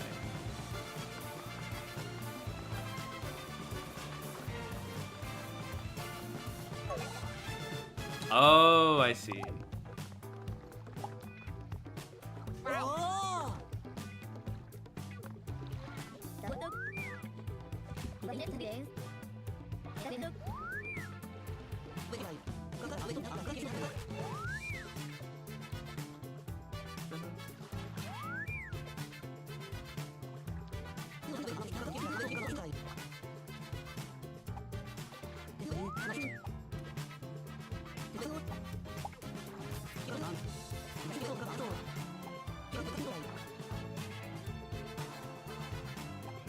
What the hell? Fell from above. Let me see if there's anything I'm missing up here.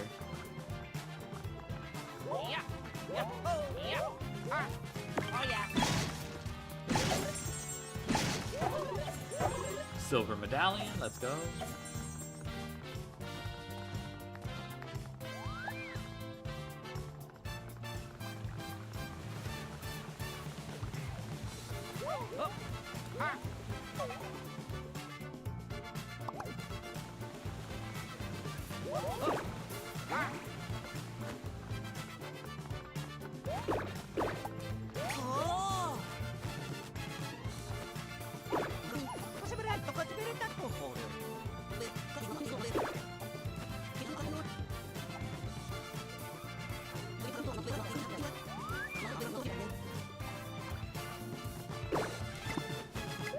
Floater green.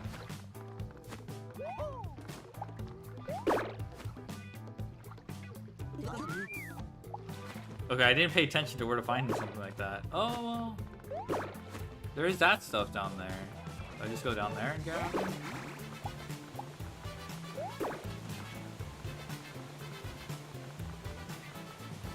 There's like hella floater greens.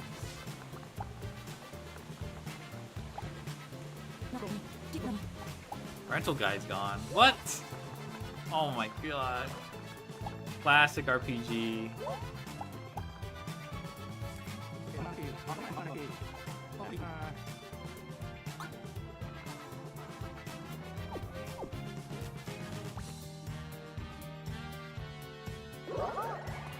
Oh, I guess I could heal here.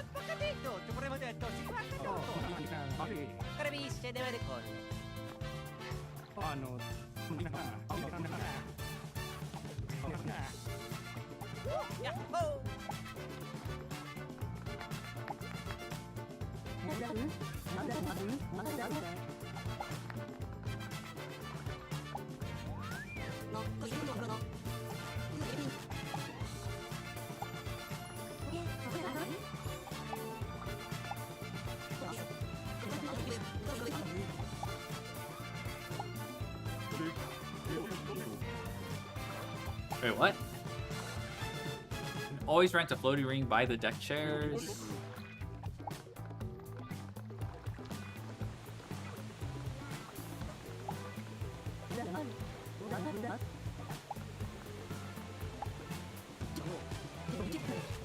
Bruh.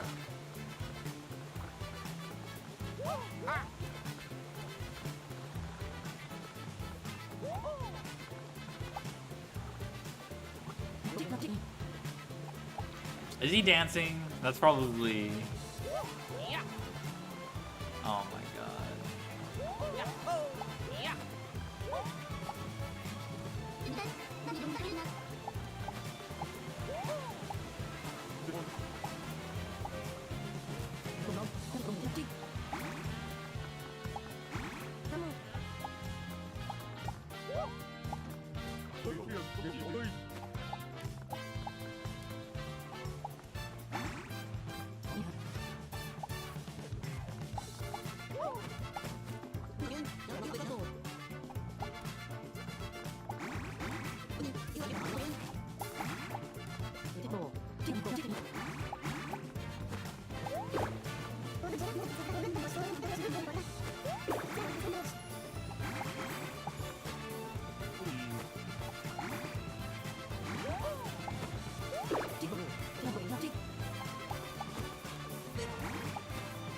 Oh my god, who is this? Where is this guy?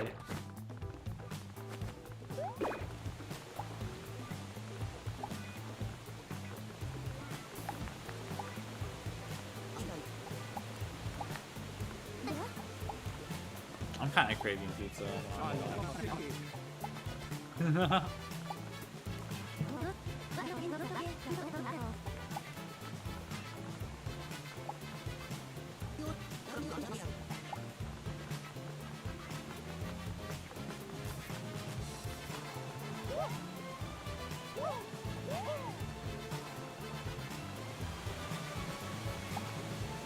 Is this the guy? Oh my god.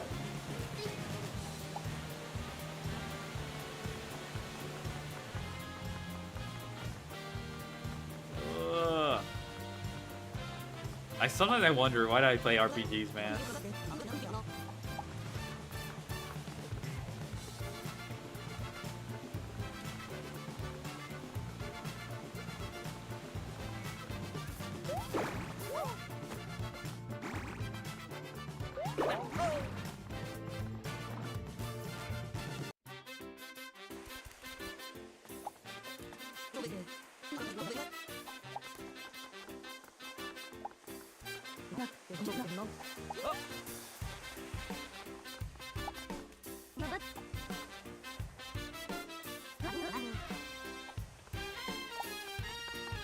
Okay.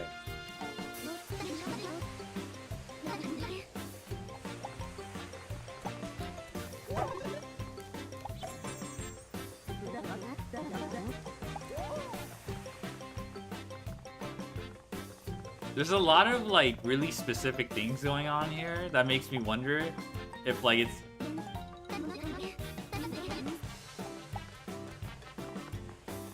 like I'll find, well, what if I find the NPC that the rental guy, see, this guy wants jellyfish pizza.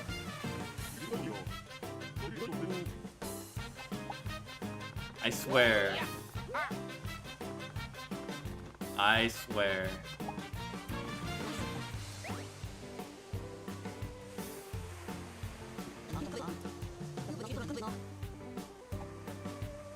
Okay. That's good info, actually. It's not what I wanted. Oh my god. Please don't be one of those who are like, oh, I'm thirsty. Wow, you found me. I'll give you a pool floaty if you get me something to drink.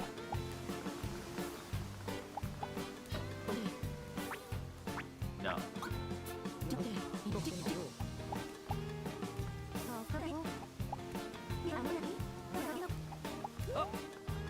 But where is he?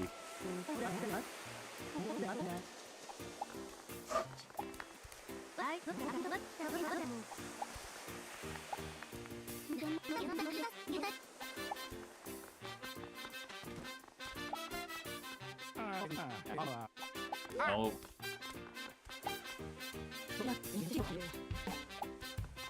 Rip.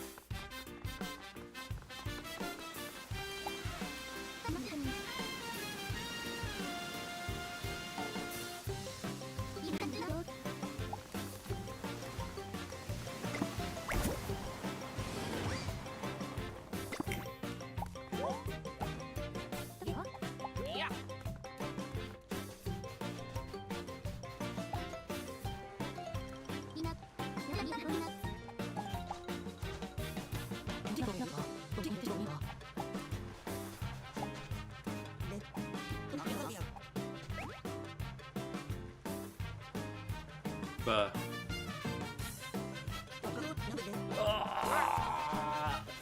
I'm dying. There's no way I can't find this NPC.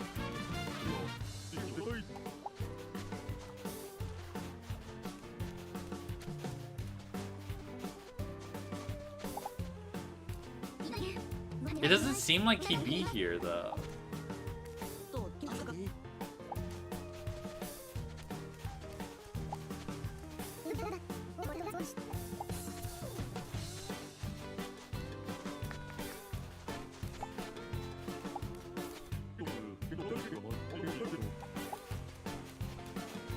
I don't feel like he'd be here. Actually, he could be.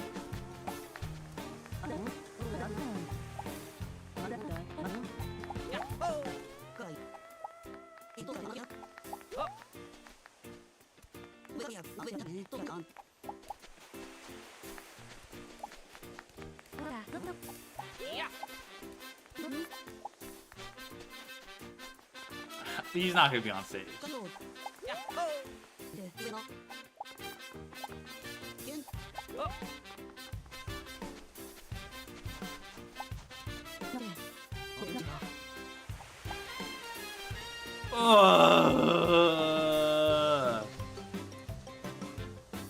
I'm sick. I hate cease. Oh my god.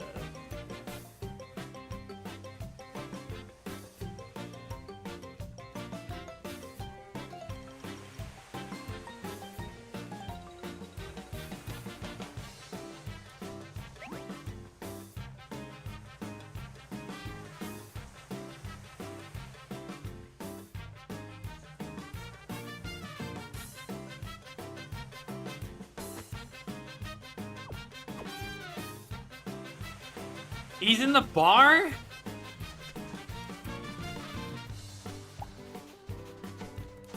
No way I missed it.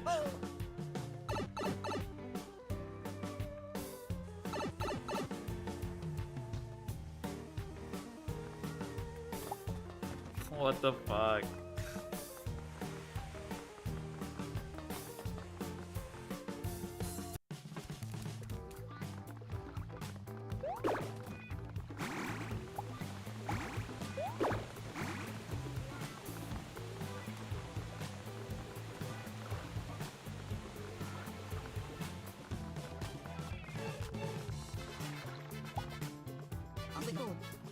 No, it was this guy? Yes. Oh my god. Literally talk to every NPC except for this guy.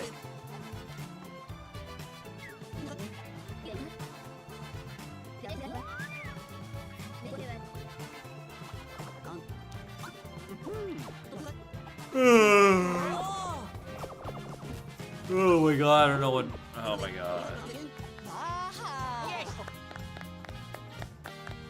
Alright, give me the stupid pool floaties, please. I mean, it makes sense that he's inside here. I guess I didn't talk to everyone I thought I did.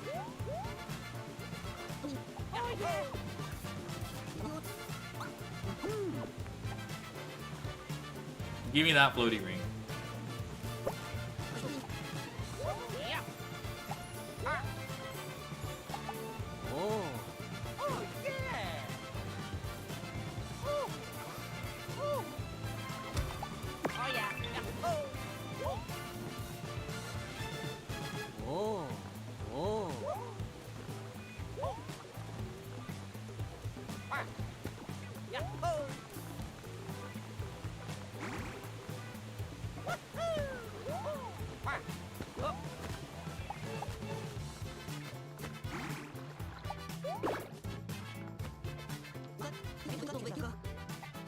Gangway!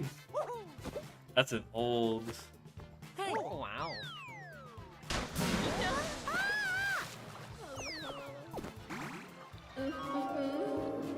What the heck? Ooh.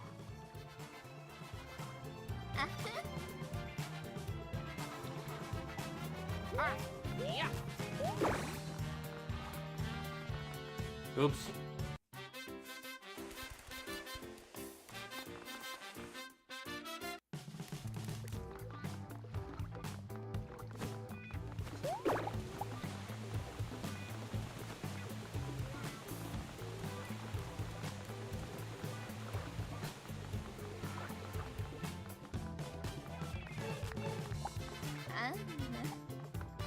Oh, yeah.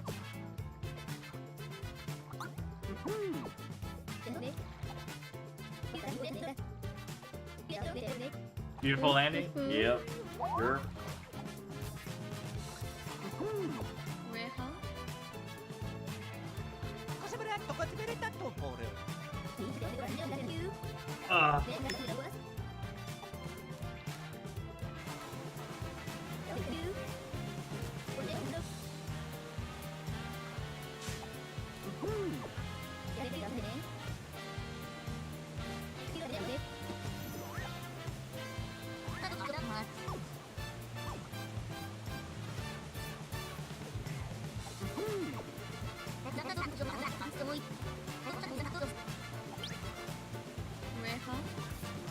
Capito, divertente.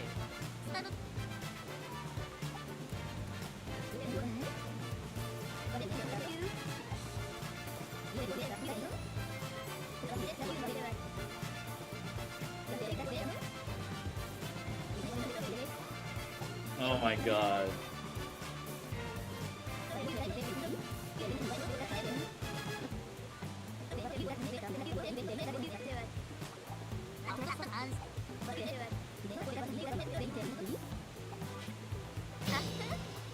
Pizza? Oh my god. Pizza?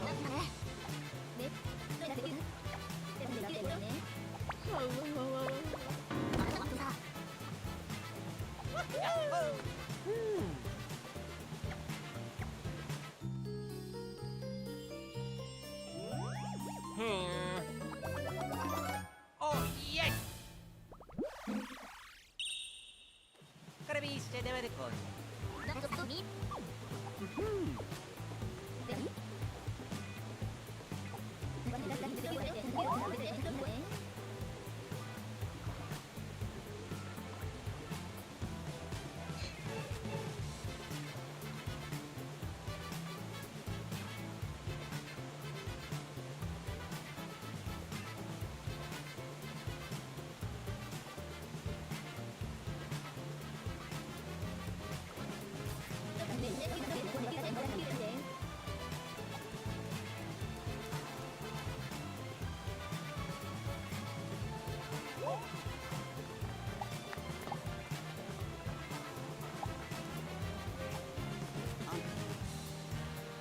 Cross creation.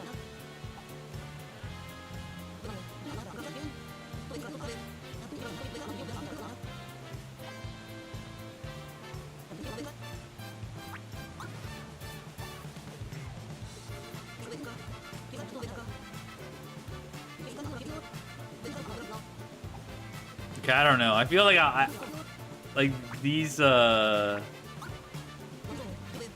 think I'll just I don't know.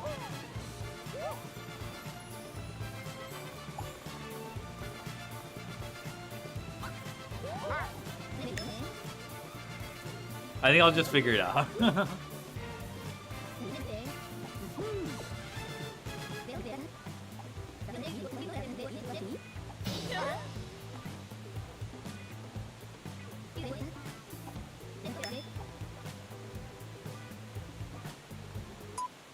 Karaoke this week?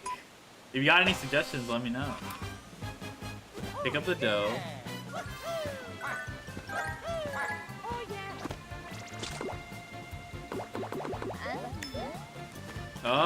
Like. Oh, yeah!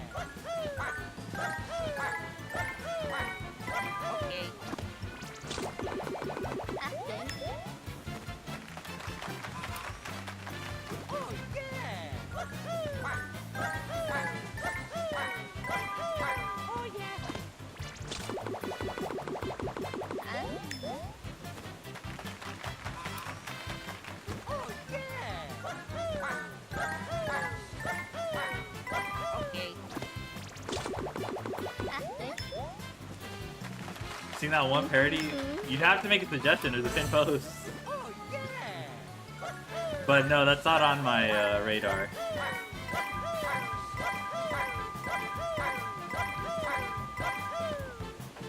What the? I didn't realize I was supposed to make a big ass one.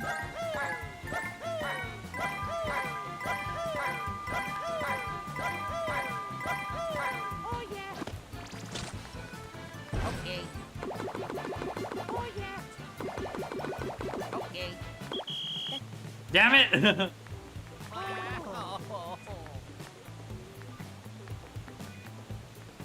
Would you sing CPR? I could do that. If you're resubbing, you don't need to. You can add another suggestion. You don't need to. I'll add that. Yeah. CPR. Oh my god.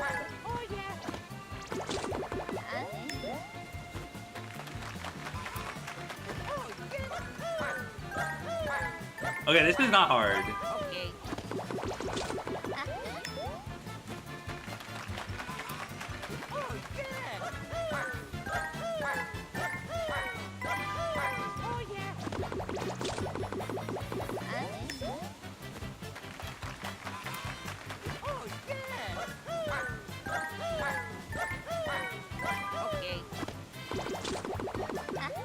Oh, I see. There's like toppings on one side.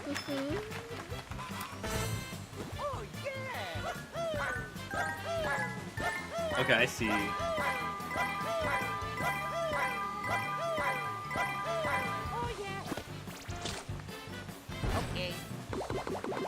Oh yeah. Okay. Oh yeah. Okay.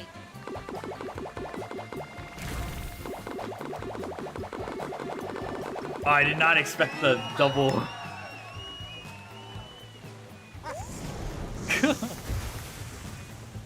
I did not expect the double. That all caught me off guard.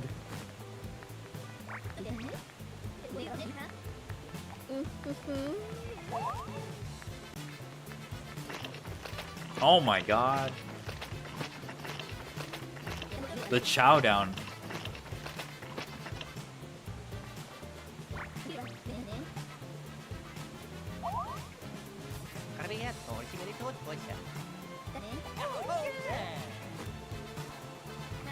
I imagine we have to go, like, once she has her idea, we have to collect some things.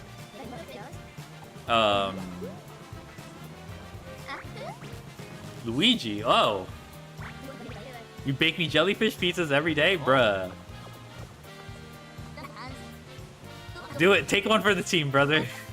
It's just pizzas.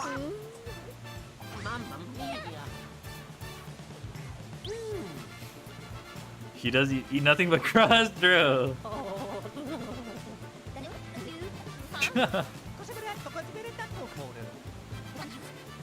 Link up the island at the lighthouse. Take the elevator in the middle. Okay. That.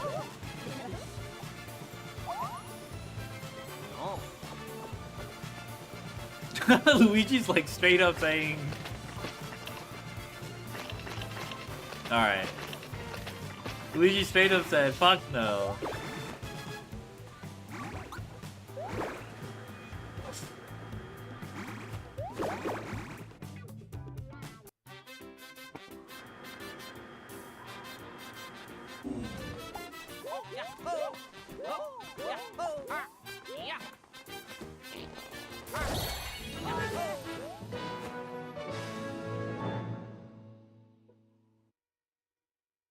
Luigi's a fool.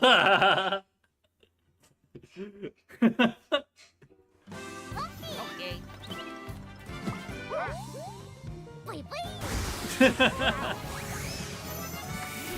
Maybe his heart belongs to someone else.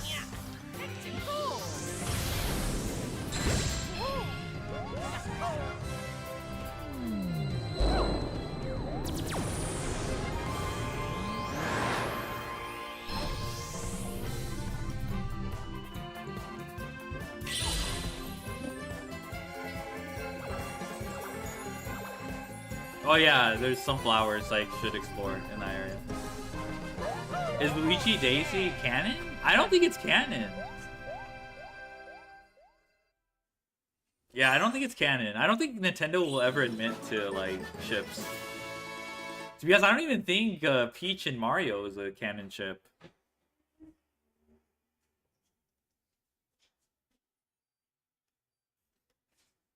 Even though Peach do be kissing Mario whenever.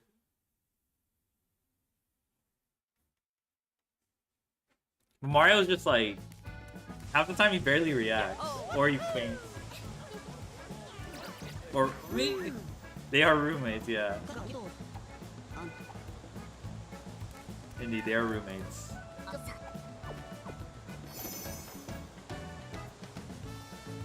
All right, what's next?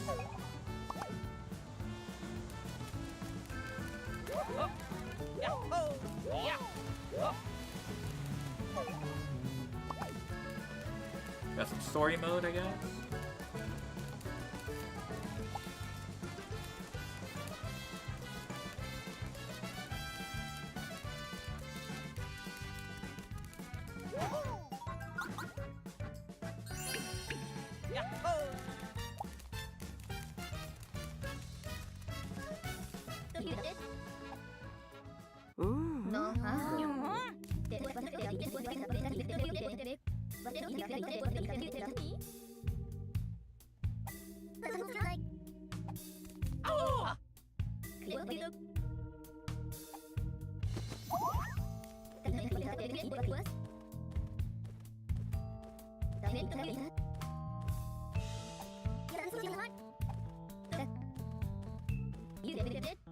Damn, she's so mean.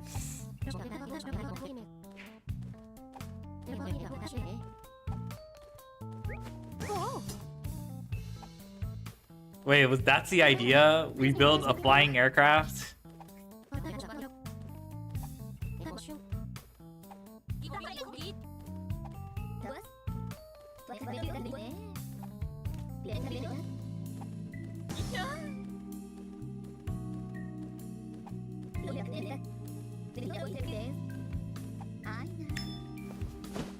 I guess diving works too.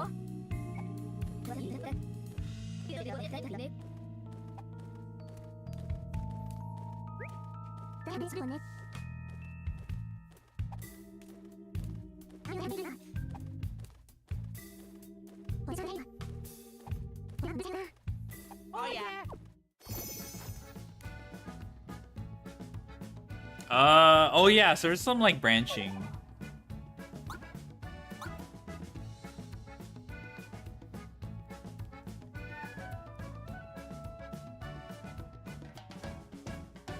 I don't know. I'm kind of cool with the flying aircraft. I don't really like the diving shit.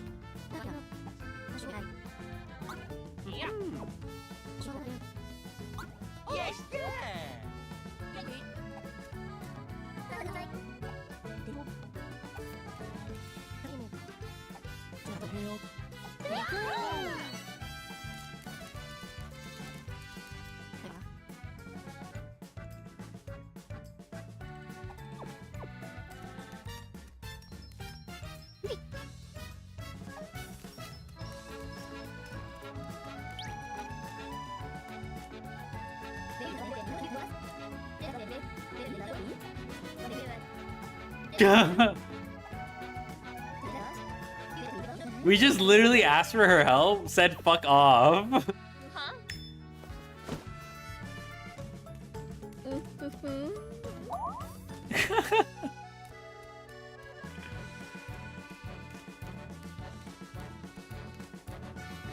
What was the... Bruh.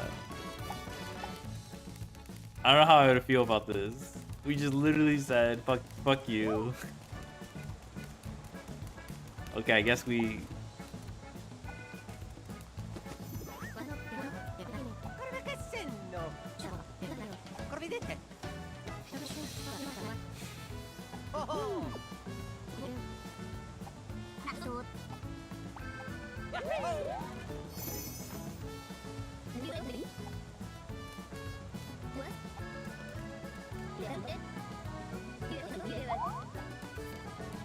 Oh, I guess she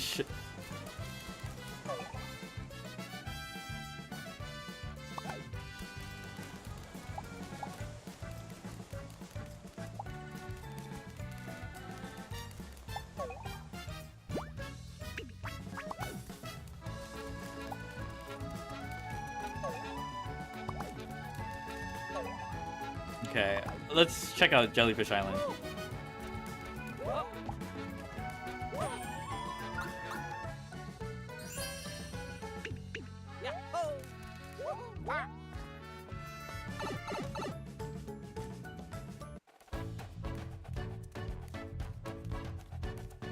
I'll just do the side quest.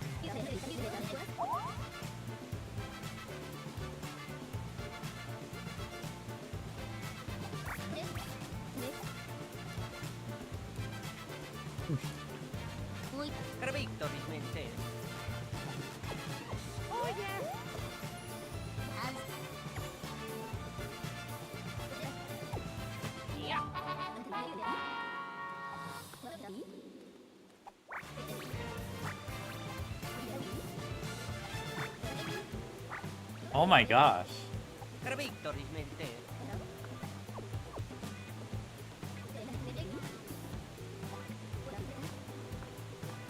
Bro, did she just advance on Luigi? Right before the fucking... Okay, so I equip something.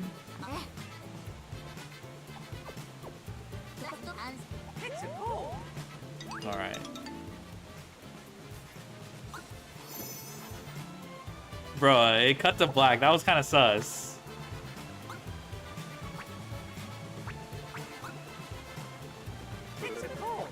XDD, yeah, XD.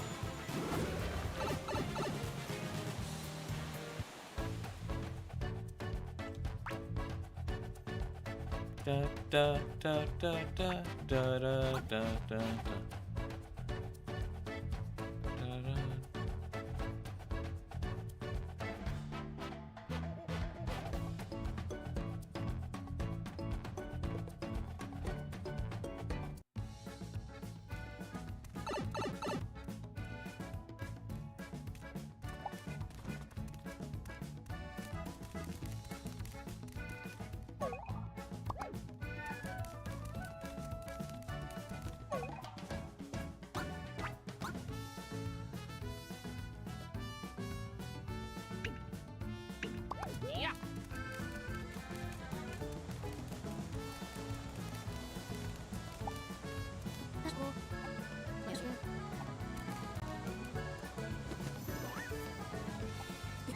Ooh, boots.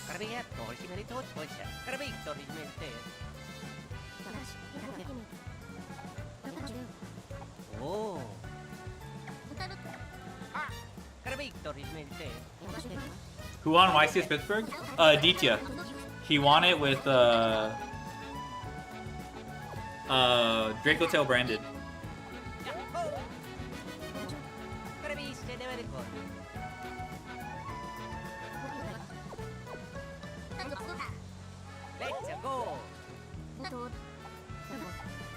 Let's go. I got it.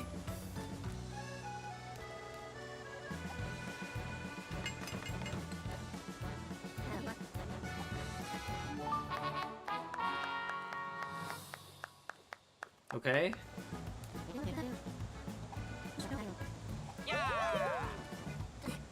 Let's go. But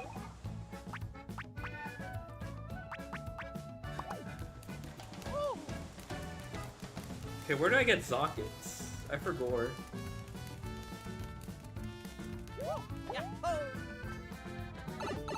I guess the lighthouse?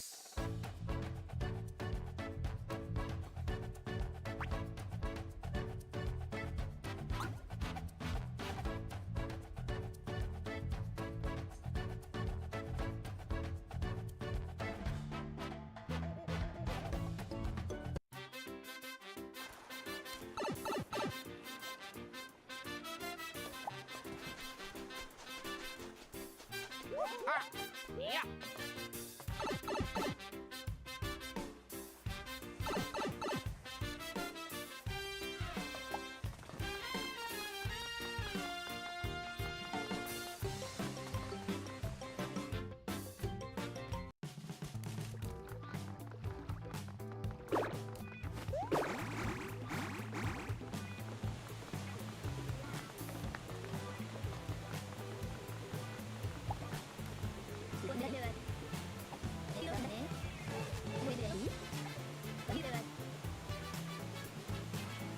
By not choosing that ship.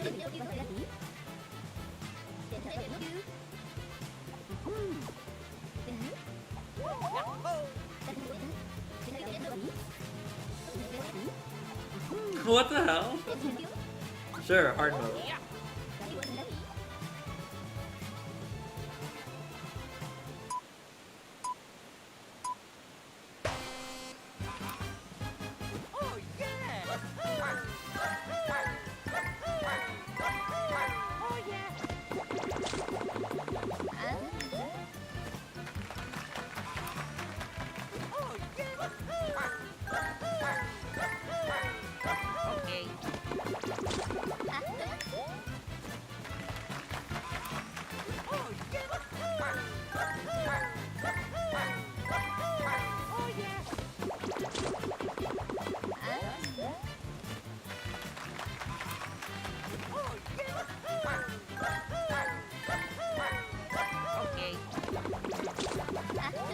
Uh-oh.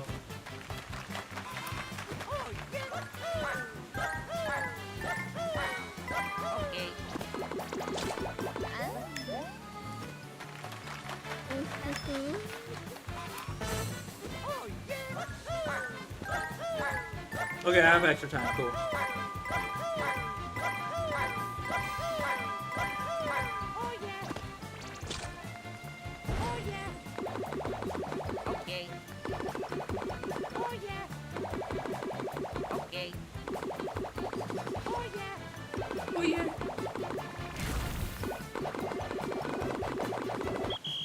Fuck!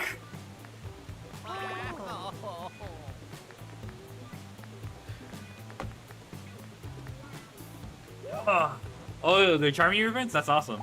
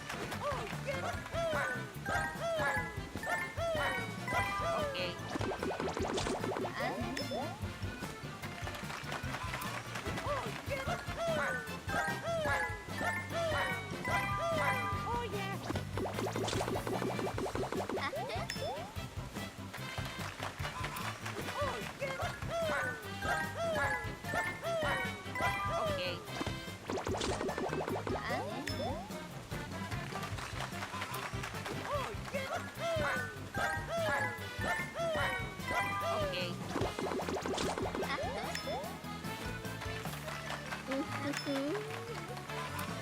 Oh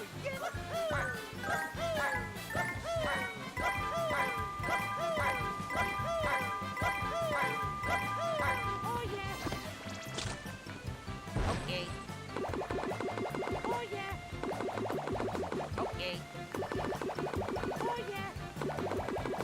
Okay.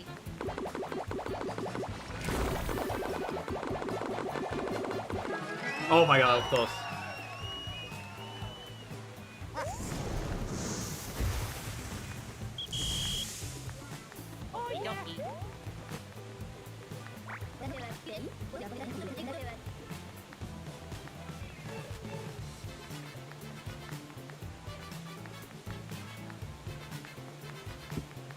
Oh, let me open some packs. Bro.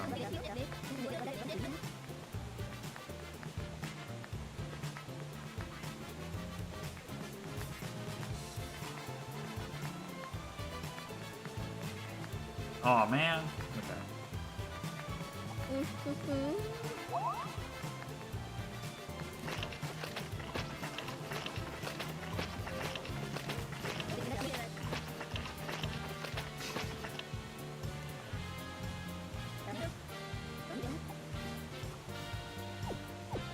Oh yeah, I got you. Oh, nice boots.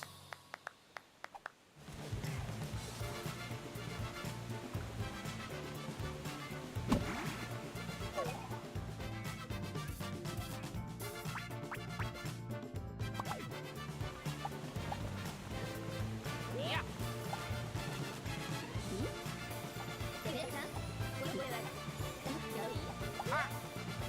Okay. Let's see the boots.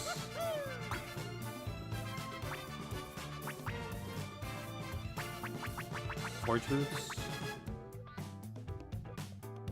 Pretty sound. That's pretty good.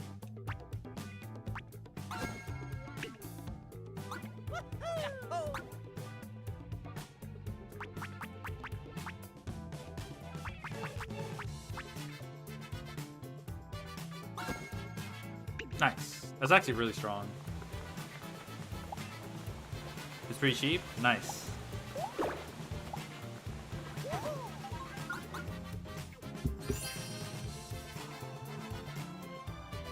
Is it fun?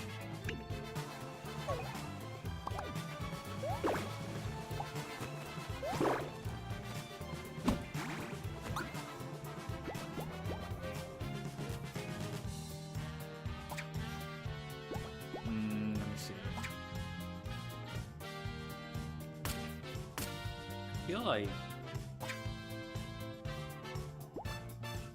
Wasn't it in the lighthouse?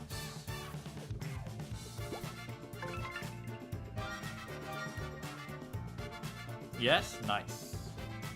I don't have any plans to try out a new card game. I did try out Lestros, but the client turned me off. And,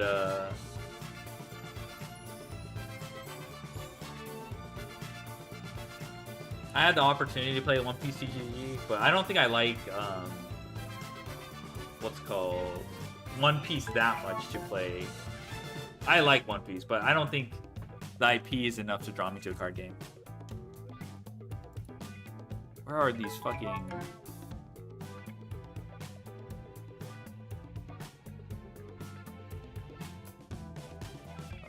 fuck me. Oh shit! Oh shit. Sorry, I'm just... Alright, give me a second. Let's head to ship. We play for people. Oh, okay. So what is it? Is it like, is it similar to Commander or something? The One Piece Angels, Have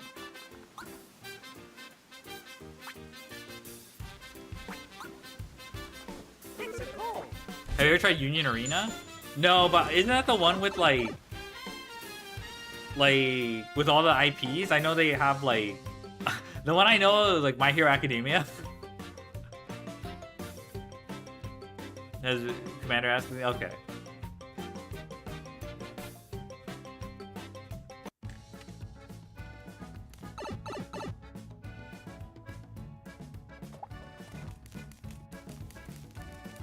What's this?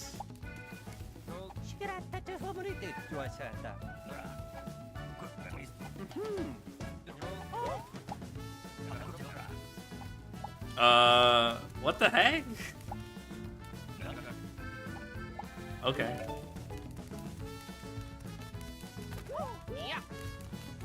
Alright, what do you guys have to tell me?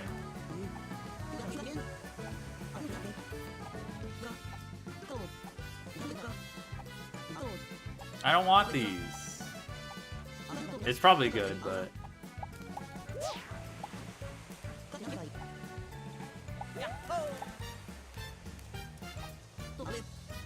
Iron Cabal,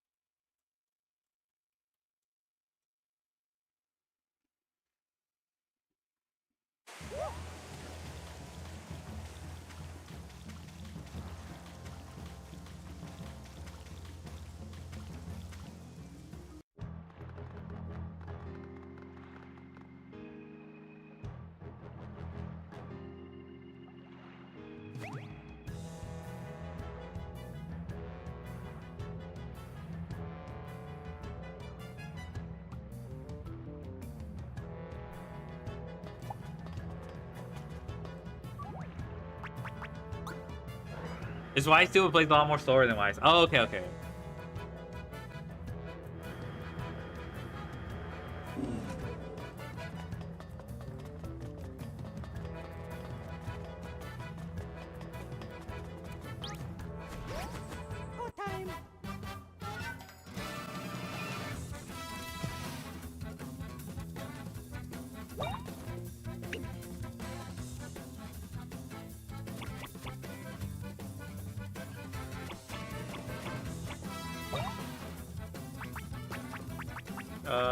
Decline.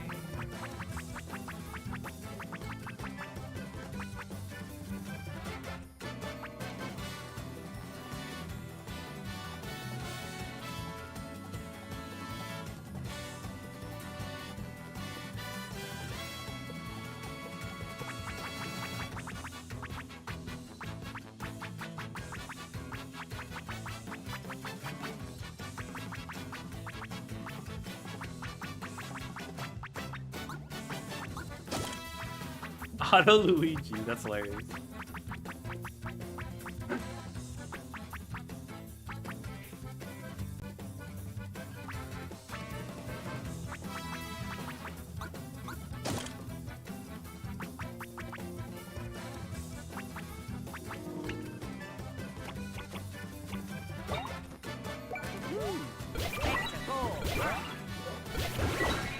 But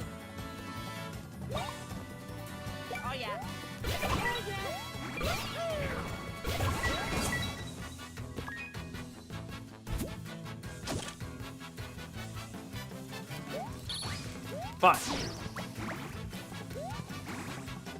Fuck, oh my god.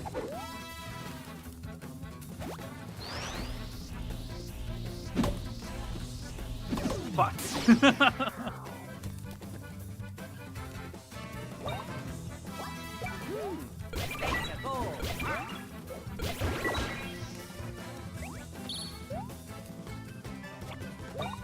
You know what's kind of funny? People say like Yu-Gi-Oh's the hardest game. I think that's kind of cap. I mean, it is a hard game to learn, but like, I'm actually scared of playing MTG. So I don't know. I feel like. Okay, we got a Zaket Alloy.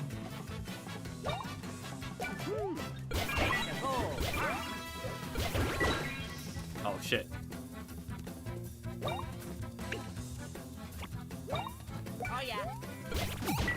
What the fuck?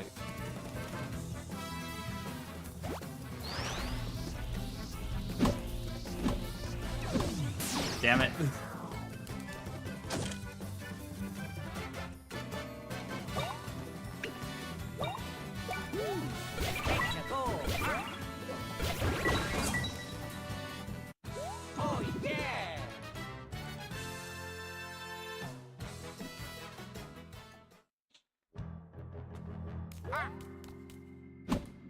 Let me see. I thought I had.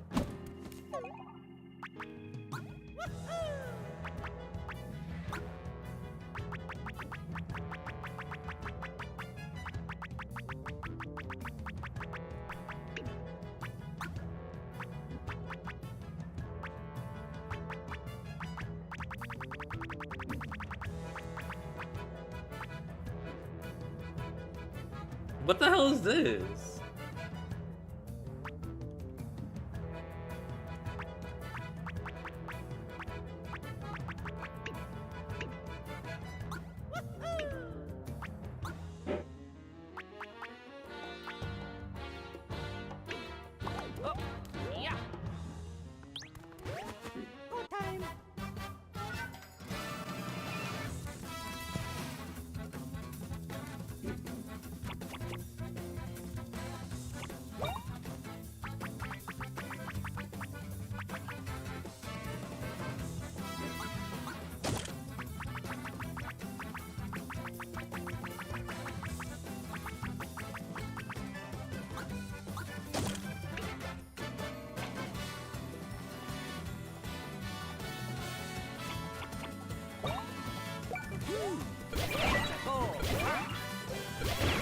Hello, Sizzle. How's it going?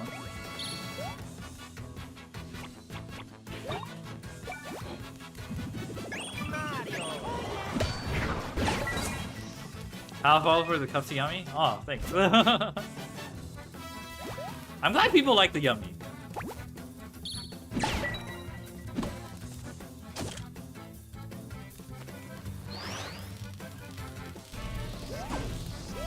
Did I not attack? Bruh.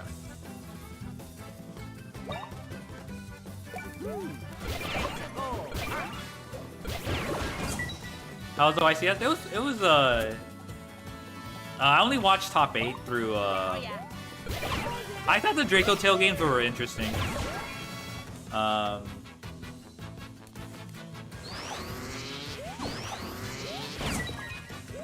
Soulful Cord Yummy game was also pretty cool, but that was yesterday. Not for his cute beach of a play. Okay. I am not. People have complimented me on my voice, but I don't know if I would define it as cute. You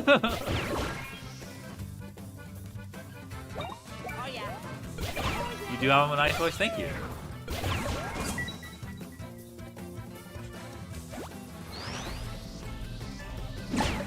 There we go. It's definitely not like uwu cute though. I'm okay with like if people describe it as like soft or something like that. That sounds more accurate. But I don't know if it follows like.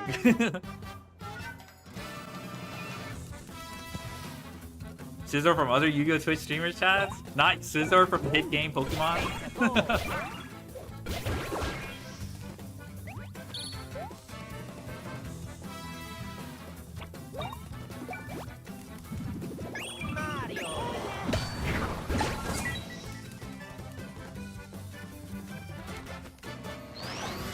Oh, why'd I jump into that? I didn't need to jump into that. Bruh. Maybe the real Scissor? True. Definitely amazing.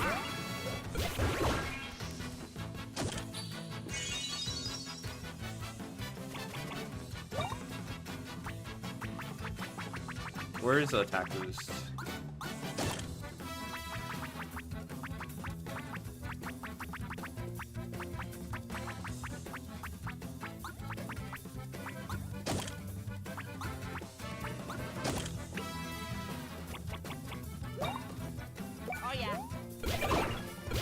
Fuck! Hope you don't think I'm annoying. Oh, you mean like in other chats? Oh, I see what you're asking. I think you're fine. I feel like if someone's asking you or like recognize you from like another chat, hopefully, I imagine they're not like calling you out specifically. Most of the time, if there's an annoying chatter, they're not gonna address that person. They're gonna make sure that person is not in this chat and then complain to the streamer or something. So I think you're good. I'm just a chatter. We do be chatting. There are definitely people you see in a lot of people's chats, though.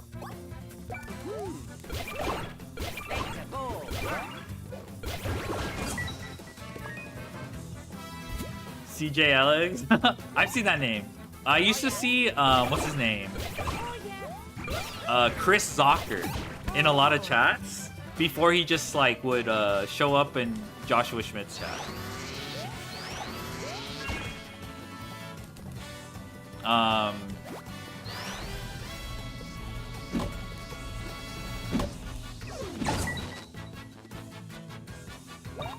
There's also, who's another one that's... Kleck1 is another person who I would see. The only reason I remember them is they would donate a lot. Julio, I would see in a lot of chats too. You will see Danny MBT Peep chats. Oh, okay. I'm completely removed from that sphere.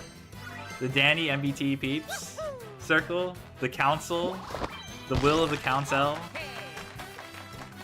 In the Yu-Gi-Oh! Pro chats? I mean, yeah, they're their own sphere too. There's also like the there's a lot of spheres that don't really overlap, which I find interesting. MG we're gonna glitch start. Oh, okay, glitch start. Yeah. Maple. There's overlap with some Maple. Yeah.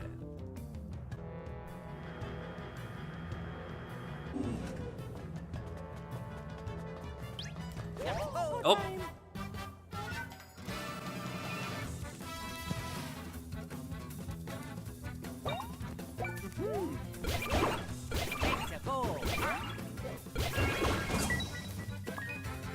That reminds me, Maple. Now that you reminded me, Maple, I want to play Mega Man sometime. She's like the only other streamer that I've seen like that plays Mega Man. Miwa and Leah. Miwa's great. I haven't seen much of Leah.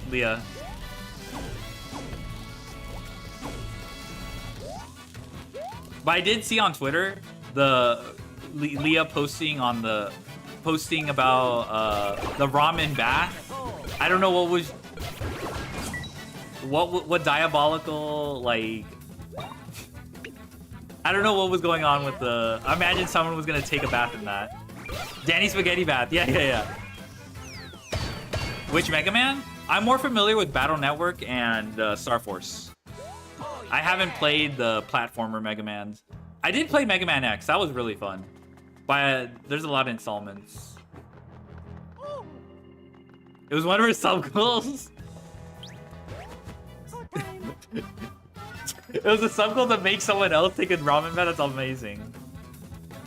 Oh my god. Hey, at least it got reached. That's pretty cool. Mega Man Maverick Hunter and Battle Network Moon. Oh!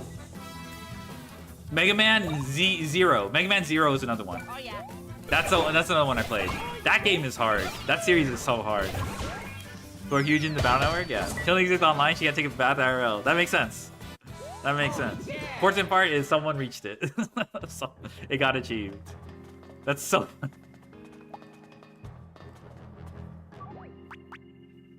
Alright, I think we got the Zocket alloy, didn't we? Watch it not be. If I didn't get the Zocket alloy, I'm gonna scream. Items.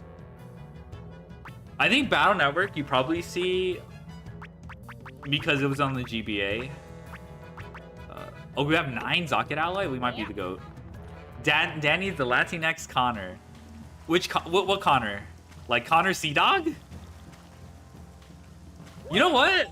If you mean like Connor Sea Dog because he has like association with Iron Mouse and they hang out like that, Oh, being the white Iron Mouse. Okay, okay, I get what you're saying. White Iron Mouse. Sea Dog, yeah. I like Sea Dog. He's cool.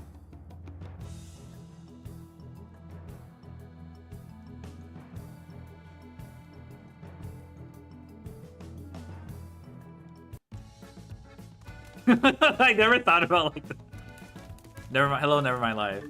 Are you enjoying the YCS gameplay? Never Mind Live, welcome.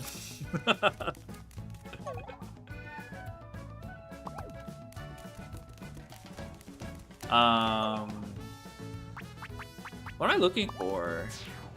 The Trash Taste Boys are cool. Yeah. Who are they? I know Sea Dog and Giga are there. I know there's a third person though. I haven't watched a single match. XDG. Did you see who won though? The Draco fail? Grant and Joey. Okay. Dang. Wait, is Joey like Poke-Aim? Or someone else?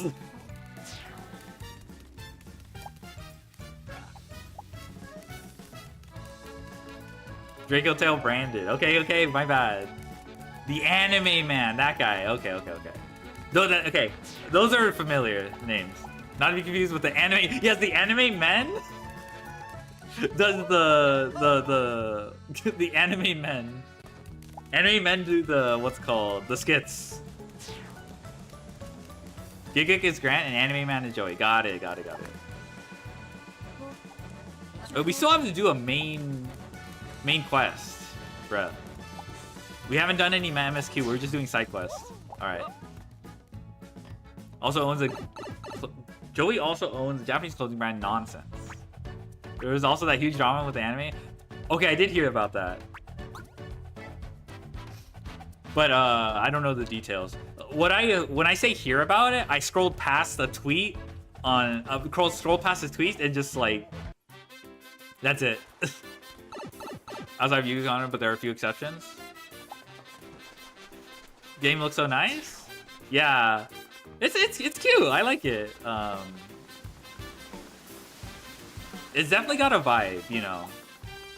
I'm not like, how would I describe it? It's not like the best, like the hardcore gaming experience I see people want.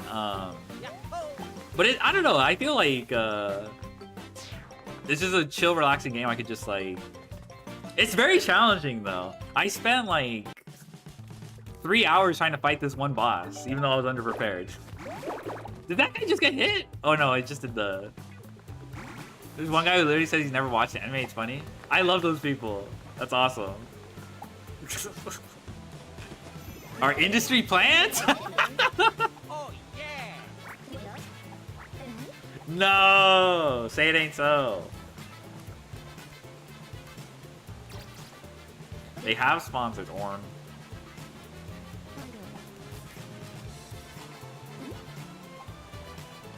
One of my favorite streams I've watched was a guy basically I'll add more context. Have you guys seen what's it called? What's the song that goes like give it to me, baby? I forgot what it's called. It's by the Offspring. Who is that guy? Know the lore behind the Ray cosplay? I don't know the lore. Pretty fly for a white guy. So on the music video, the white guy from you know what? The white guy from Pretty Fly for a White Guy. That dude. He streams Twitch, but that's not important. He also does not watch anime. And there was a stream I watched where he was in it, being like, he went to an anime con with a friend, and the friend was just guiding him through that. Wasn't that a Weird Al parody? Maybe. The Offspring is an actual band though, but maybe Weird Al did parody it. Heard she got trashed and got kicked out? What the fuck?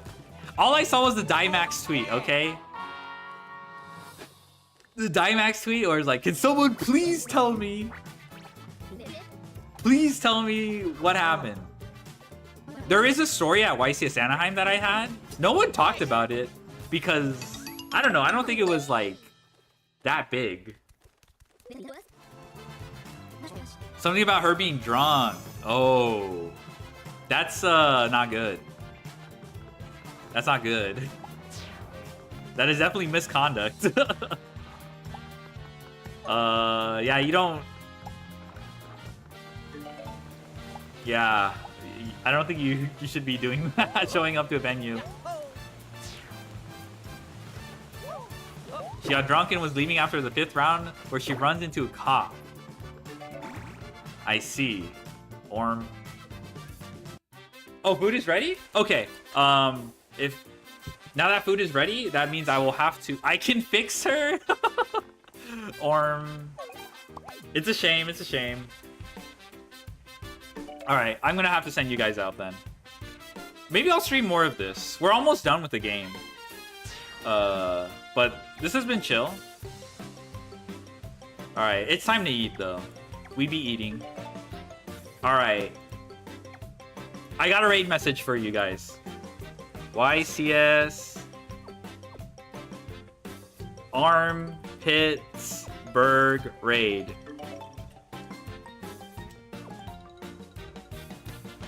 All right. She'll know what that means. She's not gonna know what that means. What's happening in the top left? What's going on in the top left, actually? Oh, it's just a it's just like overworld map, and like while things are going on, you're on a ship that like you can direct its path. But yeah, armpits, yes, armpits, yeah. I stole this from KBJ. He's created other hits such as YCS Analheim. Raid message, Reggie says Oshi desu. You can say that too. You can say Reggie says Oshi desu. No, you can say that. You can say that. You got.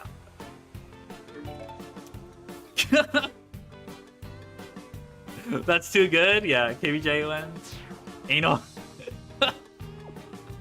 All right, he came up with Arm Pittsburgh, so all credit to KBJ. But if I get blamed for this, I can take the blame.